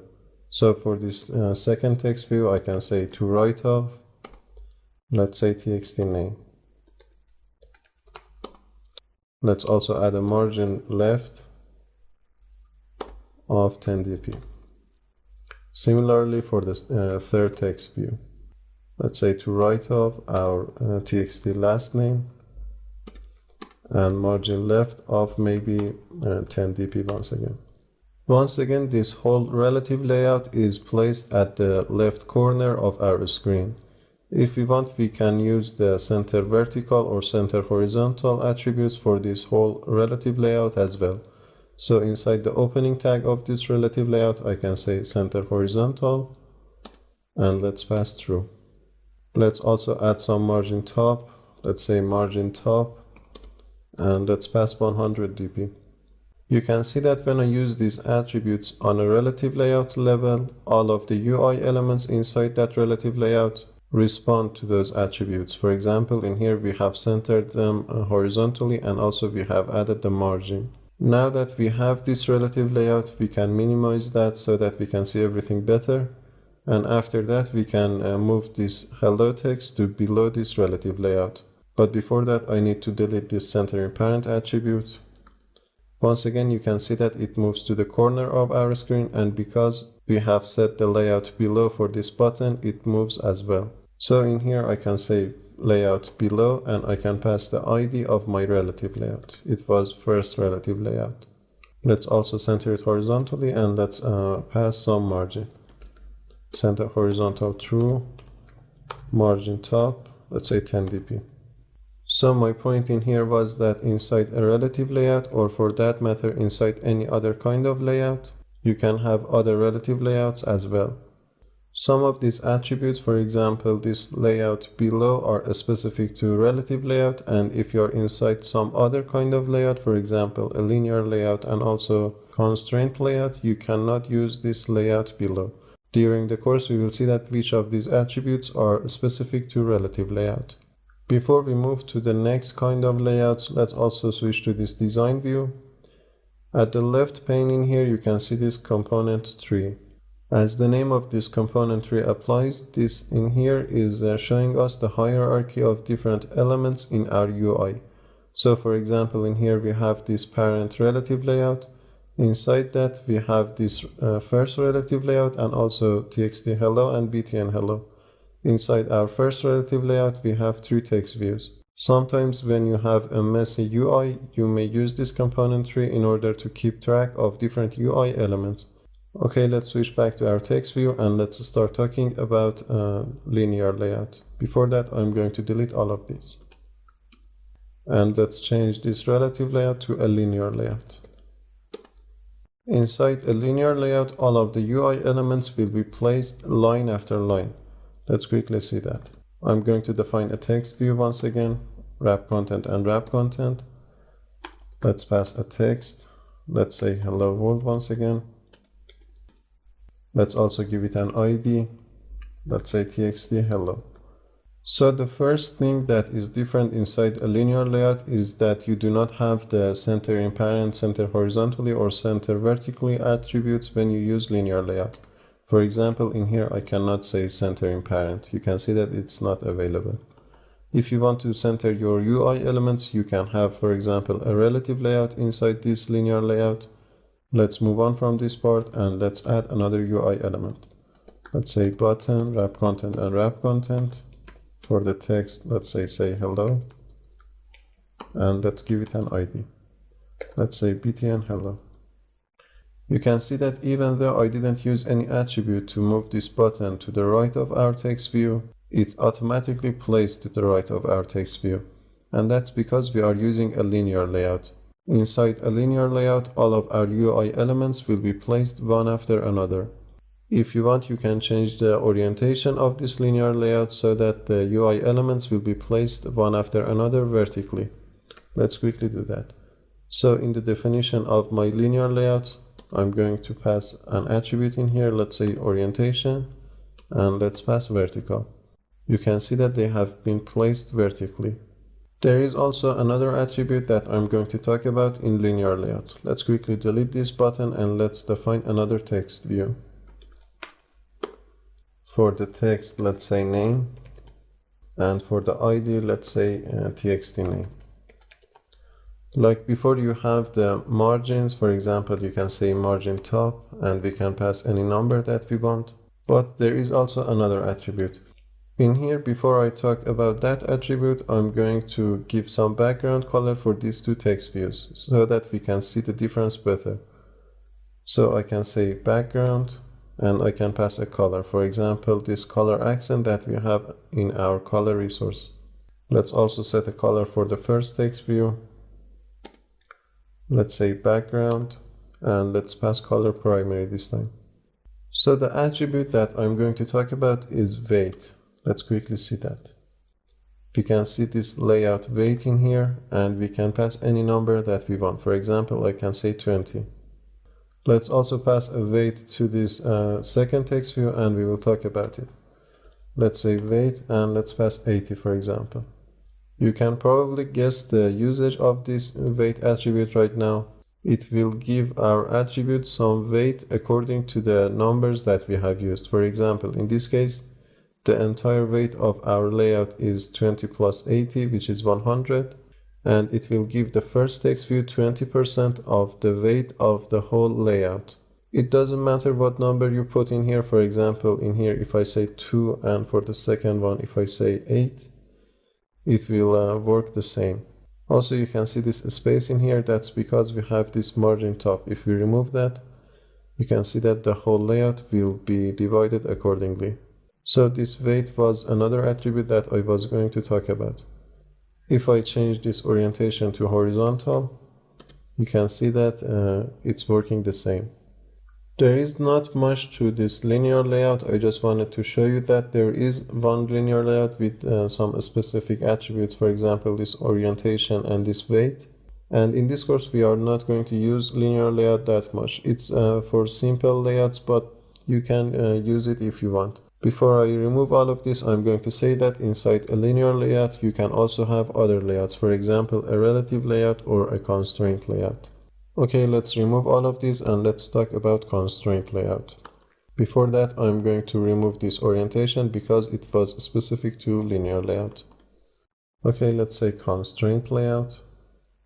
We have two options in here, widget.constraint and widget.constraint layout. This is the one that we are going to need. For this constraint layout, I'm going to switch to design view because I think it's much better to work with the design view. First of all, I'm going to enable the blueprint so that we can see the difference if there is any.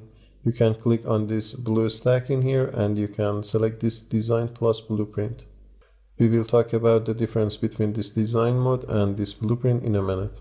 Okay, for working with the constraint layout, you can drag your UI elements like before. You can drag, for example, a text view. And as soon as I did that, you can see that we have 4 circles at the 4 edges of our UI element. Let's zoom in a little bit. You can see that the 4 circles are at the 4 edges of our UI element. Let's zoom out a bit. I just wanted to show you the 4 circles. Also, the shortcuts that I'm using in here is Ctrl++ in order to zoom in and Ctrl+- in order to zoom out. Also, at any time, you can use Ctrl+0 in order to have a fit screen. It's also worth mentioning that if you have a keyboard that has some numbers and keys for the calculator, the plus, minus, and 0 from the calculator keys are not going to be helpful in here. So the shortcuts are going to be only useful for when you are using the upper numbers and also the upper plus and minus. The most basic thing in a constraint layout is to constrain your UI elements. Right now you can see that we have a red error in here. Similarly, we have the same error in our component tree. It says that we need to constrain your UI element. In order to constrain your UI elements, you can drag one of these circles to, for example, the edge of your screen. So right now we have added one constraint. If we switch back to our text view, you can see that we have this constraint in here. I'm talking about these 2 lines of code in here. Okay, let's go back to the design view. We can add another constraint, for example, for the right constraint of our UI element. We can add a constraint to the right edge of our screen. But still this constraint layout is not happy. It says that not vertically constrained. It means that we need to at least add another constraint in here. And now the error is gone and it has been changed to some warning. If you want to center your UI element into the center of your parent, you can add another constraint, for example, from the bottom of this text view to the bottom of the screen. If you want to remove one of these constraints, you can just click on the circle and you can press the delete key. You can see that the constraint will be deleted. Let's press Ctrl+Z in order to redo that. If you take a look at this attributes pane in here, you can see that you have a slider for this text view for different constraints. Right now the number says 50, but if you want you can change that. For example, if you move it a little bit, you can see that the text view responds accordingly. It will move according to this slider. Similar to that, we have this horizontal slider in which you can guess we can move our UI element. So constraining your UI element to the edges of a screen is one way. You can also add constraints to other UI elements. For example, if I have a button in here, let's quickly add that. And let's delete the constraints of this text view, all of them. Let's move it so that we can see everything better. This time, if we want, we can constrain this button to, for example, the bottom of this text view. You can see that it moves accordingly. You can also see that when I click on one of these circles, I can see all of the available targets. For example, I can constrain it to the right of my text view. Sometimes it might not work and you may want to add that one more time. So this way we have constrained our button to the bottom of this text view and also to the right of this text view. If we want to make it center, we can add another constraint to the left of this text view, and both of these UI elements are now somehow centered. Let's also add a margin so that we can see everything better. So by clicking on one of your UI elements, you can see that in the attributes pane, we can add a margin, for example, from top. Let's add 32. If you take a look at this component tree in here, you can see that we have no error about this button, but we have an error about this text view. It means that we have all of the necessary constraints about this button, but we need to add some constraints about this text view. For example, we need to constrain it vertically or maybe horizontally as well. Like before, we can add the constraints to the both edges of our screen. You can also see that when I add the constraint, this button moves as well. It means that no matter where this text view is, we want our button to be constrained to this text view. Let's add another one. Let's also add a margin top for this text view as well. I think 32 is not enough, so let's say 100. Let's also add another text view and let's see other kind of constraints. So constraining your text views, for example, from top of this text view to the top of this text view and from bottom of this text view to the bottom of this text view is one way of having two text views at the same line horizontally. There is also another way. I'm going to press Ctrl Z 2 times so that we undo the constraints. We can right click on one of our UI elements and we can select this show baseline. Now you can see this baseline. Instead of adding the two constraints from top and bottom, we can select this baseline and we can constrain it to the baseline of this text view. This time, once again, they are at the same line horizontally. Let's zoom in a little bit. In order to navigate through all of your layout, you can press down the space key and you can drag your mouse. Like if you work with Photoshop, you have the same ability. You can see that both of these text views are at the same line horizontally by adding some constraint to the baseline. Once again, the baseline is not available by default. You can right click and you can select this show baseline. Let's zoom out. So we have seen that we can constrain our UI element to both edges of our screen. But what if we want to, for example, have another line? For example, if we want to move this text view or constrain this text view to some other space beside these two edges. For that, we can right click on our layout. Down in here inside these helpers, we have these guidelines, add vertical guideline and add horizontal guideline. You can guess each one of these will create a line. For example, let's add a vertical guideline. Let's zoom in a little bit so that we can see better. You can see that this line has been added to our layout. We can move it. For example, we can move it to the right of our screen. As soon as I did that, you can see that we have some margin from the left side of our screen. You can see this triangle in here. If I click on that, it will change the margin from left to the right of our screen. Sometimes this might be useful as well. Right now, the constraint of this text view is the edge of our screen. Let's quickly delete the left constraint of this text view. And if we want, we can add this constraint to this guideline. For example, we can add it in here. Sometimes, once again, it might not work. You can see the difference. The text view now constrained to this guideline instead of the edge of our screen. If you want, you can constrain this text view to this guideline as well. But before that, we need to delete this baseline constraint. Let's quickly delete that. Sorry, I deleted the whole text view. And let's constrain it to this guideline and also to the edge of our screen. If you want, you can also have multiple guidelines. We will add another one in a second. So for example, I can once again right click on the layout by going to these helpers. I can add another vertical guideline. You can see that this guideline has been added and I can use it like I've used this first guideline. We also have a vertical guideline. In our helpers, we can add this horizontal guideline. You can guess it will add a horizontal guideline. Once again, we have this triangle in here. If we click on that, it will change the margins from top to bottom. Let's also constrain this text view to our guideline. Sometimes when you are working with different UI elements in a constraint layout, adding some constraint might be difficult. For example, in here we don't have much space. For that, we can select both of the items that we want to add constraint. For example, this text view and this guideline. You can select multiple UI elements by pressing down the Control key. After you have selected both of them, you can right click. You can go to this constraint in here. We want to constrain our text view to, which is the ID of this text view. to our guideline. So I'm going to say top to, let's say, bottom of our guideline tree.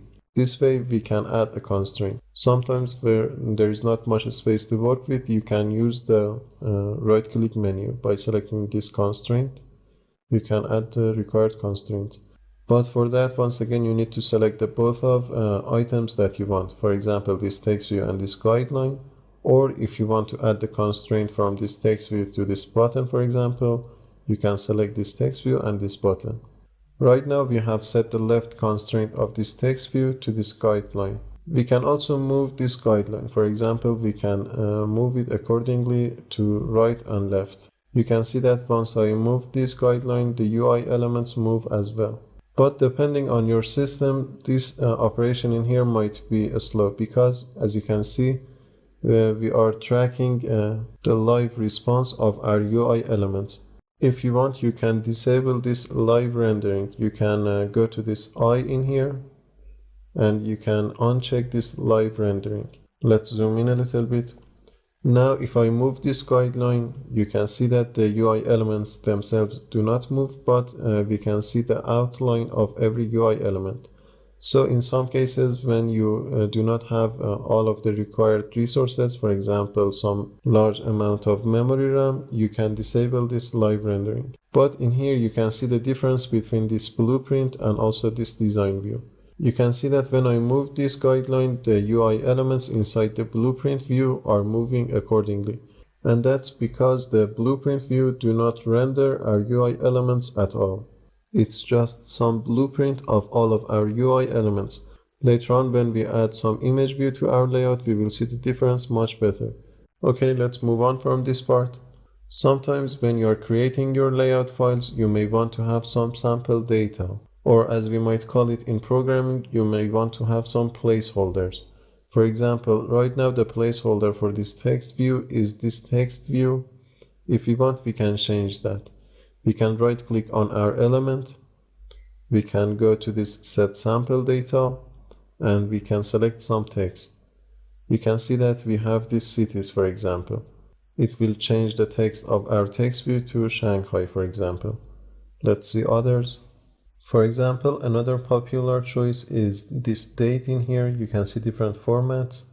We can select that and we can have some sample data about the date. The other one is lorem ipsum.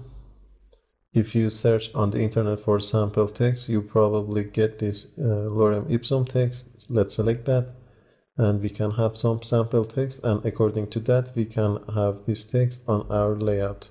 We also have the lorem text. Let's quickly see that.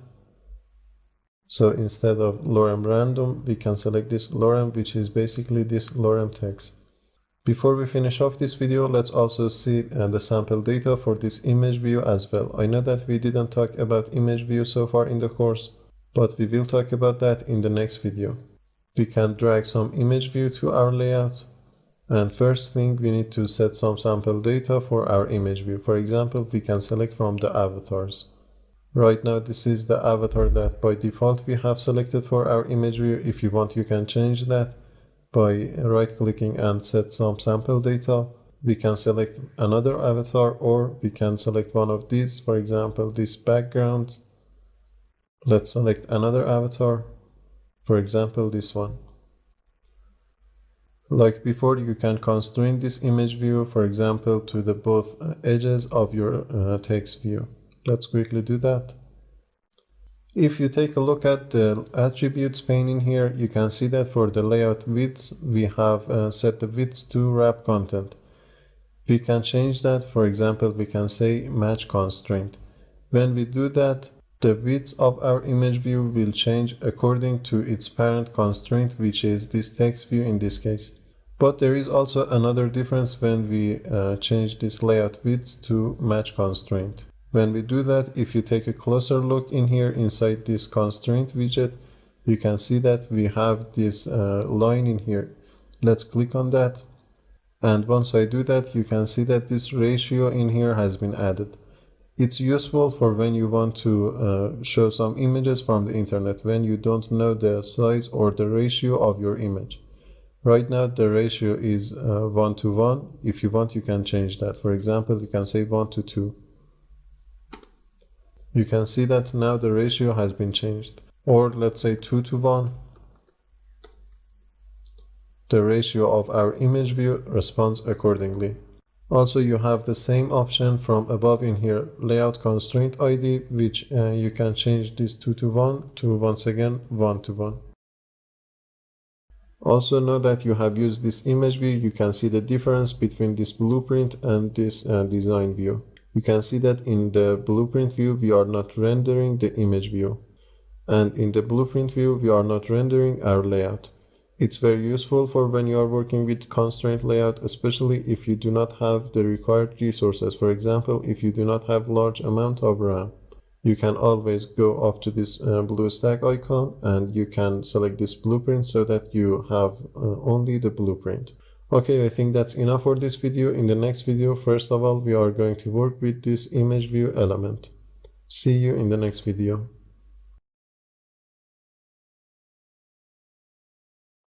In this video, we are going to talk about images in Android, and I believe it will be a short video. As always, let's switch back to our layout file and let's change this constraint layout to a relative layout. You can keep working with constraint layout. I'm just more comfortable with this relative layout. First of all, I'm going to delete this text view and let's create our image view. This time, instead of wrap content or match parent for the width and height, I'm going to put some number. For example, I'm going to say 150 dp. Right now, you cannot see any image in your layout file in this preview because we do not have any placeholder, but you can see the outline of your image. If you want to have some placeholder, you can say something like this. You can say source, this src, and you can address some image from your project. By default, you have some images in your project. For example, in your drawable folder, you have this IC launcher background. Let's select that, for example. And as soon as I select that, you can see that we can see this green image in our preview. Later on, we will talk about this drawable folder and other folders that are related to images in Android projects. So this is going to be a placeholder, and if we want, we can later on change this image in our Java file. Let's also give an ID to our image view. Let's say ID. Let's name it my image. Let's also move it to the center of our parent.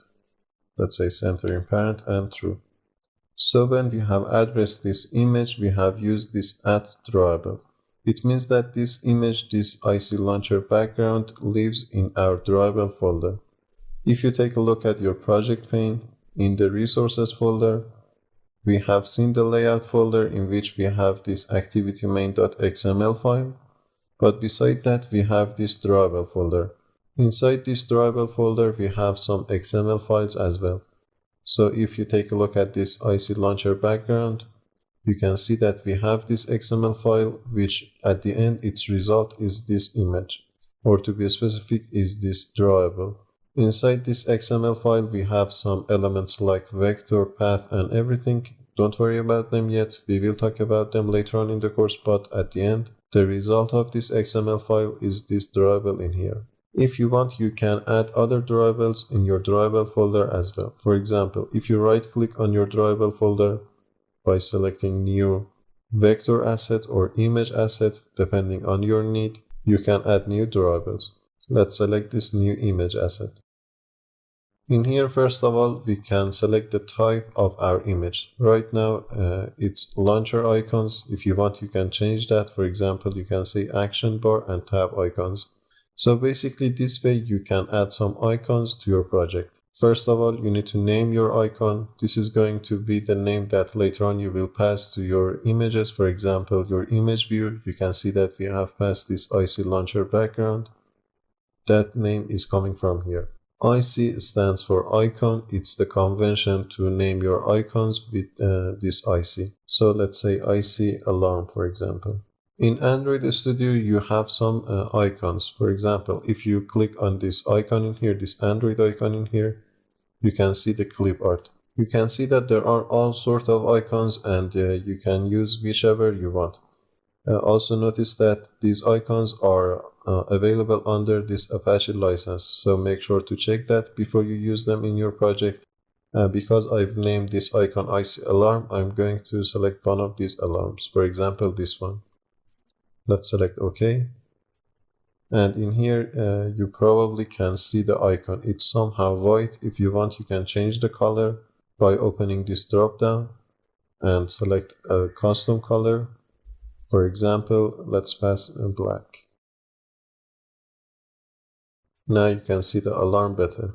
Also notice that there are multiple sizes of this icon, and that's because in different screen sizes, the Android system is going to select one of these sizes. For example, if it's a large screen size with a large pixel rate, it will select one of these larger images. Similar to that, if your application is going to run on a smaller screen size device, the Android system will select one of these smaller icons. Okay, let's select next from here. Once again, you can see that in your resources folder, inside the drawable folder, multiple images, multiple drawable files with multiple qualities will be added. And you can also see the output file. This is going to be the XML file when you create your drawable file. Basically, this at the end is going to create that alarm icon. Let's click finish in here. And if you take a look at your drawable folder now, you can see that we have this IC alarm, which once again is presented with 5 different qualities. Now in our activity main.xml file, instead of passing this IC launcher background, we can pass IC alarm. So this way, by adding some drawable into your drawable folder, you can add some images to your project. Similarly, you can add some images into your MIPMAP folder as well. Right now we have some images in here. For example, we have this IC launcher, and also we have this IC launcher round, which at the end will create a rounded icon. If you want to add some extra images into a project from, for example, let's say your computer, you can add them into this MIPMAP folder. For example, I have prepared this PNG file. I can copy that. Let's say copy.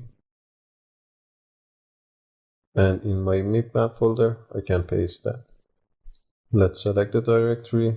And also let's name our file. It's also very important to note that when you are importing some images into a project, the name of your MIPMAP file, the name of your PNG or JPEG file shouldn't have any spaces. And also for that matter, they shouldn't have any uppercases. So the name in here I think is fine. Let's press OK. And as you can see, this makecode.png has been added to my MIPMAP folder. Now that I have this image into my project, I can address that from inside the activity main.xml file. For example, in here, instead of saying IC alarm, I can say makecode. But because we have added that file into our MIPMAP folder, we are getting a red warning because we are saying add drawable. For that, I'm going to delete all of this, and I'm going to say add MIPMAP, and I can address makecode. We can see that the logo has been added into our project successfully. So far, we have added these images and drawables in our project in this Android view. Let's also check the project view, and let's see if we can locate different images in the project view as well. So you can guess that it's in our app folder, inside the sources folder, inside the main folder, inside resources folder. We can see all these drawables and MIPMAP folders. Once again, each one of these is going to respond to the quality of the screen of the user's device. So for example, if we want to locate this makecode.png, because it was a high quality image, I believe it will be inside this MIPMAP XXHDPI. As you can see, it's in here. But if you want to have an application that responds to each one of the screen sizes and screen qualities correctly, you need to create images for each one of these qualities and add them into your project. Right now, if you take a look at, for example, this MDPI, you can see that inside this folder, we do not have any makecode.png. It's not going to cause any problem in order to show the images in different screen sizes. As long as there is some image with the name makecode.png, it's going to show something to the user, but it may cause some bad user experience. Okay, let's switch back to our Android view. And let's talk about how you can change the icon of your application. But before that, let's quickly run the application and let's see what is the current icon for our application. Right now you can see that the name of this application is Images, and if you take a look at the list of your applications on your device, you can see that the logo of this Images is this rounded Android icon.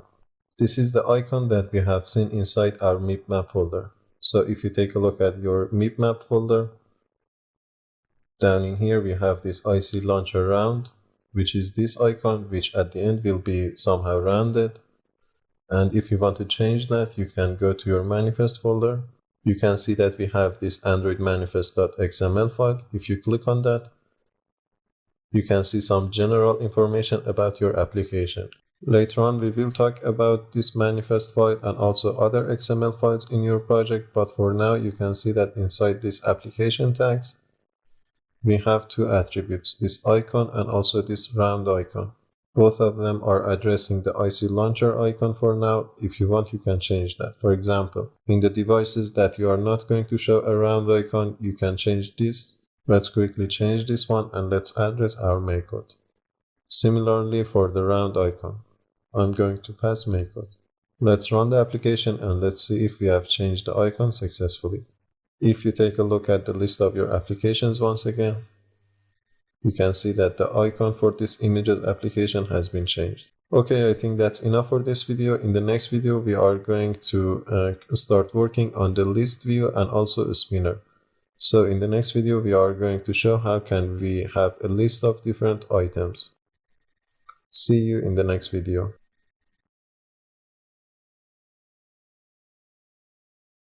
In this video, we are going to talk about how we can show a list of different items in our application.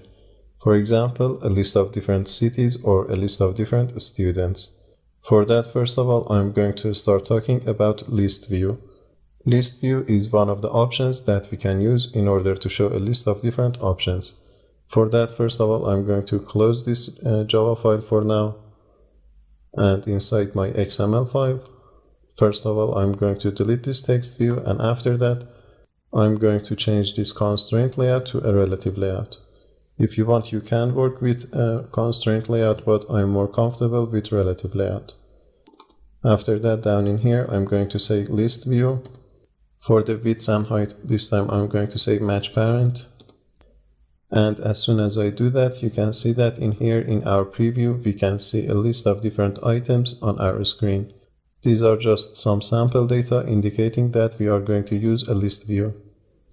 I'm also going to add a margin top, let's say margin top, and let's say 100 dp. Let's also give an ID. But before that, if you take a closer look in here, I'm not sure that if you can see this scroll bar at the left pane in here, but it indicates that we can scroll our list view in case if all of our items do not fit on the screen. So if we have a large amount of items, we can scroll over our list view. Okay, let's give an ID to our list view. Let's say ID. I'm going to name it cities list view or cities list. And I think that's enough for now. Let's quickly switch back to our Java file and let's initialize this list view. Like before, above in here, I'm going to say private list view.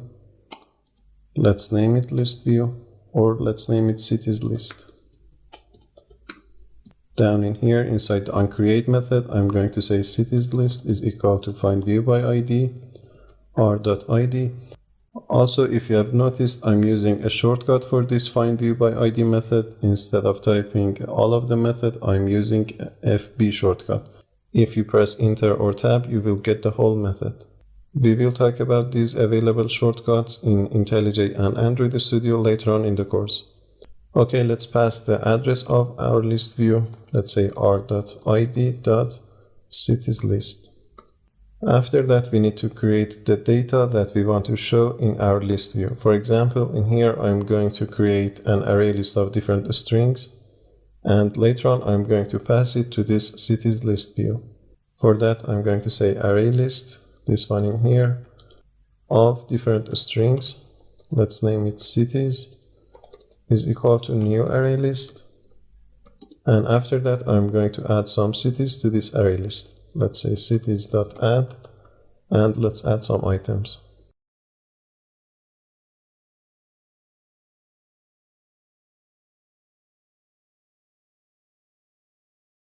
In here, I'm adding all of these cities to my cities array list manually, but in most cases, the list of your objects will be coming from the web server or maybe your database.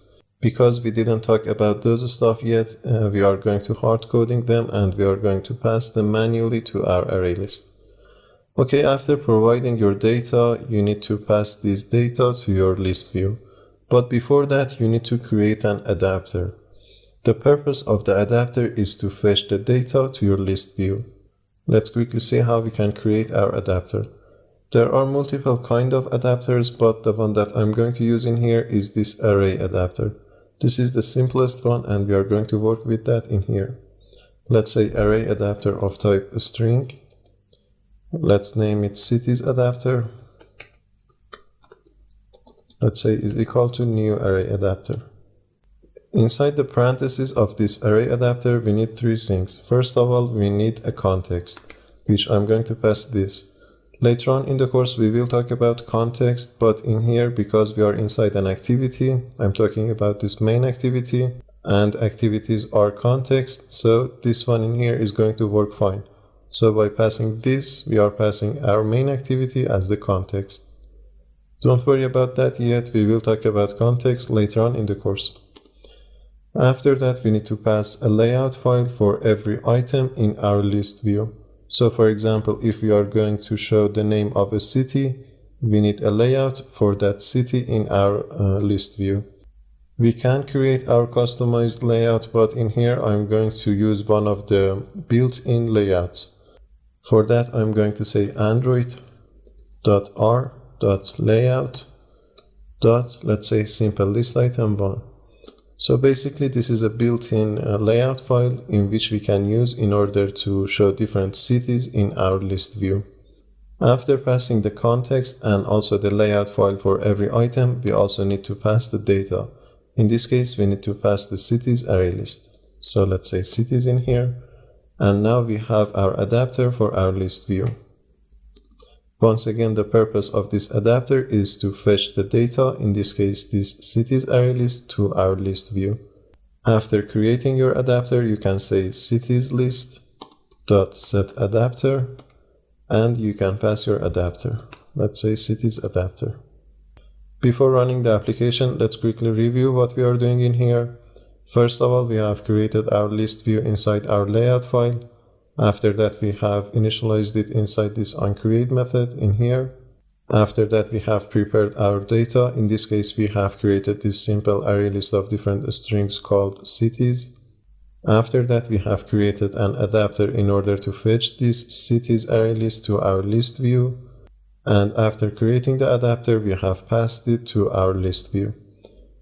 Let's quickly run our application and let's see if we can see these items in our list view. As you can see, we have created this list view and also populated the data that we have passed in our array list. Also, if we had more data that wouldn't fit on the screen, the list view would be scrollable. This layout in here for every item is this simple list item that we have passed in here. If you want to take a look at that, you can press down the Control key. In Mac, it should be Command key. And by clicking on the simple list item 1, you can check the layout file. You can see that it's a simple text view with some attributes. Nothing special in here. You can also make your items clickable. Right now, if you click on one item, nothing happens. But you can set a listener for each one of these items. Let's quickly see that. So after passing the adapter in here, I can say cities list dot set on item click listener, this one. And I can pass my interface. I can say new on item click listener. Notice that it's adapter view dot on item click listener. It's different from on click listener. When we pass this interface, we have this on item click method in which has some inputs. The one that we are interested in is this position in here. Basically, this is going to be the position of our item in our list view. Let's quickly see how we can use that. For example, in here, I'm going to show a toast message after clicking on each one of the items. Once again, when we create our toast message, first of all, we need to pass a context because we are inside this onItemClick method, which exists in another interface. We cannot simply pass this, we need to pass main activity.this in order to reference to our context. After passing the context, we can pass our text. For the text in here, I'm going to say cities.get, and for the index in here, I can pass this position. So this way we are going to get the city name that we have clicked on. We are using this position as the index in order to get the appropriate city name from our cities array list. Also, if you have noticed, when I use this cities inside this onItemClick method, this final keyword has been added to the declaration of our array list. As a reminder from the Java session, when you add a final keyword at the declaration of a variable or an object, that variable or the instance of that object would be constant. It means that you cannot change that instance. But although we cannot change the instance of these cities after declaring it as final, we can use all of the methods inside that object. For example, we can use this .add method. Because we are using this cities array list inside this onItemClick method, which exists in another interface, the cities array list needs to be constant, and this final keyword has been added automatically. And if I remove it right now from here, you can see that we are getting this error down in here, and it says that your variable should be constant. So let's add the final keyword once again. Also, let's add another text in here. Let's say plus selected. Okay, let's run the application once again, and let's see if we have set the onItemClick listener successfully. So now if we click on one of the items inside our list view, for example this New York, you can see the toast message in here, New York selected. Berlin, Berlin selected. Okay, it seems like our onItemClick listener is working fine. Once again, this onItemClick listener is different from the onClick listener. If you set the onClick listener on your list view, it's not going to work according to every item in your list view. Okay, I think that's enough talking about list view. You can work around list view if you want, but I do not suggest that, because in Android we have modern solutions for populating a list of different options. For example, we have RecyclerView, which has a lot of flexibilities. If you take a look at your layout file inside the design view, you can find the list view somewhere inside this legacy. You can see that in here, and it's inside this legacy because these days almost no one uses list view. I just wanted to show how can you create a list view. The reason that you may want to avoid using list view is that list view does not have much flexibility. For example, you cannot customize the layout of every item in your list view. You can create a customized layout for every item, but in RecyclerView you have much more flexibilities. And also the other issue is about performance. If you have a large amount of data that you want to show in a list, for example, if you have 1,000 items, in those cases you will see the performance issue when you are working with list view. RecyclerView has done a much better job when it comes to performance. We will talk about RecyclerView in 1 or 2 videos from now, but let's move on from this part. The other layout file that I'm going to talk about is called a spinner. Let's quickly see that. I'm going to define my spinner above this list view. So in here, let's say a spinner. For the width and height, this time let's say wrap content. Let's center it horizontally, and also let's add some margin top. Center horizontal true. Margin top, let's say 50 dp. Right now you cannot see your spinner inside this preview very well, and that's because you do not have any data inside your spinner yet. Basically, this spinner is going to create a drop-down menu. For example, if you click on this, you will see a list of different options. We will see that in action in a minute, but for now let's just pass an ID for our spinner. Let's say students list, or students spinner, it's a better name. Also, let's move our list view to below this spinner. Layout below, and let's pass the ID of our spinner. Let's initialize our spinner in our Java file. Like before, I'm going to come above in here and say private spinner. Let's name it student spinner. And down in here, inside the onCreate method, I can initialize that. Let's say student spinner is equal to find view by ID, r.id dot, let's say, student spinner. Once again, like the list view, first of all, we need to create the list of items, the data that we want to show in our spinner. For that, I'm going to create another array list in here. So let's say array list of different strings. Let's call it students is equal to new array list. After that, let's pass some data to this students array list.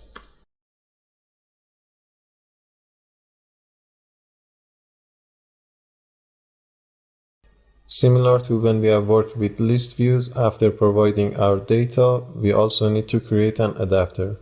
Once again, the purpose of this adapter is going to be fetching the data into our spinner.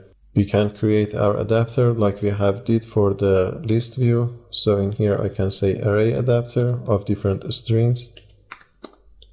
Let's name it students adapter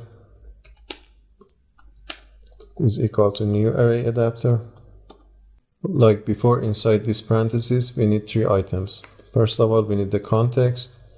After that, we need the layout file for every item in our spinner. Once again, you can create your customized layout file if you want, but in here, for the sake of simplicity, I'm going to use a built-in one. So let's say android.r.layout. The layout file that I'm going to use this time is this simple spinner drop-down item. When we created the adapter for list view, we have used this simple list item 1, but in here we are going to use this simple spinner drop-down item. After that, once again, we need our data, which I'm going to pass my students array list. After creating your adapter, you can say students spinner.set adapter, and you can pass your students adapter. Let's run our application and let's see what a spinner looks like. You can see the spinner above in here. It's going to generate a drop-down menu. If I click on this triangle in here, you can see the name of the students that I have passed into my array list. Once again, these items can be also clickable. For example, if I click on one of these, we can take some action.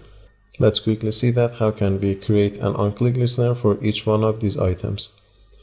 So after setting the adapter down in here, I'm going to say students spinner.set on item selected listener. This is different from the listener that we have used for the list view. For the list view, we have used set on item click listener, but it's not going to work in here. Instead, we are going to use this set on item selected listener.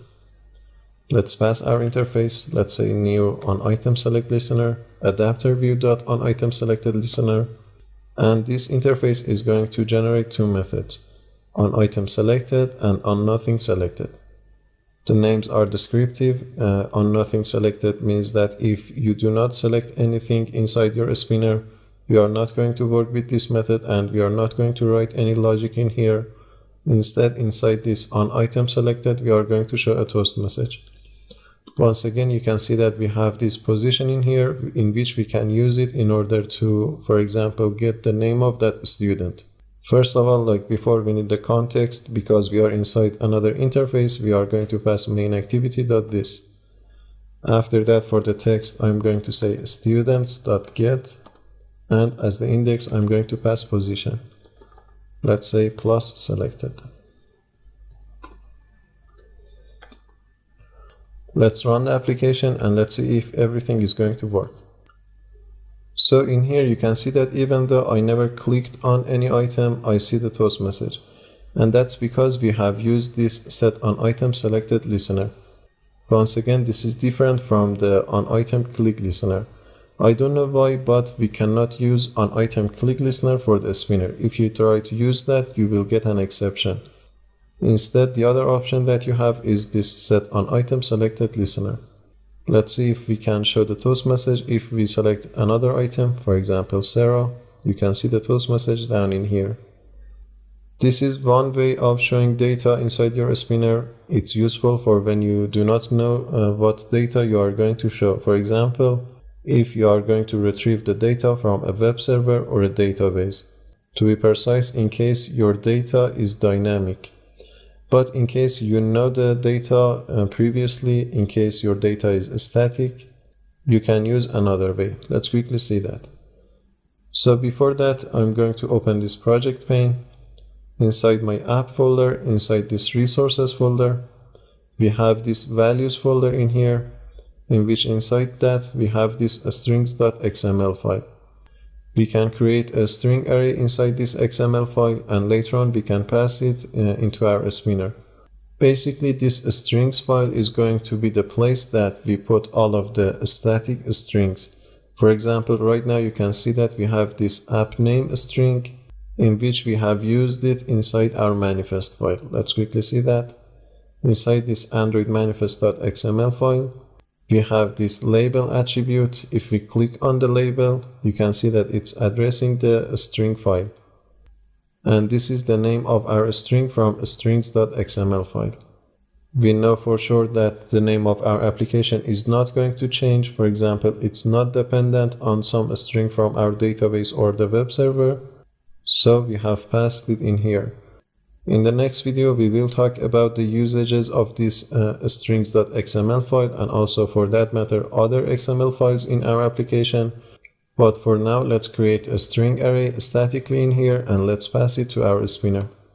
So inside this strings.xml file, you can create two different kind of items. You can create a string, or alternatively, you can create a string array. The way to do that is like this. You can say a string array. You need to name your array. For example, in here, I'm going to say students. After that, inside this opening and closing tag, I can create different items. Let's say item. And inside these item tags, I can provide the value. For example, I can say Mason. You can copy and paste this item as many times that you want.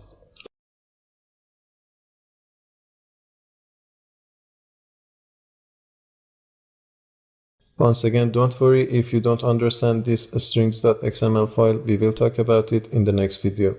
Now that we have created this string array, we can pass it to our spinner item inside our activity main.xml file. When we have created our spinner, we have an attribute called entries. This attribute in here.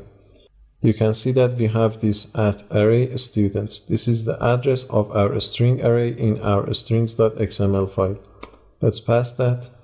And as soon as I pass that, you can see that we have some sample data in our spinner. So now that I have passed the data to our spinner statically, I don't need to pass them in my Java file dynamically. For that, I can comment all of these lines of code. For example, from here to top in here. But right now we are getting an error inside this onItemSelected method, and that's because we no longer have this students array. If you want to show the name of the student when you select some item, instead of using the students array list, you can use another way. Let's delete this line of code and let's create a new toast message.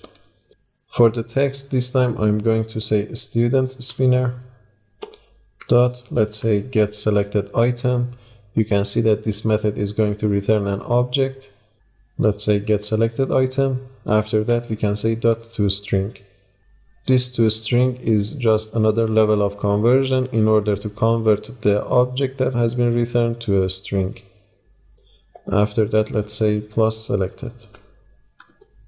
Once again, before running the application, let's review what we have done. First of all, we have created this string array. After that, we have passed it to our spinner statically. And after that, inside our Java file, we have created this setOnItemSelectedListener. Inside the onItemSelected method, we have created this toast message. And we are getting the value of every item by using a student's spinner.getSelectedItem method. Let's run the application and let's see if we have the same behavior. You can see that we have some data in our spinner. If I select Brad, for example, you can see the toast message, Brad selected. It seems like our spinner is working fine. So far, we have talked about different layout files. For example, this activity main.xml, which is a layout file. In the next video, we are going to talk about other kind of XML files. For example, this strings.xml or this Android manifest.xml.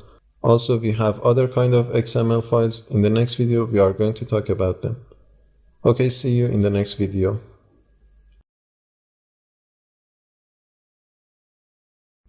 So far, we have talked about different layout files in our application placed inside this resources folder, inside the layout folder. For example, we have talked about this activity main.xml file, in which we have defined the looks of our layout file for our main activity. But in Android, there are a lot of other XML files. For example, at the end of the previous video, we have taken a look at the strings.xml file. Let's close this and let's talk a bit about that strings.xml file. As I said, it's placed inside this resources folder, inside the values folder. You can see this strings.xml file. If you remember, I said that this is the place that you will put all of the static strings of your application. Let's quickly see what I mean by that. So for example, inside my layout file, if I define a text view, we have a text view in here. Let's give it an ID. Let's say txt hello. Let's go to our Java file and let's initialize this text view. Let's say private text view. Let's name it txt hello. And down in here inside the onCreate, let's quickly initialize this text view. Let's see what would happen if we set the text of this txt hello manually. For example, in here, if we say txt hello.setText, and if we pass hello, you can see that we are getting some highlights in here. And the highlight says that this string cannot be translated. Use Android resources instead. If you want, you can have some more information about this warning. As the suggestion says, you can press Ctrl plus F1 and you can see a whole dialogue about this warning. Basically, this in here means that this text is going to be the same in all of the languages. For example, if you have an application that has some users around the world, this text is going to be the same in all of the devices regardless of the user's language. As the warning says, you can define this text inside your strings.xml file. Let's quickly see how we can use this strings.xml file in order to localize our application. So in here, I'm going to define another string. The way to do that is to open a tag and say string. After that, we need to name our string. For example, in here, I'm going to simply say hello. And for the value of this string, I'm going to say hello. Now I can pass this string to my text view inside my Java file. Instead of hard coding this text, I can say get a string. This get a string method, like this find view by ID, is an inner method inside every activity. We can use that because we are extending this app compat activity. So inside this parenthesis, we can address our string file. For example, I can say r.string. Let's say hello. Right now, the result is going to be exactly as before. For example, we are just going to show hello to the user. But the option that we have in here is to create another strings.xml file inside our values folder. For example, in here, I can right click on my values folder. I can say new value resource file. I need to name this new XML file exactly strings. Let's say strings. The name is important in here. It should be exactly the same. And in here you have a few options. We will talk about a few of them in here. But the one that we are interested in here is this locale. Let's select that. And let's add it to these chosen qualifiers. So basically this locale is going to be useful for when you want to expose your application to different languages. For example, if you know that you have some users from Germany, you can translate your application this way for those users as well. Let's quickly see that if we can see German in here. You can see that we have this DE German, D stands for Deutsch. In the right hand side, we can select a specific region. We know that there are multiple countries that spoke German. Let's select Germany and let's press OK. If you take a look at your values folder, you can see that now you have this strings folder, in which inside that you have two strings.xml file. The names are exactly the same, but the second one is for the German language users. Right now this strings.xml file for German users is empty. If you want, you can define some strings in here. For example, I'm going to define my hello text in here as well. Let's say a string. Let's name it hello. It's very important that this name would be exactly the same name that you have passed inside the other strings.xml file. If you remember, in here we have this string called hello. We are going to name it in here hello as well. Now let's pass some value for this string. For example, the German translation of hello is hallo, I believe. So inside this strings.xml file for the German users, we have a string called hello, but the value in here is different from the one that we had inside the default strings.xml. Now that we have created two strings.xml file, because inside our main activity we are using this getString method and we are addressing our hello, if some German language user uses our application, the value of this text view would be different in different languages. Let's quickly run our application and let's see the difference. Right now the language of this device is English, and because of that we are seeing this hello text. But if we change the language of this device to, let's say, German, we should see hello. Let's close this application and let's quickly change the language of this device and let's see if we can see the difference. So we can go to the settings, down in here inside the systems, I believe, or system, language and input. Let's go to languages and let's add another language. Let's search for German or its equivalent Deutsch. We need to select a region. Let's select Deutschland. And also we need to make this Deutsch as the default language of this phone. So let's move this to above this English. And now you can see that the language of this phone has changed to Deutsch. If we run our application once again, we should see the difference. This time you can see that we are seeing hello instead of hello. Without changing a line of code, we now have an application that looks different in different languages. So this strings.xml file is extremely useful for localization purposes. If you want, you can add another string file. For example, once again on our values folder, we can right click, we can say new value resource file. Once again, we can name it strings. And once again, we can select this local. And if you want, you can select another language and you can do the same process. After creating your application, if you want to translate your application for another language, you can pass this strings.xml file to maybe a translator and ask him or her to change some of the values for your string files. As simple as that, you can localize your application for different languages. You can see that we also have an error in here. This error is not important. Basically, it says that you do not have an equivalent string for this app name. You can also change the app name in different languages as well, but we are not going to do that in this application.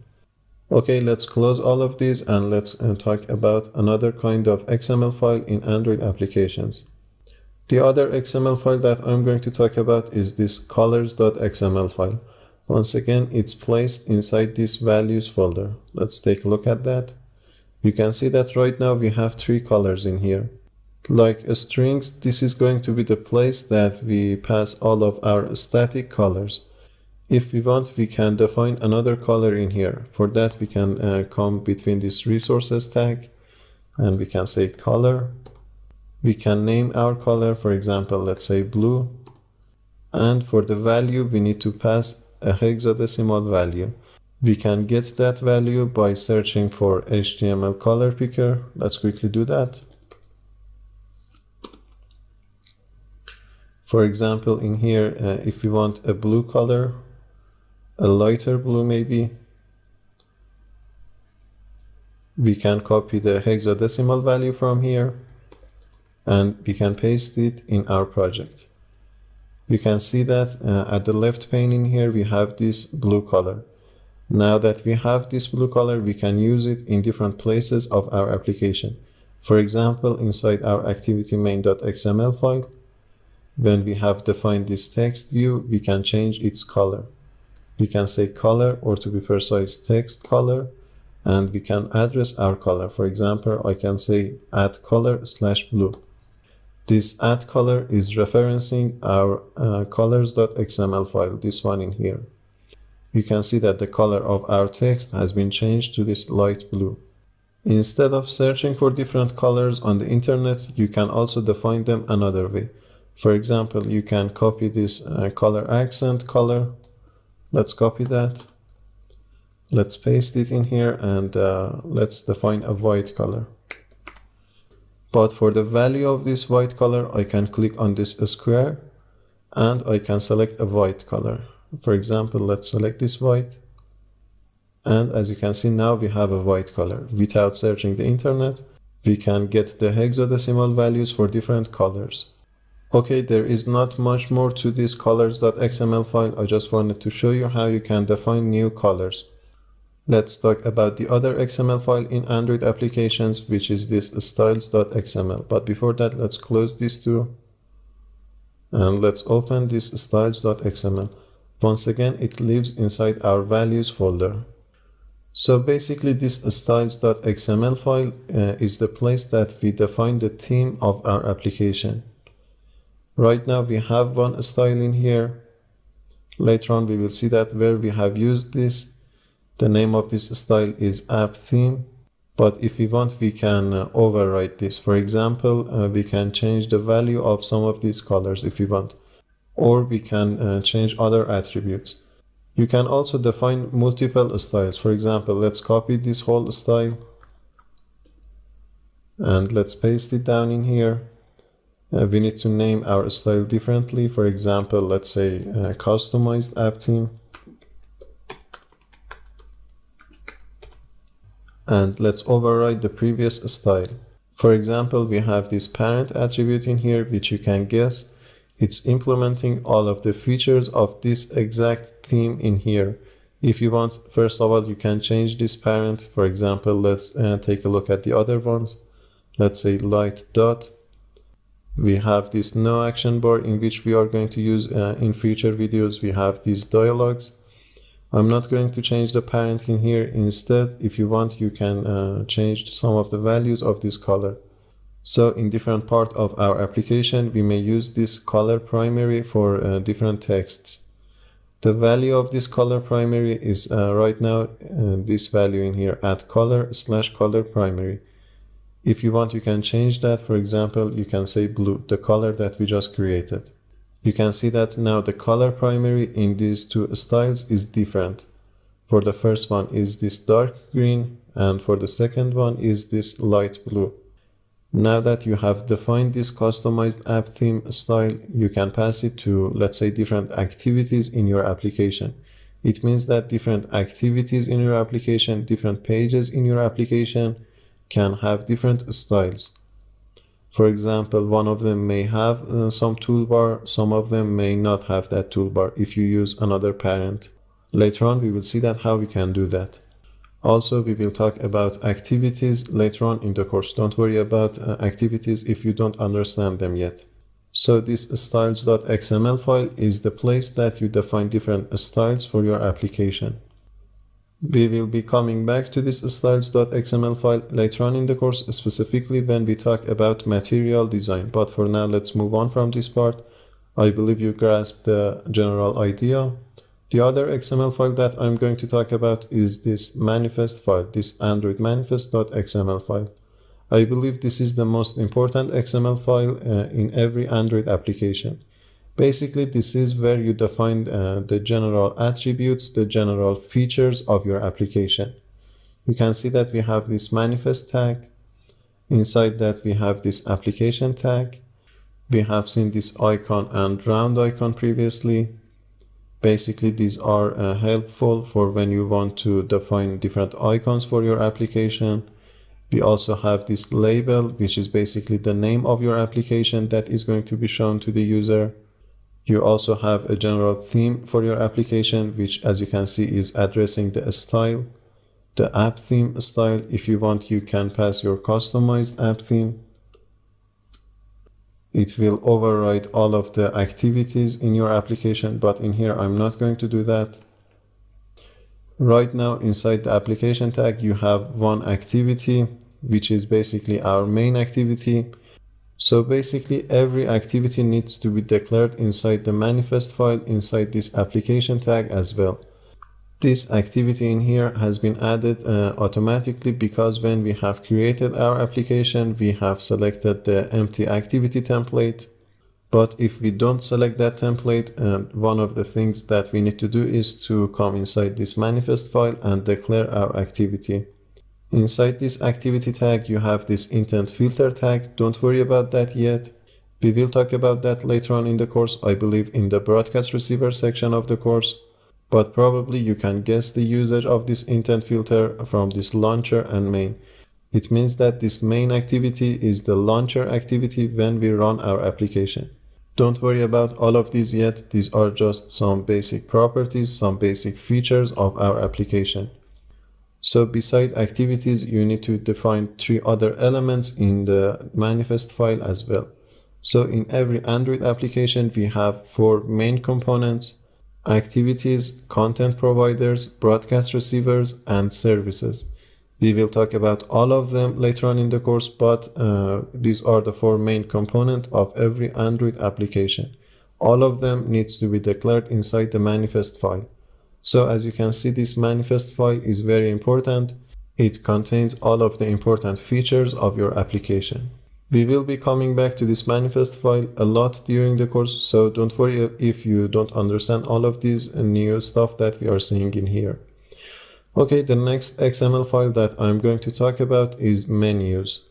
Let's quickly see them as well. So in your project pane, inside the resources folder, you can create another directory for different menus. By default, you do not have that directory like we did have for different values and layout files. We need to create that directory. We can right click on our resource folder. We can say new directory. It's very important to name this directory menu. And after that, you can see that we have this menu folder in here. You can right click on that and you can say new menu resource file. This way you can create a menu.xml file. For example, let's name this menu file main menu. Let's create this file and let's see what does it look like. Let's switch to text view. In here you can see that we have this menu tag.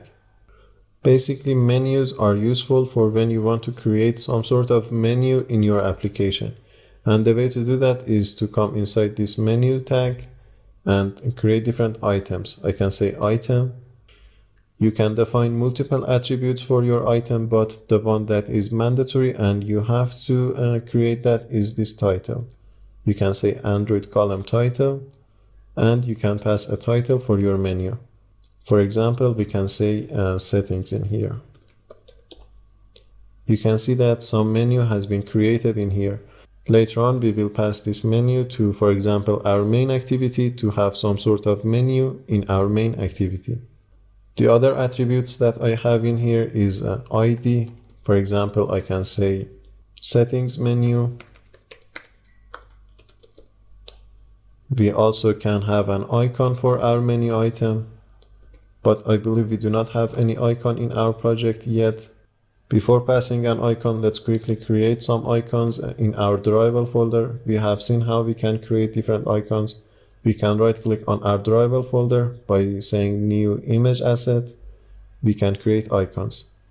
In the icon type, I'm going to say action bar and tab icons. For example, inside this clip art, let's search for settings icon.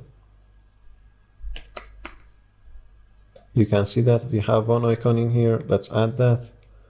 Let's change the name to IC settings. And let's change the color to black. Let's add another icon in our drawable folder. New image asset like before. Let's name this one IC alarm. Let's search for alarm. The color is fine. Let's just create this icon. Now that we have these two icons, we can pass them in our menu file. For example, in this item, I can say icon. Let's pass our settings icon, IC settings. Right now, we cannot see the icon of this setting in here, but if you want to see that, you can define another attribute that's called show as action. So we have some values for this show as action attribute. If we say always, it means that we always want our menu items in the toolbar. You can see that we have other options. For example, we have this if room. It means that place them in the toolbar if there is room for this menu item. We have also this never. It means that always show the menu items like this and never show them in the toolbar. Let's change the value for now to always. And let's create another item in here. So I can say item, like before, the title is mandatory. And also we are getting a warning for the previous item's title. Once again, it says that you need to define the title in your strings.xml file. Like before, this is for the localization purposes, and the best practice is to create this settings title in your strings.xml file. In your real-world applications, make sure to do that, but in here, for the sake of simplicity, I'm not going to do that. I'm going to cope with this warning.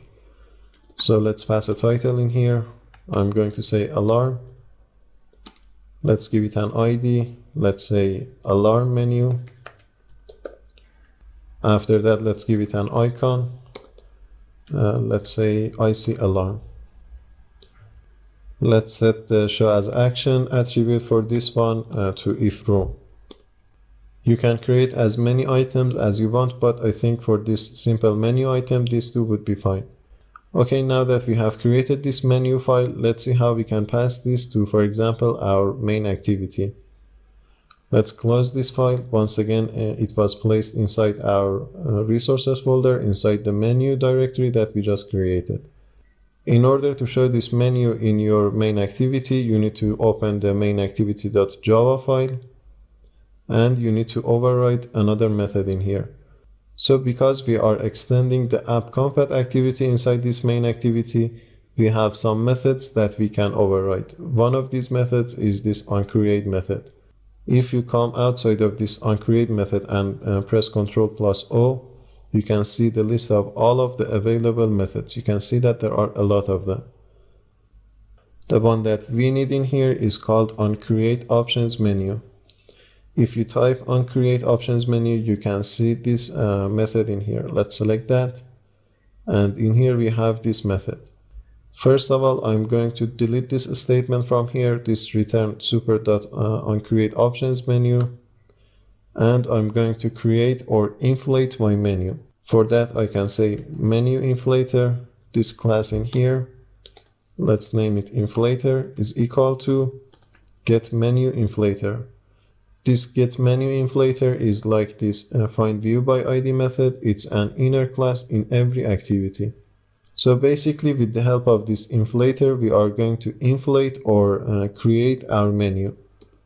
After accessing to our inflator, we can say inflator.inflate. For this inflate method, first of all, we need to address the menu file that we just created. For that, we can say r.menu.main menu, the menu that we just created.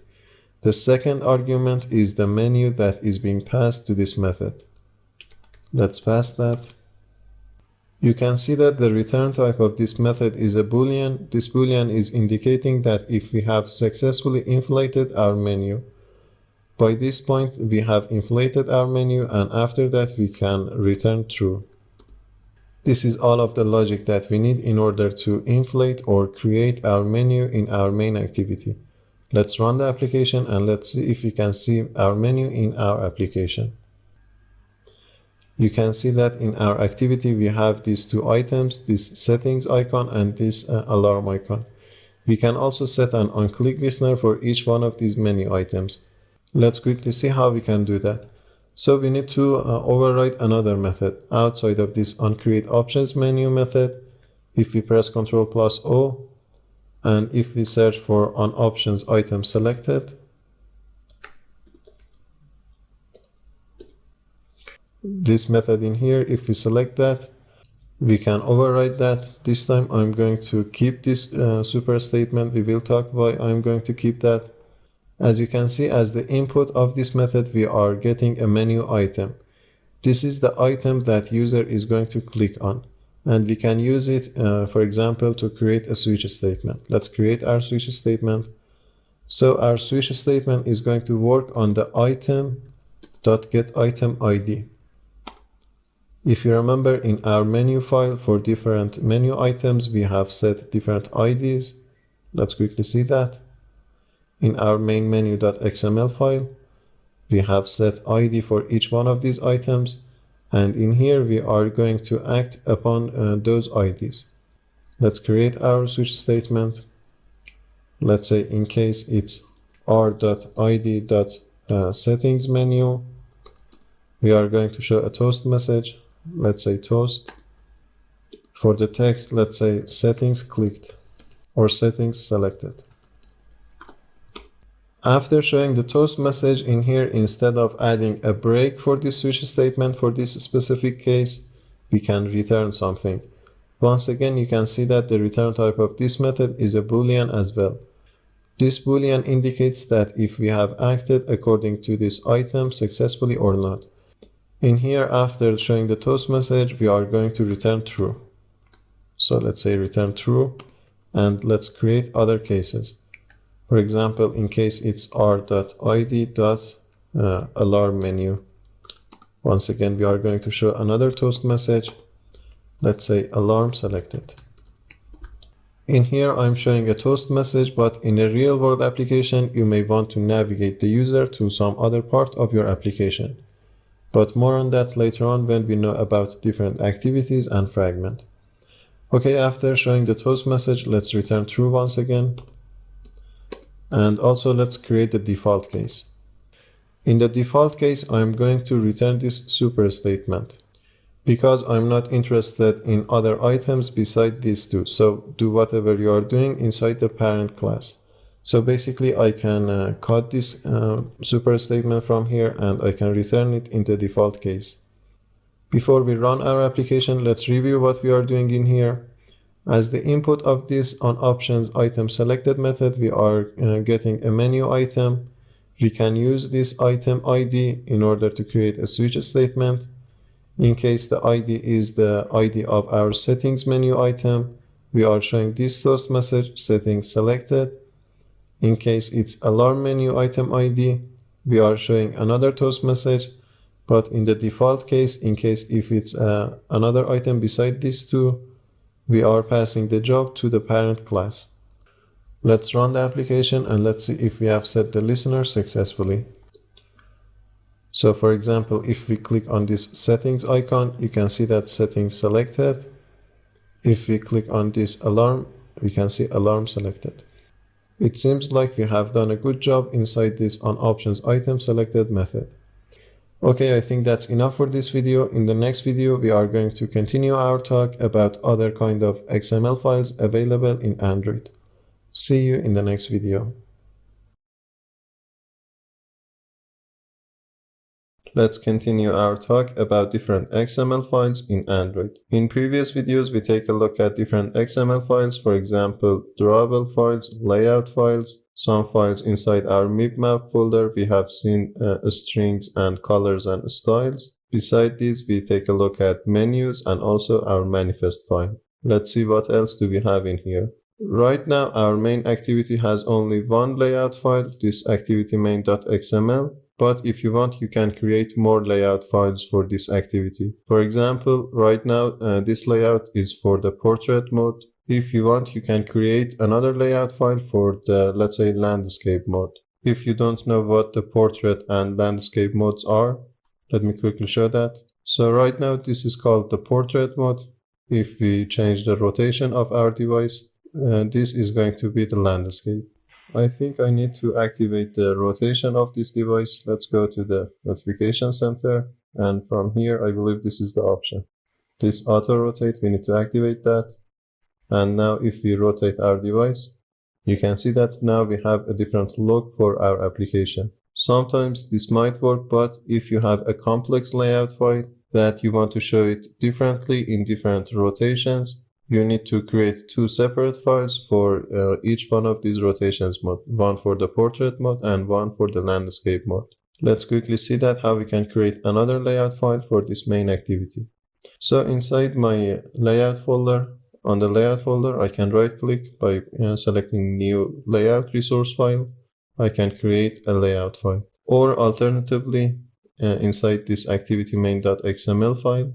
From here, if you click on this icon, you can see that we have this portrait selected right now. If you want, you can create a landscape variation for the layout of your main activity. But before I do that, I'm going to add another text, and also I'm going to add some constraints to this layout file. So I'm going to move this new text view to below my hello world text. Let's quickly add some constraints. As I mentioned before, if your items are too close to each other, you can always select both elements. And you can use the right click menu by going to constraint and add constraint from here. Okay, but I'm not going to do that. Instead, I'm going to add some margin top. Let's say 100. So for this simple application, this is going to be the look of my application in the portrait view. The two text views are placed after each other vertically, but in the landscape mode, I'm going to put the two texts beside each other. Let's quickly create a variation for our landscape mode by selecting this create landscape variation. You can see that inside our layout file, now we have two files. Inside the activity main folder, we have this activity main.xml, which is for the portrait mode, and the other one, which is for the landscape mode. And now if we want, we can change this landscape. For example, I'm going to change the constraint of this text view. Let's delete all of the previous constraints. I'm also going to delete the constraint of this text view, the left constraint. Let's place this one in here and let's add some constraint. Also, another point in here that you may find useful is that if you want to center your elements, for example, horizontally, you can select the two items, for example, these two, by right-clicking on the item and by going to this center and selecting horizontally, you can center your items horizontally. So once again, this is the view for the landscape mode, the layout for the landscape mode, and this is going to be the layout for the portrait mode. Now, if I run my application, I should see the difference. You can see that in the landscape mode, the two texts are beside each other, but if we change the rotation to portrait mode, the two texts are vertically after each other. So this way, by coming to this icon in here and selecting create landscape variation, you can create another layout file for your main activity. But this is not the only option. You can also create a night version in case if you want to activate a night theme for your application. I'm not going to do that. Let's quickly see how we can create that. So in here, I can go to this create other, and from here I have all sorts of options. For example, if we want to create a night mode for our activity, we can select this night mode. We can pass it to these qualifiers. And for the night mode, let's say night. Let's create this one. And let's take a look at our project main. Now inside this activity main folder, you can see that we have three activity main.xml files. The middle one is for the night view. If you want, you can change that. For example, you can change some colors, but I'm not going to do that in here. I'm just going to ignore this layout file for the night view. Let's see what other layouts we can create for our activity. So once again, I can go to this icon in here by saying create other. You can see that we have all sorts of options. For example, in here we have this version in which we can create different layout files for different versions of the Android on the user's device. Let's add this to these chosen qualifiers. And in here we can put a number. For example, if we want our application to look different in API level 21, we can put 21 in here and we can create a layout file. Let's take a look at our layout folder inside the activity main folder. Now we have this activity main.xml, which is specific for the version 21 of the API. This way, you can also create other layout files and you can change them if you want. Before I finish off this video, I'm going to talk about another kind of XML files in Android. Let's right click on our layout file and let's select new layout resource file and let's see what an include is. So for the file name of this XML file, I'm going to say trademark. And also I'm going to change the root element to, let's say, relative layout. Let's select OK and let's switch to text view. Inside this text view, you can see that we have this relative layout. So basically, you use include whenever you want to reuse some layout file. For example, now I have created this trademark.xml file in which I'm going to put an image view and a text view inside that. After creating this layout file, I can reuse this trademark.xml in order to show this trademark in multiple activities of my application. So the use of include tag is to reuse your layout files. First of all, let's design this trademark.xml. In here, I'm going to say text view, or before that, let's define an image view. Let's say 15 dp for the width and height. Let's give it an ID. And for the placeholder, I'm not going to import any image into my project. Instead, I'm going to use this IC launcher background which exists in our drawable folder. Let's also define a text view in here. Wrap content and wrap content. For the text, I'm going to say developed by Mesa. After that, let's move this text view to the right of our image view. Let's say to right of logo. Let's add some margin left. Maybe 10 dp. Let's style this text a little bit. Let's say italic and bold. Let's also change the size of this text view. Right now, the width and height of this relative layout, this whole parent, is match parent. In here, I'm going to change that. I'm going to change both of these to wrap content. We will see why when we use this layout file. And also I'm going to add another attribute for both of these elements. Let's center them vertically. Center vertical for both of them, let's say true. It will place them at the center vertically. So this is our simple layout file. In here we are showing a text view and also an image view. If we want to show this layout file in multiple places in our application, we can use the include tag.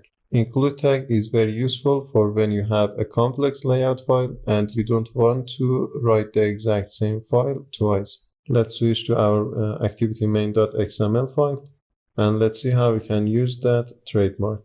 So down in here after the text view, I'm going to say include and I can add a layout attribute and I need to pass the address of my layout file. In this case, it's @layout/trademark. As simple as that, we can include another XML file inside this layout file. If we want, we can also constrain this layout file. You can see that I can select this whole layout file. But right now, if I try to constrain my layout file, you can see that it won't work. You can see that it will be placed once again at the top of my screen. And that's because we need to override the width and height of this layout file. The way to do that is to come inside this include tag. And in here for my whole layout file, I need to define my layout width and height once again. So for example, for the layout width, I'm going to say wrap content. For the height as well, I'm going to say wrap content. This way you can see that now we can constrain our layout file. We just need to override the width and height of our layout file. Let's also add two more constraints. I can use this trademark.xml file as many times as I want in different parts of my application. That can be useful sometimes. Also, where you are using include tag, you may want another tag. Let's quickly see that. So instead of this relative layout, sometimes you may see merge. This tag in here. So basically what this merge is doing is that it's avoiding redundancy. Let's talk about what I mean by that. So right now, these two elements have no idea about their parents. They do not know where they are going to be used inside a relative layout, a linear layout, or a constraint layout. For that reason, because they don't know about their parent, you can see that our layout does not look very beautiful in here. But if you know for sure that where you are going to use this layout file, for example, if you are going to use this layout file inside a linear layout, you do not need to write the linear layout once again. You can use this merge tag in order to avoid redundancy. At the time of rendering your layout file, this merge tag will be ignored and these two elements will be placed inside the parent that they are going to be used. Sometimes when you know for sure that where you are going to use your layout file, using this merge tag can improve the performance when rendering your layout file. But in here, I'm just going to change this to a relative layout. Okay, I think that's enough talking about different XML files in Android. We have others as well. We will take a look at them later on in the course. But for now, I think it's enough. In the next video, we are going to talk about the material design library. See you in the next video. In creating Android applications, designing is an important aspect, and creating a beautiful layout will impact the number of downloads for your application on the Play Store, and also it will impact the user's feedback. But sometimes designing can be challenging, especially if you are like me, if you are more interested in the code side of the application. But luckily we have material design as a guideline for our designing. Despite being a guideline, material design also introduces some new components that we can use in our application. Let's check the material design website and let's see how we can use that in our projects. The website for material design is material.io. If you go to this develop tab in here, you can see that beside Android applications, you can also use material design for iOS app development. You can use it for web development, and also you can use it with hybrid development with Flutter. Let's go to the Android page. As I said, material design consists of two things. First of all, it's a guideline for designing your applications. Also, beside being a guideline, you have some components that you can use in your application. We will take a look at those components in a minute, but before that, if you take a look at this theming in here, for example, if you want to check the guidelines for typography theming, you can click on this link. And after that, if you take a look at this material design guideline for typography, you will see some guidelines. Basically, these guidelines are helpful for when you want to design and create a beautiful application. Basically, these are some to-dos and not to-dos in order to follow when you are designing different applications. So make sure to check this webpage and their guidelines. In here, we are not going to talk about guidelines. Instead, we are going to take a look at the components. If you go to this components link, you will see that we have a lot of components. We are familiar with some of these components. For example, we have seen different buttons and checkboxes, but some of them are new. Don't worry about that. Later on, we will see a lot of these in the course, but let's take a look at a few components that we already know. For example, let's check these buttons. Down in here, in this image, you can see that we have 4 different kind of material buttons. These are somehow different from the buttons that we have used already in our applications. Basically, the main difference is in the styling of different buttons. Similar to button, we have all sorts of other components. For example, we have checkboxes. For some of these components, we have also some documentations and guidelines for designing them. For example, if you want to check the guidelines for designing a checkbox, you can click on that link, and in here you can see some guidelines. So make sure to check that if you need. But let's see how we can use these components in our applications. Before that, I'm just going to say that in this video, we are not going to work with all of these components. During the course, we will be coming back to this web page and a lot of these components. But for now, first of all, we are going to start with material buttons. We will also take a look at the floating action button, this one in here. We will also take a look at the material card and things like snack bars. Later on in the course, we will take a look at the top app bars, bottom app bars, and also things like tab layouts and a lot more. Okay, instead of talking, let's implement these material buttons in our application. In order to use material design components in your application, you need to add a dependency in your application.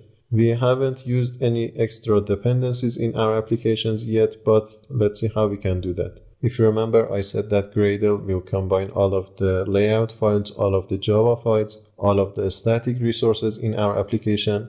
And beside all of those, Gradle will also use the third-party libraries that we use in our application. One of those libraries that we are going to use in here, and later on Gradle is going to handle combining it in our application, is this material design. So we need to add this material design library in our project with the help of Gradle. In order to add the material design library, you can go to this Develop tab. After that, you can select this Android. And inside this documentation, you can go to this Getting Started, and from there you can find the dependency that you need. In this page, you can see a step-by-step guide for adding the library, the material design library, into your project. Make sure to read this page if you need, but basically what they are saying is that first of all, make sure that you are using Google repositories in your project. Let's see where that is in Android Studio. In Android Studio, inside this Gradle script, inside this build.gradle, this project module, you need to add the Google repository. Google repositories has been added by default into our project inside this all projects. But if you don't see this Google in here, make sure to add that. The next step after adding the Google repository is to add the material design dependency. You can copy this dependency from here and you can add it to your project. Let's copy that. This time we need to go to this build.gradle module app, this one in here. But before that, let's close this one and let's also minimize all these extra panes.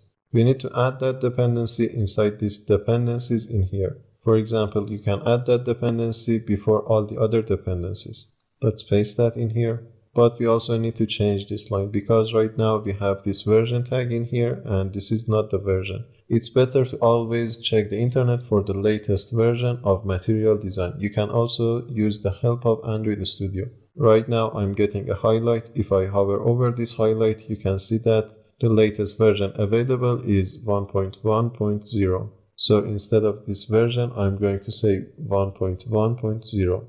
After adding this dependency, you need to click on this Sync Now, and after that, Gradle will download some files to the specific material design library files from the internet, and it will add the library to your project. So let's click on this Sync Now. Before that, make sure that you have an internet connection. It was somehow fast, and now we can use material design components in our project. Also inside these dependencies, you can see that by default we have other dependencies as well. For example, we have this constraint layout, we have these dependencies for testing, and also we have these app compat dependencies which help backward compatibility. But more on them later on. Okay, now that we have added this material dependency, let's see how we can use them. But before using them, I'm going to add a button in my layout file. Let's quickly see that. Let's also enable this preview, and before everything, let's delete this text view.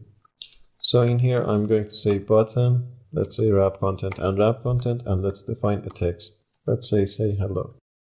Let's also change this constraint layout to a relative layout, and let's center our button. You can see that we are seeing the previous style for our button. Now let's implement material theme, and let's see how that changes the style of our button. So for that, I'm going to open my project pane. If you remember, inside the resources folder, inside the values folder, we have this styles.xml. Let's open that. Right now we have this app theme style in which its parent is this theme that we are seeing in here. If we want to implement material theme, we can change this parent. Let's quickly do that. And the theme in here is going to be theme.materialComponents. We also have another theme called theme.materialComponents.light, this one in here. We will take a look at that in a minute, but in here, I'm not going to customize this theme.materialComponents. So for that, I'm going to delete all these three items. I'm going to use all of the values from inside this material components theme. So let's delete them. We just changed the parent theme of this app theme. But right now, if we switch to our activity main.xml file, you can see that we are getting this dark theme. Somehow we also changed the style of our button. This is good for a night theme, but in here I'm going to change the parent theme to a light theme so that we can see better. So let's select this light in here. And if we switch back to our activity main.xml file, you can see that we are seeing this beautiful light theme. Our button is now styled. We have some round corners. The font is somehow different, and also the spacing between the letters is different. We didn't change anything for our button element, but because we are using the material theme as the parent theme of our application, all of these styles have been applied automatically. We can also customize this button. For example, we can change the background color of this button. But before that, let's quickly add a color to our color resources. Inside colors.xml, I'm going to add a new color. Let's copy this one. Let's paste it and let's change the name to, let's say, orange. For the value, I'm going to select this orange color. Now in our activity main.xml file, if we want to change the background color of this button to the orange, we can say background tint, this one in here, and we can address our orange color.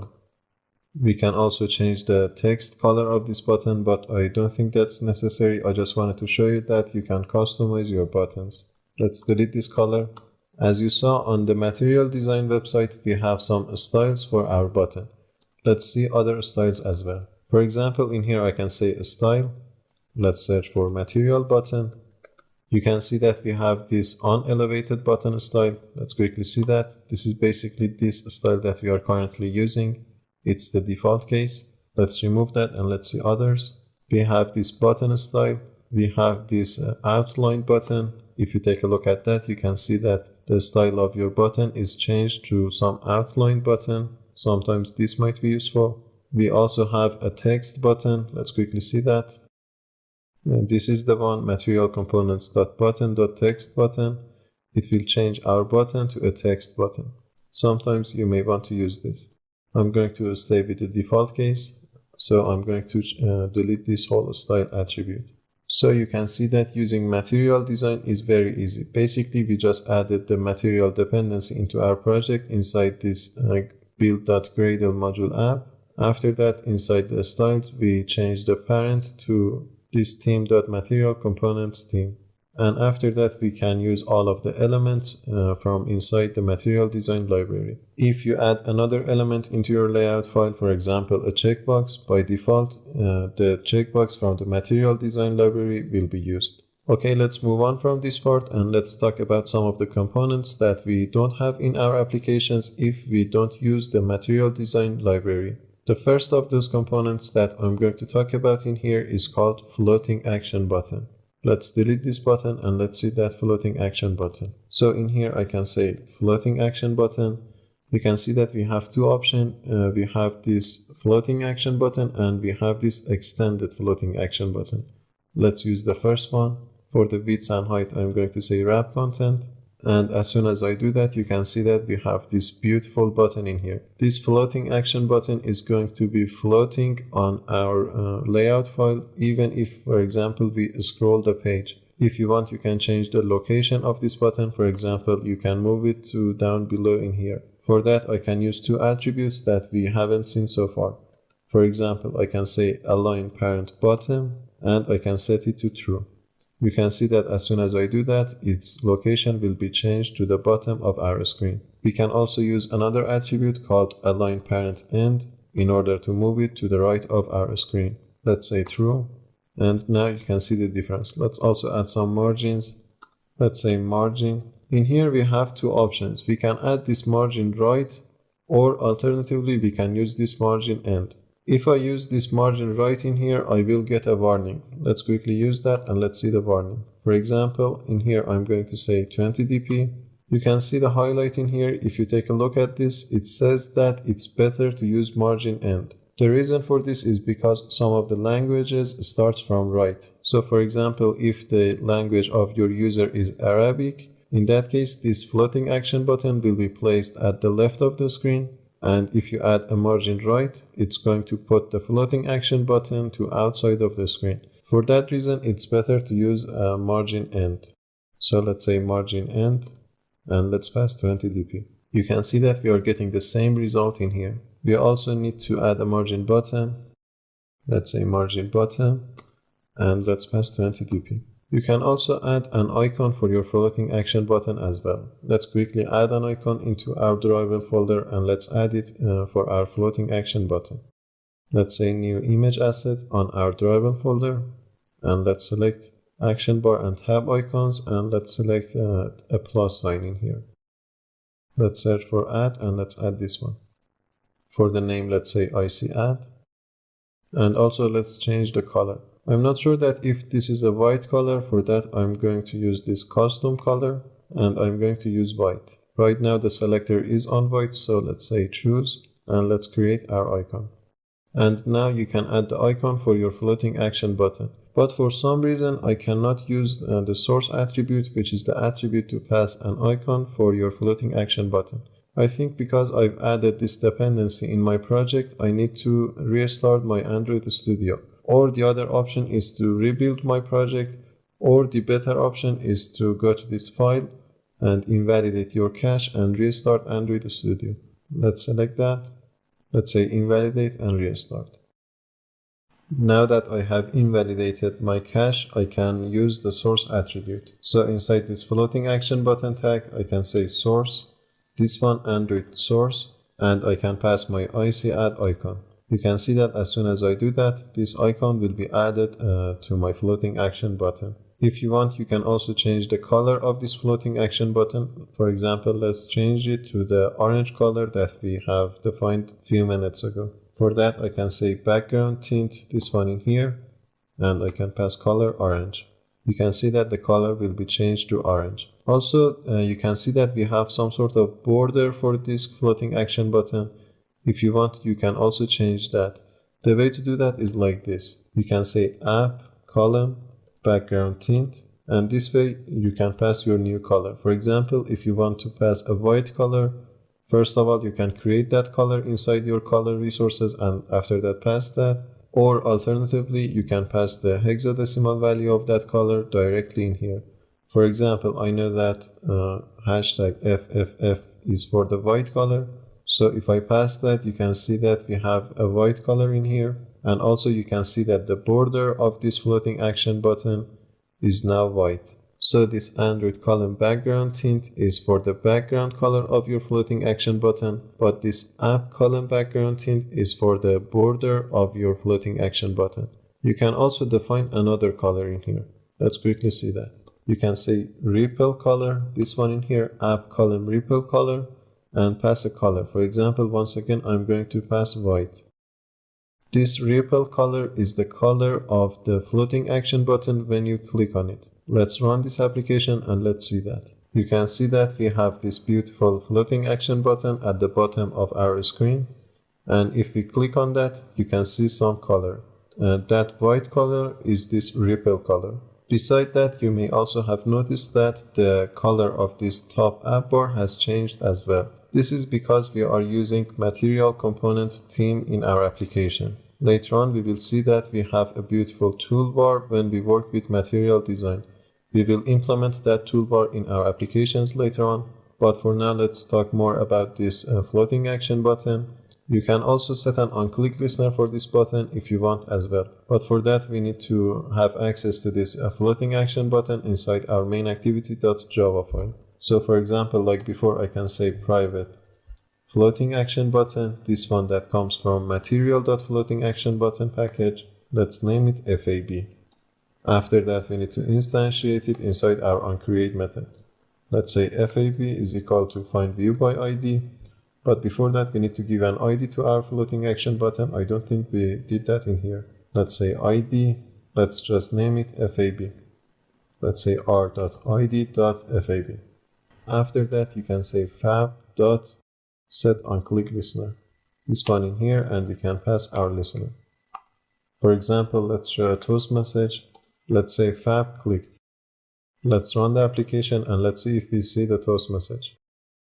You can see that we are seeing the toast message. It seems to be perfect. There are also other ways of using these floating action buttons. For example, one way is to use a combination of floating action button and app bar navigation. In that case, we will see that we can implement a beautiful style and a beautiful design for our application. But more on that later on when we talk about bottom app bar navigations. Okay, I think that's enough for this video. In the next video, we will talk about 2 more components in Material Design Library. We will talk about snack bars and also card views. See you in the next video.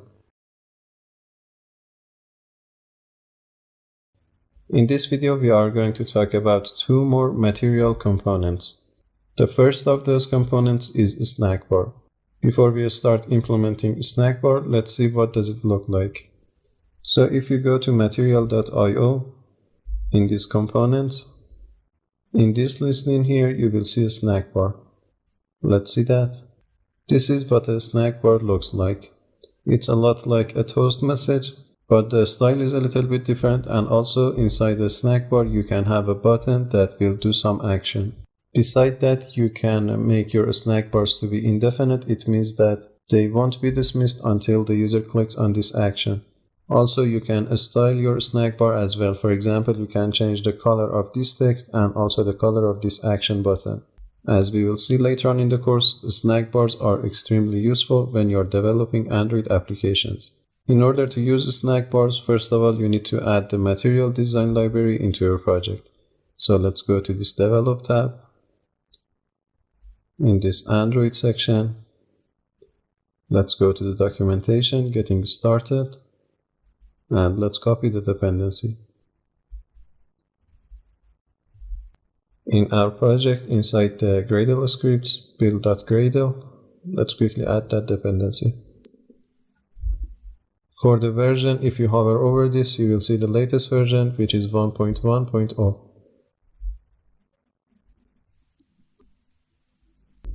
After adding the material dependency, first of all, in my layout file, I'm going to do some changes.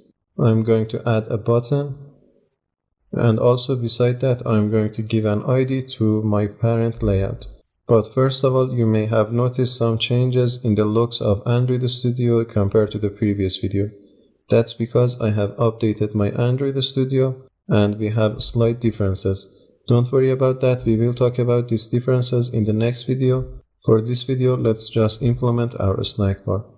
The first difference inside this new Android Studio is that you no longer can see the text and design mode in here. And if you want to go to your text, you can go to this split view in here. Once again, we will talk about these differences. Let's give an ID to our constraint layout. Let's say ID. I'm going to name it parent. Later on in this video, we will see that why I'm giving an ID to this constraint layout. Let's also go back to our design view and let's add a button. Before that, let's delete this text view. Let's quickly constraint it. And also let's change its text. I'm going to change it to show a snack bar. Let's also quickly change the theme of my application so that we can see the material button. In our project, like we saw in the previous video, in our values folder, inside the styles folder, I'm just going to change the parent theme in here. I'm going to change it to this theme.materialComponents.light. If you switch back to your layout file, now you can see that we are using the material buttons. In my Java file, first of all, I'm going to initialize this parent, this constraint layout, and also this button. Let's quickly do that. Let's say private constraint layout. Let's name it parent. And also private button. Let's name it btn show snack bar. Down in here inside the onCreate method, let's initialize these two. Parent is equal to find view by ID, r.id.parent. btn show snack bar is equal to find view by ID, r.id. I believe its ID was button. After that, let's set an onClick listener for this button. Let's say btn show snack bar.set onClick listener. New onClick listener. I'm going to hand the job to another method. So let's say show snack bar. Let's quickly create this method down in here. Private void show snack bar. We don't need any input. And here is how you can show a snack bar. You can say snack bar dot make. Without instantiating a new snack bar, you can use this static make method in order to create your snack bar.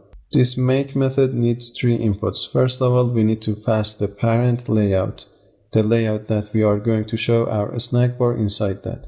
In this case, our parent layout is a constraint layout, and as you saw, I have initialized that constraint layout in here.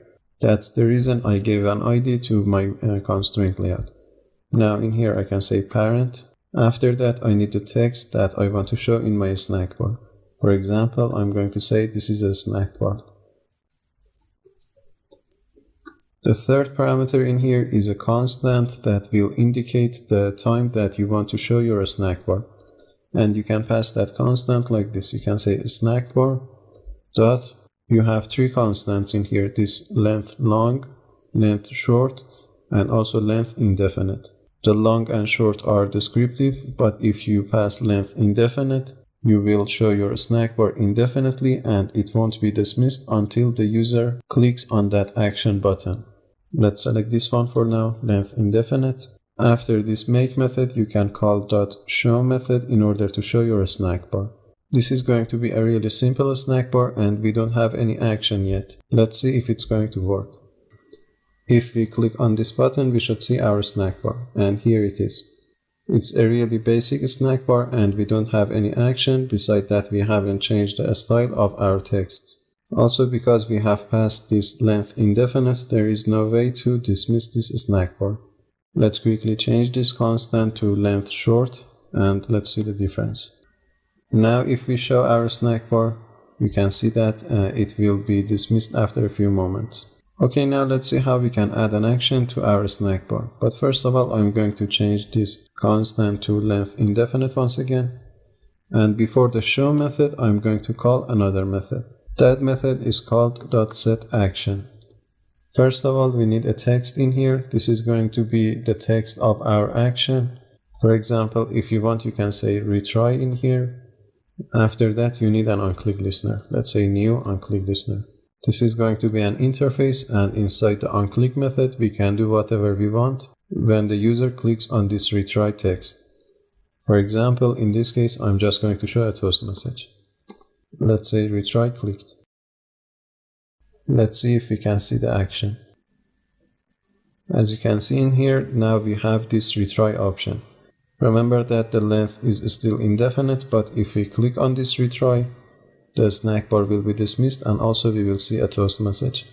Let's also see that how we can change the color of these two texts, this retry and also the color of the message of our snackbar. For that, once again, before the show method in here, I'm going to call another method. Let's say .set action text color in order to change the color of our action text. In here, you can pass your colors in two different ways. First of all, you can address the color from your color resources. If you remember in your project, inside the resources folder, inside the values folder, you had this colors.xml file in which you have few colors inside that. You can address one of these colors inside your set action text color like this. You can say get color, and after that r.color. For example, color primary. Beside that, if you have noticed, we have some colors that are coming from the material design libraries. You can see that we have these colors as well.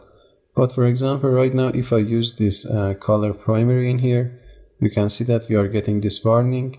And this warning says that you can use this method in API level 23 and higher. There is also another way to get our color without seeing this error. Let's quickly see that. Let's say get resources. This one dot, let's say get color. Inside this method, you can address your color. You can say r.color dot, for example, color accent.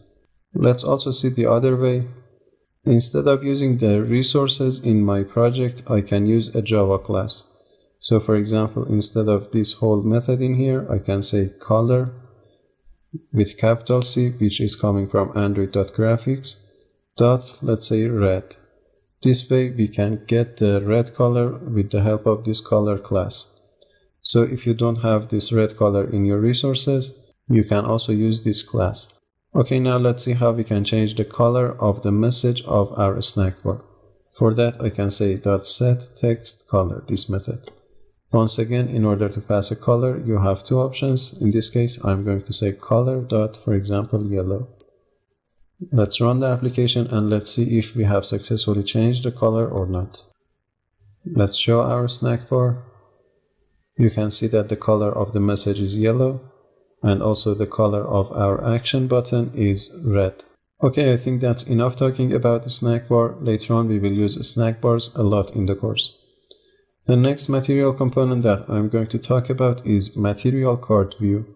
Let's quickly see what does it look like in material.io. Once again, inside this components tab, inside this cards, you can see your card views. Let's scroll down a little bit. This is what CardView looks like. You can use it to, for example, show different items in your application. You can mix UI elements in form of a card. Besides that, you can also have some actions for your card view. Also, you can have some corner radius. And also, you can have some shadow or elevation, to be precise, beside your card view. In this video, we are not going to implement the actions. We will do that later on in the course, but for now, let's just implement a simple card view in our application. We have added the material design dependencies in our project, so we can add the card view without any problem. But before that, let's close this style and colors. In my layout file in here, I'm going to add my card view below this button. Let's switch to split view and let's add that. Down in here, I'm going to define my card view. Let's say material card view, this one. Beside the material card view, you also have a native card view, but the style is a little bit different. If you don't want to use the material card view, you can always go to developer.android.com and get the dependency from the Android X libraries for card view. But in here, let's implement this material card view. I'm going to enter my width and height manually. For the width, I'm going to say 100 dp. I think that's fine. And for the height, let's say 200 dp. It has an odd shape. I think it's better to change the width to 150 dp. Let's give it an ID. I'm going to say card view. After that, inside this card view, let's enter some elements. But before that, let's quickly constrain our card view.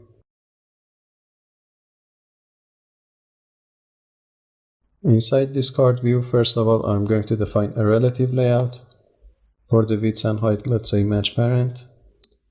Their parent is this card view, so we are going to fit the whole card view. And inside this relative layout, I'm going to put my elements. For example, I'm going to put a text view, wrap content and wrap content. Let's also center it horizontally. For its text, let's just say hello. Let's also change the style of this code. Let's say text style. And let's pass bold. Beside that, let's increase the size. Let's say 18 sp. After that, below this text view, I'm going to define an image view. You can see that in a card view, you can have multiple UI elements. For the width of this image, I'm going to say 140 dp. And for the height, let's say match parent. I'm going to move this image view to below this text view. So let's say layout below. But before that, I need to give an ID to this text view. Let's say ID txt hello. Let's also add a margin top and let's center this image view. Margin top, let's say 10 dp. Center horizontal true. Let's also give it a placeholder. Let's say source. I'm going to pass this IC launcher. Okay, I think that's enough for understanding the card view.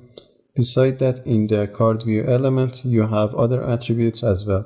For example, if you want to make the corners of your card view radius, you have this option, corner radius, card corner radius. You can say 5 dp, for example. Right now, you may not see the difference, but if we run our application, we will see the corner radius. You can also change the corner radius if you think that 5 dp is not enough. The other option that we have in here is this card elevation, in which we'll give some 3D shape to our card view, some shadow behind our card view. Once again, I'm going to say 5 dp. You can also define this card view like any other UI elements in your Java file. Let's quickly do that. Private card view. In here, you can see that we have two options. We have this card view, which is coming from AndroidX.CardView. And also we have this material card view, which is coming from the material design libraries. In here, we are going to use this material card view, but once again, the difference is only in the style. Let's name it card view. And down in here, inside the onCreate method, let's initialize it. Let's quickly set an onClick listener for this card view. Card view that set onClick listener. Beside that, you can see that we have a lot of options in here. We will talk about them later on in the course. Set onClick listener. Let's say new on-click listener. Let's just show a toast message.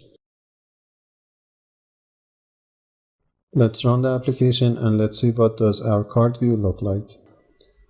Our card view looks like something like this, which is not that good, but we can do much better with the card views. We will do that later on in the course, specifically when we talk about RecyclerView.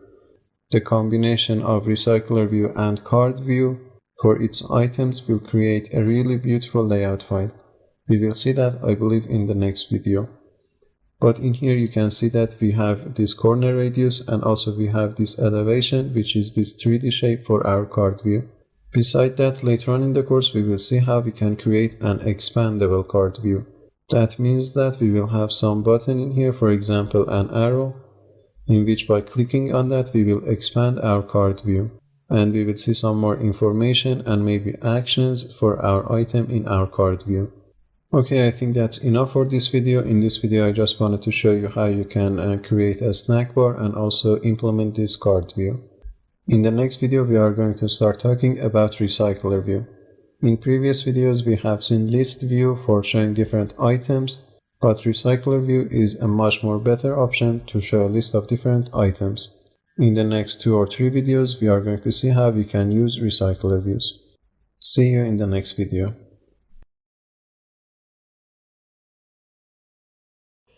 In this video, we are going to talk about RecyclerView, which, as I said before, is another option for showing a list of different items in our application. But before that, as you can see, I've updated my Android Studio, and in here we have some changes. Before talking about RecyclerView, I'm going to show some of these changes in the newest version of Android Studio. I strongly suggest that you always keep your Android Studio updated. You can do that by going to this Help menu. Down in here, you can check for different updates, and if there is any update available, you can see a list of different options. This in here is Firebase services. We are not going to use that. I'm going to cancel this update. You can see that I've also have some updates for my emulator and Haxum installer. I will update them after this video, but for now, let's just say remind me later. Also, if you remember from the installation videos, I've said that always check the updates from a stable channel. If you are not sure about your channel, you can always go to settings by going to this file tab in here, by going to settings.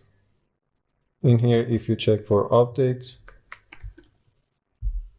you can see that my updates are being checked from inside a stable channel. We have others as well.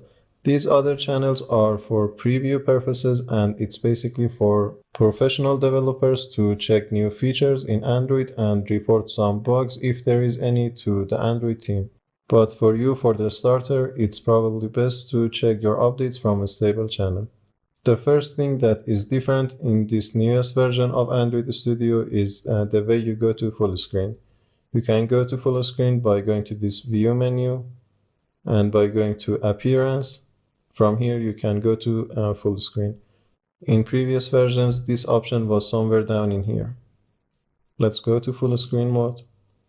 The other change that you can probably see in here is this component tree. The style in here is a little bit different. There are not much changes in here, just the style.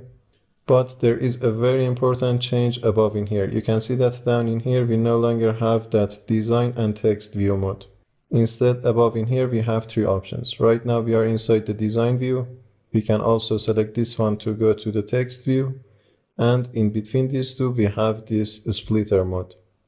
As you can see, it acts like if you have enabled preview inside your text view, but there is a difference. Before that, let's quickly minimize this project pane. From here, from inside this splitter view, you can also enable attributes. For example, if I select this button, I can see the text view of this button, I can see the design view of this button, and also I can see all of the attributes in here as well. This is going to be helpful, especially if you are using multiple monitors. For now, I'm just going to minimize this attribute pane. You can also change the size of this preview. Beside attributes, you can also enable this palette from here, in which you can see all of different layout elements, and you can drag them directly into your design view. Once again, this is going to be helpful if you are using multiple monitors.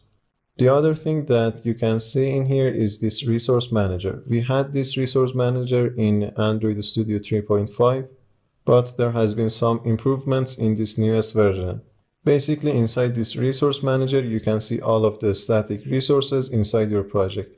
Previously, if you wanted to see different drawable items inside your project, you could have go to this project pane in here, and inside the resource folder, you could have checked your drawables. Now with this resource manager, you can have access to those drawables more easily. Also, beside that, you can see different colors, you can see different layouts, MIP maps, strings, and also if you click on these three dots in here, you can see all sorts of resources in your project. Also, if you want, you can use these resources directly from here.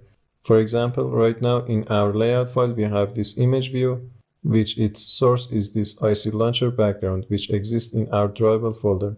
If we want to change this to this IC launcher MIP map file, we can simply drag this IC launcher and we can paste it in here. You can see that the source of our image view has now changed. Similarly, we can do the same thing for strings. For example, right now in our string resources, we have this app name string. We can drag that, for example, instead of this hello. You can see that the text has been changed. Let's undo the changes. So from time to time, this resource manager can be useful. The other thing that has changed in this newest version of Android Studio is the font of my code.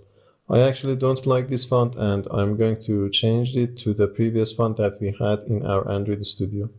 For that, I can go to this file inside these settings. You can search for fonts.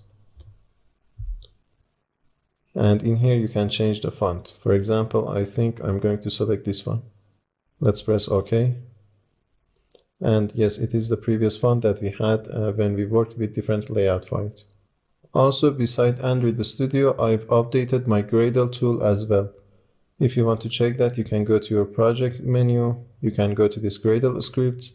We have changed two things about the Gradle. First of all, if you take a look at this Gradle.wrapper properties, you can see that we have the latest version of Gradle in here. And also beside that, if you go to this build.gradle project module, you can see that we are using the latest Gradle tools version. So beside Android Studio, I've updated my Gradle as well. Probably you wouldn't see any difference when you update your Gradle. In most cases, it's going to fix some bugs, and also it may improve some performance. Once again, my suggestion is to keep everything updated when you are working with Android Studio. Okay, let's move on from this part and let's talk about RecyclerView in Android Studio. For that, I'm going to close this project and I'm going to create a new project. Let's say start a new Android Studio project. Now that we have in here, Android Studio has a new update in these templates as well. For example, inside this TV, you can see that we have other options for different operating systems or for different devices. Some new templates has been added, but we are not going to work with them like before. We are going to use this empty activity.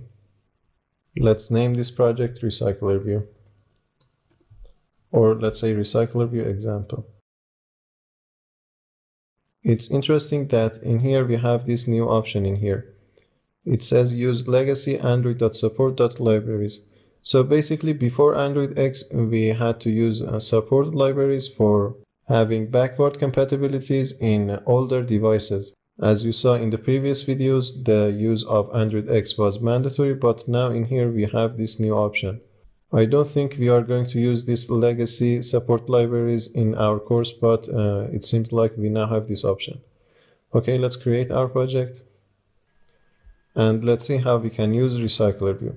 For that, we have two options. First of all, we can go to our activity main.xml file. As you can see, we have this RecyclerView option in here, but before using it, we need to download its dependency into our project. We can click on this download option in here and it will be automatically added to our Gradle file.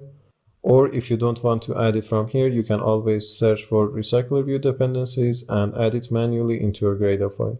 Before I add this RecyclerView, let's quickly open our Gradle script, build.gradle module app. Down in here in these dependencies, you can see that we don't have any RecyclerView. Let's download this RecyclerView by clicking on this. You can see a warning in here. Would you like to add this now? Let's say OK. It seems like we have added RecyclerView successfully. Let's check our build.gradle file. And down in here, you can see the RecyclerView. But as you can see the highlight in here, this is not the latest version. For that reason, it's always better to check the internet for the latest RecyclerView dependencies. The highlight in here says that you have version 1.1.0 available. So let's change this one to 1.1.0 and let's sync our project. Okay, now that we have added this RecyclerView dependency, we can add it to our layout file. I'm going to switch to text view from above in here, and I'm going to minimize this resource manager. First of all, I'm going to change this constraint layout to a relative layout. After that, like before, I'm going to delete this text view, and let's add a RecyclerView. So you can say RecyclerView. This option down in here. For the width and height, let's say match parent. I'm going to match the whole relative layout. Let's also give it an ID. Let's say contacts RecyclerView. As you can guess, I'm going to show a list of different contacts in my RecyclerView. After that, we can finish creating our RecyclerView, and if you enable your preview from inside this split view, you can see that we have these options inside this RecyclerView. I'm also going to add some padding to this parent relative layout. So in here, inside the starting tag, let's say padding, and let's say 10 dp. That seems better. After that, we need to initialize our RecyclerView in our Java file. So inside this main activity.java file, first of all, I'm going to say private RecyclerView. This one that comes from AndroidX.RecyclerView widget. Let's name it contacts RecyclerView. And down in here, inside the onCreate method, let's initialize it. Contact RecyclerView is equal to findViewById r.id.contactRecyclerView. When we have worked with ListView, right after this point, right after initializing our ListView, we could have created an array adapter, and after that we could have passed our array adapter to our ListView. But when we are using RecyclerView, we need to create our own adapter.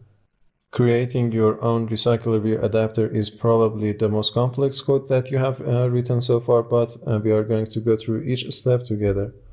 Before creating our adapter, we also need a layout file.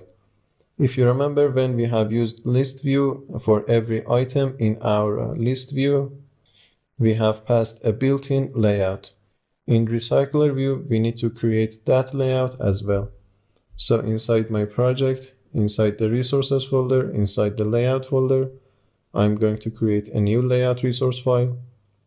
I'm going to name this one contacts list item. I'm also going to change this root element to a relative layout. Okay, let's create our layout file and let's switch to our text view. If you remember from previous videos, I said that when you are working with RecyclerView, you have all sorts of flexibilities in designing your items layout files. We will take a look at more complex layout files, but in here, I'm just going to add a simple text view. Let's switch to the split view so that we can see the preview. Okay, let's say text view, wrap content and wrap content. For the text, let's say contact name. Later on in our RecyclerView, we are going to change this text view. Beside that, let's also give an ID to this text view. Let's say txt name.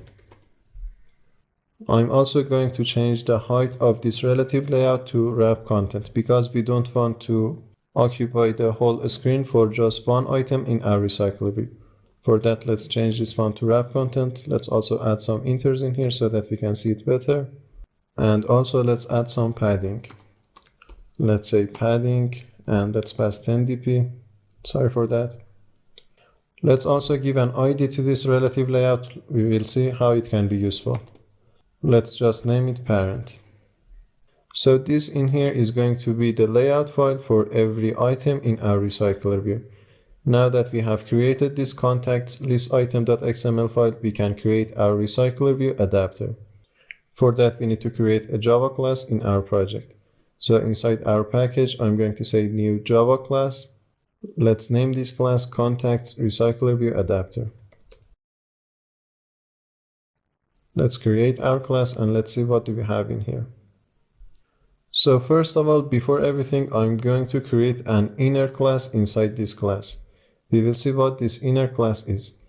This inner class needs to be public. Let's say public class. I'm going to name it viewHolder because it's the convention. This viewHolder class needs to extend RecyclerView.viewHolder. This class in here. But as you can see, we are getting an error in here, and that's because we need to create our constructor. Let's quickly do that by pressing Alt plus Insert. This inner viewHolder class is going to hold the view for every item in our RecyclerView. For example, in this case, it's going to generate a new contact list item, in which later on we will see how we can use this layout file and also all of the elements inside that.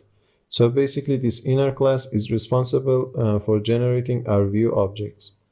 If you want to have access to elements inside your view object, you can add them as the fields of this inner class. For example, in here I can say private text view. If you remember, we had a text view in our list item. The ID was txt_name. Let's name it txt_name. And down in here inside the constructor, let's say txt_name is equal to findViewById.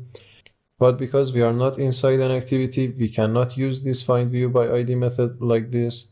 Instead, what we can do is that we can use this view object that has been passed to this constructor. For example, I can say itemView.findViewById. You can see that we have this method in here. So the only difference is that inside an activity, you can simply say findViewById. But in here, because we are not inside an activity, we can use this view. We can say itemView.findViewById. After that, we can address our text view. I can say r.id. Let's say txt_name. If you have other elements inside your layout file, you can add them like this one by one. We will see that later on in a few minutes. But for now, we are done with this inner viewHolder class. Let's minimize this. And now we can extend the RecyclerView adapter at the declaration of our adapter class. The way to do that is like this. We can say extend RecyclerView.adapter. You can see that we have this option. Also take a look at this VH in here. It stands for viewHolder. If you import this adapter inside the diamonds, you need to pass viewHolder. There are also multiple viewHolders. Make sure to import the one that is inside this class, this org.makecode. Your project name. You also have one in AndroidX.RecyclerView, so make sure to don't confuse them. If you remember, when we have used array adapter for list views as the data type of our adapter, we have passed a string. This viewHolder class is exactly like that, and we are saying that the data type of our adapter at the end is this viewHolder class, the class that we created inside our adapter. Okay, now that we have extended RecyclerView.adapter, we need to create some methods, or to be specific, we need to implement some methods. For that, I can press Ctrl+I, and as you can see, we have three mandatory methods: onCreateViewHolder, onBindViewHolder, and this getItemCount method. Let's implement all three of them. We are also going to need a constructor for this adapter class. Let's quickly create that. By pressing Alt plus Insert, by going to Constructor, we can create our constructor. Before explaining these three methods in here, I'm going to create a model in my project. As I said previously in this video, I'm going to show some contacts inside my RecyclerView, and I'm going to create a model for those contacts. So inside my project, I'm going to create a new Java class. Let's name it contact. For this contact, I'm going to define some features. First of all, let's say private string name. After that, let's say private string email. After that, I'm going to define a new string. Let's say private string image URL.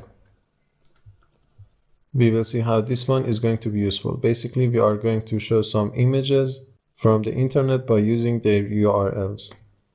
After that, we need to create our constructor. Once again, by pressing Alt plus Insert, we can do that. Let's also create some getters and setters. I'm not sure that I'm going to use all of them. Later on, if we didn't use them, I will delete them. Let's also create a toString method. This might be useful as well. Okay, now we have our contact model. Let's close this class. So once again, inside my RecyclerView, I'm going to show a list of different contacts. Because of that, I need to pass the list of different contacts to this adapter class. For that, before everything above in here, I'm going to create an array list, or to be specific, a private array list of different contacts. Let's say private array list of contacts. Let's name it contacts is equal to new array list. It's very important to initialize your array list. If you don't initialize it, you will definitely get a null pointer exception. Also, because we have set this contacts array list as private, we also need to create a setter method so that later on, for example, from inside our main activity, we can set the initial data for our contacts. For that, down in here, after the getItemCount method, I'm going to press Alt plus Insert, and by going to this setter menu, we can create a setter for our contacts array list. Later on, from inside our main activity, we will pass our data via using this setContacts method. But there is a very important point in here. Imagine that you are getting your data, for example, the list of your contacts from a web server from internet.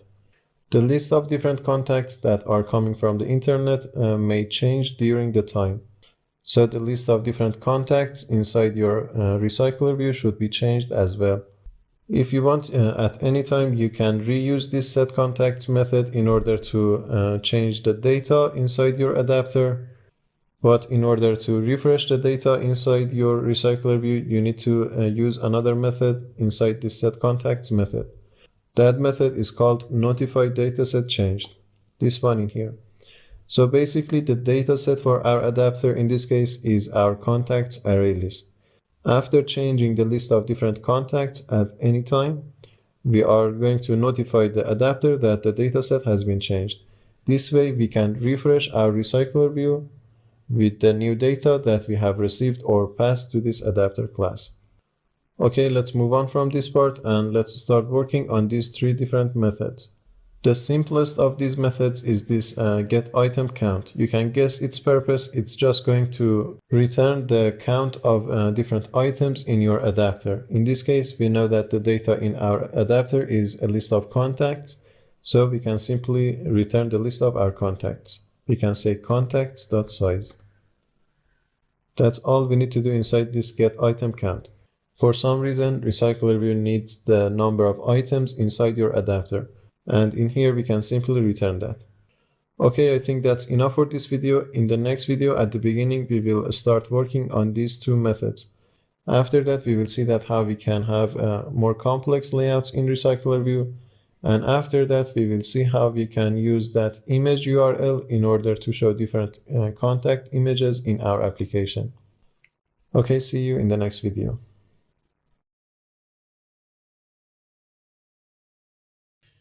Okay, let's continue our talk about creating a RecyclerView adapter.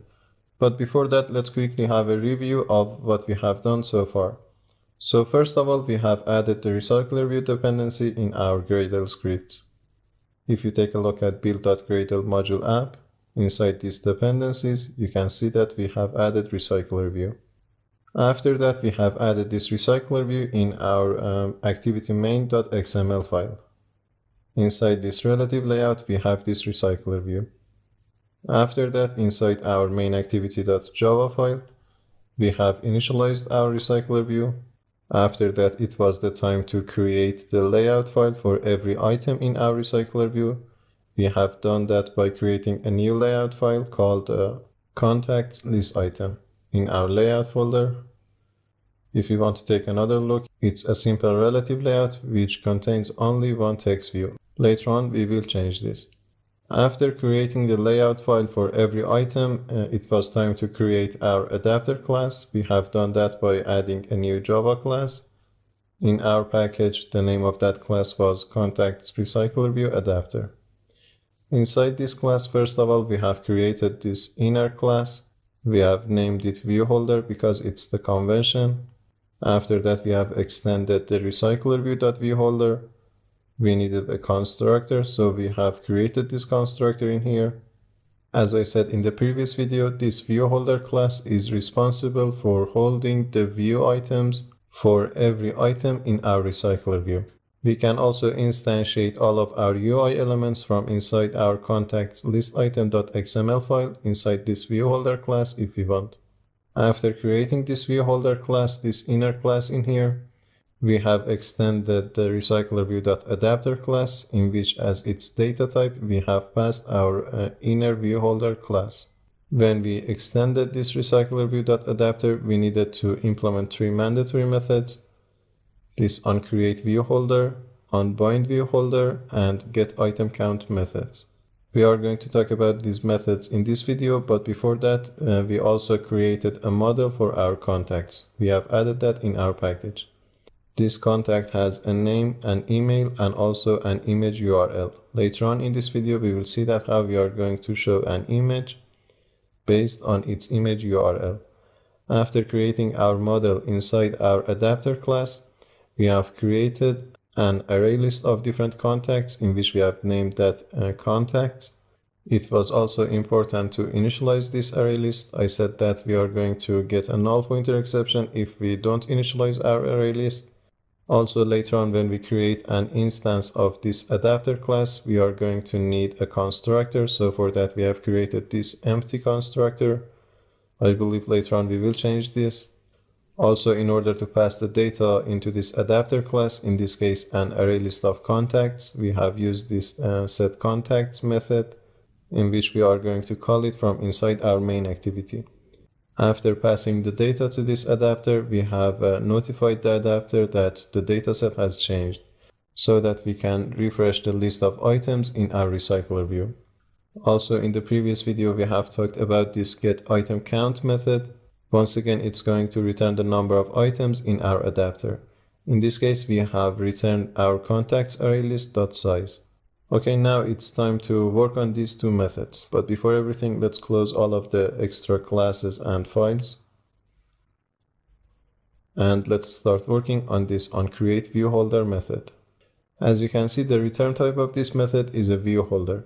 It means that this method is the place to generate our viewHolder, the place to instantiate our viewHolder class that we have created down in here. In order to create our viewHolder class, first of all, we need to create a view object. We can do that by saying view, this one in here.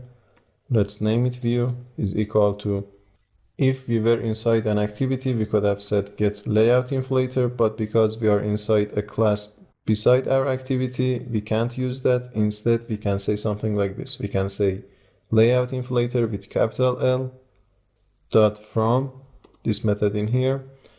You can see that this from method is waiting for our context.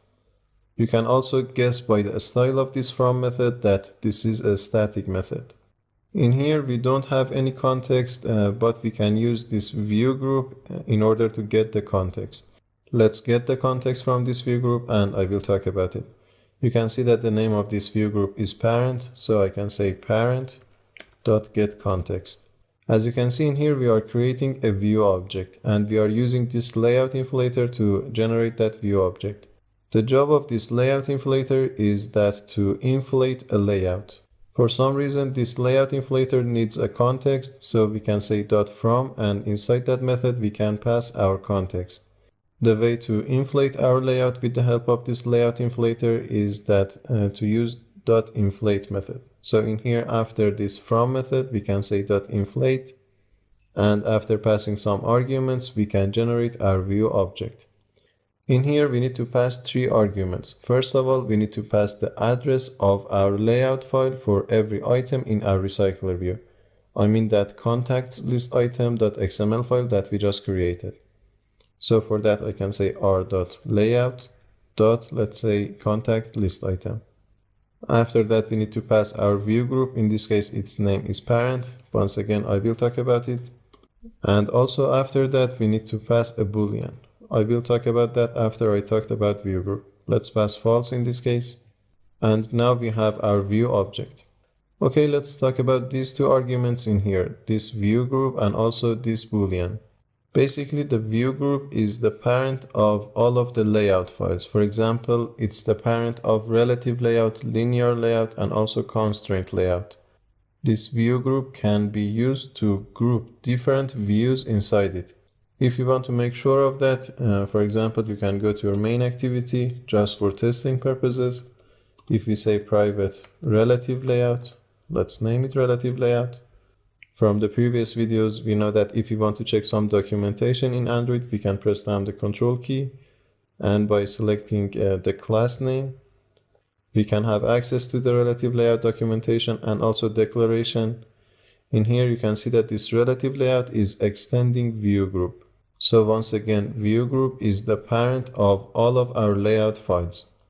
But why we are passing this view group as one of the arguments inside our adapter class? Before talk about that, let's quickly delete this line of code. We have created this just to read the documentation and declaration. So in here inside this inflate method, we are passing this view group. Basically, this tells that where do you want to attach your view object. For example, when we create an instance of our adapter object from inside our main activity, because in our main activity layout file, we have defined a relative layout, this view group is going to be a relative layout. And this view object in here, our layout file for every item, is going to be attached to that relative layout inside our main activity. That's also the reason why this view group has the name of parent in here. But what is this boolean in here? You can see that the name of this boolean is attached to root. And also I'm passing false in here. I just said that I want to attach my view object to its parent. I'm passing false in here because if we pass true, it will be a redundant job. We already passed our view group as the parent of our view object. And if we pass true, it's going to be redundant. We have this boolean because we can also pass null in here. For example, if you are not sure about our parent and about where our view is going to be attached, instead of our parent view group, we can simply pass null. You can see that the name of this argument has changed to root. So if you pass null, you are not going to be sure about the place that this view is going to be attached to. But of course, this is an option that you have. Once again, I'm going to pass parent, and for the boolean, I'm going to pass false. So at the end of this line of code, with the help of this layoutInflator.inflate method, we have our view object. Now it's the time to create our view holder object, and after that return it. If you take a look at the constructor of this class that you have created, you can see that this constructor in here is accepting a view. Now that we have our view object, we can create an instance of this view holder class. So above in here, before the return statement, I can say view holder, the one that exists in our adapter class, not the one inside the Android x.RecyclerView. Let's say view holder, let's name it holder, is equal to new view holder, and let's pass our view. After that, let's return our holder. So once again, the purpose of this method in here, this onCreateViewHolder, is to create an instance of our viewHolder class for every item in our RecyclerView. Later on, this holder will be passed to this onBindViewHolder method, as you can see in here, and we can use it in order to change the properties of our UI elements. Let's see how we can do that. So inside this onBindViewHolder method, which I believe is the most important method inside every RecyclerView adapter, we are going to use the properties of our viewHolder class. For example, right now inside our layout file, we have only one text view. So if I want to change the value of my text view, I can say something like this. I can say holder.txtName.setText, and we can pass our text. You can see that in here we are able to use holder.txtName. If you remember, inside our viewHolder class we had such a field, but also this field was private. If you remember from the Java session, I said that whenever you use inner classes, From inside the parent class, you can have access to all of the private fields and methods of your inner class. In this case, inside this adapter class, we can use this holder.txt name, even though it's private. Okay, but what do we pass inside this setText method? As you can see, beside this holder, we also are getting some integer called position. It's exactly like the position that we had inside ListView adapters. This is going to be the position of the item in our RecyclerView. Once again, we can use this position in order to get the data, for example, from our contacts array list.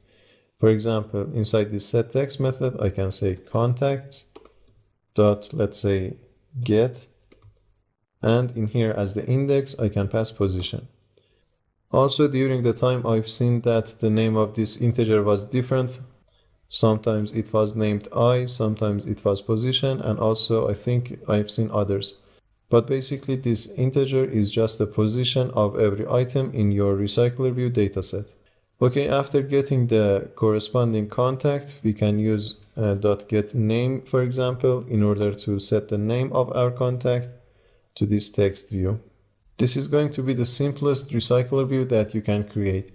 You can have all sorts of UI elements inside your list item layout file, and after that inside this onBindViewHolder method, you can also set different onClick listeners for each one of UI elements. But more on that in few minutes. So by this time our adapter class is ready. We have done a great job and we have created our RecyclerView adapter class. Now that we have created our RecyclerView adapter, it's time to switch back to our main activity and pass some data to this adapter class. So inside this onCreate method, we have instantiated our RecyclerView. After that, we need to create an array list of different contacts. For example, let's say array list of different contacts. Let's name it contacts is equal to new array list. Once again, I'm passing the data manually in here because we don't know anything about databases and web servers yet. In a real-world application, these data are probably coming from a database or a web server. Let's quickly add some data to our contacts array list. As you can see, I've added some contacts into my array list. For every contact, I've selected a name, also an email. And beside that, I've get these image URLs from the internet. There is just one point in here, and that's regarding these image URLs. Sometimes when you are copying the address of some image from the internet, that address may not have an extension. For example, like this .jpeg or .png. Those images are not going to be useful in here, so make sure to select the images that have the extension of .jpeg or .png. Just because some students asked me before how to get the address of these images, let me quickly show you one example. For example, in Google Images, you can search for different images, and by right-clicking on the image, you can copy the image address. For example, in another tab, you can paste the address. If it's ending with .jpeg or .png, you are good to go. Okay, after creating your contacts, it's time to create your RecyclerView adapter. For that, I'm going to say contact RecyclerView adapter. Let's name it adapter is equal to new contacts RecyclerView adapter. We didn't need anything for the constructor, so we are good to go. After that, we can use the setter method inside our adapter. We can say adapter dot set contacts, and we can pass our array list. After creating our adapter instance and setting the data, we can set this adapter to our RecyclerView. So down in here, I can say contacts RecyclerView dot set adapter, and I can pass my adapter. In a list view, that would be the end of everything, and we could have tested our application. But in RecyclerView, there is also one more step. We also need to set a layout manager for our RecyclerView as well. Let's quickly set that and we will talk about it. Let's say contacts RecyclerView.set layout manager. In here we have few options. First of all, we can pass a linear layout manager, and we can pass that like this. We can say new linear layout manager, in which for its constructor we need a context. This time, because we are inside an activity, we can safely pass this as the context. By setting the layout manager of our RecyclerView to a linear layout manager, we are saying that display the items in our RecyclerView in a linear fashion. The other option that we have is grid layout manager. We will take a look at that. But in here, this linear layout manager is by default vertical. If you want to change that, for example, if you want to have a horizontal view, you can do that. We will do that in a minute after running our application. So by this point, our application is ready to test. We have created our RecyclerView. We have instantiated down in here. We also have created this dummy list of contacts. After that, we have instantiated our adapter class. We have set the data inside this adapter class. After that, we have set the adapter to our RecyclerView. We also have set a layout manager for our RecyclerView. Let's test the application and let's see what does a RecyclerView look like. As you can see, the list of different contacts name are being shown inside a RecyclerView in my activity. If I had more contacts, I could have scrolled my RecyclerView and I could have access to all of them. Right now, they all can fit on the screen, so this is not a scroll view. Let's quickly change this linear layout to a horizontal linear layout and see the difference. So in order to have a horizontal linear layout, after this context, you can say linear layout manager dot horizontal, this one in here. This is a constant in which you can use in order to have a linear layout manager. Beside that, you also have a boolean in here. Let's pass that. I'm going to pass false. As you can see, the name of this boolean is reverse layout. If you want to reverse the order of items inside your RecyclerView, you can pass true in here. But I don't see any reason for doing that, so I'm going to pass false. Let's run the application once again and let's see what a horizontal linear layout looks like. You can see that this time, right now, we are seeing only one contact on the screen. And that's because when we created the layout for every item in our RecyclerView, we have passed match parent as the width of the item. But if you want to see other items, you can scroll the window horizontally. You can see that we are seeing other contacts. So this is what this horizontal linear layout looks like. Okay, let's quickly see the other layout manager that I talked about, and let's move on from this part. The name of the other layout manager was grid layout manager. So I'm going to delete all of these. And inside this set layout manager method, I'm going to say new grid layout manager. For the inputs of this constructor, we need two arguments. First of all, we need the context. After that, we need the number of columns. For example, I can pass 2 in here. This 2 in here is going to divide our screen horizontally in 2 different parts, or to be specific, 2 different columns, and it's going to show different contacts in those 2 columns. But before I run my application, I'm going to change one thing in the application in the contacts list item.xml file. I'm going to change the match parent attribute of my relative layout to, let's say, wrap content. You can see that for this width, we have set it to match parent. I'm going to change that to wrap content. Okay, now let's run the application. You can see that the screen has been divided into 2 different columns horizontally, and we can see the contacts name in 2 different columns. So sometimes you may want to use this grid layout manager. Okay, now let's see how we can set an on-click listener for each one of these items in our RecyclerView. Right now, if we click on each one of these items, they are not going to do anything. But if we want to set an on-click listener, we need to do that inside our contacts RecyclerView adapter. Let's quickly open that class. It was in our Java folder inside our project folder, contacts RecyclerView adapter. If you remember, I said that this onBindViewHolder method is the most important method in your adapter class. And inside this method, you can set an on-click listener for every UI element that you want. Also, if you remember, inside this contacts list item, I've defined an ID for this whole relative layout. If you want, you can set the on-click listener on this text view, but I think it's better to define the on-click listener on the whole relative layout, because as you can see, we have this padding of 10 dp, and some places in our relative layout are not going to be clickable if we set the onClick listener on the text view.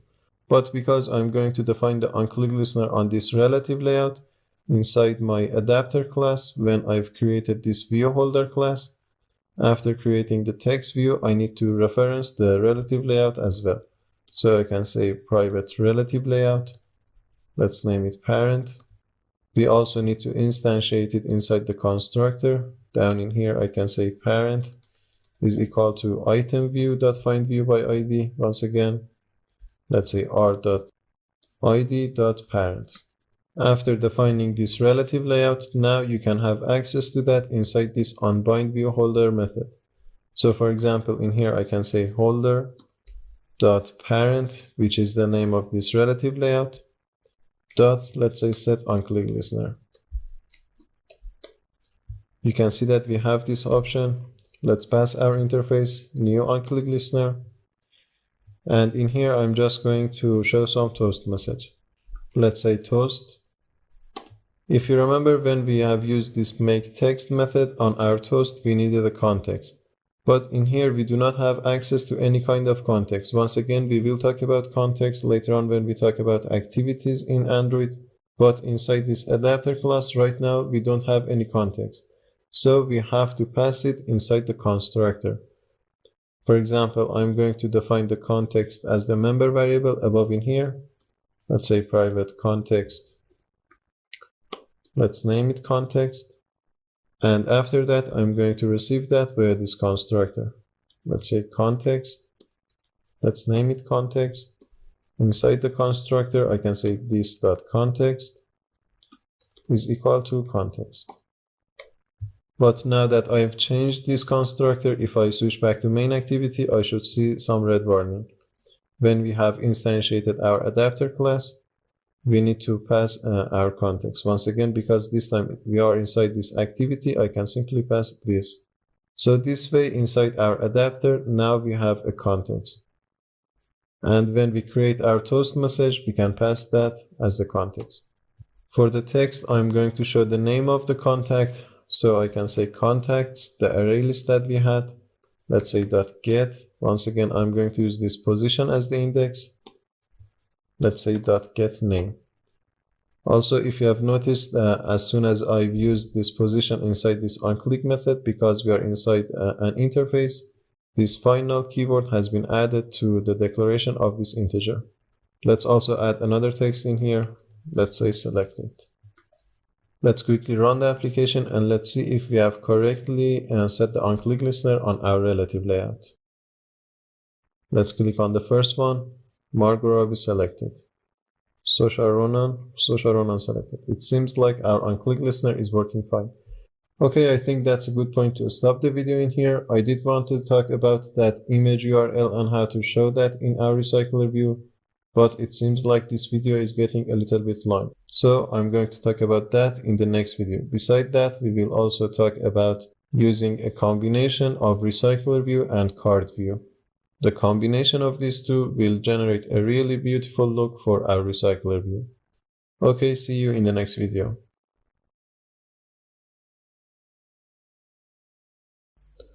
In the previous video, we have created a functional RecyclerView.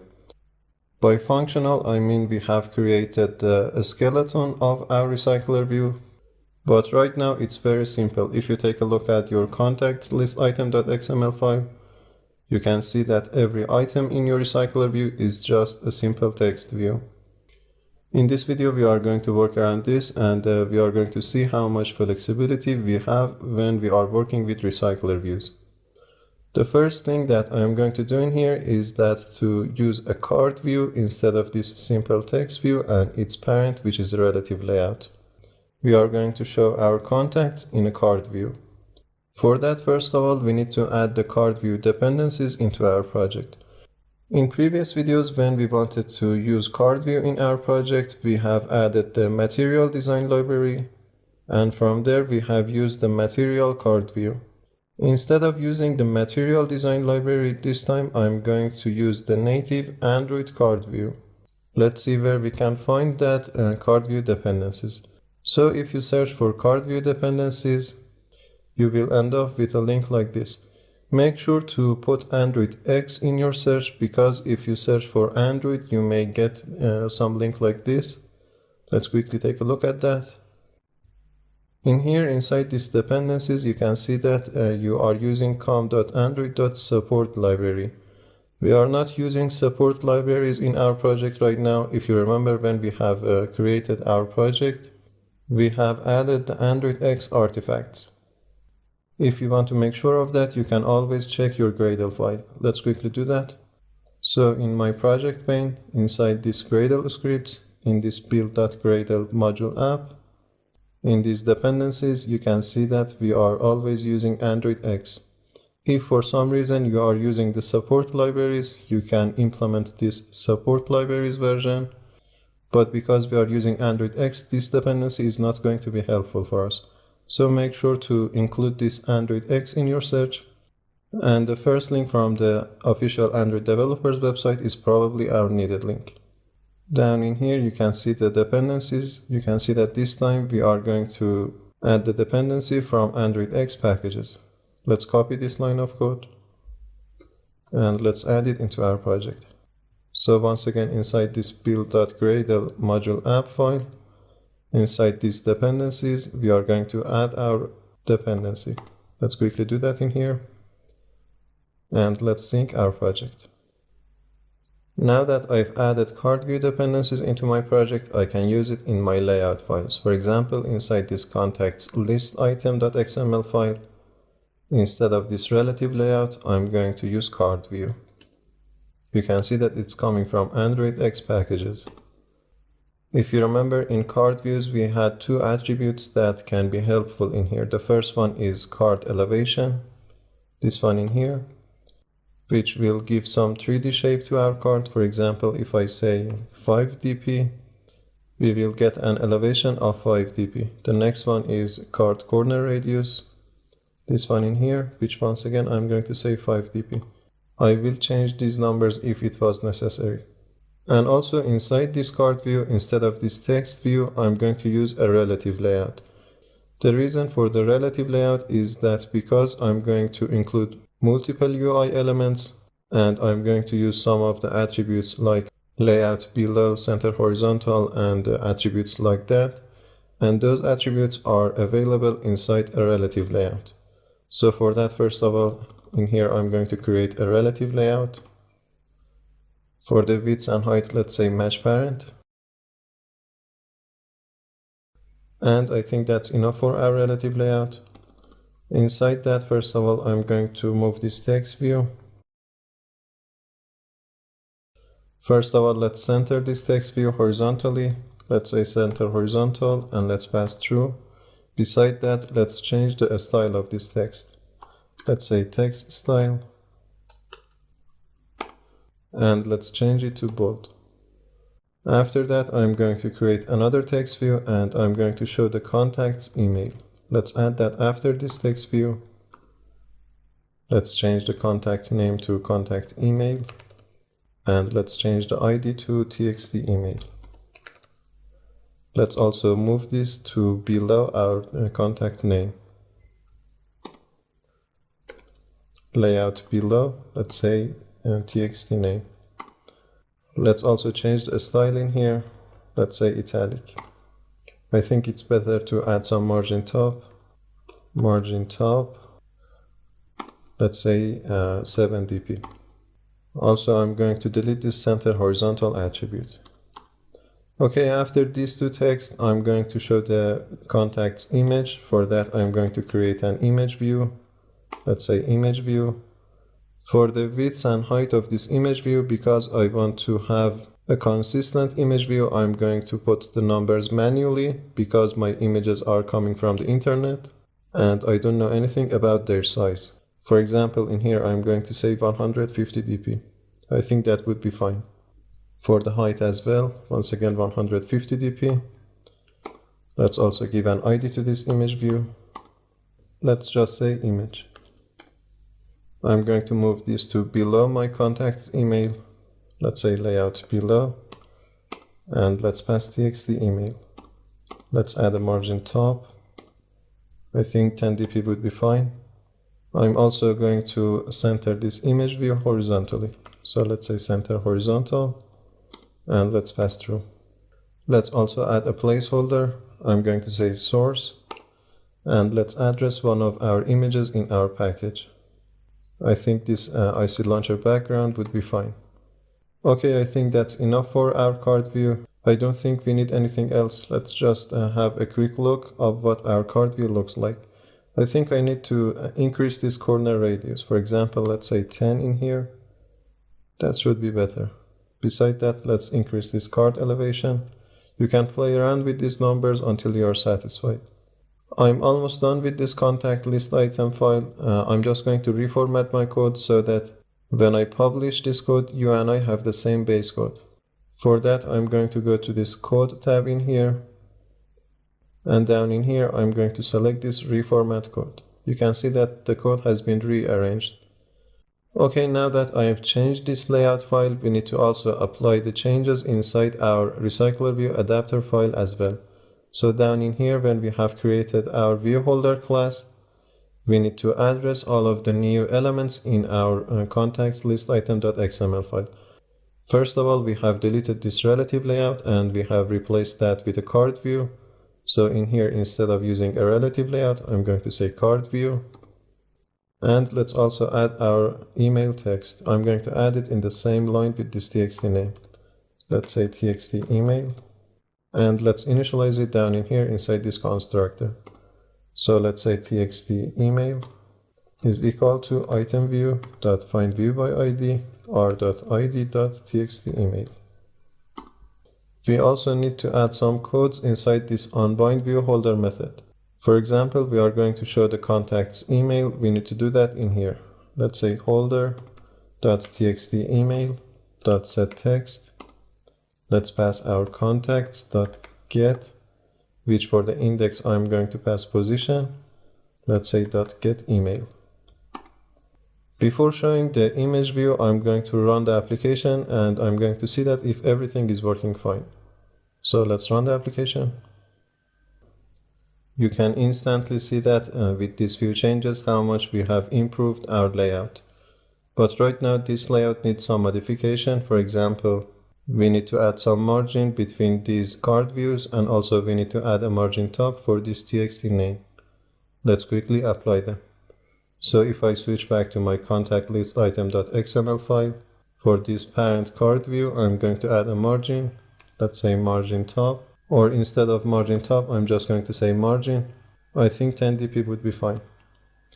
Beside that, let's also add a margin for this text view. Let's say margin top, and let's pass 7 dp. Let's also add a margin start for this email. So in here for this txt email, I'm going to say margin start, this one in here, and I'm going to say 5 dp. Let's run the application once again. You can see that it's much better now.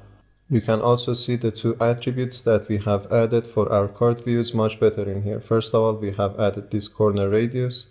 You can see that in here, and also this 3D shape with a shadow behind our card view is for that card elevation attribute. Beside that, the reason that we are seeing two columns in here is because of that grid layout manager that we have passed to our RecyclerView.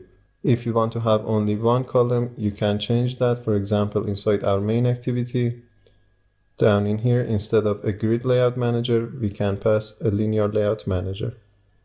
So in here, let's say new linear layout manager, and let's pass our context.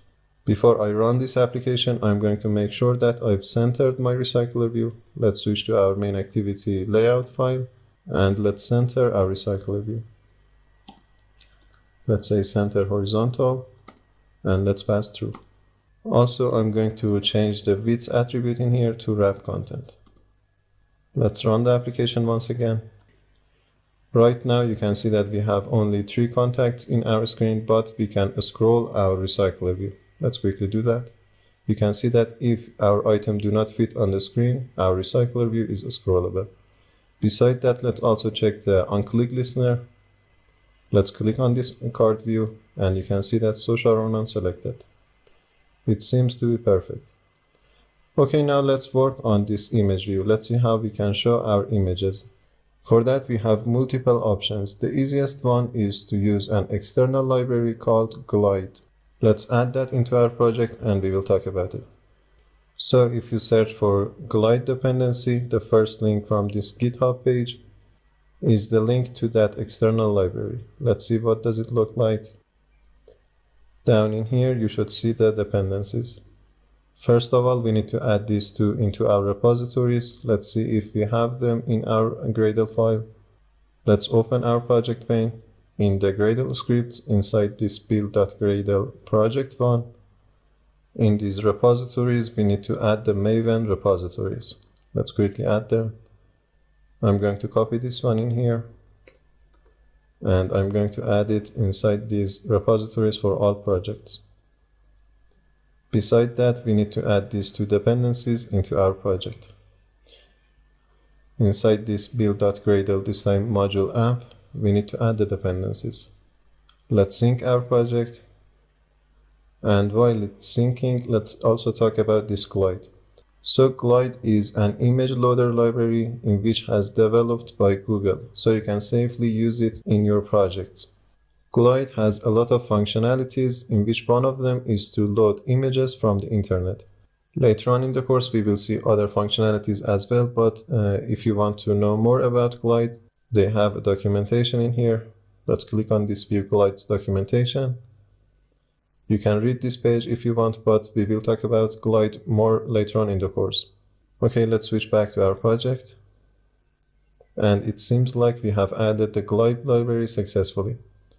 Let's close these two Gradle files. Also, let's close this activity main.xml file, and let's go to our contacts RecyclerView adapter.java file. So inside this onBindViewHolder method, I'm going to show the images of different contacts. For that, I'm going to use the Glide inside this method. Let's see how we can use Glide. In order to show images with Glide library, you can say something like this. You can say Glide with capital G. After that, you need to pass your context. You can do that by saying .with. For the context in here, I'm going to pass my context. As a reminder, we have get the context via the constructor of this class. In the previous video, I'm talking about this one in here. Now that we have our context, we can use it with this with method. After that, I'm going to say that this image is going to be a bitmap. So let's say dot as bitmap. After that, we need to pass the source of our image. In this case, we are going to pass the image URL for our contact image. Let's say dot load. And let's pass our contacts image URL. For that, I'm going to say contacts.get. Once again, I'm going to use the position as the index. Let's say .get image URL. After that, we need to pass the image view that we want to show our image inside that. I'm going to say .into, and I'm going to address my image view, which I can say holder.image. But for that, first of all, we need to add this image inside this viewHolder class. We never did that. So inside this viewHolder class, first of all, I'm going to say private image view. Let's call it image. And let's also instantiate it inside the constructor. Let's say image is equal to itemView.findViewById r.id.image. This is the simplest way of using Glide. First of all, we need to pass our context. After that, we need to say that it's going to be a bitmap file. After that, we need to pass the source of our image with this .load method. And after that, we need to specify the image view that we are going to show our image inside that. This is going to work fine, but before I run my application, I need to do one more thing. We are going to load different images from the internet. For that, we need to add a permission into our manifest file for accessing the internet. So far, we haven't talked about requesting a permission. Let's quickly see how we can do that. So in our project pane, inside the app folder, inside this manifest folder, if we open this Android manifest.xml file, we can add our permission in here above the application tag. In here, I can open a tag, and the tag is going to be uses permission, this one in here. And we need to specify the kind of permission. Let's search for internet permission. You can see this android.permission.internet. Let's close our tag. There are much more concepts regarding these permissions. We will talk about them later on in the course. For some permissions, you need to create a UI, a logic, in order to ask the user to grant that permission to your application. But this internet permission is a safe permission, and if you add it to your manifest file, the Android system is going to grant it automatically. That's all we need to do in order to request for an internet permission. Later on, we will talk more about permissions. Let's just run our application and let's see if we can successfully show different images. You can see that we are seeing different images in here. But there was a problem when I ran this application after adding the permission for the first time. The first time I wasn't able to see the images, and that's because we have changed our manifest file. Whenever you change your manifest file, you need to uninstall the application and install it once again. So if you are not seeing different images, make sure to uninstall the application and install it once again. After that, you should see different images. Let's also check the others. You can see that the images are loading from the internet after a few seconds. You can see that our RecyclerView, our CardViews, and also the Glide library is working perfect. The combination of these three will create a really beautiful layout for when we want to show a list of different items. And probably by now you can see the flexibility and all of the functionalities of RecyclerView. You can see that we can modify our layout files, our list item layout files, however we want. Okay, I think that's enough for this video. Just to see our RecyclerView better, I'm going to change the linear layout manager once again to a grid layout manager. And after that, we will finish our video.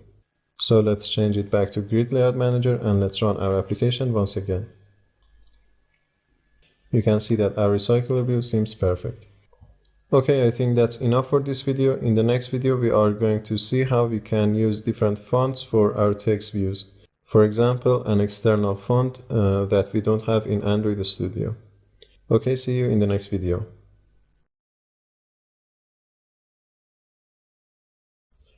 In this video, we are going to talk about different fonts, how we can apply different fonts to our text view, whether that font exists in our project or whether we are going to add it externally.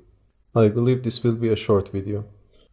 First of all, let's see how we can add an external font into our project. Before that, I'm going to go to this layout file and give an ID to this text view. Let's just name it txt hello. In order to add an external font in your resources folder, you need to create a new directory. You can right-click on your resource folder. By selecting new Android resource directory, you can create that directory. We have done this when we have created a menu resource file. In here, you just need to define the type of your resource. You can search for font in here, and that's all you need to do. Now you can see that you have this font folder, and you can copy your external fonts into this folder. For example, I have prepared this font. But before adding this font into my project, I need to do some modifications. For example, I need to change the name of this font. In order to add this font into your project, you need to follow some rules. For example, you need to change all of the uppercases into lowercases, and also you shouldn't use hyphens. Instead of that, you can use underlines. So in here, I'm going to change the name a little bit. Let's change this upper A to lower A. After you have changed the name, you can simply copy your font, and inside your font folder, you can paste it. The name is fine. Let's just press OK. Now in your font folder, you have this amsterdam.ttf. If your font has some preview, you can see that by double-clicking on your font.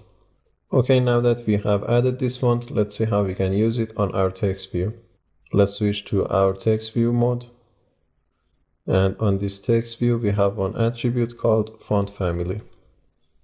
This one in here, and now we can address our font, which is @font/Amsterdam. Let's switch to split view and let's see if we can see our font in the preview. You can see that right now the font hasn't been rendered, but I believe this will be changed when we run our application. Let's run the application and let's see if we can successfully change the font of our text view. you can see that this beautiful font has been applied on our text view.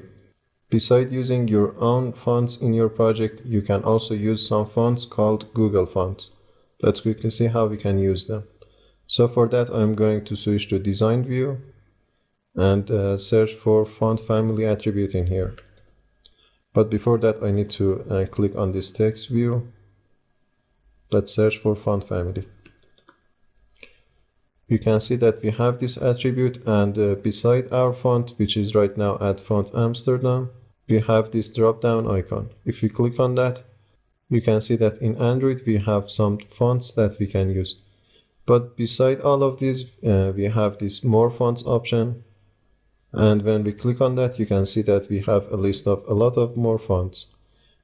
Also, you can see the source in here. It says Google Fonts.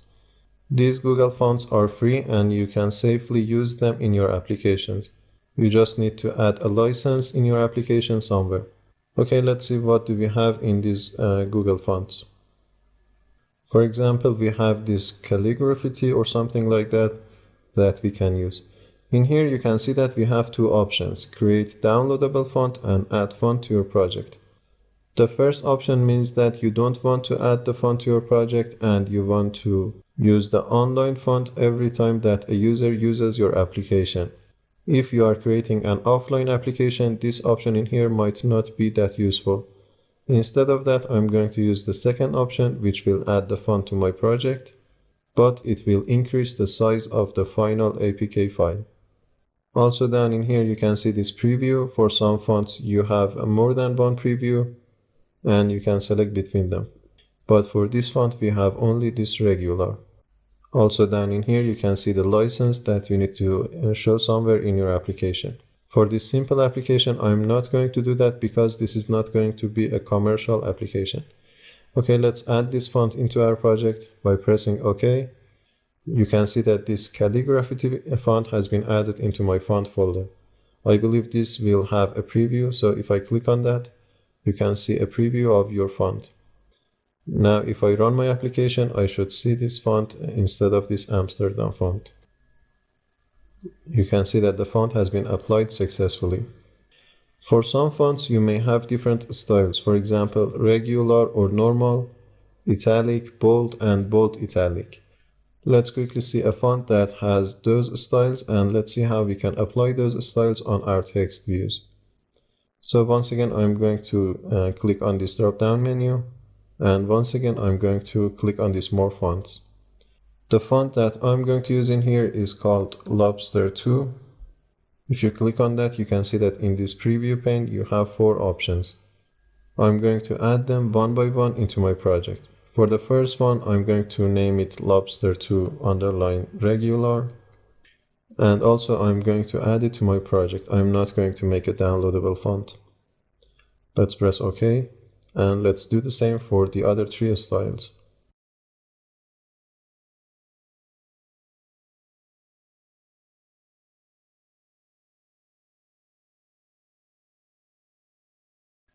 You can see that now we have 4 different Lobster 2 fonts.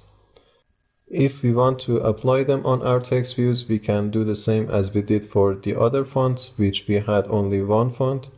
For example, inside our text view, for this font family in here, we can pass the font manually by specifying the name of our font, or we can pass this styling job to the Android. For example, we can add a text style in here, and we can specify the style, which can be italic, bold, or normal. Right now, if I select text style as bold, and if I change this lobster to bold italic to just lobster to regular, let's quickly do that. If I run my application, I'm going to get a bold style for this specific font. Let's quickly run that. You can see that we have this bold font, but this in here is not accurate because we have added the style manually. This actually in here is using our lobster to regular font, and if we want to use specifically this lobster to bold font, we can create a font family for that. Let's quickly see how we can create a font family. So in my font resource folder, I can right click, and by pressing new font resource file, we can create a new font family. For the file name, I'm going to put the font name, which in this case is Lobster2. Let's create that. Inside this font family, I'm going to define 4 fonts. We need 3 attributes in here. First of all, we are going to need the font itself. For the first one, I'm going to pass the Lobster2 regular font. After that, I'm going to pass a style for this font. Let's say font style. You can see that in here we have 2 styles, italic and normal. In here I'm going to pass normal, but if you want to pass a bold style, you need to pass that as a font weight. Let's quickly see that. You can see that we have this font weight attribute in which we can pass a number. Basically for normal fonts, this weight should be 400. I will show a link for where you can find the exact font weight that you need. But for now, let's just pass 400 and let's finish creating our font. After that, I'm going to create 3 more font elements and I'm going to pass the other 3 fonts. Let's say font. Once again, we need to address our font. This time, let's say Lobster2 italic. For the style, I'm going to say italic this time. And once again, because this is not a bold font, we are going to pass 400 as the font weight. Let's quickly add 2 more fonts for the bold styles. You can see that for the normal bold font, I've passed normal as the font style, but for the italic one, I've passed italic. The only difference between a bold and a regular size font is in this weight. For the regular, we have passed 400, but for the bold ones, we have passed 700. Before we go further, let's quickly see where we can find the proper font weight. So if you search for font weight Android developer, you can see this font weight from the developer.android.com. Let's quickly see that. And in here, inside this companion properties, you can see different weights for different fonts. For example, we have passed 400 for the regular fonts, which is the correct number. For the bold ones, we also passed 700. I believe in Android, you won't see much difference if you pass, for example, 500. When the fonts are being rendered, the only difference is between this 400 and 700. So if you want, you can check this web page. Okay, let's switch back to Android Studio. Now that we have created this font family, we can pass it in our activity main.xml file. But before that, you can see that we have a lot of warnings in here. If we hover over one of them, it says that these attributes are only usable in API level 26 and higher. So if your application is running on API level lower than that, this font family won't be applied. I've seen that some people use app namespace instead of this Android. For example, you can say app in here. Of course, you need to add the namespace by pressing Alt plus Enter. You can see that this new namespace has been added. I'm not going to talk about namespace in here, but basically it's like importing in XML file. In other programming languages, you also have namespaces. Basically, it will define that where this app attribute is coming from. So some people are using this app namespace. They say that if you use this app namespace instead of Android, the font family will be applied in lower API levels as well, but honestly, I didn't see that difference. So I'm going to change this one back to Android. And in my activity main.xml file, I'm going to pass the font family. So in here, instead of passing Lobster2 regular, I'm going to pass Lobster2, this XML file that we just created. And now this way we are passing the styling job to the Android system. So even though we are using this Lobster2, because we have set the style to bold in here, at the end our font is going to be rendered to this Lobster2 bold. Let's run our application and let's see if we can see a bold font. You can see that we are seeing the bold font. Once again, the difference in here is that this time we are using exactly this Lobster2 bold. But when we have passed Lobster2 regular and we have set the style to bold, only the Android Studio increased the size. Sometimes there might be some differences between different font styles when the designer created the font. So this way of creating a font family is much more accurate. Okay, just before finishing this video, I'm going to show you how you can apply different fonts in Java file. For example, inside this layout file in the design view, I'm going to add a button. And by clicking on this button, I'm going to change the font of this text view. Let's change the ID of this button first of all to, let's say, BTN change font. And also let's add some constraints. And let's change the text. I'm just going to say change. In our main activity, first of all, let's initialize these two items.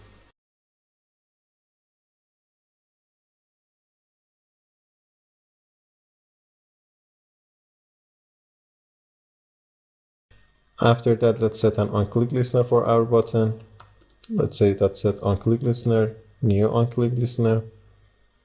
Before this onClick listener, I'm going to create a typeface, and after that, I'm going to change the typeface of this text view inside this onClick method. So above in here, let's say typeface. You can see that it's coming from Android.graphics package. Let's name it typeface is equal to. In here, we are going to get a reference to our font in our resources folder. If I try get resources in here, let's quickly see that. Get resources.get font. And if I pass my font address, for example, if I say r.font, let's say Amsterdam, you can see that we are getting a red warning in here. And the warning says that this method is only available in API level 26 and higher. You can overcome this problem by using resource compat instead of this get resources method. Let's quickly see that. So in here I can say resource compat dot get font. First of all, we need a context, which I'm going to pass this. After that, we need to address our font. Let's say r.font.amsterdam. So instead of get resources, you can use this resource compat, which is a good option for backward compatibility. After you have defined your typeface inside the onClick method, you can say txt hello.setTypeface, and you can pass your typeface. As simple as that, you can change the font of your text view. Let's run the application and let's see if everything is working fine. Right now the font is Lobster 2. If we click on this button, you can see that the font is changing to Amsterdam. It seems to be perfect. Okay, I think that's enough for this video, and also for that matter for this section of the course. There are a lot more concepts and tools that you have when you are designing your layout files. For example, you have navigation drawers, you have bottom navigation views, you have animations that you can apply in your application. But I'm not going to talk about them in this section of the course because there are a lot more concepts that we don't know anything about them yet. Later on in the course, we will see a lot more tools for designing our layout files. Okay, in the next video, we are going to have a quick challenge for this section of the course so that we make sure we have learned everything that we have talked so far. See you in the next video. As I said at the end of the previous video, in this video, we are going to have a quick challenge. The purpose of this challenge is to make sure that we have learned everything that we have talked so far. And here is our challenge. I want you to create this simple layout file. You can think of this layout file as a simple registration form in which we are receiving the user's name, email, password, gender, and also country. Beside that, we have this image view in here plus this button, which normally in a normal application, this button should navigate us to the user's gallery or maybe the camera in order to take a photo. But because we don't know anything about that yet, this button and this image view are just for showing purposes. These are not going to do anything. Just if you want, you can show a toast message after clicking on this pick image button.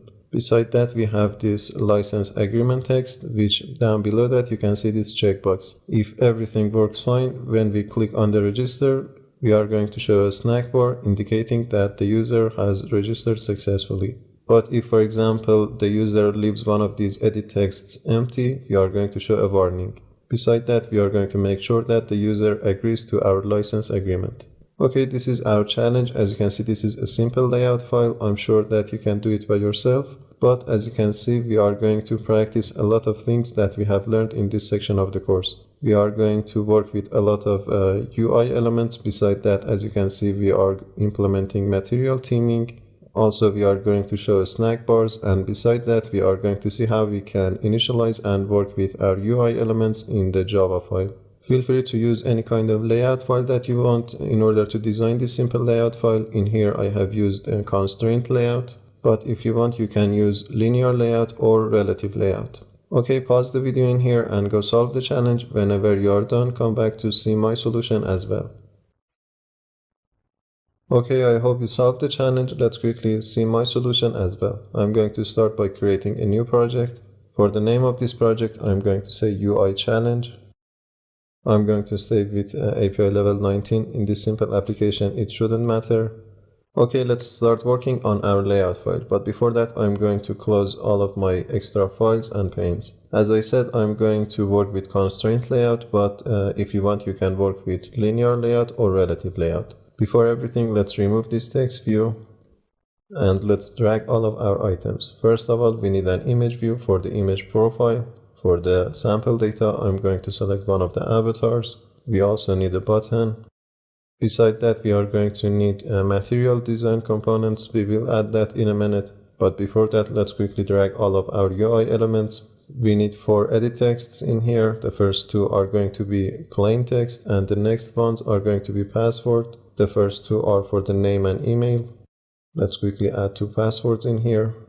The difference between this password and this plain text edit text is that when you type something inside the password edit text, it won't show the text itself, but you will see some dots. Also, beside that, we need a text view for our gender text. After that, we need a radio group. Let's quickly add that. Inside this radio group, we need 4 radio buttons. Also, I'm not sure that if you have seen this way of dragging radio buttons in your radio group in the design view. Previously, we have seen how to add radio buttons inside a radio group in the text view, but here is how you can do that in the design view. Basically, you can use this component tree. For example, I can drag my radio buttons to inside this radio group. Let's add 2 more. Let's also quickly change the orientation of this radio group. Let's search for the orientation in the attributes. This one in here, I'm going to change it to horizontal. Beside that, we need a text view for the countries. And also we need a spinner in here for selecting one of the countries. Let's search for a spinner. Let's quickly change the width of this spinner to wrap content instead of match parent. This is not match parent in here, it's just some DPs. We are going to change that to wrap content. Also, I think it's better to put it above in here beside our countries text. And after everything, if you remember, we had a button. Let's quickly add that. This is going to be our button register. Beside that, we need a text view in here for our license agreement. And also we needed a checkbox. Let's search for checkbox. And let's change the checked value of this checkbox to true. Let's search for checked. Or you can see that down in here. Also, I'm going to change the checked value of this radio button to checked as well. Also, let's quickly change the ID of our UI elements so that we can use them in our Java file. I'm going to fast forward the process of giving them an ID. Basically, you can select your UI element and you can change the attribute from this top right pane in here.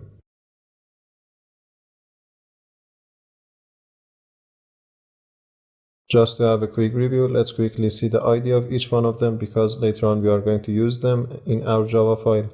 This one is image profile, this one is btn pic image, edit text name, edit text email, edit text password, edit text pass repeat, txt gender. This one in here is rg gender for our radio group. The 3 radio buttons are named rb male, rb female, and rb other. This text view is called txt country, the spinner is called a spinner country, and this button is btn register. This text view in here is called txt agreement, and this checkbox is called agreement check. We are also going to need 4 more text views. If you remember, I said that when we click on this register button, we are going to make sure that we have received some input from the user. And if for some reason the user don't enter anything on our edit text, we are going to show some warning. And we are going to use text views for those warnings. So let's quickly add 4 more text views. I'm going to add the warning for each one of edit text above the edit text. Let's quickly give some ID to these. For example, for the first one, I'm going to say txt warn name. You can guess the rest of them. This one is txt warn email, this one txt warn pass, and the last one is txt warn pass repeat. Okay, now that we have the ID for all of these UI elements, let's quickly change their initial values. For example, for this text view, I'm not going to change anything, but for this edit text, I'm going to delete the text and I'm going to add a hint. Let's search for the hint. Let's just say name. Sometimes like this, you can see some options which can be annoying. By pressing the escape key on your keyboard, you can get rid of that suggestion. Let's do the same thing for these 3 remaining edit texts. For this text view, I'm going to change its value to, let's say, gender. For the radio buttons, let's change the first one to male, the next one to female, and the other one I'm going to name other. This text view in here, let's change it to countries or country. Let's change this button's text to pick image and this one to register. Also this checkbox to I agree. Besides that, we need to change the value of this text view, but we are going to do that later on when we created our constraints. I'm not going to do anything about this yet. Also, I'm going to change the color of these 4 warning text views. Let's quickly do that. Let's search for color and let's change it to some red color. I think this one would be fine. Now let's start constraining our UI elements. For example, for this image view, I'm going to constrain it to the left of my screen and also to the top of my screen. But of course, I need some margin. I will add that in a minute. Besides that, the right of this image view to the left of my button, and also the right of this button to the right of my screen. Besides that, I'm going to constrain this button to the bottom of my image view. Similar thing for the top of my image view. Also, let's add some margin for this image view. For example, margin top, let's say 32, I believe is fine. And let's move it to left. But as you can see, when I move this image view to left, this button do not move. I'm going to delete this right constraint and I'm going to drag it from the left of this button to the right of my image view. Now let's constrain this image view to the right of our screen. And now we can move it. It seems better now. For these text views, first of all, I'm going to add a horizontal guideline. So let's right click on our layout and let's go to these helpers and let's add horizontal guideline. Let's move this guideline to somewhere about here. I think it's fine. Beside that, we need a vertical guideline. Let's quickly add that. Helpers, add vertical guideline, and let's move it a little bit. Now let's constrain our edit texts. For example, this one to our guideline. I'm going to constrain this text view to this guideline as well. Also, I'm going to add a constraint from the top of this edit text to the bottom of this text view. But as you can see, these are too close to each other. What you can do is that by pressing down the control key, you can select both of them. And by right clicking, you can use this right click menu. You can go to this constraint, let's say edit text name, let's say top to the bottom of our txt warning name. You can see that now we have a constraint. Beside that, I'm going to add a constraint from the top of this text view to our horizontal guideline. So once again, let's select both of them and let's right click, constraint txt warning name, top to bottom of our guideline. I think I'm going to remove the margin in here. You can see that we have an 18 margin. Let's decrease that to 0, I believe is fine. Let's do the same thing for the rest of edit texts and text views. For these 3 remaining text views, I'm going to add a margin top to the top edit text, but I'm also going to add a margin. Let's right click, constraint, txt warning email, top to the bottom of our edit text name. Let's see what is the margin in here. 15. I think I'm going to stay with 16. Okay, let's do the same thing for the remaining two edit text and text views. You can see that everything looks better now. Also, if for any reason your computer is slow, you can always go to this eye icon in here and you can disable this live rendering, or alternatively you can work with the blueprint view, which you can show from this blueprint option in here. Let's quickly see that you can work with this one as well. But like before, I'm going to stay with the design view. Okay, let's add a constraint for this gender text. First of all, I'm going to constraint it to the top of this edit text. Constraint txt gender top to, let's say, bottom of our edit text. Let's also add a margin. I think a margin 24 would be fine. It seems too much. Let's say 16. Let's also add a margin to the left of our screen. Let's add a margin in here as well. For the radio group, I'm going to select the radio group from this component tree. For the left constraint, I'm going to add it to this guideline. Also, I'm going to add a constraint from the top of this radio group to the bottom of this gender text view. Once again, I'm going to use the right-click menu. Let's say constraint. It seems like I didn't select the radio group. You can always use this component tree if you want. Let's select both of them. Let's right-click, constraint. Let's say radio group gender, top to bottom of our txt gender. That seems to be better. Let's also add a margin. I think 16 would be fine. For the country text, I'm going to do the same thing. For the left margin, let's say 16. Let's constraint it to our radio group. Constraint txt country top to the bottom of our radio group. For the margin, let's say 16 once again. For the spinner, I'm going to constraint it to the right of my country text view and also its bottom and top to the bottom and top of this country text view as well. But of course, we need a margin left. Let's quickly add that. For this register button, I'm going to constraint it to the three edges of my screen. But I need a margin button. Let's add 32, for example. I think that's fine. For this text view, I'm going to add another guideline in here. Let's quickly add that. Helpers, add a vertical guideline. I'm going to move this guideline. Let's move it to somewhere about here. And let's constraint our text view to this one in here.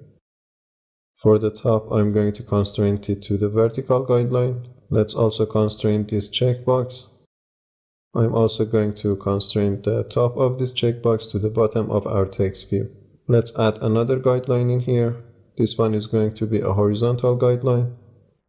And let's move it down below this edit text. Now I'm going to add a constraint from the bottom of this checkbox to this horizontal guideline. It seems like we don't have a proper constraint in here. For that, I'm going to delete this top constraint. You can delete a constraint by selecting the constraint and pressing down the delete key. Let's also add a constraint from the bottom of this text view to the bottom horizontal guideline. Also, I'm going to move it a little bit above. That seems better now. Let's also change the text of this text view, and also let's change the visibility of this for warning text to gone. First of all, let's add the text for this text view. But you can see that as soon as I type the text view in here, the text of our text view somehow occupies other layout files, and also it doesn't fit on the screen. If you want to fix that, you can click on these two arrows in here, and you can change the constraint to a match constraint. But we also need a margin. Let's quickly add 8 in here, also for the right. Okay, that seems better. Also, I think it's better to move this checkbox to above a little bit. Let's click on that and let's move it above. Okay, that seems better. Let's quickly change the visibility of these for warning text views as well. Let's search for visibility and let's change it to gone. Similarly for the next three text views. But now that I've done that, you can see that we have two small margins. We can increase that. For example, let's say 18 here. Similarly for the next two edit text. Sorry for the repetition. Okay, that's about the size of our layout file. We also need to add some entry for our spinner. Let's quickly add them in our strings values. in our resources, in values folder, inside the strings, I'm going to add an array string. Let's say array. Let's name it countries. And let's add our items. Now in our activity main.xml file, we can pass this as the entries of our spinner. Let's search for entries and let's address our countries array. Okay, that seems better. Besides that, for this image view, we also need a source. Let's search for source in here. For some reason, we can't see source in here. Let's switch to text view or this split view and let's add it in here. Let's say source. And let's pass this bitmap file that we have in our project. Before testing the application, let's quickly add the material design theme. For that, I'm going to go to material.io. Let's go to this develop tab. We have seen all of this before in this Android, in the documentation, getting started. Down in here, you can see the dependency. Let's quickly add that. In our project, Gradle script, build.gradle module app. Down in here inside the dependencies, let's add that. We also need to add a version in here, which as you can see in the warning, the latest version is 1.1.0. Let's sync our project and let's go to our styles and change the theme of our application. I'm going to delete this theme in here and I'm going to use theme.materialComponents.light, this one. We have used this previously in previous videos. Let's switch back to our activity main file. You can see that the style of our buttons has changed. Let's quickly test everything. I'm going to run the application on Pixel 3 API 29. It seems like we have done a relatively good job. We just need to increase the size of this image view. For that, I'm going to change the width and height of this image view. I'm going to add them manually. Let's say 130 dp. I think that would be fine. Let's run the application once again. If you want, you can also decrease the size of this text view as well. Yes, that seems to be better. Your design might be different than mine. It's okay. It's probably better than me. I'm not a designer, but we just wanted to practice everything that we have learned. Okay, I think that's enough for this video. In the next video, we are going to switch to our Java file and we are going to work on the logic of our application. See you in the next video. In the previous video, we have created this layout file, which isn't that bad. In this video, we are going to work on the Java file and the logic for this application. So for that, let's switch to our main activity.java file and let's close our layout file. First of all, in here, I'm going to initialize all of my UI elements. Before that, let's quickly add a log. I believe it will be useful. Let's say private edit text. We had 4 edit texts. I'm going to fast forward the process of defining and initializing these UI elements. You can see that it's very boring. I'm also going to define a constraint layout element in here. Let's say private constraint layout. I'm going to name it parent. I believe later on we will use this constraint layout to show a snack bar. I also need to give an ID to my constraint layout. So for that, let's switch to our activity main.xml file. In our split view, in the parent constraint layout, I'm going to give it an ID. Let's say ID. I'm going to say parent. Okay, now let's initialize all of these UI elements. I'm going to do that inside another method. Let's name that method initViews. First of all, let's create that method down in here. Private void initViews. First of all, let's add a log. Let's say started. Let's minimize this project pane and let's initialize. Once again, I'm going to fast forward the process of initializing these UI elements. I think I have a typo in here when I have set an ID for this btn register. Let's quickly fix that in our layout file. If I click on this register button, in here you can see my typo. Sorry for that. I also need to change it in here. Okay, now that we have initialized all of our views, I'm going to set an onClick listener first of all for my btn pick image. I'm talking about this one in here. So after this method, I'm going to say btn pick image dot set onClick listener, new onClick listener. Let's just show a toast message. We haven't seen how to pick an image, for example, from a gallery or for that matter, to take a picture using the device's camera. For that, we are just going to show this toast message. After that, let's define an onClick listener for our btn finish, or btn register, I believe I named it. Set onClick listener, new onClick listener. I'm going to do the job inside another method. Let's say init register. Let's create that method down in here. Let's say private void init register. Once again, let's add a log. Let's say start. In here, first of all, I'm going to check that if the user has entered all of the data. For that, I'm going to say if. I'm going to create another method. I will create that in a minute, but let's say if validate data. If that's the case, we are going to continue. Let's quickly create this method down in here, and let's see what we are going to do inside this method. Private, the return type is going to be a boolean. Let's say private boolean, validate data. Once again, let's add a log. Let's say if edit text name.getText .toString, if it's equal to an empty string. First of all, we are going to show the warning text. So let's say txt warning name dot set visibility. Let's pass visible. I believe we have seen this previously in the course. After that, we are going to return false. It means that we didn't validate the data, so we shouldn't continue our code in this method inside this if statement. Let's create 3 more if statements for the other 3 edit texts.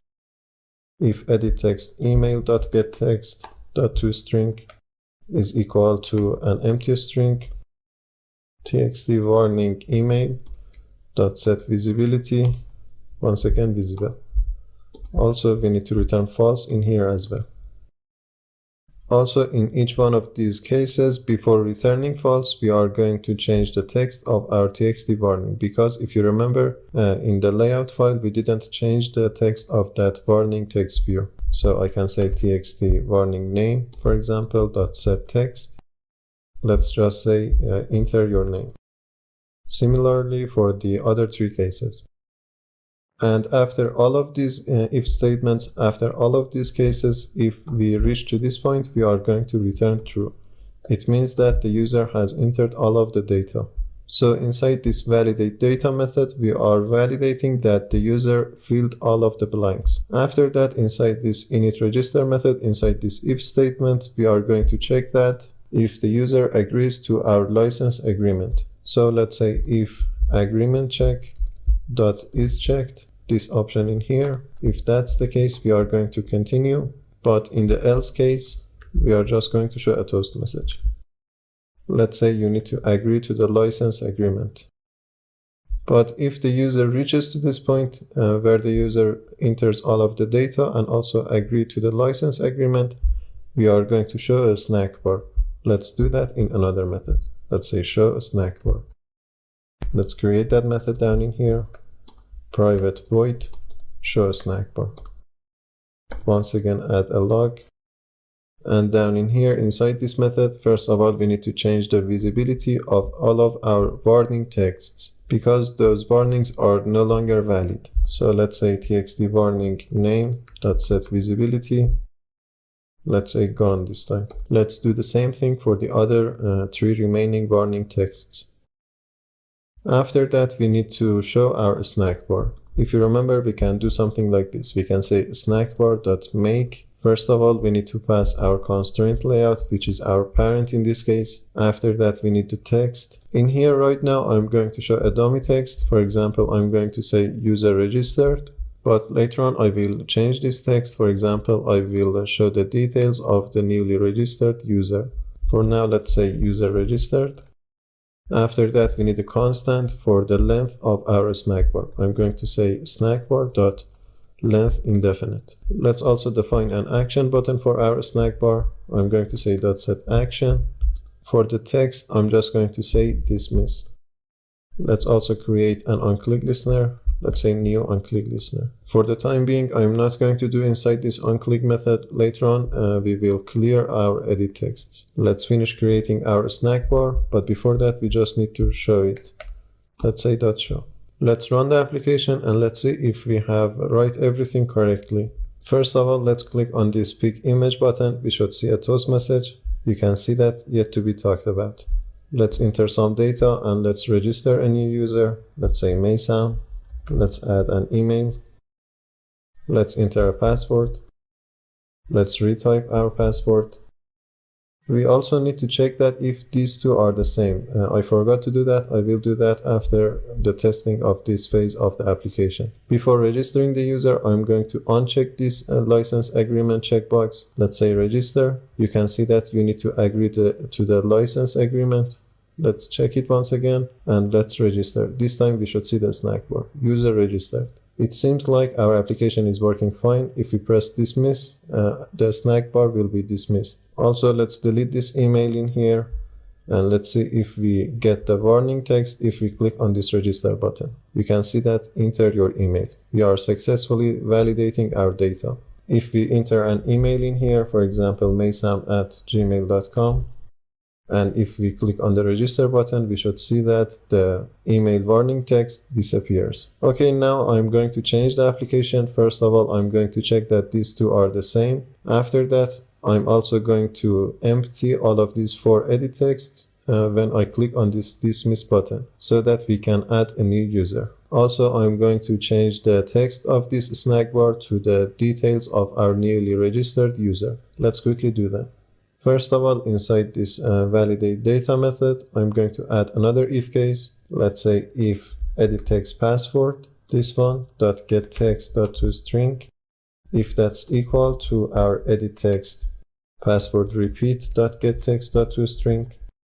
If that's the case, or let's change our logic. Let's say if that's not the case, first of all, we are going to change the visibility of this txt warning password repeat, and after that we are going to return false. Let's say txt warning password repeat .set visibility. Let's say visible. After that, I'm going to change the text. I'm going to say txt warning repeat .set text. Let's say password doesn't match. And after that, I'm going to return false. Okay, now that we have validated this data successfully, let's go to this onClick method, and in here, let's clear our edit texts. I'm going to say edit text email or edit text name .set text. Let's just pass an empty string. Similarly for the other 3 edit texts. Next thing that I'm going to do is that I'm going to change the text of this snack bar. First of all, I'm going to create that text above in here, inside this show snack bar method. Before everything, I'm going to get the user's data. For example, let's say string name is equal to edit text name .get text .toString. Similarly for the email, I'm going to say string email is equal to edit text email .get text .toString. I'm also going to get the user's gender and also country. Let's say string country is equal to country's spinner .get selected item .toString. For getting the user's gender, I'm going to create a switch statement. Before that, I'm going to create a string. Let's say string gender is equal to an empty string. After that, let's create a switch statement on our radio group or radio group gender .get checked radio button ID. Let's say in case it's r.id.radio button male, we are going to change the value of this gender string. Let's say gender is equal to male. Sorry about that. Let's also add a break in here. Another case, r.id.female. Let's say gender is equal to female. This default case should never happen, but just for security purposes, if something goes wrong, I'm assigning unknown to the gender string. So after this switch statement, we have all of the data about our user. Now we can create the text that we want to show inside this snack bar. Let's say string snack text is equal to, and let's create our text. First of all, I'm going to say name plus the name that we created or we got from the edit text name. After that, I'm going to add a \n in order to go to the next line. Let's say email plus the email. Once again, a \n. Let's also show the gender and country. Let's say gender plus the gender. once again \n, and also let's show the country. Now that we have created this text, we can show it in our snack bar. So this time, instead of this text, I'm going to say snack text. Let's run the application once again, and let's see if we have fixed our application successfully. Let's test the different cases. First of all, let's check that if we see the warning, if we enter different passwords in these two edit texts. In the password field, I'm going to enter 123456, but in the re-enter password edit text, I'm going to say 12345. If we click on this register button, we should see the warning text. Password doesn't match. Okay, let's add 6 in here. Now they do match. Let's change the country to, for example, Switzerland. And also let's change the gender in here to female. And let's see if we can register a new user. In here, you can see that we are seeing the snack text that we have created, but we are not seeing all of it. We are seeing only the first 2 lines. If you want to change the maximum line attribute of your snack bar, you can do that. First of all, you need to get the instance of your snack bar. After that, you need to get the text view of your snack bar. And after that, you can change the max line attribute on your text view. This way, you can override the maximum line attribute of the text view of your snack bar. But that seems like a lot of work, and we are not going to do that in here. We will do that later on in the course in other places when we use a snack bar. But in here, if you want to make sure that you have created your snack text successfully, you can simply log it. For example, in here, I'm going to add a log. Let's say log D. Let's say snack bar text.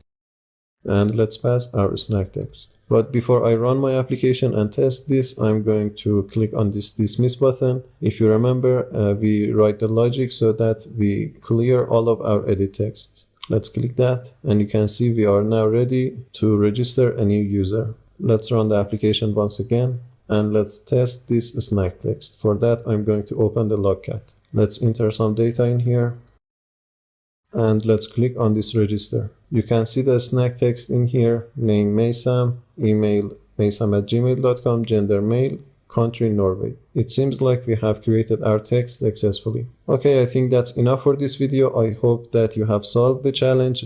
In the next section of the course, we are going to create the first of 4 of our applications. Now we know about Java, now we know about user interface, and in the next section of the course, we are going to combine these two, and we are going to create our first real-world application. Besides practicing everything that we have learned so far, we are also going to learn a lot of new stuff as well. So stay tuned for the next section of the course, and as always, see you in the next video. What's up everyone, I hope you're having fun. Before we start creating our sample application, I would like to remind you that there is an extended version of this course that you can watch. By enrolling in the extended course, you will have lifetime access to more than 60 hours of videos. You can ask your questions directly from me and I will come back to you within hours. You will have access to all of the source codes that I write in the videos, and also you can have access to all of the new videos that I upload. Just check out makecode.org for more details about the course, and don't forget to use FreeCodeCamp as the coupon code to get 20% discount. If you want to get serious in Android app development, taking the extended course is almost a necessity. Okay everyone, I just wanted to remind you that there is an extended version of this course that you can take. Without further ado, let's start creating our sample application. Have fun learning! Hello everyone and welcome back. In this section of the course, we are going to create the first application of the 4 real-world applications that I promised. It's important to say that in creating this application, besides practicing everything that we have talked so far, we are also going to learn a lot of new stuff. You will see them in action when we create the application. Okay, now let's talk about the application itself. We are going to create an application that will help the user to manage his or her library. In this application, we are going to show a list of different books to the user, and the user can see the details of that book. Later on, if the user wants, he or she can add that book to different lists. For example, a list that indicates that the user has already read this book, or maybe a wish list, or also a favorite list. We will see all of them later on in the course. In the process of creating this application, we are going to practice all of our knowledge about user interface and Java, And beside that, we are going to learn about a lot of new concepts. After watching this section of the course, you can change the application that we create together, and you can even publish it in the Play Store. So I highly suggest that you watch this section of the course and don't skip it. Okay, without more talking, let's create our project and let's start writing our application. I'm going to start with empty activity as before. Let's change the name of this application to my library.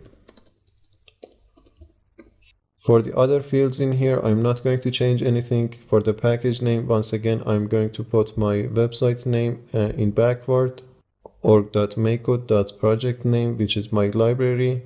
The save location is fine, language is Java, and we are going to save with API level 19 for the minimum SDK. We are also not using the support library, so I'm not going to check this option in here.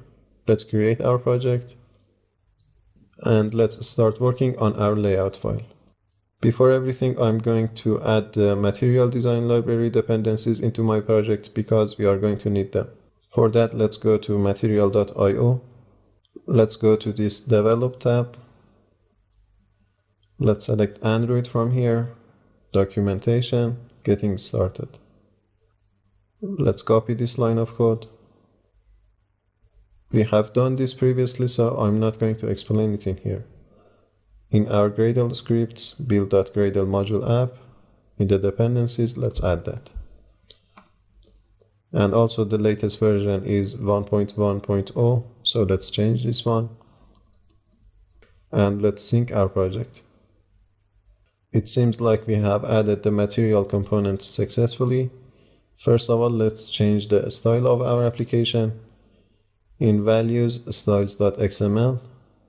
Instead of this app.compat theme, I'm going to use theme.materialcomponents.light. Let's close this and let's switch to our activity main.xml file. Our application is going to have multiple pages. Later on, we will see how we can create multiple pages, or to be specific, multiple activities.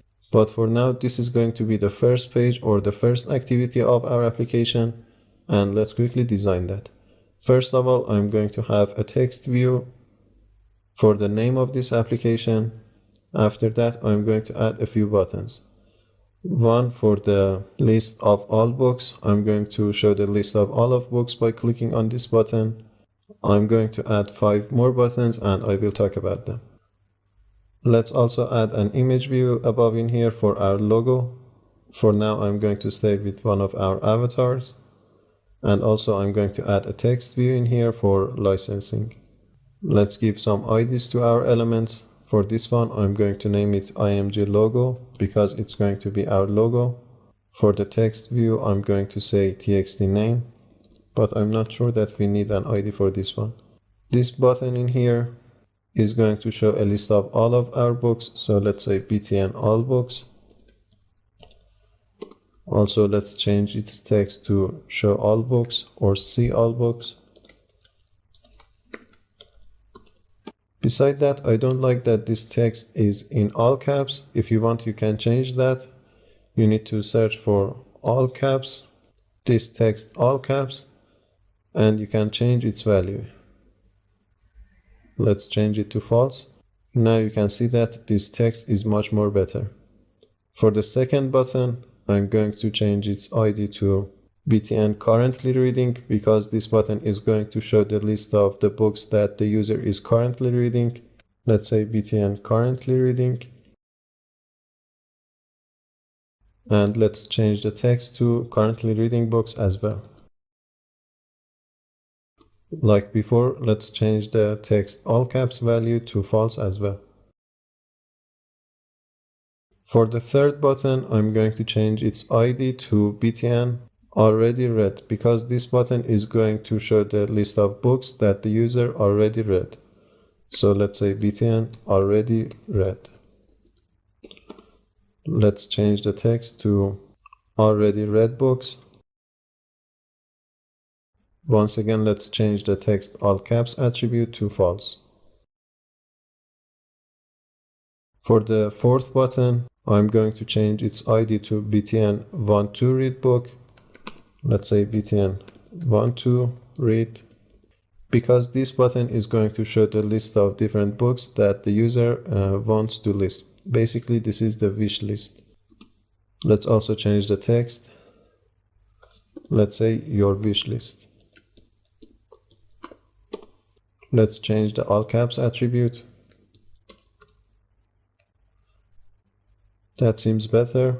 The fifth button, I'm going to change its ID to BTN favorite books. Let's say BTN favorite. And for its text, I'm going to say, see your favorites.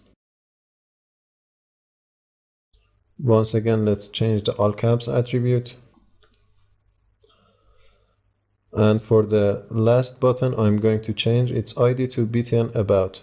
By clicking on this about button, we are going to show a dialog in which we'll show some information about this application. Let's say BTN about, and let's change its text to about. For this button, I'm not going to change its all caps attribute because I think it's better this way. Let's also give an ID to this text view as well.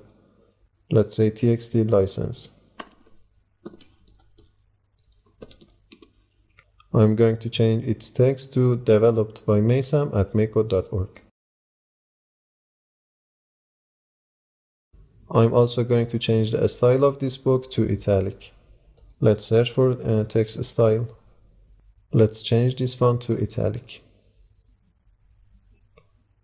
Also, let's change the text of the first text view to the name of our application. I'm just going to put my library in here. Later on, we will change the font of this text view as well. Okay, let's add our constraints. Also, you can see that I'm using the constraint layout in here, but feel free to use the relative layout or linear layout. I'm more comfortable with constraint layout, so I'm using constraint layout. Let's add our constraints. I'm going to add a margin top of maybe 70 dp for this image view. But before that, I'm going to move my text view because right now I cannot see that. Okay, now let's add the margin top.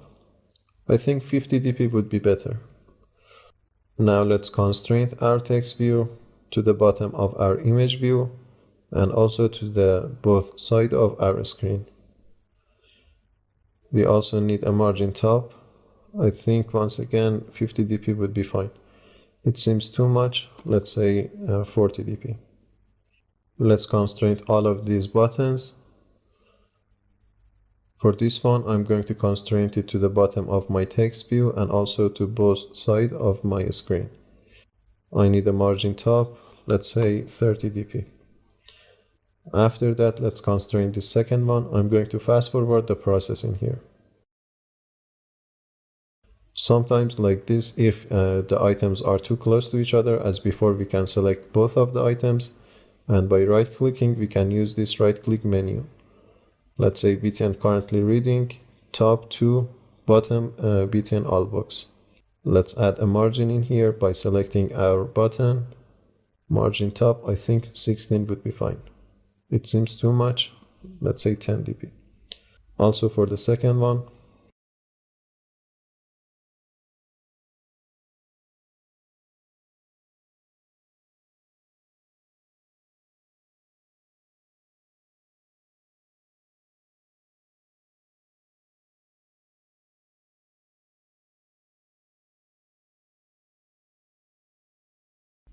for this last text view in here, first of all, I'm going to constrain it to the bottom of my screen.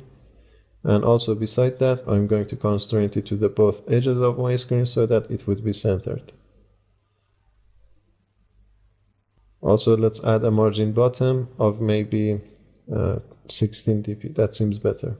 For this image view, I'm not going to use a sample data. Instead, I'm going to show the actual image. I have prepared an image in here on my desktop. Let's use that. I'm going to copy this image. Let's add it into our MIPMAP folder. Resources, MIPMAP, right click and paste. I think the name is fine. And let's switch to our split view. For this image view, if you click on that, First of all, let's delete this last attribute, this tools source compat. And instead of that, let's use source. Let's address the image that we just added into our project. It seems too large. We need to pass the width and height manually. Let's say 150 dp, I think that's fine. And also 150 dp for the height. That seems a little bit better. For this my library, if you remember, we had an attribute called font family. Let's search for that in the design view. Font family. If we click on this arrow, more fonts, let's search for a good font. Once again, these are the Google fonts and you can use them in your projects free of charge. I think this lemon font is good. Let's add font to our project and let's press OK. You can see that the font has changed. Let's also increase the size a little bit. Let's search for text size and instead of 14 sp, let's say 18 sp. That seems better. The next thing that I'm going to change in this layout file is the width of all of these buttons. I want my buttons to have the same width. Right now you can see that these have an ugly shape. If we click on one of our buttons, let's switch to a split view. Once again, let's click on that. For the width, if we say 200 dp, I think that would be fine, yes. For all of our buttons, for the width, I'm going to say 200 dp.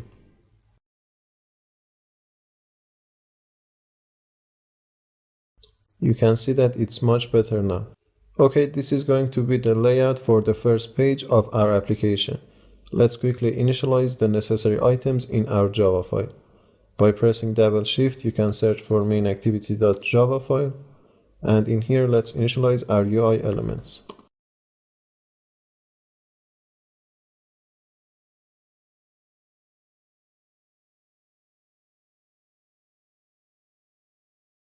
Let's also initialize these buttons down below inside this onCreate method. I'm going to do that inside another method, let's say initViews.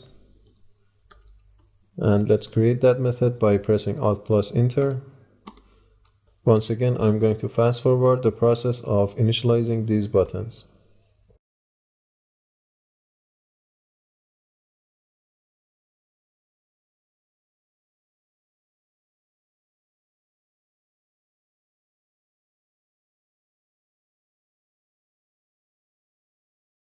By clicking on each one of these buttons, beside this button about, I'm going to navigate the user to another activity.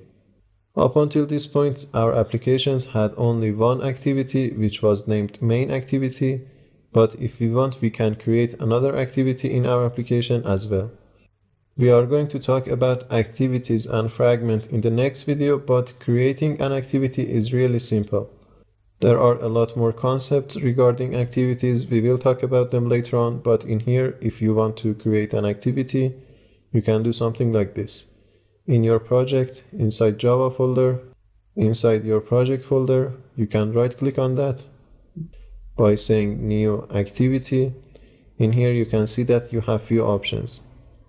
The names of some of these activities may be familiar from that gallery view from where we created our project. But basically in here, we need this empty activity.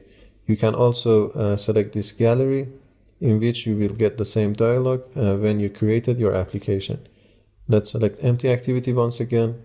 In here, we can name our activities. The convention in here is that to use the keyword activity in naming, and also you cannot use spaces and also other strange characters. For the name of this activity in here, I'm going to name it All Books Activity, because this is going to be the activity that we are going to navigate the user when the user clicks on that See All Books button. So let's say All Books Activity. You can also see a checkbox in here. It says that if you want to generate a layout file for your activities. It is possible to create an activity with only the Java file and not the XML file. We will talk about that in the next section of the course, but in here we do need a layout file, so I'm going to leave this one checked in here. You can see that when I changed the name of my activity, also the layout name changed as well. In the layout name, you cannot use uppercases letter, and as you can see, all the letters change to lowercases. Besides that, you cannot have spaces.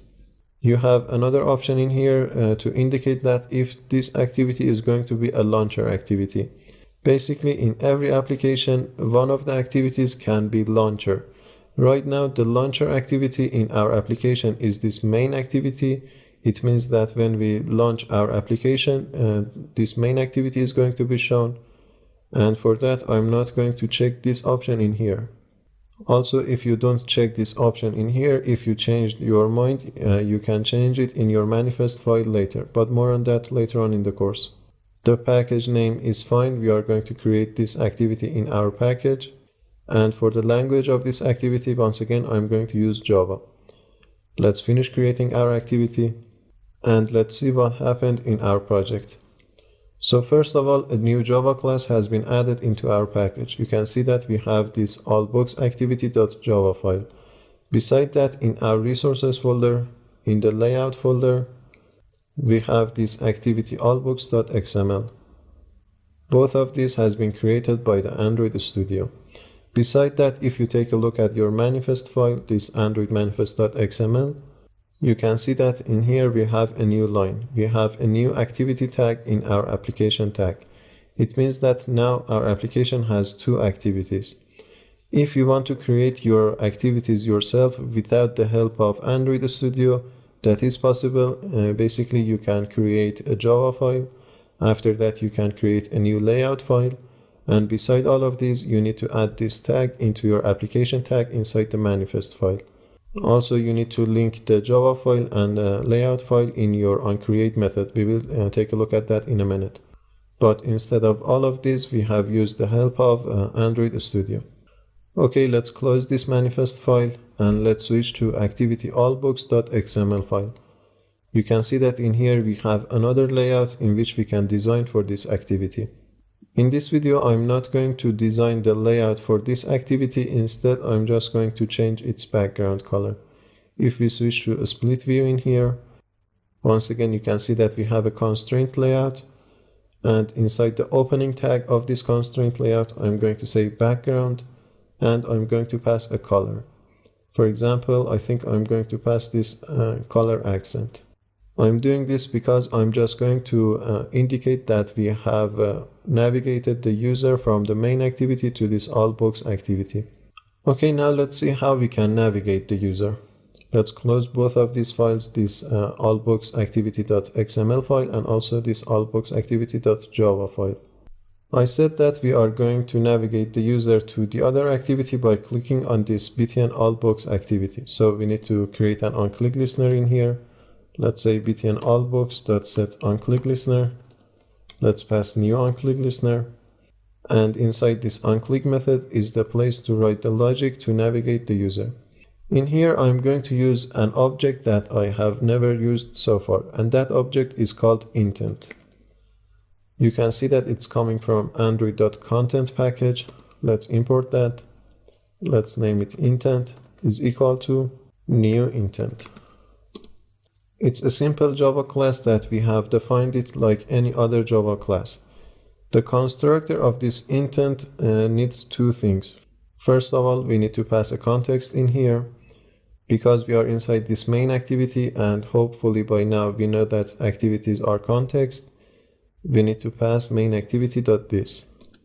Let's pass that main activity.this.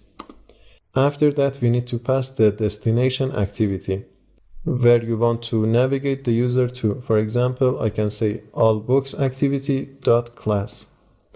So this way we are saying that this intent is going to navigate us from the main activity to allbox activity. After that, when we created our intent, we can call an inner method in here called start activity. You can see that this start activity needs an intent, and we can pass our intent safely. This start activity is an inner method like this findViewById, which exists inside every activity. Now, if we run our application, we should see that when we click on this button, the user will be navigated to allbox activity. Let's quickly test that. Right now you can see that we have few issues with our layout. First of all, we cannot see this license text view. For that we need to decrease the margins from here. And also beside that, this currently reading books text does not fit in our button. We will increase the width of all of our buttons as well. But for now, if we click on this see all books button, you can see that we are navigating to the other activity. Beside that, if we press this back button, once again we will be navigated to our main activity. It seems to be working perfect. Let's quickly fix the issues with our layout and let's finish off this video. In our activity main.xml file, first of all, let's decrease the margins. For example, this margin top, I'm going to change it to 30 dp. Beside that, margin top of this my library text, let's decrease that to 30 dp. That seems better. For all of my buttons, instead of 200 dp, I'm going to say 230 dp. For example, for the first one, let's say 230 dp.